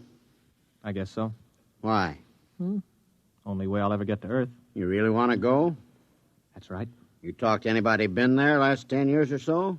No, you don't get to talk to many people from Earth and the galaxies. Were you ever there? Me? Now, what would an old space bum like me be doing on Terra? Well, I just thought maybe... I done most of my time in Zone 5. Out there, you get to thinking anybody who stays less than 80 light years from Earth is a landlubber. Yeah, I used to think the same. Then I took the exam for a job back on Earth, and I passed it. I used to think I'd like to go back. But space was exciting, you know. New and raw. It tugged at your guts, and it sent the blood rushing through your veins. But it was free. No bureaucrat ever lasted 6 months in Grav 5. I had enough hitting atmospheres all over the universe, old man. Maybe you're right. Lean over here, will you? Sure. Unbutton my pajama top, will you? Okay. There's a chain around my neck. Got a little message capsule on it. Oh, yeah, I got it. Do me a favor, huh? Take it with you when you go back to Terra. Don't open it till you're on the ship. Okay, Charlie. And, son. Yes? I lied to you. I have been back to Terra. I faked some papers and made a landing there 6 months ago. What are you doing back here? I had to leave in a hurry. Why? You'll find out, son. Good luck.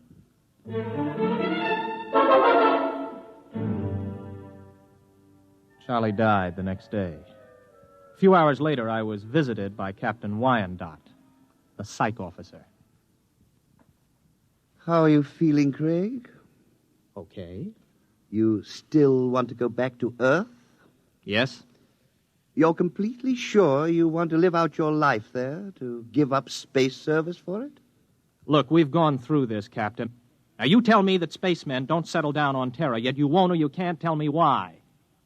All right, what's the pitch? Does the Space Service need men so badly that they have to make it impossible for us to go back?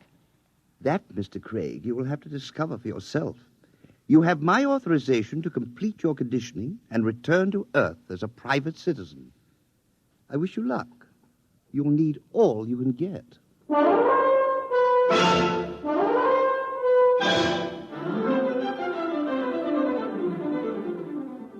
Somehow I managed to survive the torments for 18 days. I was ready to return to Earth. A month later, I descended from a huge intergalactic jet at Los Angeles Spaceport. I was dead tired from the trip. I checked in at the nearest inexpensive hotel. Oh, this is your room, sir. Just put the bags down, will you? I'll unpack myself. Yes, sir. Just back from outer space, sir? Yeah, that's right. How could you tell? Sea legs. Sea legs? Well, the way you walk. You can tell when somebody's been in the low-grav systems. Oh, well, here. Oh, thanks, Mr. Craig.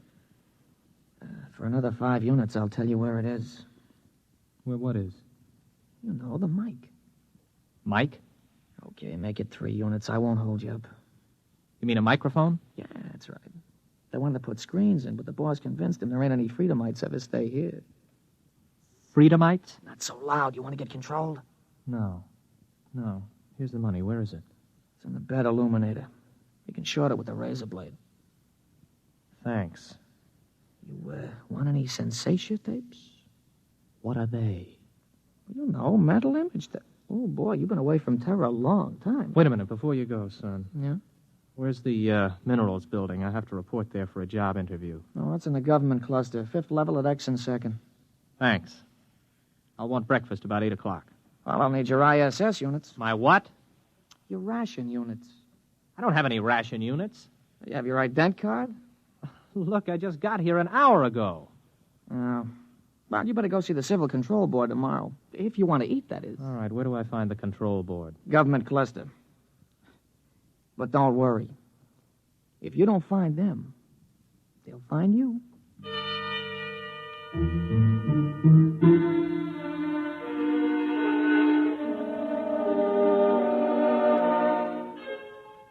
I went to sleep that night with the uneasy feeling that somebody was watching me. It had been a weird day. I hadn't exactly liked it. Well, I told myself it figured that there'd be more formalities and rigmarole on Earth than there were out in the systems, especially at first. Still, I couldn't get the idea of the concealed microphone out of my mind. You may relax, Mr. Craig. You are Mr. Craig. Yes, Robert Craig. You aren't nervous, are you? No. This is my first time before the control board, and, well, it's my first time. Flight officer, eh? Somewhat unusual for a vigorous young man like yourself abandoning space service, isn't it? I don't know. Is it? Leaving something behind, Mr. Craig?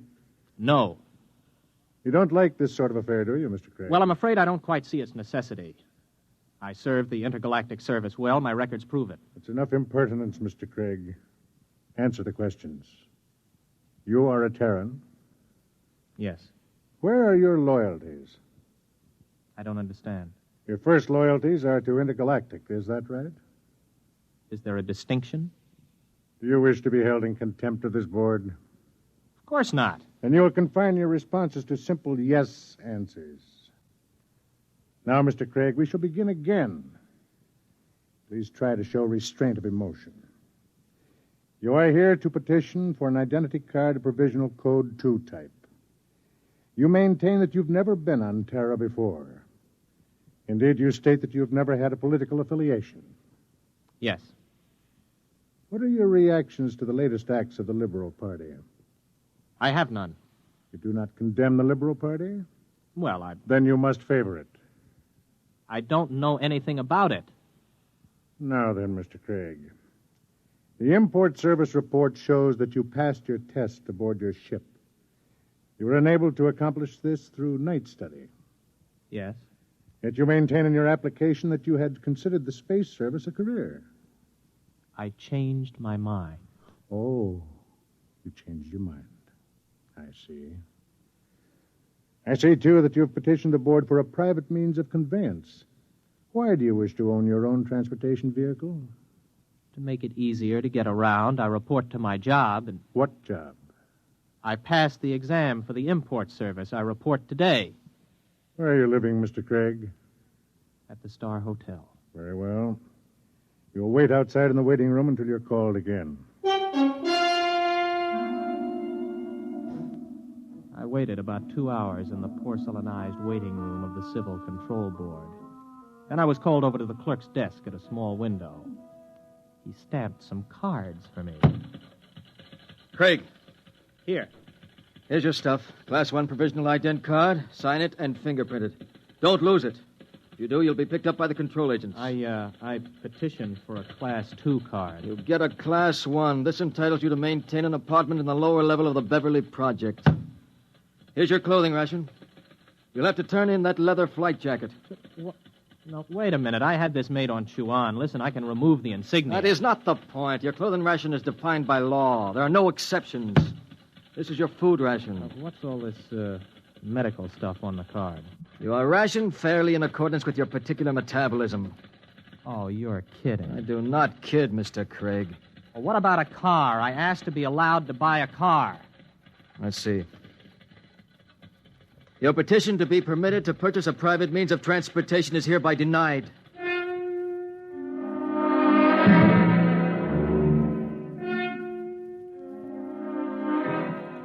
I walked out of the control board feeling like a man who has just come out of free fall into a hypergravity system. Instead of reporting to the Import Service for my initial job interview, I walked around the city.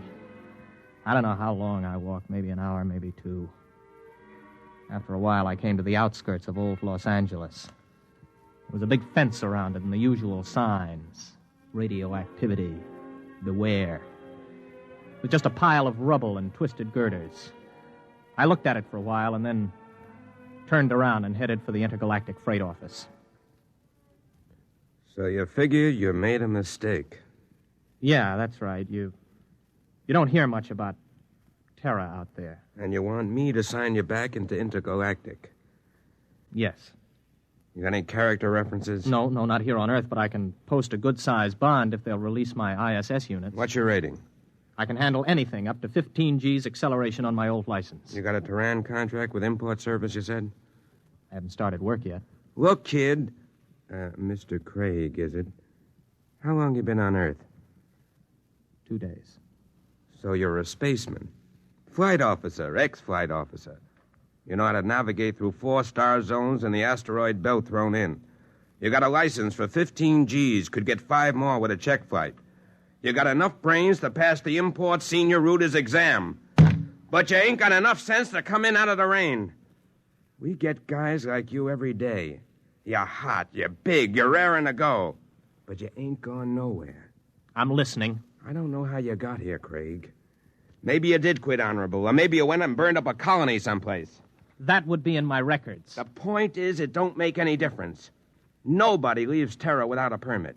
Nobody gets a permit to go back to space once he hits this old apple. Why not? They afraid somebody will tell what it's like? Oh, son, you got things to learn. One is you don't go shooting off your mouth. Another is Terra's changed a lot since the radioactive wars. We're going places, doing things. Big places, big things. You've got to fit into that, kid. Move with it. Stick around. You still got your sea legs. You're gonna like it here. You can make a quick dollar and spend it quick, too. But you'd better smarten up, or you'll finish scrubbing radioactive dust off girders. That's the story, huh? The whole story? That's it. Everything runs by a system. And, son, you can't buck the system. Yeah. I don't suppose there's any place around here a guy could get a quick drink. Oh, yeah, out at the end of Y Street, they got a little place you can buy Acadian tars. Pluto's, they call it. Thanks. Yeah, get it out of your system and then settle down. That's my advice. Thanks. So long. Get me the control agent. He just left here. He's on his way to the Pluto Cafe.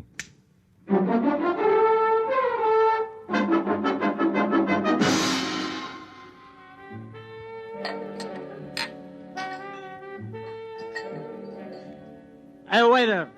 Waiter, bring me another drink for the young lady. Wow. Now then, where were we? I don't know. In fact, I still don't know why you're buying me free drinks. I told you I want somebody to talk to. You a purist? Or maybe you don't like the brand of sensation tapes they're peddling these days.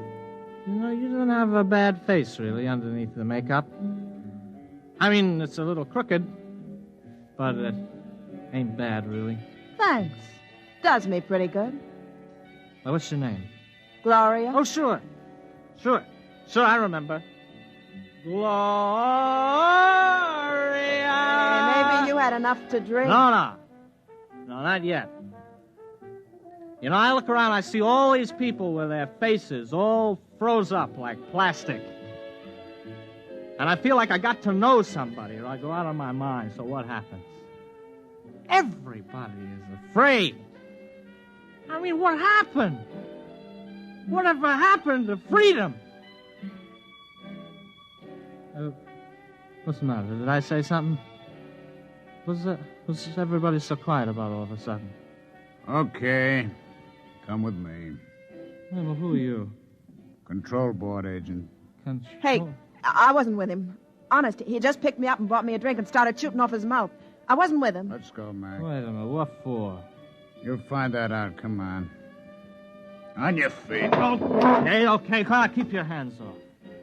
I'll go with you. Everybody else, just mind your own business. You, girlie. Yeah? Let's see your ident card. Here. You live at this address? Yeah? Alone? With my sister. Maybe some night you could go to a movie or something. We could spend some time getting acquainted. Yeah. Yeah, sometime. Good, I'll call you. Hey, I need my ident card back. I can't get rations without it. I'll keep it. Bring it back myself. Why don't you give the girl her card? No! Or maybe you mind your own business. Let's go. You walk just a little in front of me.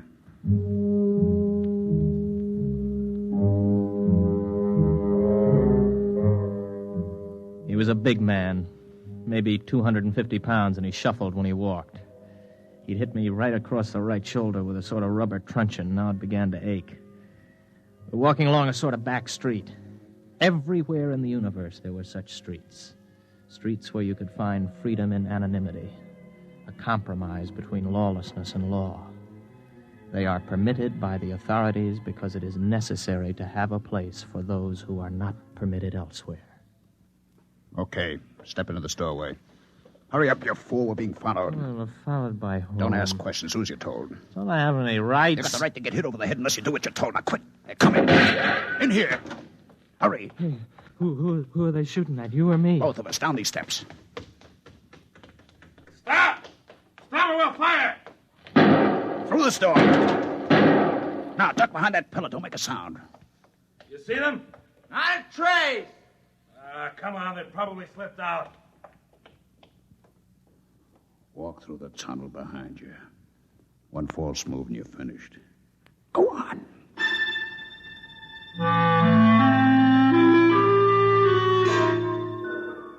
From the direction of the tunnel, I guessed it was part of an old sewage system that led toward the ruined city. I don't know how long we walked, maybe an hour. Finally, we came to a small wooden door. Stop here. Okay, let's have it. What? Have what? The tube. I don't know what you mean. Our detectives picked it up on you the minute you got off the plane. You're carrying a radioactive message tube with a periodic emission signal. I'll need to have it before we can go any further. You mean the tube that old Charlie gave me? Old Charlie? Yes, Charlie Brockman. The old spaceman who was in the hospital with me. Where is it? I think it's in my pocket. I never even bothered to open it. Do it now. Let me see. Oh, yeah, here it is. Open it. It's empty. That's right. The message is in the tube itself. We identify our people by the radioactive pattern. Our people? You'll see. Come in. Make it fast. This the one? This is the one. Has he been drugged? He's had PON. A massive dose at the Pluto. Good. Mr. Craig, my name's Cocteau. This is Mr. Brannigan. You're probably quite bewildered about all this. Let me clarify the situation. You're now in the headquarters of the Freedomites, underneath the radioactive part of old Los Angeles. Mr. Brannigan is not a control agent. He's one of our men. We've been watching you ever since we detected the message tube as your ship was approaching Earth. Now, wait a minute. You guys are Freedomites? That's right. You're pretty illegal, aren't you? Let's say our lives aren't worth a snap of your fingers if we're caught. All right, who are you? Where are you from? Most of us are from the same place you're from, outer space. Many of us had the same history you have. We shipped into Earth and became disillusioned and went to the intergalactic freight office to apply for a job. The man at the office, the man who made the speech about coming in out of the rain, is one of our agents. Aren't you taking a chance telling me all this? Not at all. At the Pluto, you were given a massive dose of PON. You won't remember anything that happened to you after the drug hits you in an hour or so. It works like a shock. Everything will be repressed into the unconscious. Oh, I see. Very neat. It will exist in your unconscious, however. Somewhere, because you're the kind of man you are, because living in space has taught you the blessing of feeling free, you'll be able to draw upon your unconscious knowledge when you need to. And when will that be, Mr. Cocteau? That depends on whether you decide to join us or not. Join you in what? I haven't the faintest idea of what you're trying to do. For all I know, you're a bunch of traitors. You know, I've heard this comes the revolution stuff before. My friend, you're woefully ignorant of our aims, as is to be expected. We anticipate no revolution. We print no leaflets, publish no newspaper, and we have no world plan for conquest. The kind of totalitarian mind which subscribes to tight economic systems like the ancient Marxism of the communists is abhorrent to us. We're interested in only one thing, the preservation of the idea of freedom. Our fear is that men will forget what it's like to feel free. Well, how do you expect to accomplish this? Our concepts are being kept alive in only one place in the universe today. Outer space? Exactly. On the frontiers of the universe, where freedom is a condition of life and growth. Suppose I join you. How can I help? You're an experienced pilot. We have enough connections to do some plastic surgery on your face and get you a position piloting a spaceship again. You'll remember nothing of your mission, but you will remember that you have been back to Earth, what it was like. You'll be able, carefully, of course, to tell people, to help keep the idea of freedom alive. Think it over carefully. You have 20 minutes before the drug takes effect. I don't need 20 minutes. I'll do it. Good. In exactly 48 hours, you'll wake up in your hotel bed with a new face, the identity card of a man named Harold Janus. You'll not remember how you got them or why, but you'll know what to do with his identity. He is, or was, master navigator on the Earth-Mars run. Good luck, Mr. Craig.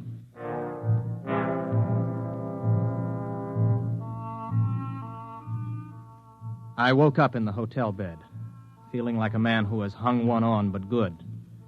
I looked into the mirror and I saw the face of another man. I looked in my wallet and discovered that I was Harold Janus, navigator for Intergalactic, holder of a license for 15 Gs. I wondered where it came from, how I got it, but I asked no questions. This license, this ident card, meant freedom. I walked out of the hotel feeling steady for the first time. I'd gotten my sea legs at last.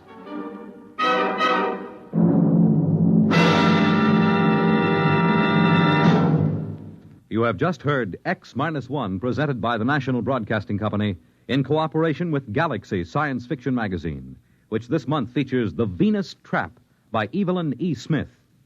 One thing man never planned to take along into space with him was the eternal triangle, especially a true blue triangle like this one. Galaxy Magazine, on your newsstand today. Tonight, by transcription, X-1 has brought you Sea Legs, a story from the pages of Galaxy, written by Frank Petrocchi and adapted for radio by George Lefferts. Featured in the cast were William Redfield, James Stevens, Stan Early, Charles Penman, James Dukas, Richard Hamilton, Jack Orison, Jack Grimes, Craig McDonald, Ralph Bell, Kermit Murdoch, and Frederica Chandler. Your announcer, Fred Collins. X-1 was directed by Daniel Sutter and is an NBC Radio Network production.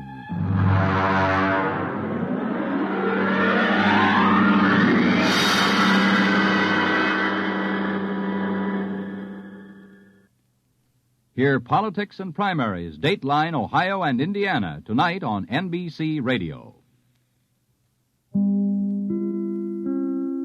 In just a moment, X-1. But first, one man whose personality belies his name is Quizmaster Groucho Marx, because Mr. Marx is hardly one of the grouchy kind when it comes to welcoming guests and dispensing good humor on his Wednesday night quiz show, You Bet Your Life. Why don't you tune in and hear for yourself tomorrow? And while you're listening, don't forget that each Wednesday night there's more great entertainment when Jack Bailey and contestants play Truth or Consequences. And all of the staff on Airtime join stars Giselle McKenzie in bringing you top musical listening. Enjoy music and fun tomorrow night on this station. And now stay tuned for X-1 on NBC.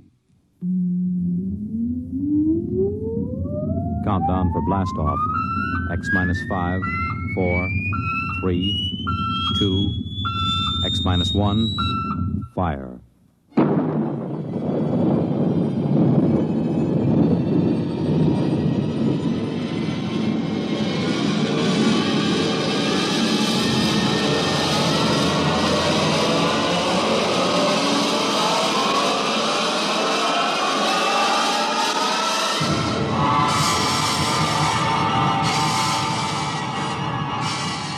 From the far horizons of the unknown come transcribed tales of new dimensions in time and space. These are stories of the future, adventures in which you'll live in a million could-be years on 1,000 maybe worlds. The National Broadcasting Company, in cooperation with Galaxy Science Fiction Magazine, presents X-1.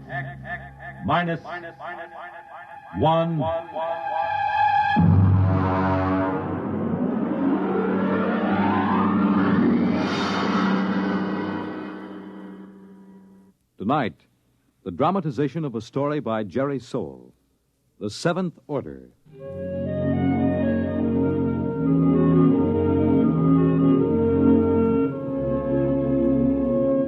Brentwood, Illinois, would have been just about like any other average community of 10,000 had it not been for Presser College, one of the country's finest small institutions of learning. Its residents were used to the pranks, the hazings, and the practical jokes of the students. But even Professor Ansel Tomlin was surprised when the blue humanoid came down the street and up to the porch where the professor was sitting in an old wicker rocking chair.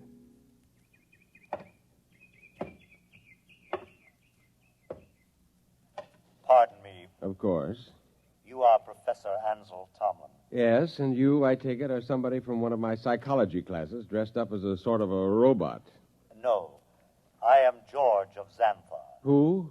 I am here to learn all I possibly can learn of the planet Earth and its inhabitants. Less than 10 minutes ago, I landed not far from here in a spaceship, which I subsequently blew up and destroyed. Now, let me explain. I am Tomlin of Brentwood. Less than 10 minutes ago, I was sitting on my porch peacefully marking exam papers. I intend to resume right now. Helen, would you get the phone? It is your wife's sister calling with reference to the explosion of my spaceship. Sure it is. She merely wants to ascertain that your family was not affected. Listen, George, be a good fellow and... Oh, Mike. Well, don't be alarmed, dear. It's a fraternity initiation or something. Oh, well, it does look like the real thing. Oh, did you know there was an explosion outside of town? An explosion? Yes, blast of undetermined origin is what they said on the radio. Oh, My sister just called. She heard about it in the local station and wanted to make sure we were all right. I see. Well, I have something in the oven. My goodness, that's a wonderful costume. Her sister lives 20 miles away. How did you know she'd call? My mind circuits are telepathic. They pick up all conscious thought to a distance of some 200 miles. It couldn't be you arranged the whole thing, that it wasn't really her sister. How did you get here? Who or what are you? I am a machine, the finest, most complicated machine ever made. I have a rather unique history, too. Who made you? Ages ago, on Xanthar, there was a race of humans. They made the first robots. Rather crude affairs. We class them as first-order robots. They are still used for menial tasks to some extent. And what order are you? The highest, naturally. A seventh-order robot. Or rather, a humanoid. We are the first in which there is not an automatic, no harm to humans cutoff. I begin to see. You will become aware of the fact that I am superior to you and to the rest of your race. I need no oxygen. I am never ill. I need no sleep. Every experience is indelibly recorded on circuits and is instantly available. Tell me, George, do you have feelings? I have an electronically controlled endocrine balance. It's very interesting. And what is your mission here on Earth? For the moment, I am here to study. I will live with you until it is complete. You will what? I will live with you. I will be with you all of your waking hours. While you sleep, I will go through your library. I need nothing. I want nothing. Just a moment. What about my privacy? When you desire privacy, I will study someone else. Your wife, perhaps. The female should be interested. George, old man, I'm terribly sorry, but you'll have to wire back to your masters to make other arrangements. That will be quite impossible. Really? You see, I have no master. Well, what about those humans back in Xanthar, the ones who invented you seventh-order humanoid? Oh, they are all quite dead. We destroyed them. Destroyed? You look alarmed. It was, after all, they or us. You see, our endocrine system permits us pride in ourselves. Naturally, being proud of ourselves, we objected to being ordered about in an incompetent way. So, you killed them? Exactly. Now, shall we go inside and inform your wife of my visit? Suppose I refuse. Professor, do you see that small dog playing on the lawn across the street? Yes. I will lift my arm and point at it. Observe. It vaporized. Exactly. Now then, shall we go in? Yes. We'll go in.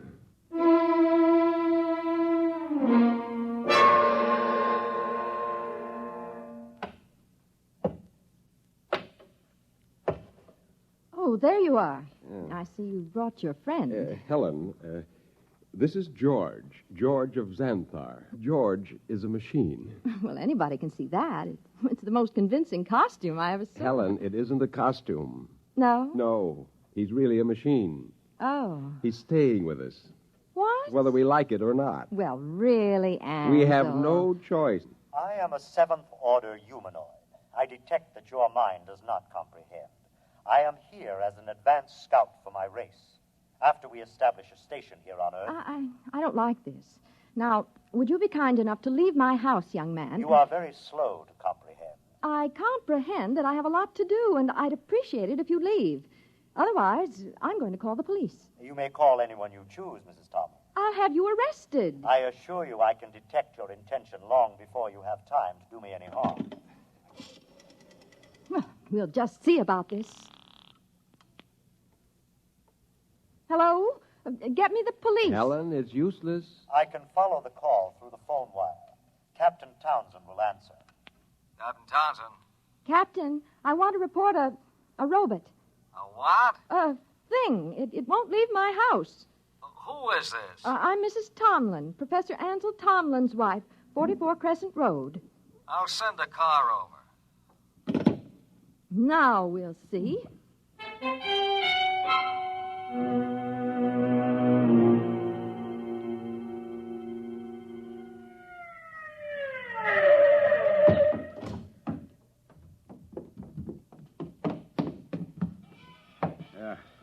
Is this the character that's been giving you trouble? Yes, this is the one, officer. Talked to you before about ruining the flower bed, Sonny. This time I'm taking you in. I would advise you not to touch me. I cannot risk any damage. I'll see about that. Come on outside. I prefer to remain here until I complete my mission. You do, huh? You know what this is? It is a weapon you call a service revolver. That's right. And you'll either march out of here or I'll use it on you. That would be most unfortunate. All right, come on. Officer, let me warn you. He's March. dangerous. March now. I'll count to 3. Officer, please. 1, 2. Oh,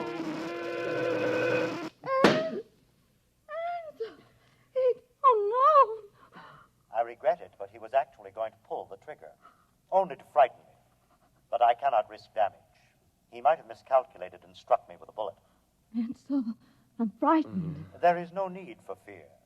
You have only to accept the fact that the Seventh Order is coming to operate the planet for your benefit.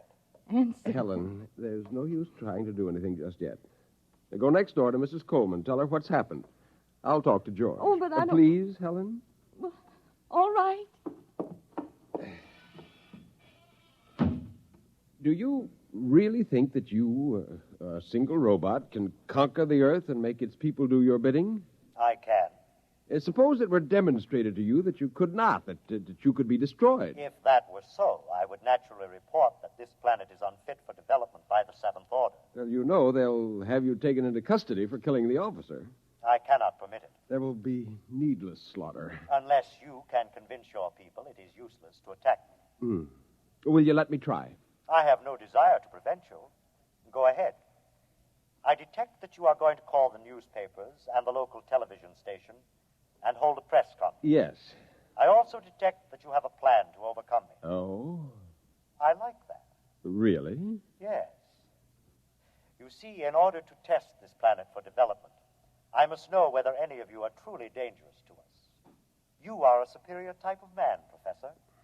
I welcome any plan to conquer me that you care to attempt. Okay, George. At least we know where we stand. I'll phone the newspapers.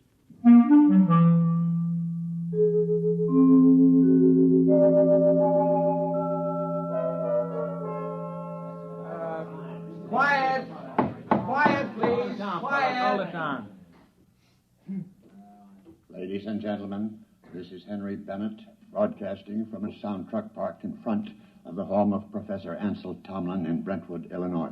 At the moment, Professor Tomlin is seated on his front porch. Next to him is a strange-looking blue robot-type creature, also seated on a chair. At the moment, we don't know if this is a hoax or not, but Professor Tomlin, a highly respected man here at the university, has called a press conference to introduce what is supposedly a creature from another planet. Professor Tomlin is about to speak, and we'll try to catch his words.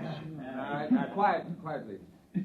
Gentlemen, I wish to present to you George of Xanthar. Yes, now, just a moment. George is a machine. Probably the most dangerous machine ever invented. He is telepathic as well. He can read your thoughts like a book. He knows exactly what each of you is thinking at this very instant. Professor! Yes? Do you expect us to swallow this nonsense? Not without proof, gentlemen. Can George do his stuff for us? Let him tell me what I'm thinking right now. You are thinking about a blonde young woman named Laura, with whom you will attend a show tonight. Come on. Well? Well, he happens to be right, but we've seen mind readers before. Let him do something else. Now, I did not call you gentlemen here for a demonstration of magic. I called you here in the hopes that a good deal of needless bloodshed might be avoided. Less than half an hour ago, I watched this creature completely vaporize a policeman who was trying to arrest him. I expect that the authorities will be here any minute. I hope I can convince you and them that it is futile. Well, I certainly do. Something ought to be done about a guy. Yeah, either you're nuts or you think we are. I don't believe this machine killed a cop. If a cop was killed, a human did it, trying to blame it on the machine. Now, gentlemen, I don't know how I can prove it. Perhaps if George will demonstrate his ability to vaporize... Observe the oak tree in the front yard. Now.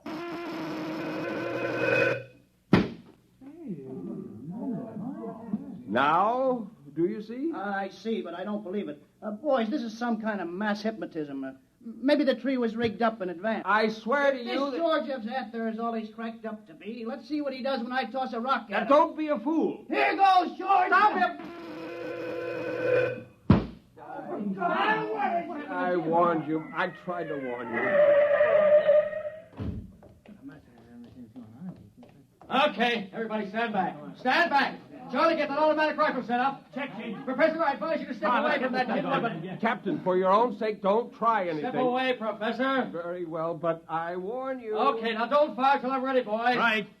Now then, George of What's-This, we don't know who's inside that tin suit, but I'm giving you just 10 seconds to come out of it. Captain, Hey, you're wanted on suspicion of murder. Now come out. All right, boys.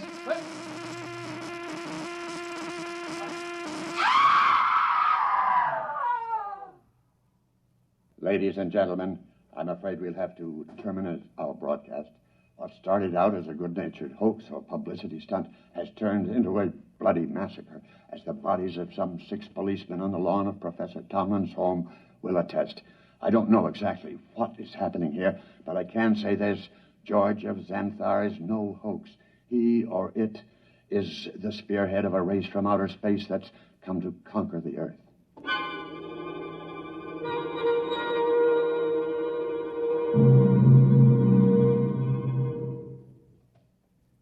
Have they all gone, Helen? Yes, Where is he? in your library, reading. Are the policemen still outside the house? They're walking up and down. Oh, I hope they don't. Yeah, they have orders not to try to harm him. Ansel, Yes. what are we going to do? I don't know. Oh, listen.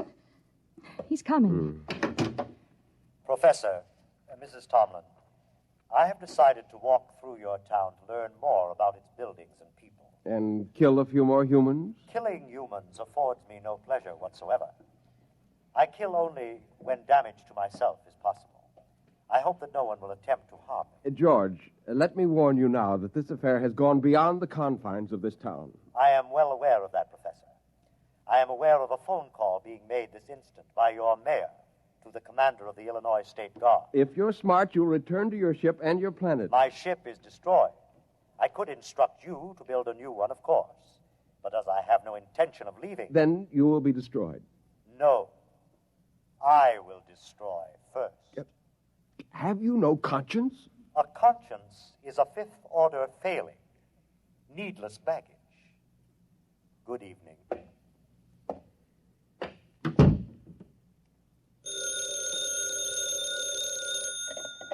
Hello, Professor Tomlin. Yes. Yes, I will. Who was it? The mayor and the chief of police have called a meeting of the citizens of Brentwood at the college gymnasium tonight. Ansel, you're not going. I must. But no, Helen, there's much more at stake here than my life or yours. Civilization itself depends upon our standing up to this machine. I'm going to the meeting.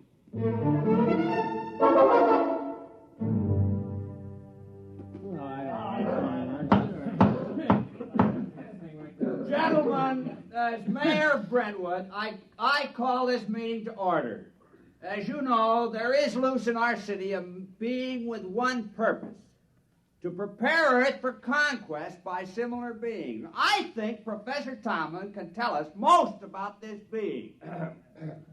Well, if we could determine the source of George's power, he might be overcome. He is obviously vulnerable to force, such as a speeding bullet if it hit the right spot. However, he has the ability to read intent long before the commission of an act. He is probably listening to me now, even though he may be far away. Now, Mr. Mayor, why not track him down and all attack at once? Some of us would probably die, but he couldn't strike us all dead at once.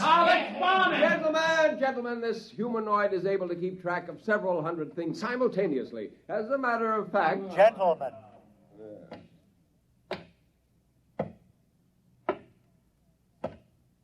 You are working yourselves up needlessly. You simply do not appreciate what it would mean to dedicate yourselves to the fulfillment of the Seventh Order destiny. Your lives will be made most pleasant and happy by us. Yeah, why did you kill 6 cops? If you're so powerful, bring them back to life. How do you want to be buried, Robot? Yeah, let's get them, man.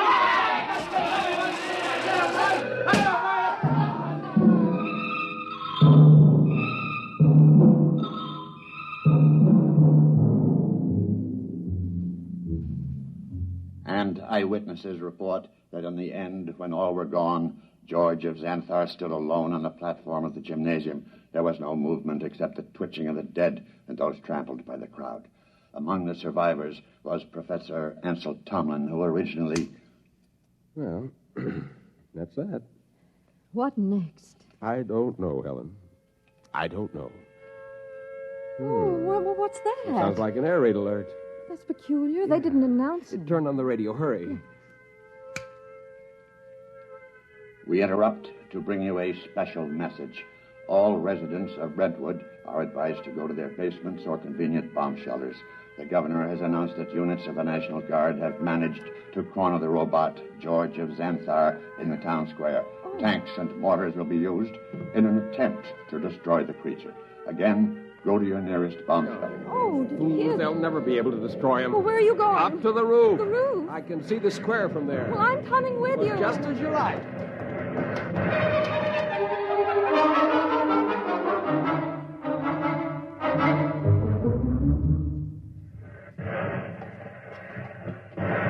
What's happening? He's vaporizing every tank and gun they bring up. Oh, Ansel, let's get away from here. Oh, what's that? Those are Army jets. We'll see how effective he is now. Oh, good Lord, a whole squadron up in smoke. It's no use. Can't you see? It's no use. Ansel, come inside, please. Oh, very well. Oh, if only there was something we could do to tell him. Not as long as he can read our every conscious thought before we can act. What is it? Our every conscious thought. Our thought. I wonder if... What is it, Nothing. Ansel? Nothing, Helen.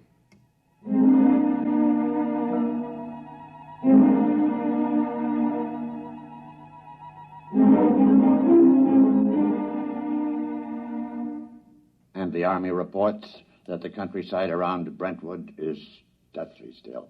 The blue humanoid, George of Xanthar, is still standing in the middle of the town square, where he's been standing for 3 days now. We'll keep you informed of developments. The military urges everyone to keep calm and go about your business as usual. There is no danger to anyone who is not attacking the humanoid.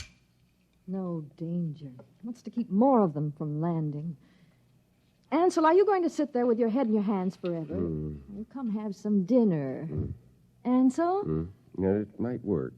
Where are you going? Washington. What? I'm going to Washington. Would you be good enough to pack my overnight bag? I can catch a plane out of Chicago in about 2 hours. But why? What for? I'm going to talk to the Pentagon. What do you tell them? I'm going to tell them to surrender to George of Xanthar.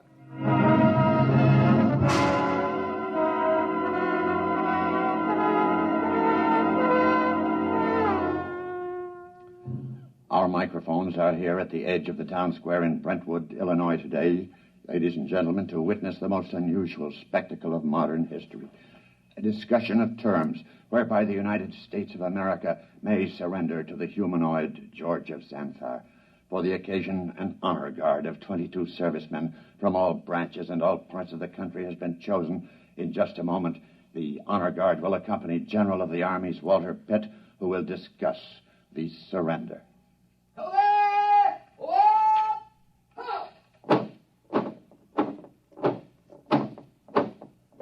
The honor guard is advancing to the edge of the square. The robot is standing there now, carefully eyeing the soldiers. Every ounce of his concentration seems to be going into it. Actually, we're told his telepathic circuits are probing their minds for some hint of danger. A thought, a flicker of an eyelash may be sufficient for him to vaporize all of them. General Pitt is about to speak. George of Xanthar. I hear you, General. I have been instructed to consult with you about your intentions toward our country and the world in general with a view to reaching some sort of agreement with you and others of your kind who you say will invade the earth. May I approach? One moment. I perceive no intent to harm me. There is one man among your soldiers, however, who has an illogical thought. Will the soldier who is thinking the thought, 11 o'clock, step closer? Do as he says.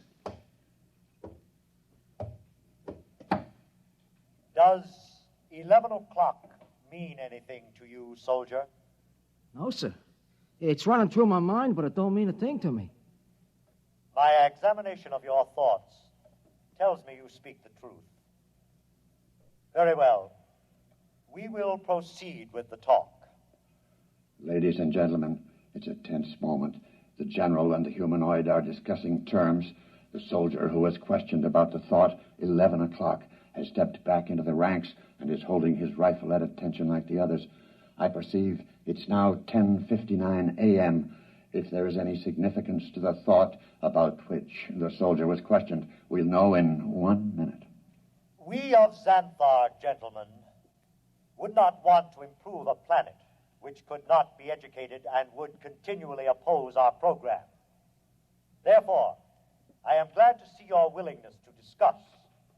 After my message goes out, there will be a landing party on Earth within a few days. While waiting for the party, however, there are certain preparations. Just list them for us. Your government will naturally have to turn over complete authority to us. Afterward, we will utilize your press and radio to disseminate our instructions to your people. Simultaneously, in other nations, the same procedure will be carried out by our rep.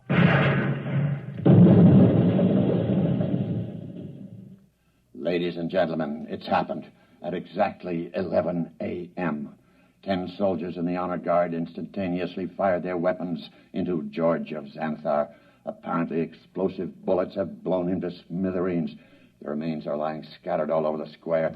People are pouring in, kissing each other, shouting.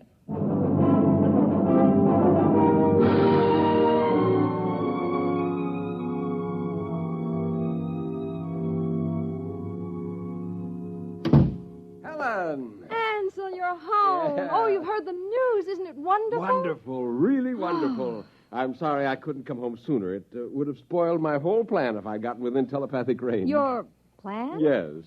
But what? How? What? Just a matter of simple psychology. Those men in the honor guard. What about them? Did you know any of them? Not exactly, but I did have the job of hypnotizing 10 of them. Hypnotized? That's right. You see, each of those men was hypnotized. And while he was under, we planted a post-hypnotic suggestion, namely, to fire at George of Xanthar when a soldier named Charlie started to cough. Charlie was told to cough at 11 o'clock. Before we released them from hypnosis, we told them to erase everything from their conscious memories. I was staking everything in the hope that George could only tune in on the conscious mind, not the subconscious, and it worked. Yeah, there was nothing to be reached by George's prying mind, so we never knew what was going to happen. At 11 o'clock, the soldier named Charlie coughed. The men raised their guns and fired. And that was the end of George of Xanthar. Now, if you don't mind, I've got some exam papers to mark.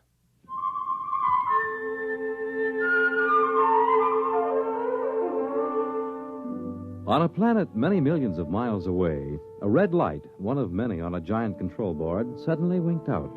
A blue humanoid made an entry in a large book, System 29578. Planet 3 inhabited. Too dangerous for any kind of development.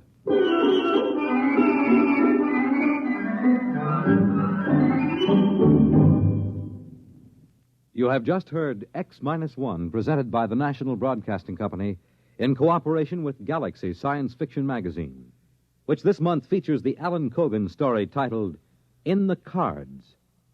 It was one thing to safeguard the future, but something else to see someone you love cry in terror 2 years from now. Galaxy Magazine on your newsstand today.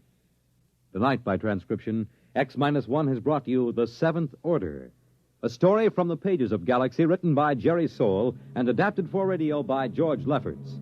Featured in the cast were James Monks, Nelson Olmsted, Kate Wilkinson, James Rafferty, Dick Hamilton, Reese Taylor, Jim Stevens, Robert Hastings, Wayne Chappelle. The commentator was W.W. Chaplin. Your announcer, Fred Collins. X-1 was directed by Daniel Sutter and is an NBC Radio Network production.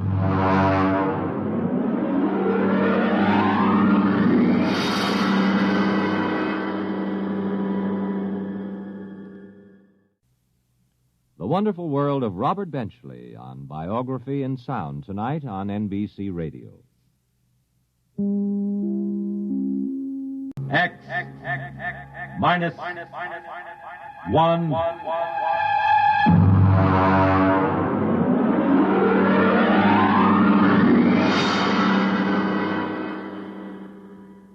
Tonight, Hallucination Orbit by J.T. McIntosh.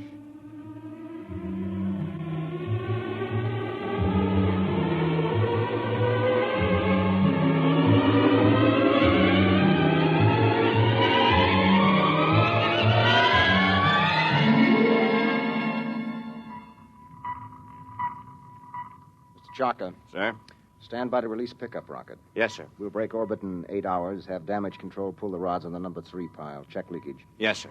Try and have the locks cleared of all unessential personnel when that pickup rocket comes back. There's no point in making trouble. I understand, sir. Pickup rocket away, sir. Very well. Take over, Mr. Chaka. I will be in my quarters if I'm wanted.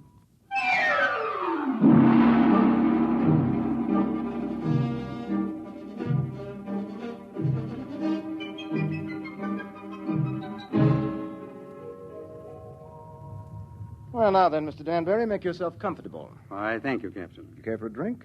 Scotch in that bulb, bourbon in the other. No, thank you. I can't get quite used to squirting liquor from a rubber bulb as if I were oiling a bearing. Well, you'd have a devil of a time pouring from a bottle in free fall. Well, how are you enjoying your trip? It's very interesting. It's very nice of you to give me a lift. You know, it would have been 8 months before another ship came along. Oh, a lot more than that with the main Pluto beam station out. Probably 8 years. Really? That long? I thought the whole run to Pluto was under 18 months. Yes, it is when the beam is running. You see, Mr. Danbury, we left Earth 27 days after the beam broadcast from Pluto station broke. We've been spaceborne close to 6 years. I suppose that's why you're on orbit around this planet, picking up supplies or something, eh? Oh. This is a standard pickup for the space beam service. We sent a rocket down to take off a man who's been the only inhabitant of this planet for a little over 2 years. Well, I expect he'll be glad to see you. Well, there's no telling. I know I would. After 2 years of duty, Mr. Danbury, you might not know anything. Oh, psychiatric troubles? Solitosis. It's from the Latin, solus, alone. Is that much of a problem? Only in space. Here, look.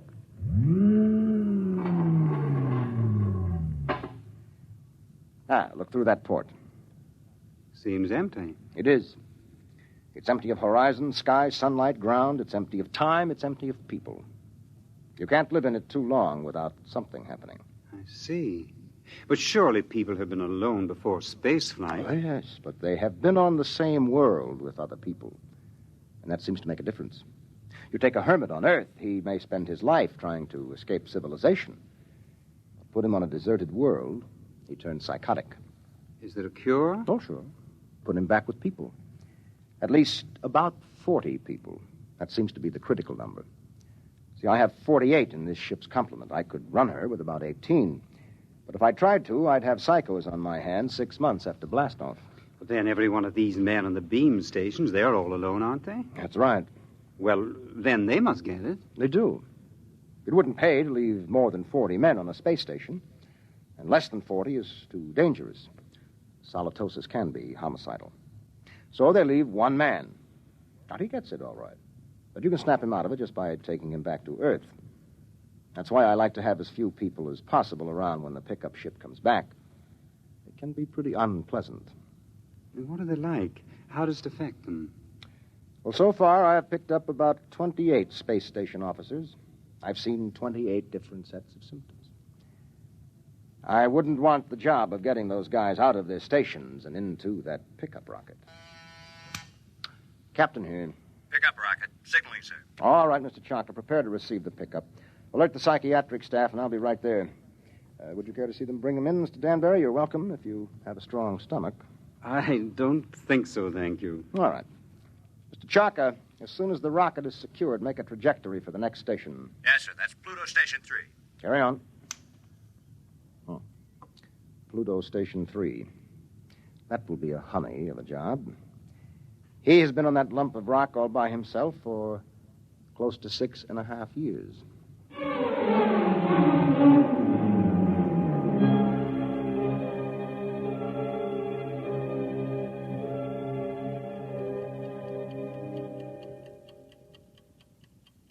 Pluto Station 3, Daily Report, Colin Ord, Space Officer.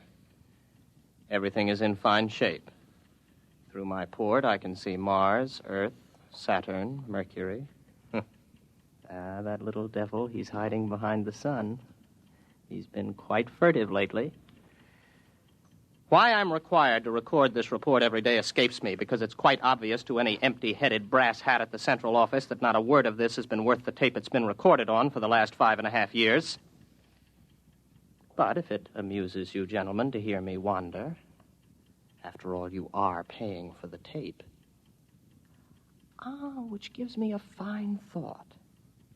I'm going to set the pickups through the whole station and leave the tape running. That'll give you a daily report all day, so keep on listening.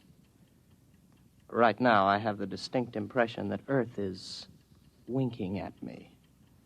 A rather suggestive, lewd wink. It helps to see the planets, doesn't it? Oh, I thought you were reading. I was. You know, if you hadn't been able to see the planets, you would have been a straitjacket case long ago. Well, who knows I'm not one now? You don't, anyway.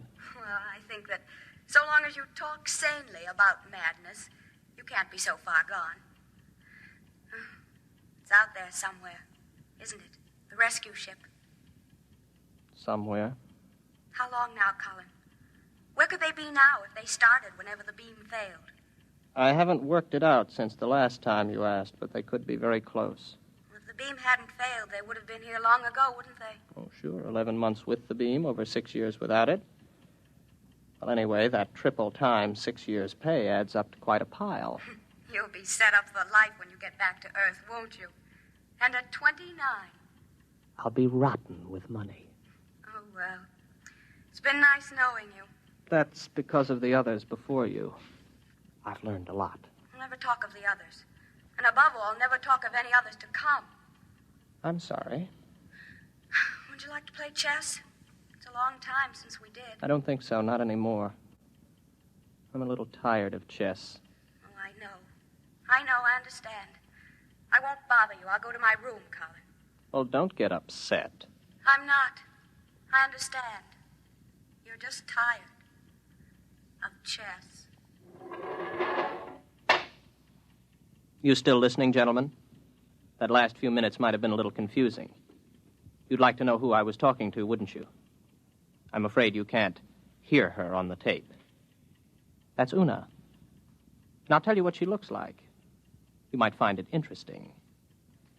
She's beautiful, but rather cool. She always wears a white shirt and sharp, creased green slacks. She's got a good figure, but in a calm sort of way. She plays a good game of chess, although I beat her 2 out of 3 times. Of course, you know why you can't hear her on the tape. But I still know, too. That's a point in my favor, isn't it? That brings up an interesting question, gentlemen, because I'm tired of Una. I'm beginning to find her a long, cool, slightly unappealing bore. My problem is how to get rid of her. I can't just tell her to vanish. She's a little too real for that. I dreamed up a ship to bring her. I'll have to find another to take her away. Well, I might as well get to it. Oh, no. No, I'm not going to bother about the ship. It's too much mental effort. I'd have to think up everything I saw, and frankly, gentlemen, I'm too tired. Maybe she'll take the hint. A lot of them did. Susie did? And Alice? Oh. I remember Margie. There was a girl. A load of bricks had to fall on her head. Took me 4 weeks to get rid of her. No. Let Una figure her own way to get off the station.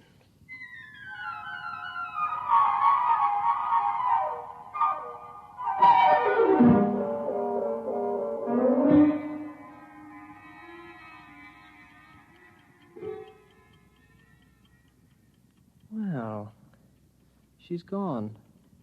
I thought she might. Her ship's gone, too. Well, all in all, I don't think Una was really very satisfactory. One of these days I'll start believing in them and I'll be really gone. Well, if I activate the main screens now, I'll see a ship coming in to land pretty soon. Every once in a while I have a thought that when the ship really comes, I'll think it's make-believe. Yes, there it is. A small ship curving in for a landing. I suppose I could check on the detectors. I know they register anybody within 100,000 miles, but I don't bother checking them anymore because someday the moment will come when I check the detectors. And I'll see just what I want to see. Well, the ship's coming in for a landing now. I'll go out to meet it. I'm rather interested to find out what the explanation will be for the girl. Naturally, it will be a girl.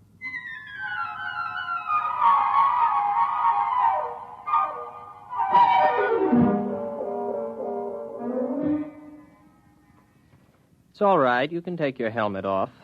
The air's all right in here. You must be Baker. Oh, good heavens, no. Baker was before me here. You can't be one of his dreams 7 years late. I'm Ord, Colin Ord. Before we go any further, just how does solitosis affect you? Well, that's new. None of them ever asked that before. It makes me see things that aren't there. And you know there's nothing there? Sometimes. Do you know I'm here? I'm making a point of not wondering about it.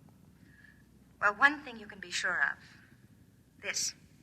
Do you see this? This is a gun. I just want you to know I'm not heaven's little gift to lonely space station officers. Is that clear? Oh, yes. Yes. What's your name? Elsa Cutterline. You want to know why I'm here, of course. Not particularly. What? Well, that's always the weakest part of the story. I don't like to press it. Why don't you, take off your spacesuit? I'll tell you why, just the same. I killed a man. Why and how doesn't matter. I had access to an experimental ship. I thought if I disappeared for about 2 years, Oh, please, don't labor over it. I'm not asking questions. Why not? Well, when we get around to it, I would be interested in the story you can concoct for being dressed like the cover of a magazine story in rather minimal clothing. It's been years since I thought up anything like that. You must be a throwback. What are you talking about? You know, you're going to have a tough time with that gun when you get tired of holding it. It's a heavy gun. How long do you think it'll be before I take it from you? After all, you have to sleep. There's no door in the station you can lock that I can't get in. I know. I just wanted to make sure you weren't violent. I think I can get on with you, Ord. Yes, I see. The question is, my dear, whether you're real or not. Well, don't I look real? Oh, yes, but that doesn't prove anything. As a matter of fact, the realer you look, the worse off I might be. But then there still is the remote possibility that you might actually have killed someone and decided to hide out on a space station. Shall I tell you something else, Elsa? What? I'm suddenly tired of the whole business. Breathes there a man with soul so dead, I'm sure you know the rest of it. I would suddenly like to have enough people around me so that I could be sane.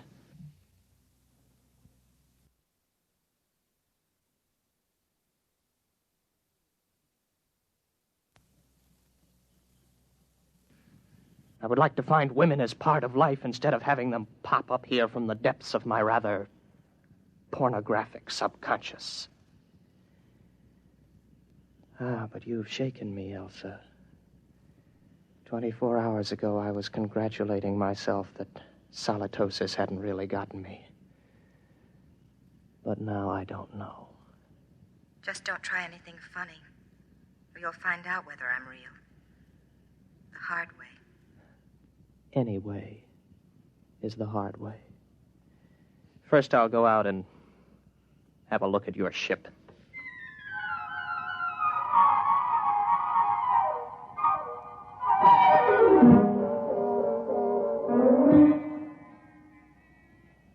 £14 per square inch air. Heat. Now, I take a gasoline lighter. There, the flame lights. But on the other hand, if there was no lighter and I see it, I could also see it burn when there isn't any air. As a matter of fact, how do I know that I can read a meter for air pressure? And now that I look again quickly, I find I haven't got a lighter in my hand, and as a matter of fact, the pressure meter reads 0. There's no air on this ship. As a matter of fact, there isn't any ship. Elsa is no more real than Una. All right, Colin, old boy, sit here and concentrate for about 15 minutes, and you'll be able to walk through the walls of the ship.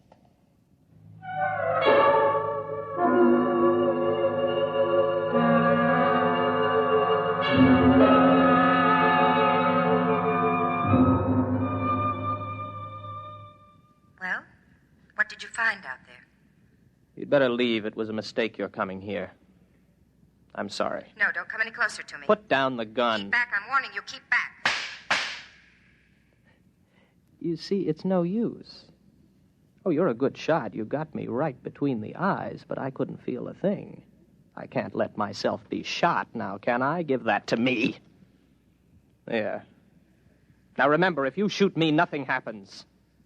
But if I shoot you, you die. Do you know that? Yes, I know that. I'll give you about 20 minutes to get that overstuffed figure back into that spacesuit and get off my planet. Frankly, I'm getting tired of hallucinations. Tired. Give me back my gun. No. I'll keep that. After a while, I'll put it in a drawer. It'll stay there until I forget it. Then there won't be any gun anymore. From now on, my overblown figment, there will be no more Elsas or Susies or Margies. I am not going to give in to Salatosis. Maybe I'll bring Una back. At least she could play chess.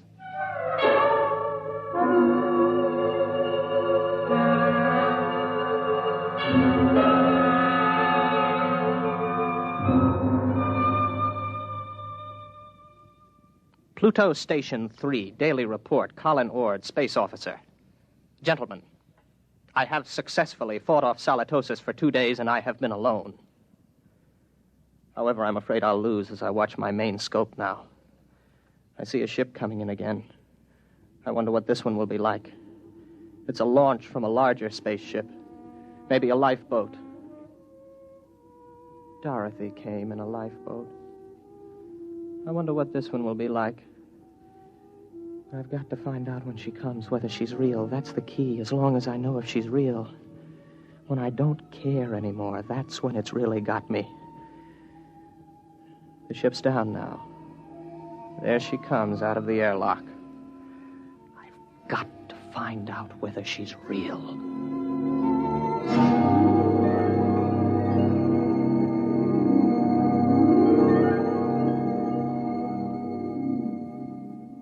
Colin Ord. That's right.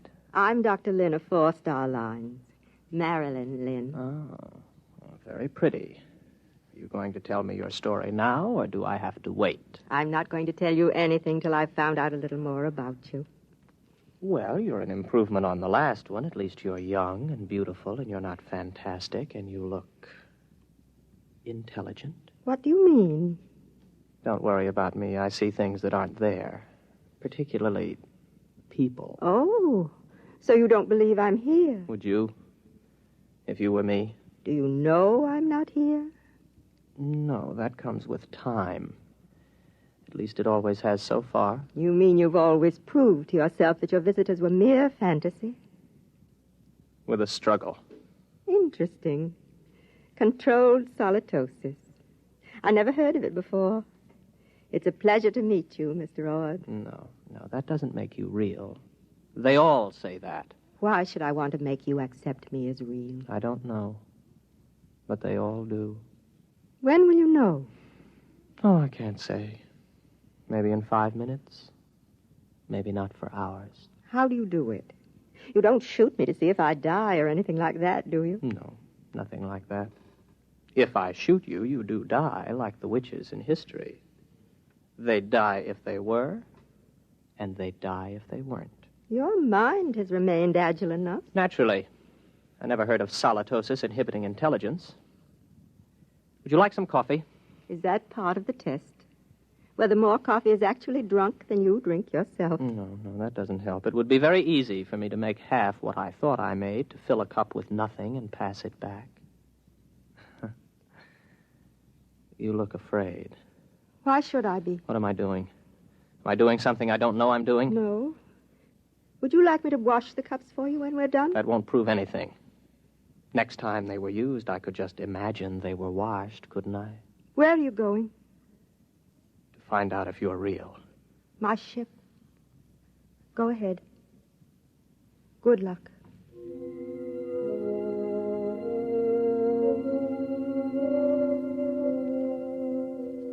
What's she afraid about?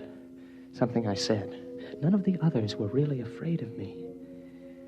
I can't tell yet. Nothing's happened.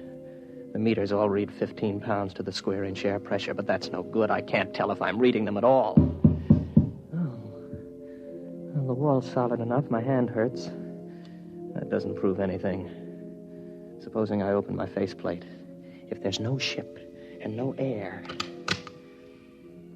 All right, my faceplate's open. I'm breathing air. Then again, on the other hand, my faceplate may still be closed. Maybe I only think it's open. I can't tell. I can't tell that she isn't real. That means it's finally gotten me. It gets everyone. I don't really know if anything's real, if I'm real, if this space station is real, the planet, the universe, the galaxy. Maybe all life is in my mind. I think. Therefore I am. Yes, I remember that from school. Oh, I'm tired. I got to get back to the station. Very tired. Close my faceplate, if I ever opened it. Get back to the station. Got a headache. Terrible headache. I'm very tired.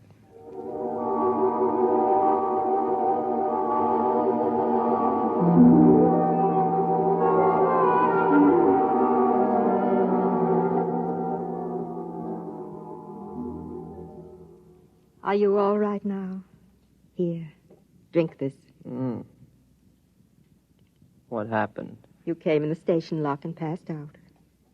How long have I been out? About 24 hours. You're a very sick man, Mr. Ord.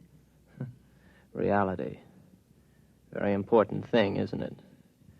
It's the most important thing there is to learn. Merely to you. Solitosis naturally affects what matters most to the individual, but we needn't talk about that. But I know now. You're not real. You can't be, even though I feel you are. How did you decide that? I couldn't prove you weren't, not on your ship. I'm too far gone to figure out any test that'll work. But if you are real, then how did you avoid solitosis? The only way there is. There are 48 men and women in the relief ship that's in orbit around your planet right now. I came down in the pickup rocket. We have well above the critical number of people. I keep rational by knowing they're up there in the orbit, and as soon as I'm ready, I'll take you back up there. Well, I suppose I can wait. I don't really care if you're real or not anymore. I know. It'll take a long while before you care. You sound sad. What's the matter? It's the way you look at me. What do you mean? What do you see when you look at me? Well, you're strong. Sort of quietly beautiful. About my age. You're wearing a tunic and slacks. And you don't have a wedding ring. I noticed that. That's what I thought you saw. I'm real, but not your picture of me. I'm a doctor, Mr. Ord. All first contacts with station officers are made by trained psychiatrists. I'm a doctor. And I was a girl once. But that was 40 years ago. I'm 66. You can't be. Oh, yes. It was very nice to be a girl again. I could see myself in your eyes, and I almost felt young again. As I grow old in the next few weeks, Mr. Ord, you will be recovering. That will show... X minus 1.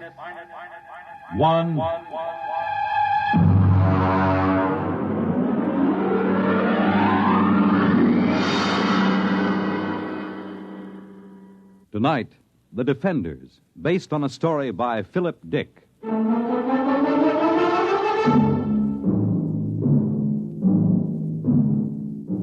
And now we bring you a special film of the destruction of San Francisco by radioactive pellets, released this week by robots of the Asian Confederation. This bombing was televised by robot cameramen of the Western Confederation as it took place. What you are about to see is a rebroadcast.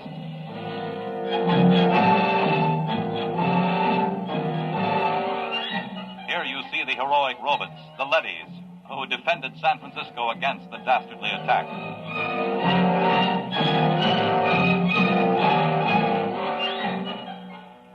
Of course, since all human life has been under the surface of Earth for 16 years, there was no actual loss of life in the sense we know it. Still, the vicious destruction of Western Leadys by this sneak attack by Asian robots... The surface war. The surface war, that's all we hear. It's all everybody works for. 90 cents out of every dollar goes for the surface war.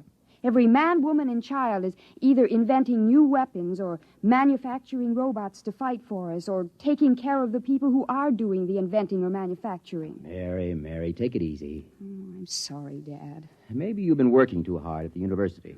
Maybe. How's the study coming? All right. Colonel Moss was asking about it only today over at Supreme Headquarters. I'm still working. Mary, you haven't mentioned the enemy much. Oh, what's there to say?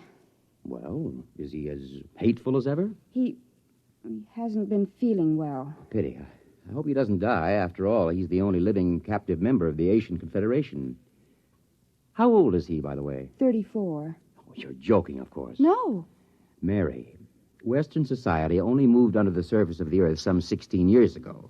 Now, that would mean that the enemy was captured when he was only a boy. Yes. He told you this? Oh, no, he tells everyone he's 42. I deduced it from inconsistencies in his statements. Well, that's a little dangerous, isn't it? Well, you're the only one I've told, Dad. I wish you wouldn't even tell me these things. Do you expect your friend Colonel Moss to pop out from under the bed? Now you're being facetious. It's no laughing matter, Mary. The whole concept of the enemy is so charged emotionally... And so full of lies. Mary! It's true. I've been talking to him for 6 months now. He's just an ordinary young man who happens to have had the bad luck to come to symbolize every hated thing we fight against. I've heard him speak. He is hateful. He knows what to say if he wants to keep alive. Mary, I won't hear any more of this. Oh, I'm sorry, Dad. I suppose it doesn't serve any useful purpose. It isn't that. I'm thinking of your own safety. If remarks like this were overheard, do you know what they do to traitors? I've heard they turn them over to the Leadys. They're taken up to the surface. As they approach it, the radioactivity begins to destroy them. And by the time they reach the top... I'll be careful. Good. Now then, why don't we stop this morbid talk? How about turning on some music, All right. Dad. Yes? What was it like? What? On the surface. Don't you remember? Mm-mm. Oh, no, of course not. You were only about 6 at the time.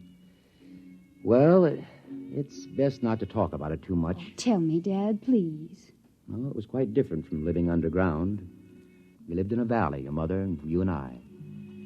There were pretty farms along the floor of the valley, little white houses and green fields and trees. Oh, and there were birds. Yes. I'm afraid the birds are extinct now. It must have been hard for you those first years underground. It wasn't pleasant. But I had my work at the War Institute.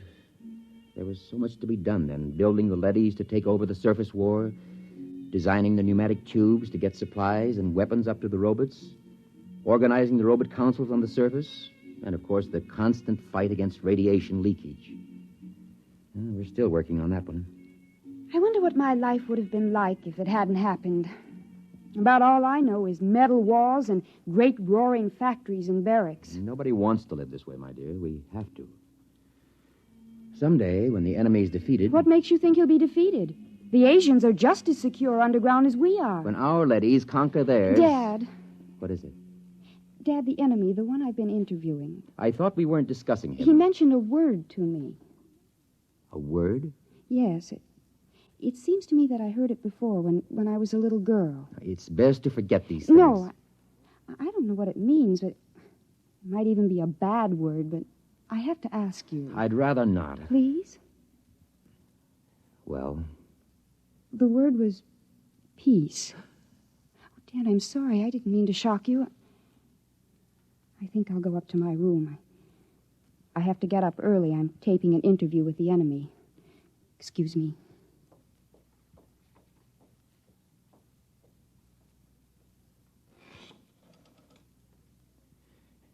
Get me the Director of Internal Security. Yes? Moss, this is Donald Taylor. Yes, Donald. It's about my daughter. Mary? Yes. She's been working with the enemy, as you know, compiling a new study. Yes? I'm afraid from some of the things he's told her that he may not be completely sane. Oh? I thought perhaps you might, supervise their relationship a little more. After all, she's been spending almost 6 months in his company, several hours a day. I see what you mean. Now, I don't mean to suggest that anything has happened already. Her attitude's... Don't concern yourself about it. Everything will be handled discreetly.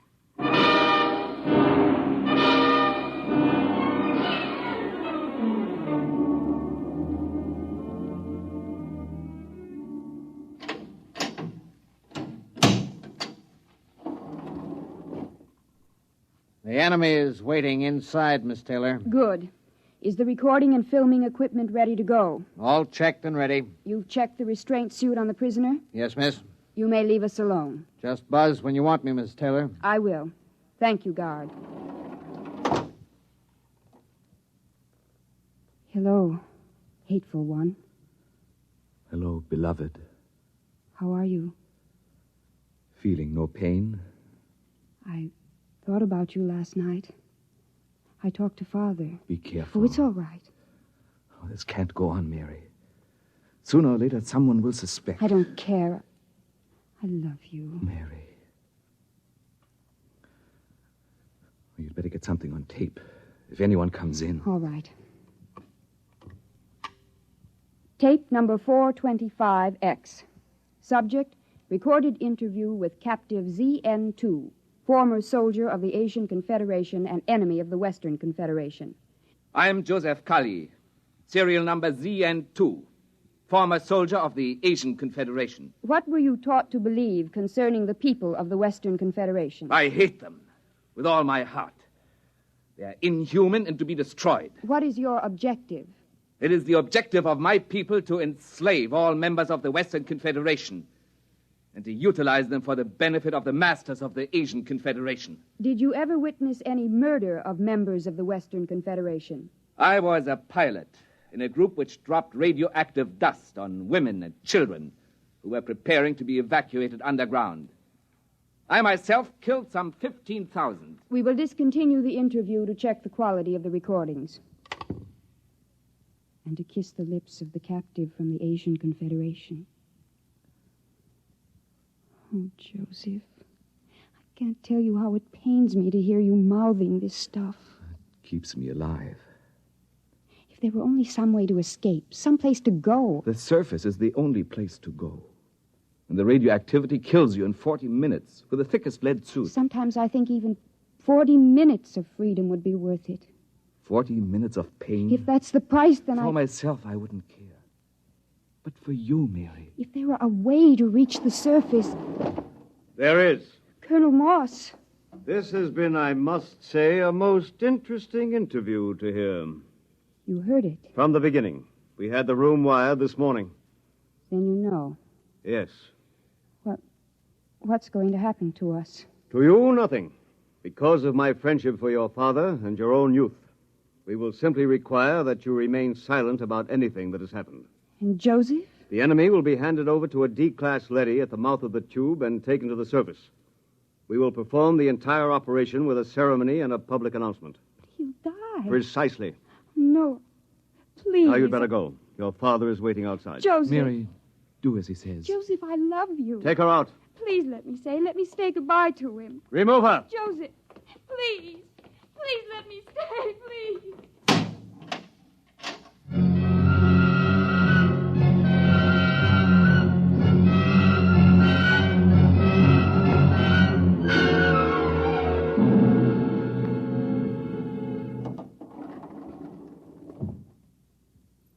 Father, Yes?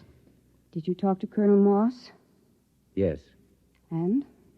He'll permit you to come along and watch the ceremony, provided Provided. there's no display of any sort. And, of course, a public denouncement of the whole matter. He's prepared a statement to the effect that the enemy tried to dupe you, that he used hypnosis, etc., etc. Well, I'll sign it. the ceremony is at the foot of the tube tomorrow morning at 6. At that hour, the enemy will be handed over to a D-class leady, which is being brought down from the surface. Remember your promise.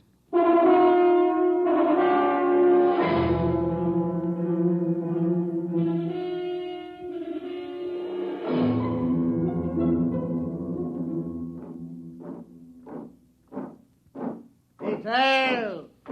Halt! The prisoner is ready to be turned over, sir. Is the robot here? The robot is arriving now.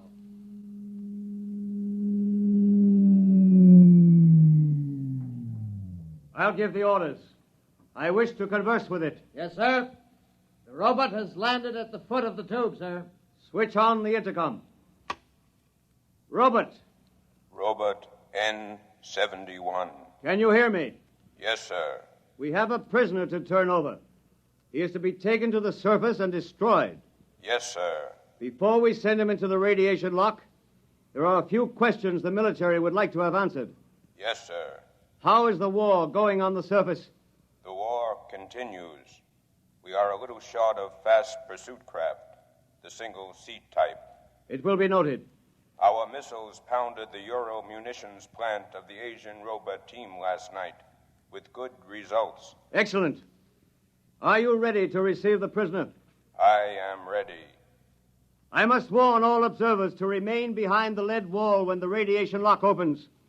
A few seconds' exposure to a hot leady is enough to cause serious damage. Prisoner, step forward. Father, Steady, Mary. Remember your promise? yes. Is he? He's there. Oh, if I could only see him alone a minute. It's out of the question. Keep well behind the lead wall. Ready? Ready, Colonel. Open the lock.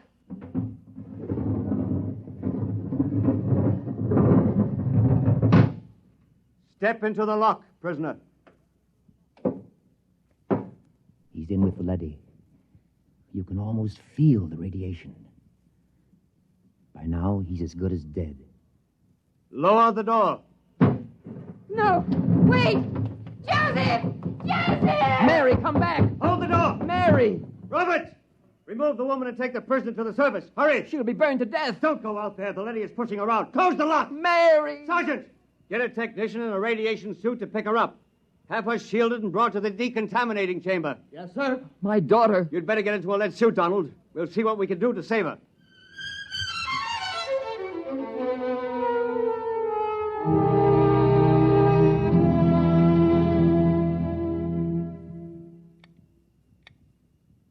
How is she? Bad? I don't understand it. What's wrong? She's cold, not a trace of radiation. You mean the leady wasn't radioactive? It's impossible. Those robots are exposed to enough radiation in an hour to kill a regiment. Well, could the counter be defective? I've checked it. No, it must be some freak. Somehow she avoided exposure to the rays. Well, you're a very lucky man, Professor. Can I see her? Yes. Go in. Thank you.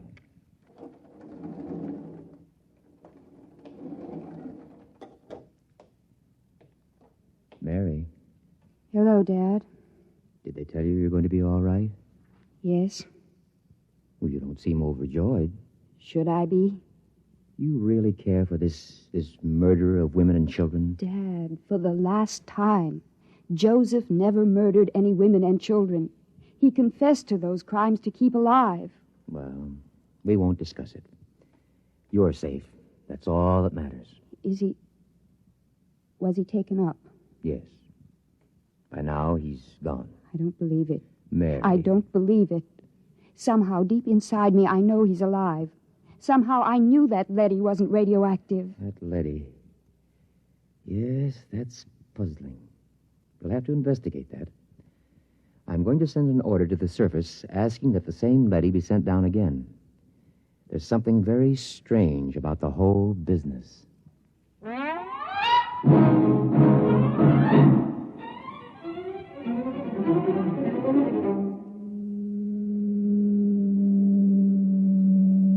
The tube is arriving with the leady as you requested, Professor. Good. I'm going in to examine it. Isn't that dangerous, even with the suit on, sir? It won't take me long. Very well. He's reached bottom. Open the lock. Father. Hold it. Mary, what are you doing here in a radiation suit? This is the same leady, isn't it? Yes. I was just going in to examine it. I want to go with you. Why? This is the leady that took Joseph up. I want to speak to it and find out. Now, Mary, why torture yourself? It's more torture this way. I have to know. If he's alive or dead, I have to know. He's dead. The leady will know. Please, Father, please. Very well. Close your helmet. Open the lock, guard.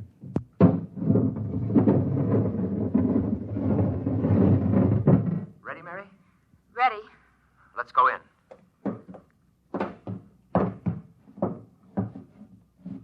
You're Robert N71? I am.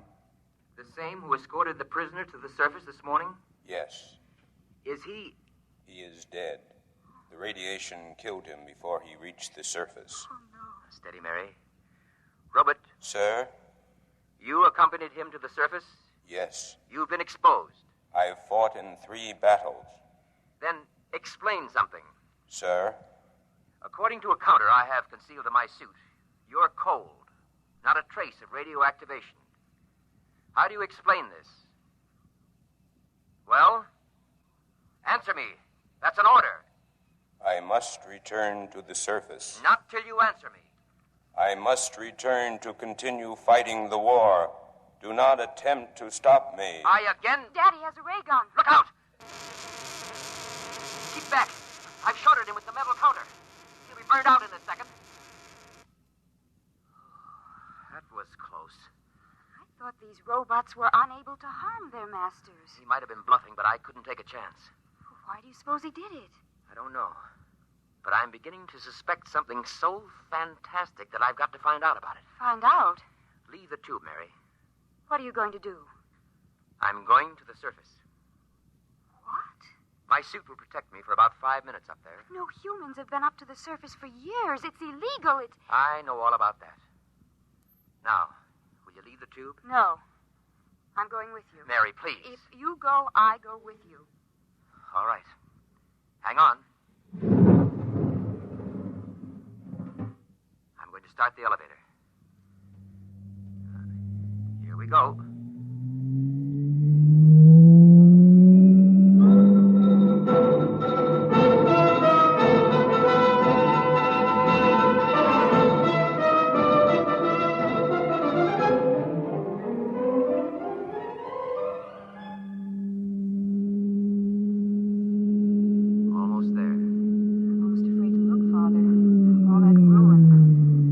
Stopping. Silence is frightening. Father, what was that? It sounds like a rooster. That's impossible. There's no living thing on Earth. Open the car door. Father. Mary, do you see what I see? Trees, forests. A windmill and farmhouses. Look. We must be dreaming. Father. Birds, look. It's unbelievable.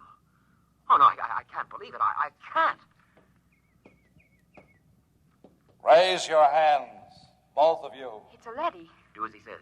He's armed. Good. I am Alpha 5, chairman of the Surface Council. What's this all about? Where's the war? The ruins? What's happened here? Can't you guess? The war. There is no war. There hasn't been any war for 15 years. No war? But the guns, the munitions... We've been destroying them as fast as you sent them to the surface. And the Asians? Their robots have been destroying their arms also. Why? How did this happen? What about those films of the destruction of San Francisco? What about those televised reports, the bombings, the slaughter? Models. Models? We have a full-time division of A-class robots who do nothing but photograph the progress of the fictitious war using scale models.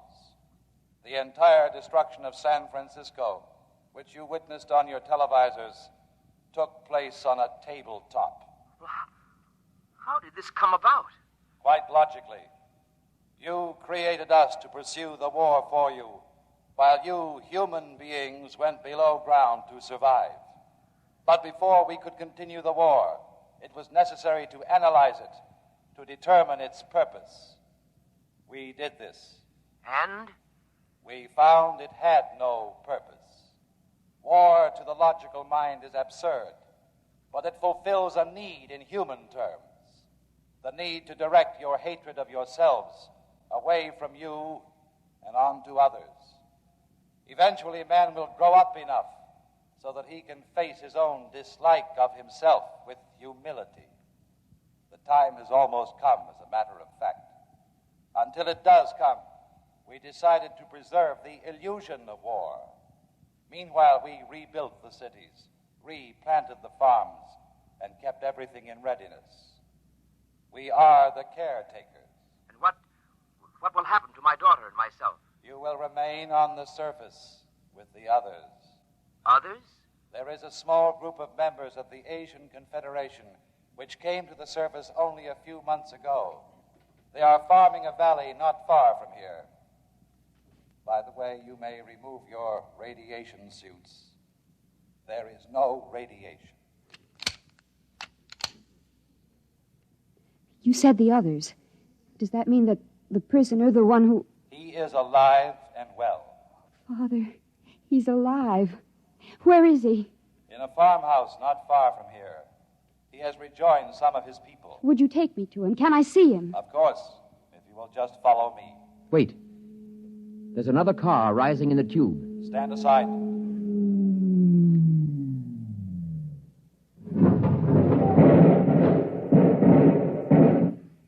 Just remain where you are. Sergeant, take this leady into custody. Yes, sir. Well, Professor, this is quite a sight. How did you happen to come here? The guard told us you had surfaced. We found the short-head robot where you left it and discovered it was cold. So we decided we'd better investigate. Good Lord, what a shock this is. A blessing, Colonel, not a shock. Do the Asians know about this? A few of them have surfaced, but the underground civilization is still ignorant of it. They think the war is going on just as our people do. Don't say. You know what this means, don't you? It means the end of the war. It means peace. It means victory, Professor. It means we can mount a full-scale attack. We can drop hydrogen fission bombs right down their tubes. We can wipe out the whole race. But there's no need. There's no war. There will be. I'm returning underground to report this to Supreme Headquarters. You'll have to accompany me for security purposes. You cannot do that, Colonel. Since when does a robot give orders to a human? We were constructed to protect you. In this case, we will protect you from yourselves. Stand aside. We're going to the tube. I will be happy to stand aside, but you will not be able to descend. No? Well, we'll just see. Look out! Father, what is it? What happened? Look. Good Lord. They've destroyed the tube. We're sealed off. Exactly. We have always had heat bombs in readiness for just such an emergency. Lead and rock are fused for a depth of some 10 miles. It will be years before your people can reconstruct the tube. I don't believe it. It makes no difference to us whether you believe it or not. Men, destroy this robot. There are many more. Destroy him.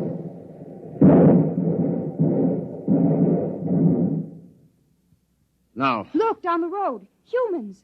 A bunch of humans coming toward us. Why, they're waving. Those are rations. Joseph! Joseph! Father Joseph's with them. Ready, arms, men. As soon as they're close enough, I'll give the signal to fire. Colonel, in heaven's name, they aren't even armed. They're the enemy. Our only hope for survival is to join with them. We'll need food and shelter. If we destroy them... The professor is right, Colonel.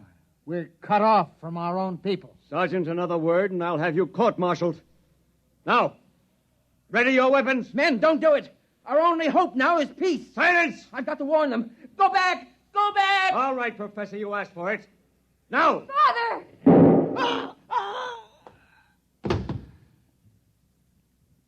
Father, is he... Colonel Moss is dead. Thank you, Sergeant.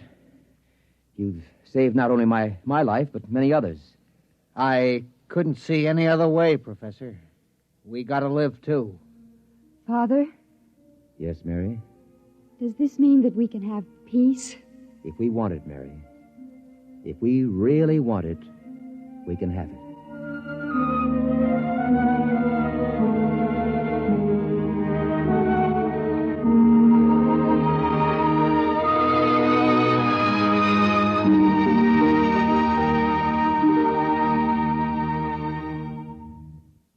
You have just heard X-1, presented by the National Broadcasting Company in cooperation with Galaxy Science Fiction Magazine, which this month features the Clifford D. Simak novelette titled Drop Dead, the story of a perfect world, accommodating and peaceful.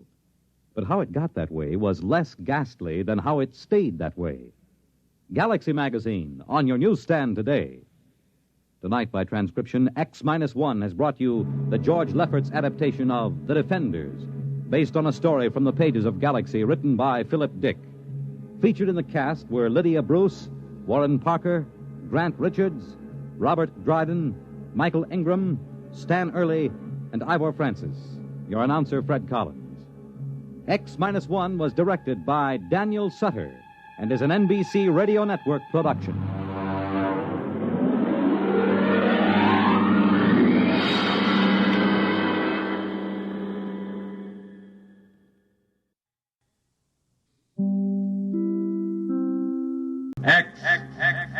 Minus 1.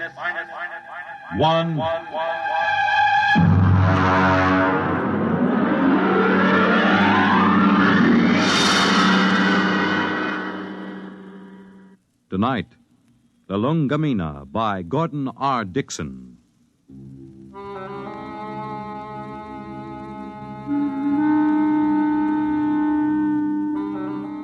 Blame Clay Harbank, if you like, for what happened at Station 563. Or blame Bill Peterborough, the one we called the Kid. I blame no one. I'm a Dorsai man. That means I was brought up on one of those tiny planets a million light years from nowhere. Being a Dorsai man is quite a responsibility. We are a very polite people. We have to be. Because when we get angry, we fight to the death.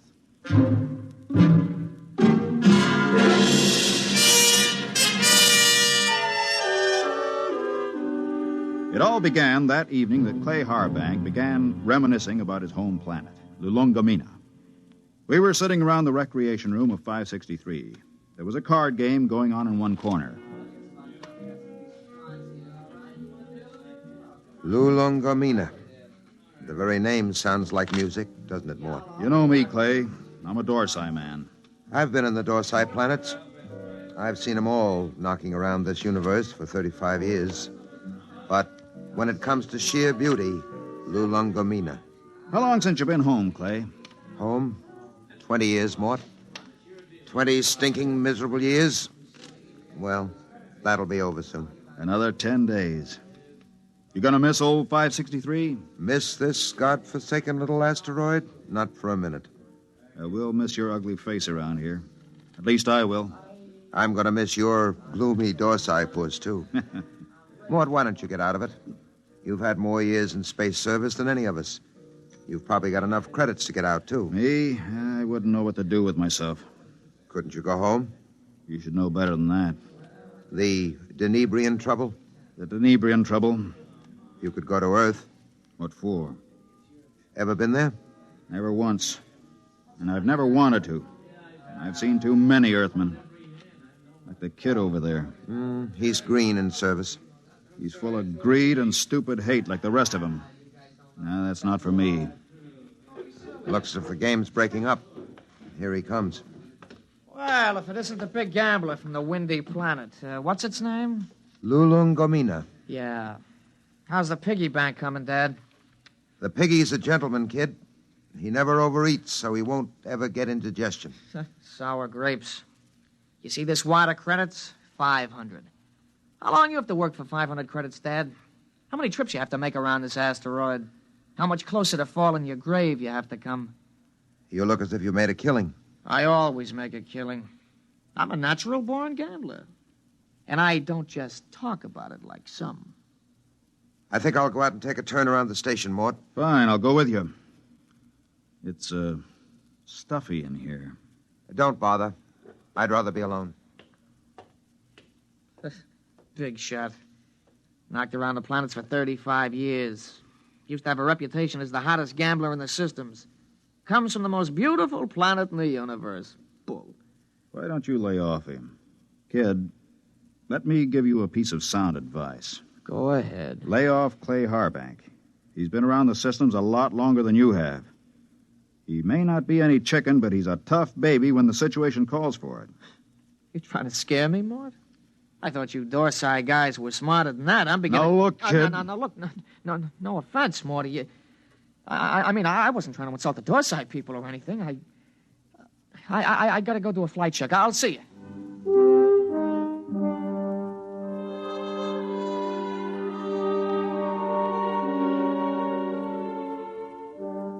We were in bad shape.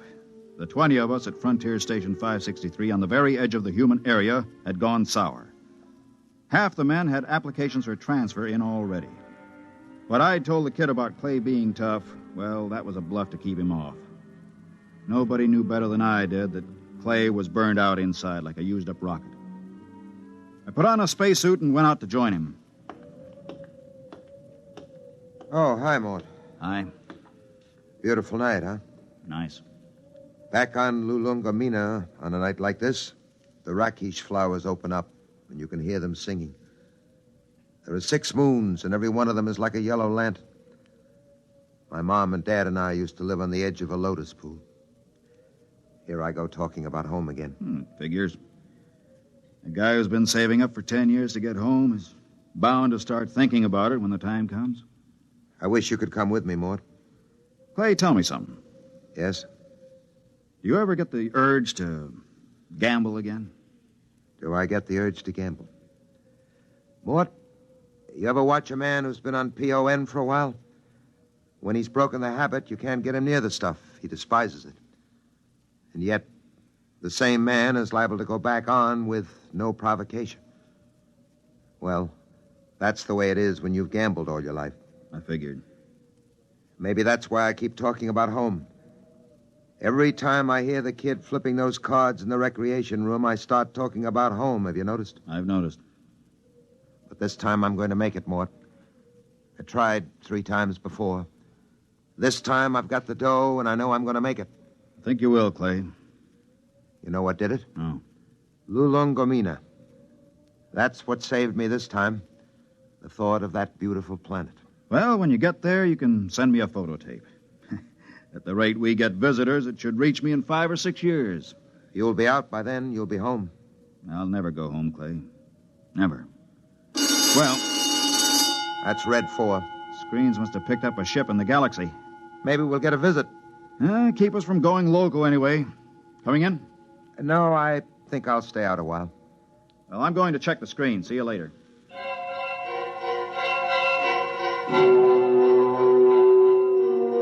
Red 4 meant simply that a ship was entering the galaxy. The chances of it touching down on 563 were pretty remote, unless it happened to need a clearance for Earth or Mars. The screen was black by the time I got there, but the kid was filing a report. Oh, hiya, Mort. Hey, what's a Hixabrod like? Why? We're having one for a visitor. You don't say. I just came in over the receiver. What'll he be like? A Hixabrod? Stiff as a poker, proud as Lucifer, honest as sunlight. and tied as a camel on his way through the eye of a needle. What do they look like? Oh, they're kind of humanoid, but they have a deadpan face that never changes, like a mask. Well, they're a little scary, I hear. That's the green skin and the scales. Also, they run about 8 feet tall.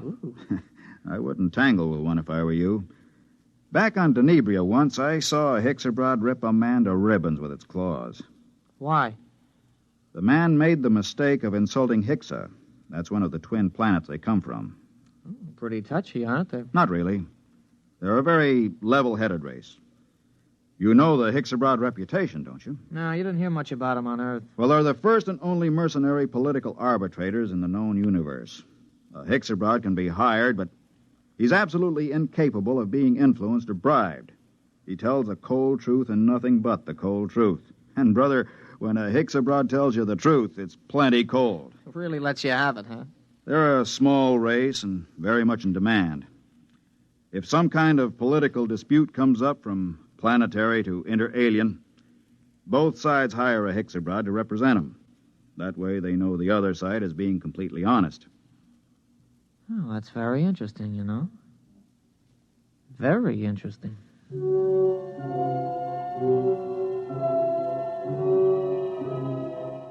I could tell there was something on the kid's mind, but of course I didn't know what it was. Most of the talk in the recreation room that night centered around the arrival of the Hixabrod. Landing beacons were turned on, and we waited for another radio communication. Hey, anybody want to sit in on this next hand? Mort? No, thanks. Well, I know better than to ask the galaxy's foremost gambler here. That's right, kid. Well, maybe when this Hixabrod gets here, we'll be able to work up a decent game. Do Hixabrods gamble? No, kid, they don't gamble. That's too bad. Well, we can always sit and listen to you lying about what a beautiful place La Lungamina is. Kid, you just went too far. Yeah, you're going to do something about it? That's right, I'm going to punch your little nose. Hey, break it up! Break it up! Clay, you all right? Yeah, I'm okay. Well, you better get to the infirmary. Have your mouth taken care of. Kid, you get to your quarters. Since when are you giving orders? I'm telling you to get to your quarters. You better do what he says, kid. He's a Dorsai man. That's all I've been hearing since I got here. What big gamblers come from La Lungamina and how Dorsai men are killers. So far, I've seen nothing, but I heard a lot of talk. You're going to get to your quarters? I'll give you 5 seconds to start moving. You better go ahead, kid.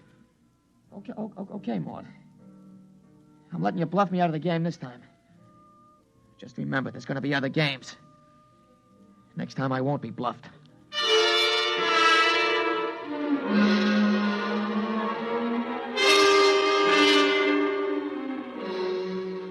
He left the recreation room.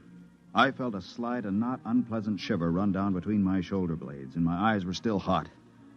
I'd almost lost my control that time, and my senses told me I'd better be careful. For the next 3 days, the tension of 563 was almost unbearable. Clay Harbank seemed to age 20 years after the kid knocked him down. Now hear this, all personnel. Now hear this, all personnel. A ship is approaching for flight check. A ship is approaching for flight check. Report to Central. Report to Central. Well, this is it, Clay. We're getting the Hixabrod. Seems almost like home having a Hixabrod with us. They're all over the Tarsian system, you know. You speak Hixabrod? You have to on Lulungamina. Oh, I didn't know that. I picked it up during the 3rd exploration. Long time ago, huh? We're not getting younger, Clay. Yeah. I found that out. Don't take it so big. He's just a punk kid. Sure. And I'm just a dumb old man. Forget it. That's touchdown. You ought to be here in a minute. Well, that does it. He's down. Look at that ship, huh? Let's go. You'll need some help with his baggage.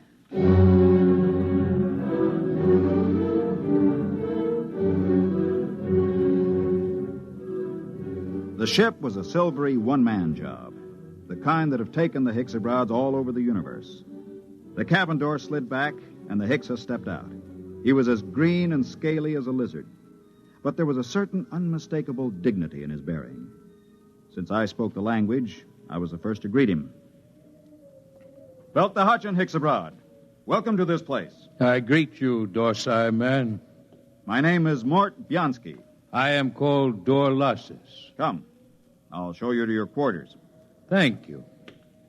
How long will you remain here? Only for one night. I wish clearance for Mars. I'm sure it can be handled. This way.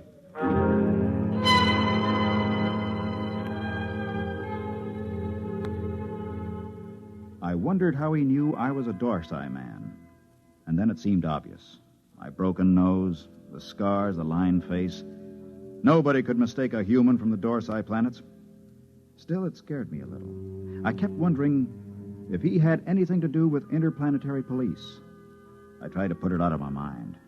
It was no use.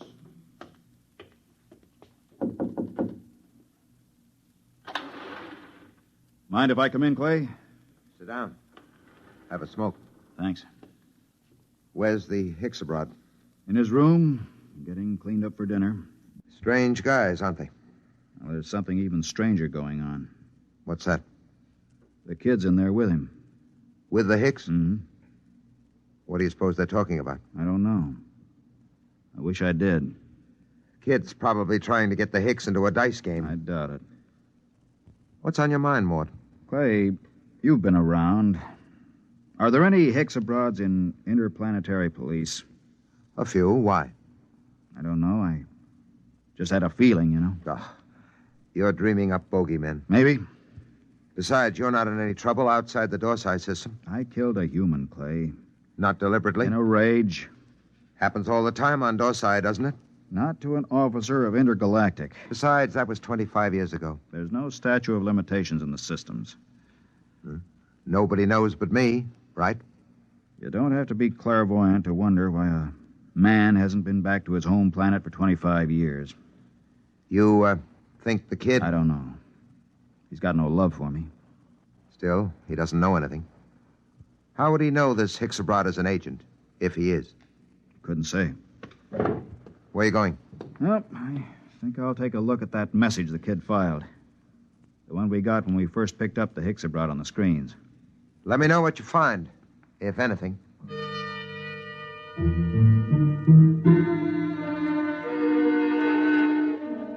I walked through the empty corridors to the communication center. I went directly to the files where incoming messages are kept and flicked the tab until I got to Notices of Arrivals. There, 2 days before, was a report of the arrival of Dorlassus. I ran my finger down the statistics until I came to the line that said, Point of Origin of Flight. It read, Tarsian Galaxy. That was where Clay Harbank's Lulongamina was. I read further, where it said Nature of Business.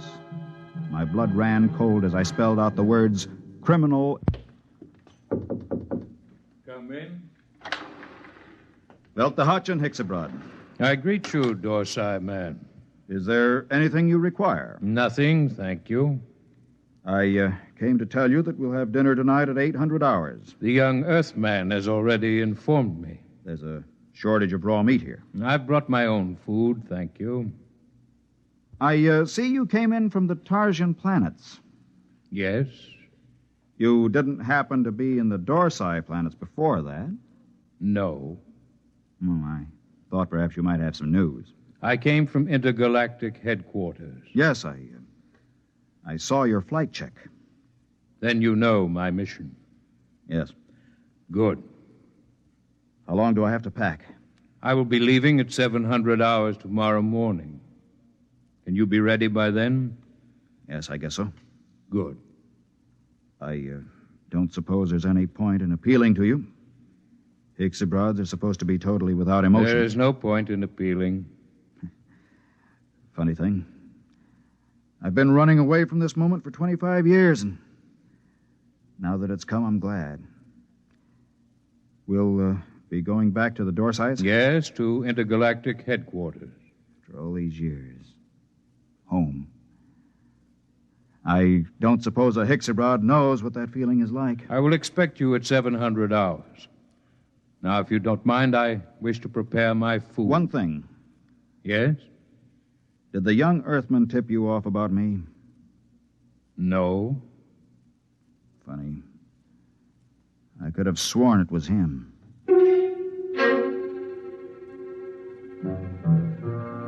That was that. When a Hicks abroad tells you no, you can bet your life he isn't lying. I began to wonder how they located me. I began to wonder what he and the kid had talked about. I began to wonder a lot of things. Well? He's an agent for Intergalactic. Well, that doesn't prove he's after you. He is. How do you know? I just talked to him.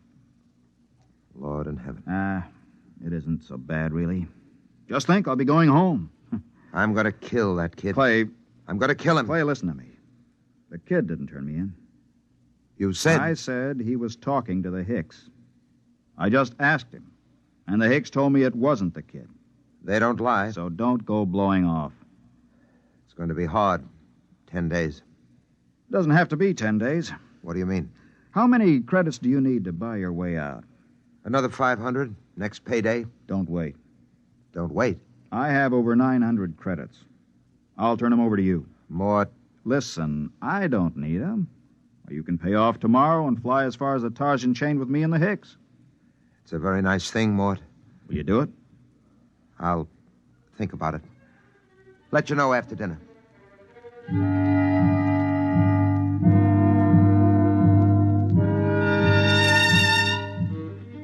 I thought of running away, but there was really no place to run once they tracked you down. And the Hicks abroads were utterly relentless once they'd agreed to bring a man in. Since they had no feelings, they made no judgments. They were absolutely certain that a man would get a fair trial. I packed my stuff and went in to dinner. The Hicks abroad was at the head of the table eating his raw chinsu meat. Pass the gravy, please. Dorlasis. Yes? They tell me that the Hicks abroad home planet is a very beautiful place. It is true. Well, I'm from Earth myself. Yes. I'm curious to know what this beautiful planet of yours looks like. The kid's pretty talkative tonight. What's cooking? I don't know, but I don't trust it. The flora and fauna are maintained in excellent natural balance. No local surplus has exceeded 1% of the normal population for the last 60,000 years. Life on Hixa is predictable. The weather is controlled within the greatest limits of feasibility. The symmetry of the landscape is without parallel in the universe. Very pretty picture. Very attractive home world.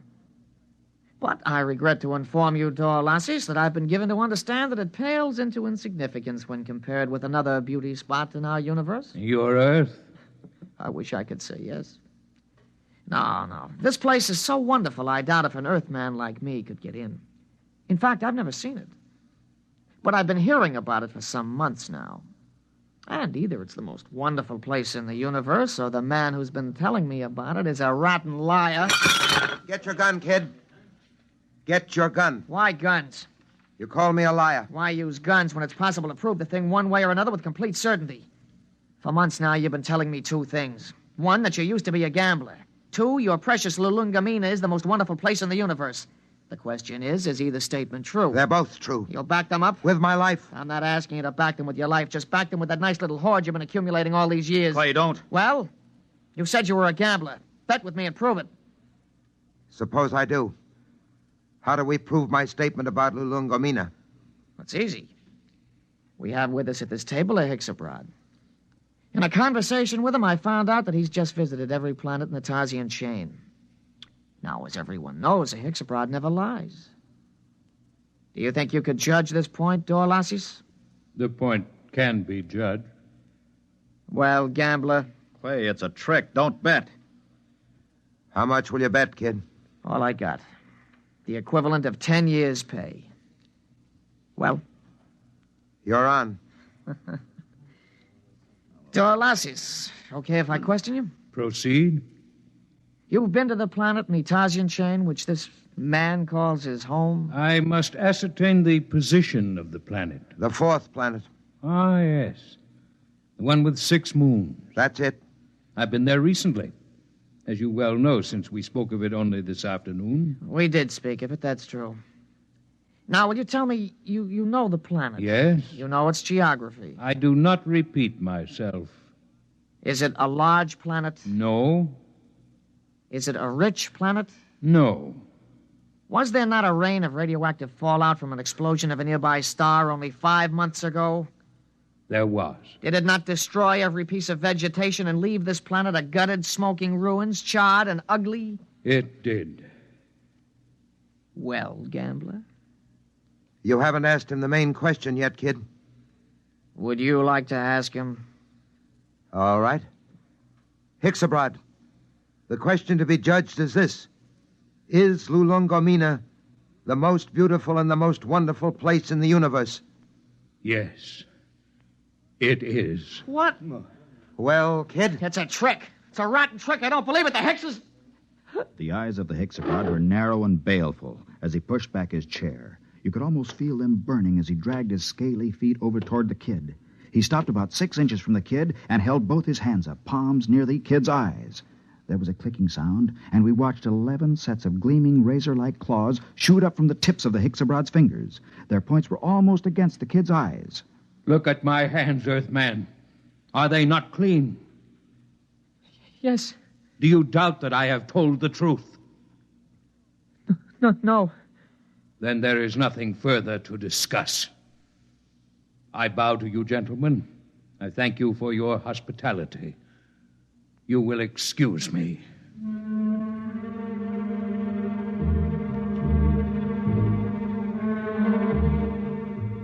We stood around and watched that proud, frightening figure drag itself out of the room. The kid was trembling like a leaf as he drew a bank draft for 10 years' pay and handed it to Clay Harbank.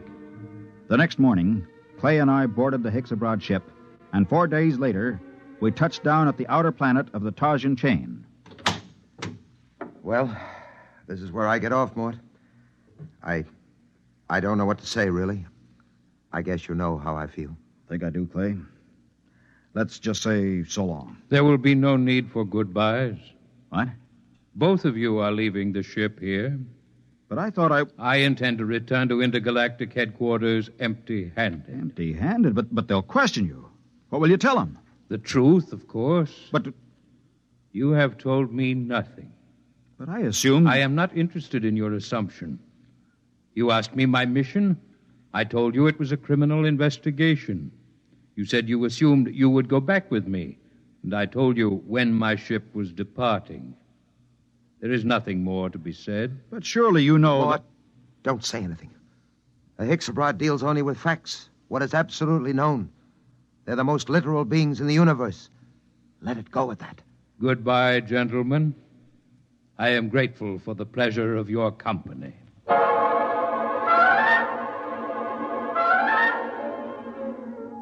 5 minutes later, Clay Harbank and I shook hands at the exit of the spaceport on Tarsus 10. But before we parted, there was one thing I had to know. Clay, one thing before you go. Yes? How did you know the Hixabrad would lie about Lulongomina? He didn't lie, Mort. The Hixabrad never lies. But Lulongomina... Mort, let me tell you something. Lulongomina is a word in use throughout the Tarsian planets. Actually, it's a Hixabrad word. It means home. All I did was ask the Hixabrad if home was beautiful. He simply said yes. And a Hixabrad, as everybody knows, doesn't lie.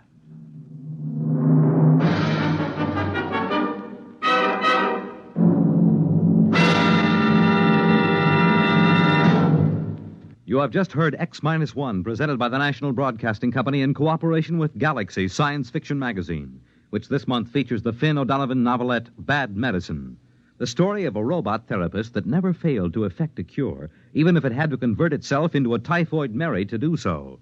Galaxy Magazine, on your newsstand today.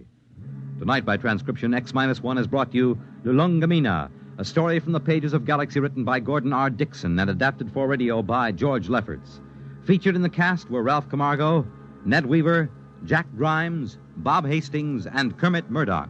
Your announcer, Fred Collins. X-1 was directed by Daniel Sutter and is an NBC Radio Network production.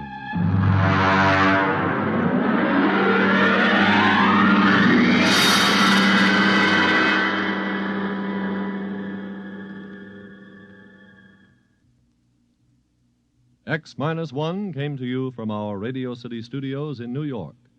Next week, listen to Project Mastodon, Clifford Seamock's story on X-1. Follow the news with Chet Huntley tonight on the NBC Radio Network.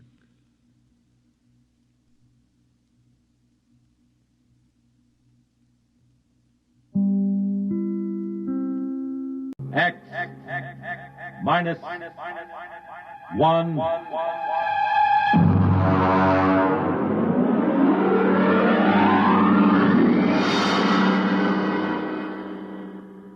Tonight, Project Mastodon by Clifford D. Simak.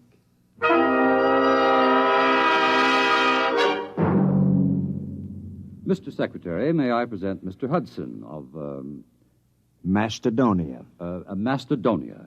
Mr. Hudson, this is the Secretary of State. Honored, sir. Now, as Chief of Protocol for the department, I've informed All him- right, Mr. Kingston. I haven't much time. I'm due at a meeting of the Senate Foreign Relations Committee at 2. If you've passed Mr. Hudson in, I'll assume everything is quite proper. Now then, Mr. Hudson, I understand you've been here several times seeking recognition for your, country. Well, that's right. I had a hard time making your staff believe I was in earnest. And are you, Mr. Hudson? Oh, very much so. You are an American, Mr. Hudson. I assume you are acting as a representative for Macedonia rather than as a principal in the matter. Oh, no. I claim dual citizenship, sir. I am a Macedonian. You pardon me, but I've never heard of your country. Well, it's a new nation, but quite legitimate. We have a constitution, a democratic form of government, duly elected officials, and a code of laws. We are a free, peace-loving people, and we are possessed of a vast amount of natural resources. And Please tell me, Mr. Hudson, just where are you located? I gathered it was somewhere in Asia. Oh, no. Technically, you are our nearest neighbors. That's ridiculous. Now, look here, Hudson, you can't... If you'll give me just a moment, Mr. Secretary, I have considerable evidence. I'll have to ask you to leave. I'm sorry, sir. Go ahead, Mr. Hudson. You've submitted a document signed by a certain Wesley Adams. Well, he's our first president. You see, we'd like to establish diplomatic relations. After all, we are a sister republic. We'd like to negotiate a trade agreement, and, of course, we'd be grateful for assistance under the foreign aid program. Naturally. Who wouldn't? Mr. Secretary. All right, Kingston. We're prepared to offer something in return for, one thing. Sanctuary. Sanctuary? I understand that in the present state of international tensions, a foolproof sanctuary is not something to be sneezed at. All right, Kingston, I think we've had enough. Show Mr. Hudson out.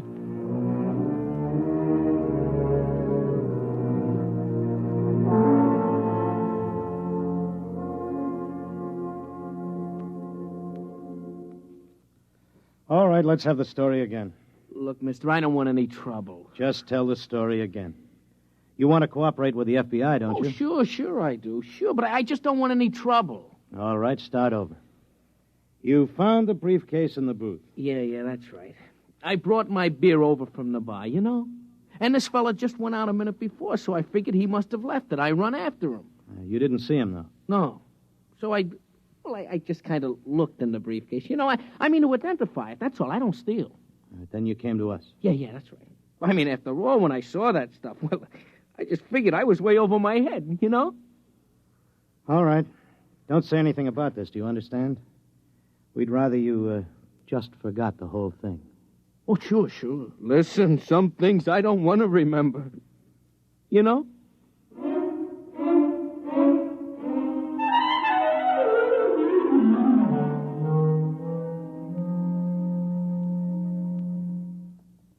Hello?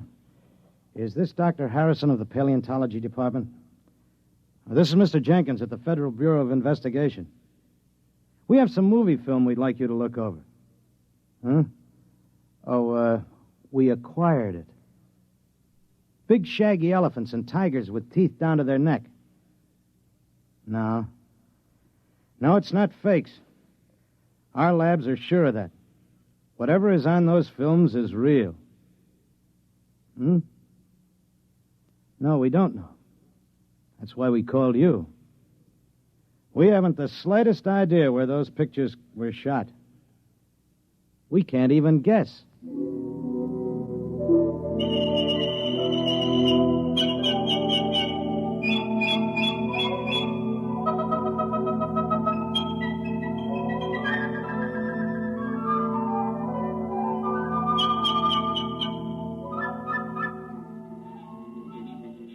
Ow! What's the matter, Coop? One of those flying hypodermics. This is a fine, healthy spot. Mosquitoes as big as hummingbirds. Oh, careful, son. You're knocking the climate of the capital city of Macedonia. Yeah, some capital city. One palm tree and a Boy Scout pup tent. Wes, this is the wildest thing we ever did. What if Chuck can't get back? Chuck Hudson is a man of many parts. Have faith. Supposing they're putting him in jail, or something might happen to the time unit or the helicopter. We should have gone along. Do you think they'll do it, Coop? Who? What? The United States. Do you think they'll recognize us? Not if they know that Macedonia is the United States 50,000 years ago. That's why we have to get legal recognition first, otherwise it wouldn't be safe. Well, there goes that mastodon again. Good old Buster. Where is he? Right there. Over by the grove, see? He's lonely. What? He probably is. He must have been run out of the herd by some younger bull. That's why he hangs around like some homeless dog. One thing worries me, Wes. I know you dreamed up the time unit, and we all chipped in for the helicopter, but can you just claim territory on your own like we did? Why not? We found it, it's ours. Hey, Buster's coming this way. Give me the right. No, wait. Maybe he's only bluffing. If that mastodon comes through here, he'll stomp everything flat. I'll give him 3 steps more. It'd be such a shame to plaster him. He's such a nice old monster. One more step and he gets it. Hey, that's Chuck. He's back. I wish he could fly that helicopter better. He might wreck it. Well, anyway, he scared Buster off.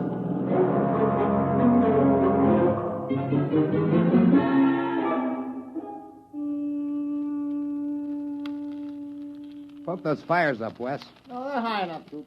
You don't want a saber-tooth waltzing through here, do you? Well, we better get a stockade up. Some night a herd of mastodon will come busting in here, and if they ever hit the helicopter, we'll be dead ducks. We'd never get back.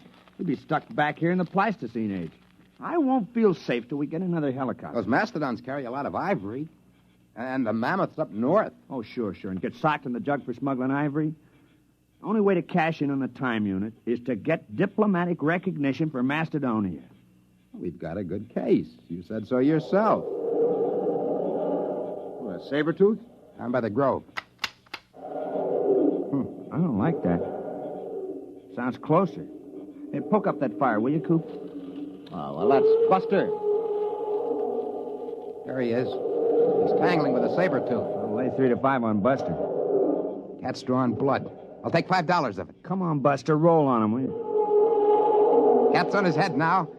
Hey, he's coming this way. Look out! Wes, turn him. Shoot.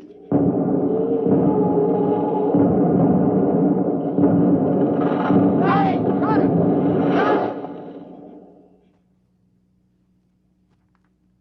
Is he dead? Yeah. The tiger's gone. He won't get far. Neither will we. Oh, no. Yeah, good old Buster. Trust him to drop dead right across the helicopter. Well, we can fix it, can't we? We probably won't even be able to roll Buster off of it. The rotor blades are twisted and the frame is a mess. A total mess, gentlemen. We are in trouble. Macedonia faces a crisis.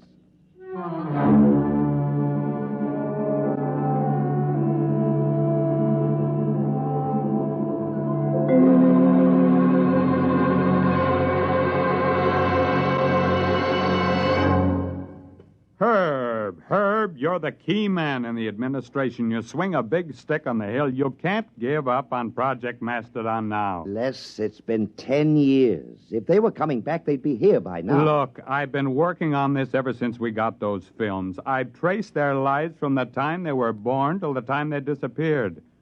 Adams was the brains. The other 2 were quite capable of helping him carry it out. Hudson knew all the angles. Les, I've sneaked your appropriation through 4 times. Now, there's a limit. But I've got the proof. We've had every paleontologist in the country go over those films. They couldn't be faked. Who would know to put lynx tassels on the ears of saber-toothed tigers? Who would know that young mastodons were black? And the location. We tracked down Adams' farm just from landmarks in the prehistoric landscape in those films. We've got to contact them. Look, Les, even assuming it's all true, A planet has only a grand total of resources. If we get Adam's device... Time machine. If we exploit resources of prehistoric America, won't we be robbing ourselves of our own heritage? Look, Herb, I've been over all that with the AEC. There's a lot of lead in southwestern Wisconsin. If we go back far enough, we can catch it when it's uranium. The whole research project hasn't turned up a lead on Adam's machine, if it exists. We've got to keep watching that farm. They might return. We've got to keep looking for them, no matter how long it takes.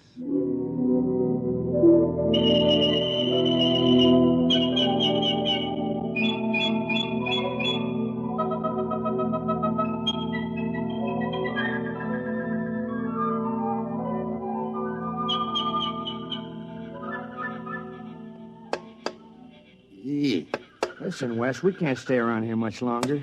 Old Buster's getting a little too strong. Yeah, well, I'll have the time unit clear the helicopter in a few minutes. Then we'll just have to move camp upwind. Look at him. It's only 2 days since he dropped dead, bless his heart. Already those vultures are half into him. I'll have him picked clean inside of a week. Give me the hex wrench, will you? Wes, is it all right? The time unit? Well, we won't know until we try it, Coop. And then, of course, it's too late. Well, either does or doesn't. Problem is, how are we going to use it without the copter? Couldn't we take a chance on using it on the ground? No, we have to get up in the air. You don't want to take a chance of arriving in the 20th century about 6 feet underground. Wait a minute, Wes. It's got to be higher here than in the 20th century. Look, these hills have stood here since the Jurassic era. They got to be weathered down. Yeah, I know. The only safe way is to build a platform about 12 feet high. That should be enough to clear us. But suppose we come out on the other end 2 feet higher. Well, we fall. Which would you rather do? Take a chance on a broken leg or stay Yeah, here? okay. Now, what do we build the platform out of?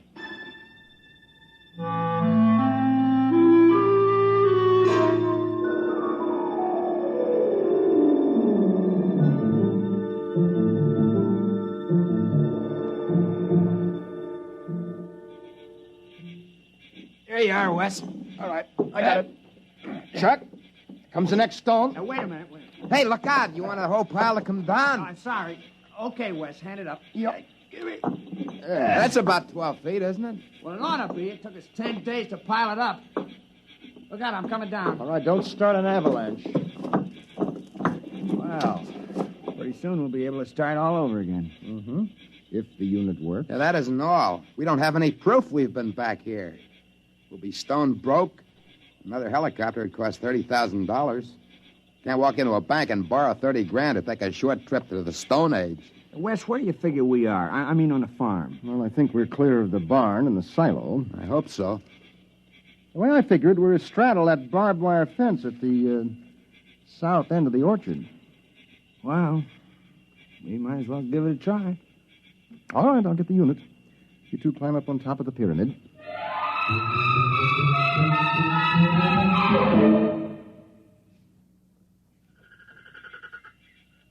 You ready?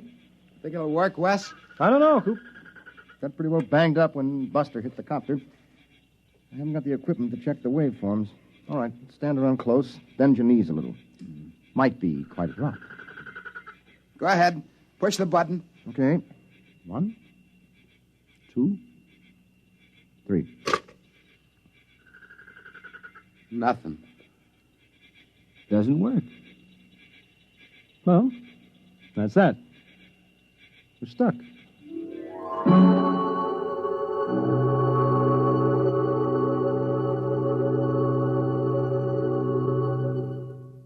I'm sorry, Les. There's nothing you can do, Herb.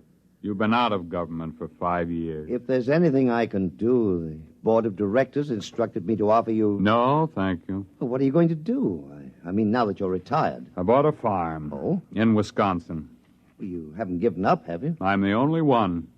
They closed Project Mastodon down 3 years ago, and they've been hinting ever since that I'd be happier retired. Old Bowers, he's the crackpot from Project Mastodon. I'm sorry, Les, but it has been 20 years. Yes, it has. But think of it. From a military point of view, hidden bases in enemy territory itself, centuries removed in time, yet only seconds away. If we had bases like that and shelters, Relax, Les. It's all over. Sure. It's all over.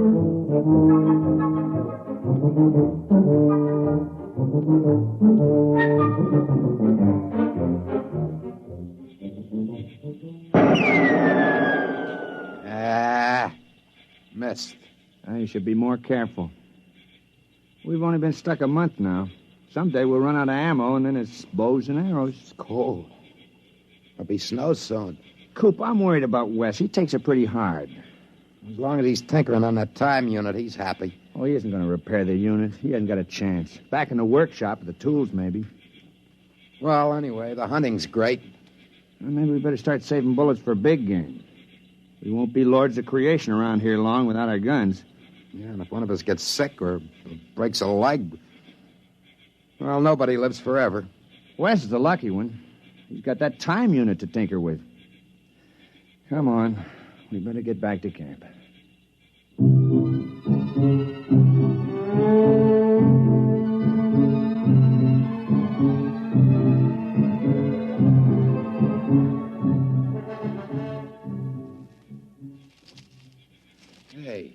Hey, Wes!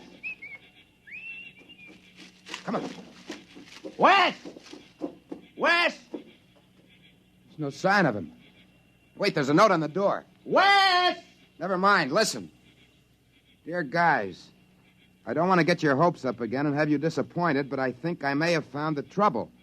I'm going to try it out. If it works, I'll be back to get you. Wes. What, a fool? That unit can't work.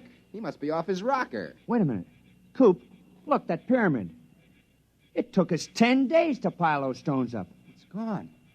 The pyramid of rocks. It's gone.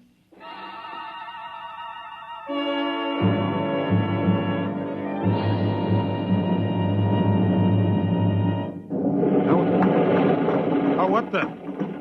Of all the confounded... Oh, what's going on out there?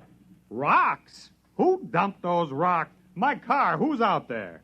It's all right. Don't you move, mister. I got a 45 pointed at you. Well, I can explain. Well, you better. There was a brand new car where you dumped that load of rocks. Who the devil are you? My name is Wesley Adams. Adams? Man, where have you been all these years? Well, I don't suppose you'll believe me, but the fact is... I've been waiting for you for 25 years. The others all gave up. I'm sorry about your car. Oh, never mind. I'll be right down. Now, don't touch a thing. Don't go anywhere.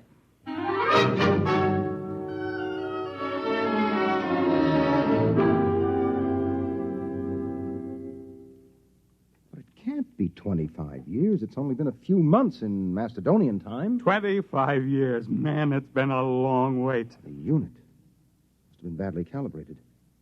You see, it isn't accurate for more than 50,000 years at a jump if the setting is moved. Well, we better call Washington.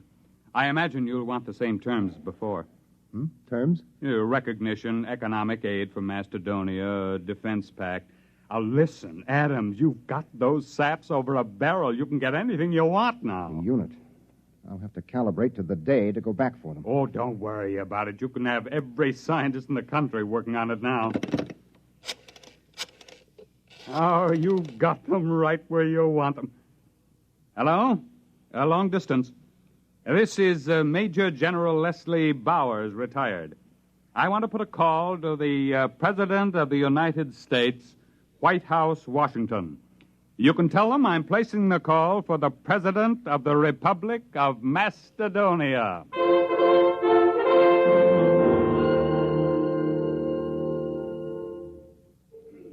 Come on, Og, son of fire. Put another log on. It's cold. It's good cold storage for the furs. Boy, when Wes gets back, we'll be millionaires. Furs, ginseng root, ivory. If he gets back. It's been 5 years. He'll come back.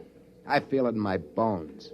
Well, he better find it before we get too old to enjoy anything. Unfortunately, there's no Social Security in Macedonia. Don't you worry. Wes is working on it right now. I can feel it.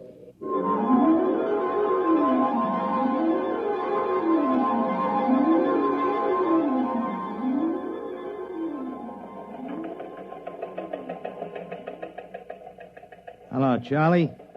Some just came through on a ticker. I want you to get a background story on it. And we just recognized Macedonia. What? How should I know where it is? Look it up in the encyclopedia. Huh? No, the item says formal recognition was delayed 5 years until communication could be established. Certain technical difficulties. What? I don't know.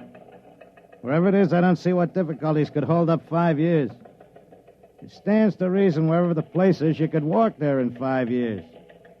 Nah, it's not important. You know these postage stamp countries.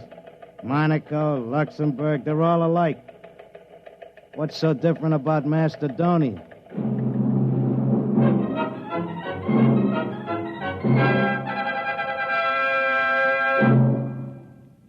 You have just heard X-1, presented by the National Broadcasting Company in cooperation with Galaxy Science Fiction Magazine, which this month features the Theodore Sturgeon novelette, The Skills of Xanadu. When a malignant world endangers another, surgery is the usual answer. But perhaps there's another solution, to kill it with kindness. Galaxy Magazine on your newsstand today. Tonight, by transcription, X-1 has brought you Project Mastodon, a story from the pages of Galaxy written by Clifford D. Simak and adapted for radio by Ernest Kenoy. Featured in the cast were Floyd Mack, Dick Hamilton, Charles Penman, Raymond Edward Johnson, Frank Maxwell, Robert Hastings, John Larkin, and Joseph Julian. Your announcer is Jerry Damon. X-1 was directed by Daniel Sutter and is an NBC Radio Network production.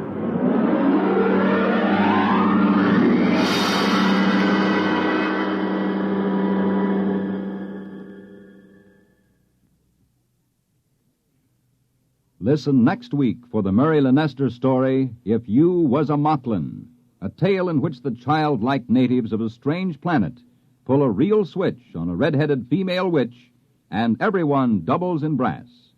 That's next week on X-1.